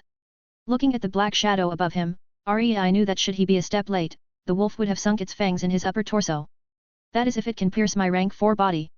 He thought before forming a spear with his right hand and stabbed it towards the neck of the beast. The sound of flesh being ripped apart could be heard as REI's hand easily pierced the neck of the wolf. The wolf struggled as REI grabbed hold of his spine through the neck. REI's eyes narrowed as he spare hand grabbed hold of the wolf's collarbone. HAAA. REI exerted strength as he separated the head of the wolf from its body with the spin attached. Fights at higher levels of strength can be ended quickly should one grasp the opportunity. Depending on the situation, even if the two combatants are close in strength it can be ended in one move. REI thought as the power that comes with higher divine ranks are deadly. If a divine rank 8 let his guard down, REI estimated that he would be able to have enough opportunities to restrain, disable, or downright kill him. But that's if they let their guard down. Looking at the wolf corpse in his hands, REI extracted all of the blood into a small pill before eating it. Energy flowed through his veins as REI closed his eyes to savor the sensation. A smile appeared on his face as it had been a while since he absorbed blood. Although he was a vampire, he didn't have the negative traits of the race as he was fine even without blood. But it was like telling an addict to give up what he is addicted to. Naturally with REI's willpower holding off the desire was easy. Opening his eyes once more, REI felt that he had been rejuvenated as his senses were increased. Letting go of the dried-up husk of a body that was the divine-ranked wolf, REI dashed towards his next prey. Blood-crazed demonic raven divine rank 2. Looking above him, REI could see the raven staring him down. The raven had glowing red eyes that shone with cruelty, black feathers with veins red in color. It became a blur as it nose-dived towards REI attempting to kill him. Narrowing his eyes, REI reached out before grasping his hands and twisting his body sideways. In 2 simple moves, REI ripped both wings off the raven and dodged its nosedive. Like their name, they're in a blood craze. Not having high combat standards and acting like normal beasts you find anywhere. REI thought as he used his foot to kill the struggling raven. Eating the refined blood essence once more, REI smiled. However, his smile only grew wider as he saw what the system displayed. Blood law, 0.0001%. New. So, eating refined blood essence of a divine rank 2 increases it by 0.0001%. Hey? That means I have to kill 10,000 of them to get 1% and 1 million to increase the law to divine essence. REI thought his blood law was pretty useful already. He could keep gaining energy as long as he intakes blood, refine his body, form blood weapons, regenerate body parts and stay alive as long as a single drop of his blood remained. Should it become a divine essence I think I might be able to control the blood in a person's body. REI thought as it would help in his fights massively. Feeling renewed determination, REI started to hunt every rank 2 beasts he could find not leaving any out since 0.0001% was still progress no matter how small. Each fight was short as REI used his bare hands to crush everything in his way. His body was tainted with blood as with his hair. On the back of his left palm, his blood seal grew more apparent with each kill. Crushing the skull of his most recent kill, REI ate the blood pill once more as he looked at the progress so far. Blood law, 1%. I think that's every rank 2 beast for quite a distance, I can't feel any more of them. REI though as the forest was much larger than he had thought. Status. Name, REI. Age, N/A. Combat rank, Divine rank 3, 0% 2%. Body rank, Divine rank 4, 32% 38%. Soul rank, Divine rank 3, 82% 83%. Will rank, Divine rank, 48% 49%. Rank 3 it is then. REI thought as he decided to search for any rank 3 beasts around. Dashing towards the closest one, REI saw that his opponent was a serpent-like beast. Blade Serpent, Divine rank 3. It has dark crimson scales with natural blade-like protrusions, its head also had blade-like protrusions especially around the back of the skull which protects it from anyone trying to attack it from behind. It had 2 pairs of eyes as they glowed with a poisonous purple. The same time that Rei saw it, it had also seen Rei. Rei felt his hair stand on end as the pressure was of a creature close to divine rank 4. His face was serious as he decided to make the first strike. Gi Balg appeared in his hands as Rei used it as a medium for his elemental abilities.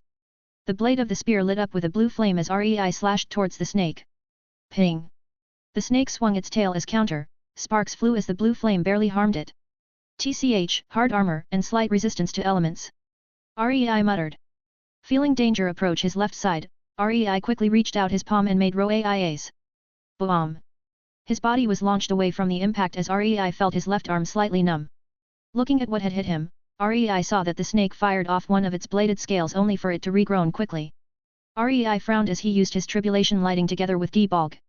In theory, the lightning should travel through the body of the snake damaging its insides. It has a hard shell so damaging its internal systems might be more effective. Rei thought as the tip of the spear started to slowly discharge lightning that would strike the ground at times. A tense stare-off begun as Rei was on edge. His eyes focused as he dashed towards the snake once more. It lashed its tail at Rei who dodged under it with a slide. Seeing that scales were approaching him once more, Rei stabbed the tip of Gi Balg on the ground before vaulting up and above the incoming scales. Rei was above the snake as he narrowed his eyes. Feeling danger, the snake fired off its blades behind its skull attempting to impale Rei. Now! Seeing the chance, Rei threw the spear. The lightning chained across the different blades shattering them as Rei smiled. The snake however, also smiled crudely as it bent its body abnormally to try avoid the spear. Whilst doing so, it also spat out a mouthful of venomous fangs towards Rei as he quickly used Roai's to block. The snake felt victory at hand as it saw how the intruder was drowned in its venom while it dodged the spear. Click! The sound of a finger snap could be heard as Gi Balg glowed with a golden light. King king kin. The sounds of chains colliding with hardened scales rang out as the chains seemed to be alive. It wrapped around the entire body of the snake as it pinned the beast to the ground with it losing its divine strength. Rei's body slowly materialized in front of the snake as he had disintegrated himself into mist to avoid the attack while he used Inkiju to restrain the snake. Forming Gi Balg once more, Rei stabbed towards the snake's eye in order to kill it as fast as possible. The snake's eye shrank as it saw the spear approach. Bohuaam! Pfffff! Rei was suddenly hit by an impact as his body was sent backwards spitting out a mouthful of blood. You bastard, you've hindered my advancement. Tell me how should I kill you? A creepy voice rang out as Rei looked up. Oh fuck! He muttered. Heaven-piercing blade dragon, failed evolution divine rank 6. 148, brute force. Rei swallowed nervously as the pressure released by the dragon was several times of what he could produce. The dragon was larger than a skyscraper, silver scales, bladed wings, and it had a blue hue to its scales. Even if I use Shojun I doubt he will give me the chance to use it. Rei thought. Speak, how should I kill you? With your meddling I've lost the chance to become a rank 10 divine blade dragon. Above that, you've cut off my chance to become a blade dragon god. The dragon narrowed its blue eyes at Rei. How would I know you were going to be a god? Cultivation is fair game. If you wanted to advance you should have secluded yourself so no one can disturb you. Rei said as his mind worked quickly to think of a way out. However, he suddenly felt pain from his right shoulder as it was cut off by the dragon. Rei clenched his teeth as he retreated backwards while regenerating his arm. I'll torment you to death. The dragon shouted whilst continuously cutting Rei's limbs off while he tried his best to dodge but failed. Rei's eyes grew bloodshot as he suppressed the pain. Anger rose up in his mind as he saw how the dragon was treating him like a plaything. Motherfucker! Rei cursed in his mind. However, the anger didn't make him mindless, he tried harder to figure out a way to escape. He had already tried to teleport but the dragon sealed off the surrounding area. Don't try to leave, you're in my domain now. How naive of you to think you can leave after you crippled my future. The dragon spoke as he saw how Rei tried to teleport. He's not using his full power, he wants to torment me. Rei smirked slightly. I'll show him how one should not play with their food. Rei thought. His body blurred as 2 doppelgangers appeared beside him. They had 100% of his power but how a short run time. He copied this skill when Baiwu had used it. Kyoki. Tengoku. The 3 doppelgangers spoke at the same time. Instead of swords, Rei summoned them in the form of 2 ear rings. The dragon simultaneously cut Rei's doppelgangers, each of them had either lost an arm or leg but quickly regenerated. Rei, why the fuck is there a rank 6 dragon here? Kyoki shouted in Rei's mind. How the fuck should I know the bastard evolved mid-fight? Forget it quickly, we need to enter Shojun. Rei thought as the earrings glowed. Bang Kai! Rei shouted along with his doppelgangers as their form changed. His perception increased as his two clones summoned two great swords in their hands. His doppelgangers had also activated demon mode and divine sage mode along with his heavenly demon avatar. Rei quickly retreated while three colossal giants fought. But rather than fought, it was more like his two doppelgangers were punching bags. Shoujun! Rei quickly said as light pierced the blood craze realm. The dragon's attention was attracted to the light as his instantly waved his wings, destroying both doppelgangers thoroughly. Rei's army appeared once more, but this time Rei didn't dare to sit down on the throne. He had a serious expression as his army immediately charged towards the dragon. Kyoki and Tengoku didn't stay idle as they summoned avatars of their own. Useless! The dragon shouted as he spread out his wings. Sword energy filled the air as it was launched towards the army, killing them instantly without even touching them. Kyoki and Tengoku were also cut as Tengoku was barely able to hold out due to her naturally high defense. Kyoki couldn't be said the same as his figure was bisected. Tengoku had also lost an arm as she held the great sword with her left arm. Seeing that his entire army was killed with one move, Rei frowned as the energy only pushed him past divine rank 4, almost 5. Seeing that Tengoku was still alive, the dragon lashed its tail at her. Attempting to use the momentum of the tail against the dragon, Tengoku lowered her center of gravity so that she was more stable. Raising her great sword, she hoped the momentum would be enough. Boom! A resounding collision was heard as the tail forcefully broke the great sword. Tengoku's eyes widened slightly in disbelief as her trusted great sword was broken easily. However, it only lasted a second as the tail obliterated her upper torso, leaving the lower half to fall lifelessly. Fuck! Rei, this guy is abnormal. Tengoku swore on the rare occasion as Rei only frowned deeper. Now that he was divine rank 5 temporarily, he could feel the power emitted from the dragon even clearer. He was on the boundary of rank 7 in pressure, yet the physical power was most defiantly above rank 6. Rise! Rei shouted as he didn't think he would need necromancy this quickly. Futile behavior! Surrender yourself! The dragon shouted as he watched the army rise up again. His logic was lost in his wrath as he would have normally realized Rei was getting stronger. Yet the rage of having his future cut off overwhelmed any form of calm thought he had. The dragon opened his mouth as an immense amount of energy gathered in his mouth. Boom! A huge ray of light shot forward as Rei quickly dodged sideways to avoid it, yet a third of his left side couldn't avoid it. Feeling the burning sensation, Rei's eyes became bloodshot as he saw how the majority of the right side of his body was evaporated. Red tendrils emerged from his body as he quickly regenerated. Rei's body shuddered with slight pain as he could feel himself overstepping the boundaries and was on the threshold to divine rank 6. Rei clenched his teeth as he gathered energy in his palm once more. Rise! He shouted with his entire being as his life depended on it. He couldn't regenerate infinitely, each death caused him to lose a huge amount of energy, especially since the power behind the dragon was huge and he had to expend several more times the amount of energy to regenerate himself. Annoying pest! The dragon shouted as it only made him angrier seeing the army rise once more. Energy gathered in its claws as he slammed down, causing the earth to crack as blades rose used, shredding everything around it. Rei was in the range as well as his body was cut in half several times. Regenerating once more, Rei felt his power reach the limit, stopping at the start rank 6s anymore, and it would be like the fight against Gaia and Alea. He would die not too long after.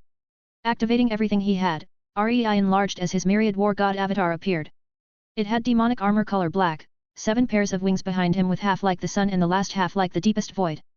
A ring of energy was formed slightly behind his figure as it showed all of the forms he had, from Atlas, Heavenly Demon and Sword Monarch to unknown ones that Rei had never even put his attention to. The avatar was smaller than the dragon as 2 great swords appeared in the avatar's hands. Boom boom boom boom. Rei charged towards the dragon as he didn't have long in this form. Reaching divine rank 6 was heavily pushing his limits. Using the great swords, Rei deflected as much of the sword energy as he could, yet some would still hit his avatar, destroying large chunks before regenerating. Closing in on the dragon, Rei pushed the 2 great swords together, creating a huge hammer. Stomping down heavily, Rei put the entirety of his weight behind the hammer as he slammed in towards the dragon whilst also using the true tremor fruit to support his attack. Boom! Crack! As the hammer slammed against the dragon, as huge crater formed beneath them as the earth cracked, allowing one to see magma bubbling beneath the crust. Arghug! The dragon roared in rage as it clawed towards Rei, who dismissed the hammer into a bundle of golden chains that wrapped around his wrists. Dodging the claw, Rei threw the chain into the maw of the dragon as he swung himself on its back. Quickly wrapping a few more loops around the neck of the dragon, Rei stomped the neck of the dragon as he pulled as hard as he could. Hey! Rei shouted out unwillingly as he exerted his strength. The chains dug into the dragon as it stopped the dragon from using its divine powers, yet the physical power was unrestrained. The dragon thrashed around as he felt the chains tighten, he used every method he could to try throw Rei off, which included his wings, claw, and tail, but Rei pulled without stop. The dragon flew up hoping it would throw Rei off. Gathering the remains of his energy in his arms and legs, Rei bent his body backwards from the force as the chain started to rip the muscles around the dragon's mouth and neck. Come on! Rei shouted as his energy was running out, his form was slowly dimming from the lack of energy. Crack! With an earth-shattering crack, the chains ripped past the dragon's mouth, severing the skull and spine, leaving the dragon in free fall. Rei felt joy but was soon plunged into worry as his avatar wouldn't be able to last long enough for him to survive the fall. If he were to fall without the support of his avatar and with the lack of energy, he wouldn't be able to regenerate and defiantly die. Quickly looking around him, Rei made a sword as he cut open the dragon's belly. Dismissing the avatar, Rei threw the chain towards the belly and swung himself inside. He hoped that the flesh would absorb most of the impact before it reached him. His consciousness blurred as his rank fell back to rank 3, his body screamed out with pain as the weakened period kicked in. Rei closed his eyes as he could only hope his choice was a good one for him to survive. 149, Dragon's Blood. Rei slowly opened his eyes as pain shot through his body. Erg. A groan escaped his mouth as he didn't want to move. So, I lived. Rei thought aside out with a slight smile. He couldn't move his body as reaching rank 6 was too taxing on his body. Taking the moment to look at the system notifications he received, Rei smiled. Congratulations for killing Heaven-piercing Blade Dragon. Extreme weakened status 10 DAYS 4 hours 32 minutes and 53 seconds. Discovered Divine Dragon Blood. Discovered Divine Dragon Soul. Bathed in Divine Dragon Blood. 2 passives gained. Divine Dragon Slayer. 200% damage against Dragon-type enemies. 300% damage against Divine Dragons. Inflict deep fear against dragons. Divine Dragon Body. 500% defense. 200% damage taken. 150% elemental defense. 100% elemental damage. Would host like to absorb Divine Dragon Blood? Y/N. Would you like to absorb Divine Dragon Soul of Heaven-piercing Blade Dragon? Y/N. System, tell me the benefits of Divine Dragon Blood in absorbing the Dragon Soul. Rei thought. By absorbing the Divine Dragon Blood, host would gain the Divine Dragon Bloodline, giving host an increased damage with all elemental attacks, especially towards fire, further increased defense and increased normal attack. Gain Dragon Fire, Dragon Pressure, and Dragon Breath. Should host absorb the Divine Dragon Soul, host would gain the Divine Dragon in your army in a battle mount. Take it all. Rei said with a smile. Gained Divine Dragon Bloodline. Benefits added. Gained Divine Dragon Soul. Benefits added. Simplified status. Show new additions except for skills and passives. Name, Rei. Age, N/A. Bloodlines, Divine Dragon New. Battle Mount, Heavenly Piercing Blade Dragon New. Combat Rank, Divine Rank 3, 2% 75%. New. Body Rank, Divine Rank 5, 83%. New. Soul Rank, Divine Rank 6, 2%. New. Will Rank, Divine Rank, 49% 92%. New. How long have I slept for? Almost 5 days. Rei frowned at the length of time but felt that it was natural since he had pushed his limits. Rei lay there still as he waited for the extreme weakened period time to pass. Time passed quickly as Rei finally stood up once more. Deep breath in. Rei took a deep breath outside the dragon corpse as he looked at the giant carcass. That reminds me, how's the blood law? Rei asked, remembering why he hunted the Divine Rank 3 Blade Serpent to begin with. Blood law, 1% 86%. New. Rei smiled even more as he understood why that would be the case. 10,000 normal rank 2 beasts gave him 1%. A rank 6 almost 7 divine dragon would defiantly give him more. Not to mention, the blood was divine blood and the dragon could have become a rank 10 divine blade dragon. Waving his hand, Rei refined the carcass of the dragon into a pill before eating it. The remainder of the dragon flesh revitalized his body as he had already absorbed the blood. Looking around, Rei couldn't help but marvel at the damage caused by their fight. Large chunks of earth were lifted, mountains collapsed, deep ravines were formed which one could see lava flowing deep below. Sending out his senses, Rei realized the range was much larger due to his increase of soul rank. If he were to estimate, he could probably cover the entirety of Dolodola world or any world for that matter, yet it barely escaped this forest really tells one how large the Blood Craze realm is. Rei suddenly opened his eyes as he found a city just outside the forest. Why is there a city here? Rei muttered with a frown. He came to the Blood Craze realm from the God Ascension realm, yet there were people here that made a city. Could it be that these realms are of different worlds and that gods borrowed these realms for training in return of exterminating the monsters? Rei theorized with a frown. Most of the ranks of people in the city were around the level king rank or below with a few above the king rank. Some were around world and sovereign rank with 2 being ascendant rank early stage. But the most concerning thing about this city was how there were one very large aura compared to the rest. Divine rank 2. Rei frowned. It was unnatural for a divine rank 2 to be there as the general power showed that reaching such a level in the city was almost impossible. Rei decided to try out his new mount as this would be a good test to see how useful it was. Exerting some energy, Rei saw a portal form above him as the dragon appeared. Similar to when it was alive, it was divine rank 6 and its appearance stayed the same. But it was on a smaller scale. The mount would adjust its size depending on the user's will, with the largest being the same size it was when it was alive. Rei nodded at the system's message as he could feel the connection with the dragon. It was like a puppet. It had no soul but could fight for itself should the situation arise. Rei could also control the dragon remotely if he wished. Jumping on the back of the dragon, Rei willed it to fly towards the city. The wings slowly unfolded before the dragon shot off, causing Rei to almost fall back. The speed was much faster than Rei's top speed as he saw the dense amount of trees pass by quickly. This might be quite useful since it's like having a divine rank 6 pet. Rei muttered. Bringing his body lower, Rei controlled the dragon to fly even faster as his eyes concentrated to keep up with the speed. The speed of the dragon had easily passed the speed of light as they arrived at the city after a while. Rei could see the troops panicking when they saw a dragon suddenly appear. Landing the dragon in front of the gates, Rei dismounted as he was approached by the strongest people in the city apart from the divine rank 2 who was trying to hide his presence. Who are you? The ascendant ranked old man shouted out.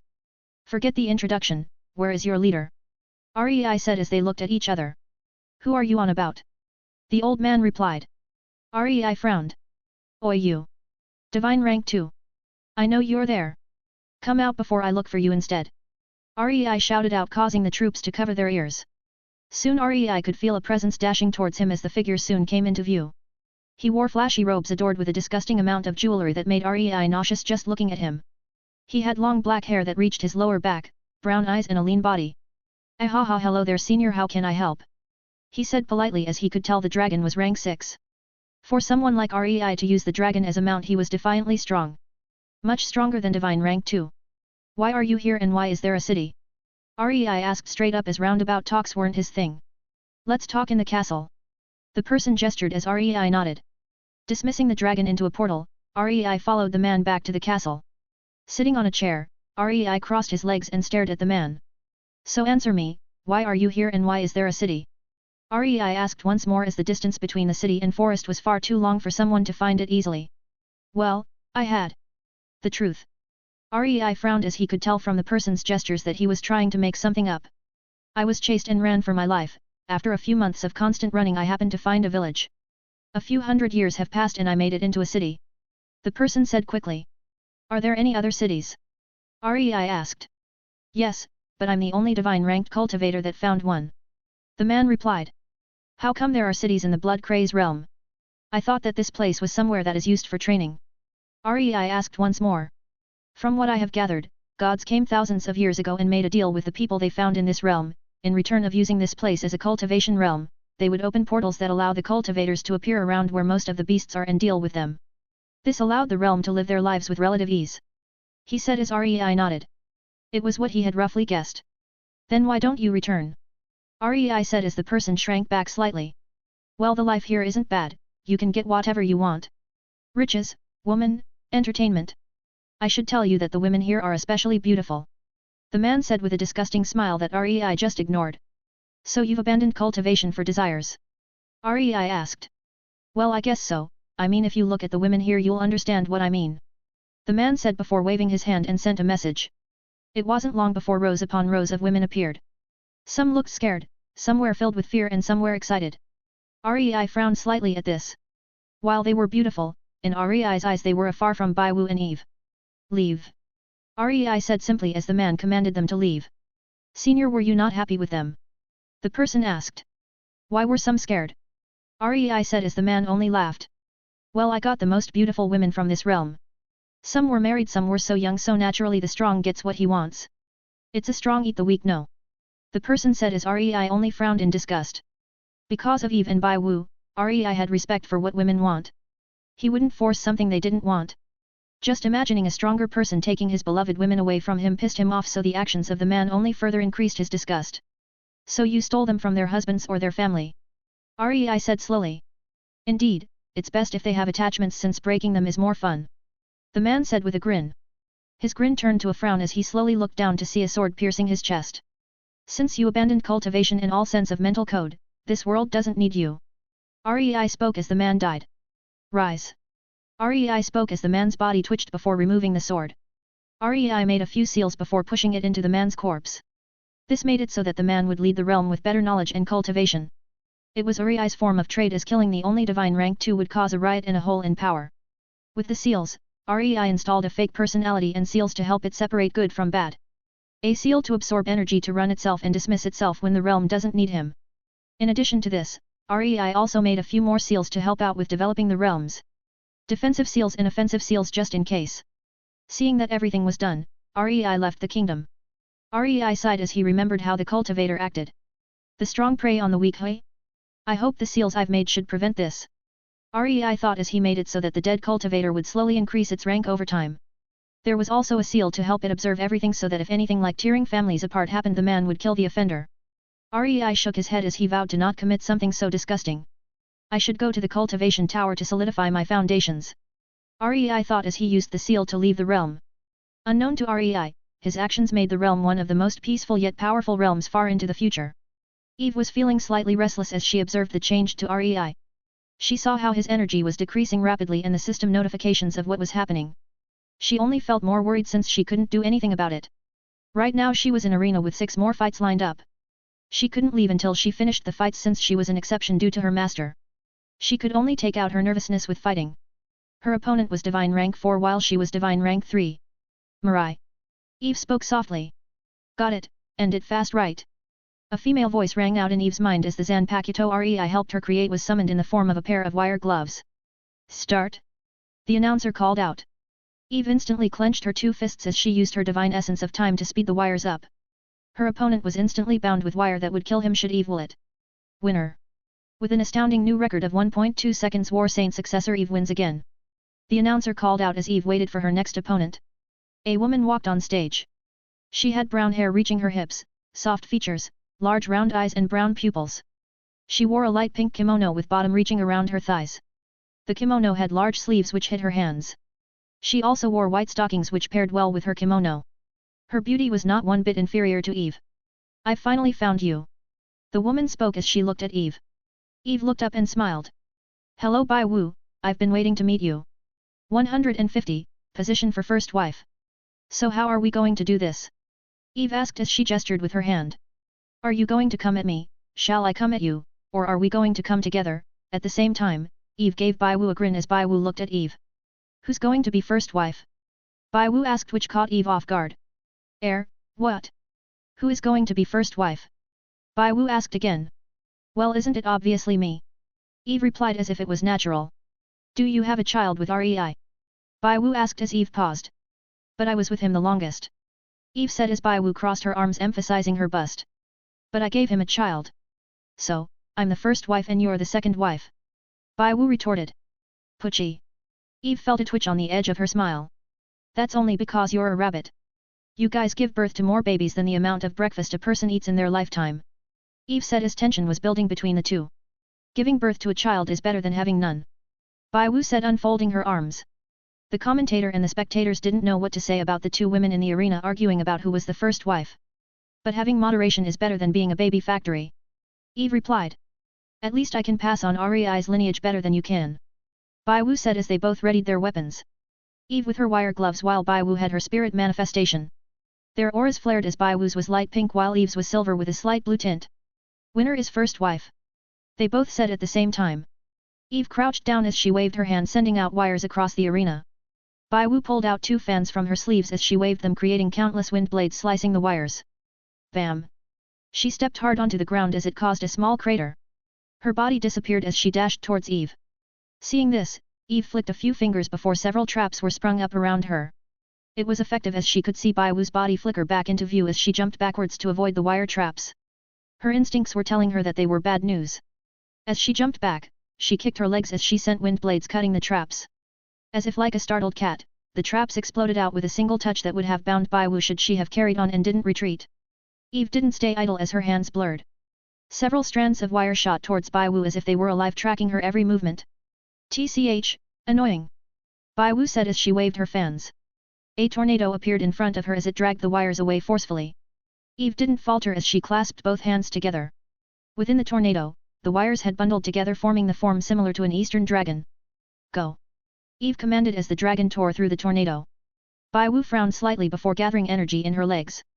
As the dragon approached, she did a scissor motion with her legs as it bisected the dragon in half.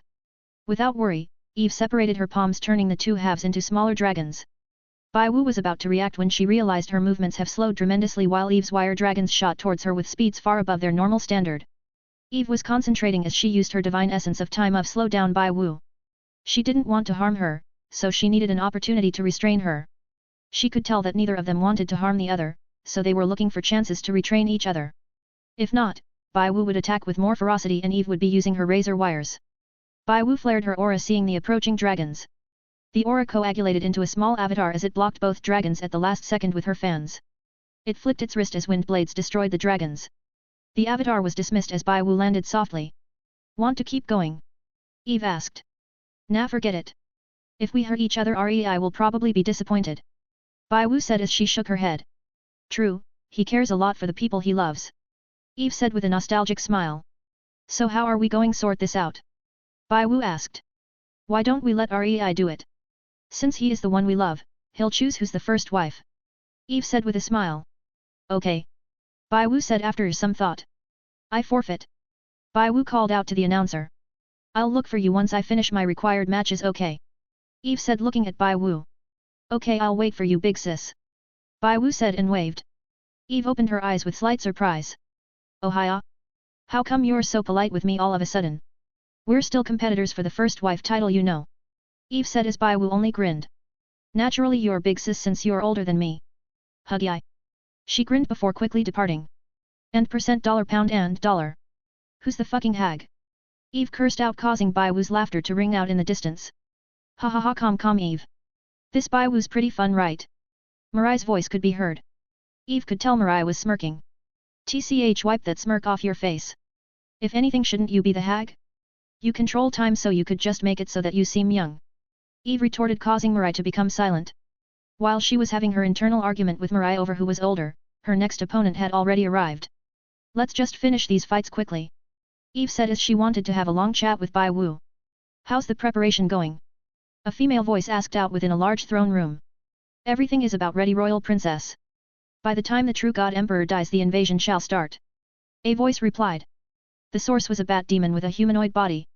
It bowed deeply, hoping to not anger the two people sitting on the thrones. The royal princess frowned as her eyes narrowed down at the bat demon. So, you're saying we're not fully ready yet? If the true god emperor were to die now, we can't invade yet? What if another steps up in his spot and powers the barrier? Are you saying we have a chance to lose our opportunity to invade? The woman said, narrowing her eyes dangerously. This. I'll have them speed up the preparation as soon as possible. The bat demon groveled in fear. The sound was drawn out for a long time as each second that passed only increased the demon's fear. Now dear sis, let the guys do their jobs. If we kill them, we'll have to find some more capable hands to replace them. A male voice replied. The source was the royal prince that looked highly similar to REI, albeit with deep red hair. Shut up, brother wannabe. The female voice replied, looking at the male with disdain. The male frowned, seeing the female's attitude. Did you forget who gave you back your memories, Leah? The male replied, voice dangerously low. No, I did not forget. But I have told you I'll keep the name Aiko. It's what dear brother had named me and it is what I shall keep. However, don't think I don't know whose fault it was that both me and brother had to die. Kyra. Aiko replied with anger burning in her eyes.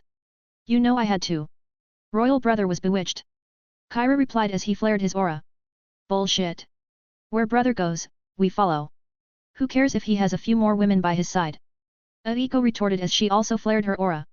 The clash of two true god auras caused the bat demon to throw up blood before getting eviscerated by the pressure alone. The two glared at each other for a long time before they both looked away in annoyance. Their auras died down as Aiko closed her eyes. How did you even get brother's body, Kyra? Aiko asked, the burning question in her mind. How else? Fucking father transferred my soul to royal brother's body as punishment. Due to my actions, this body can't exert physical power that's higher than sovereign level. And because it was father, I'm not able to return to my body. Kyra gnashed her teeth in seething hatred. Humph, Karma's a bitch. Aiko said as she ignored Kyra. Brother, I'll come find you soon, just wait. Aiko thought as she slowly waited for the day they reunite once more.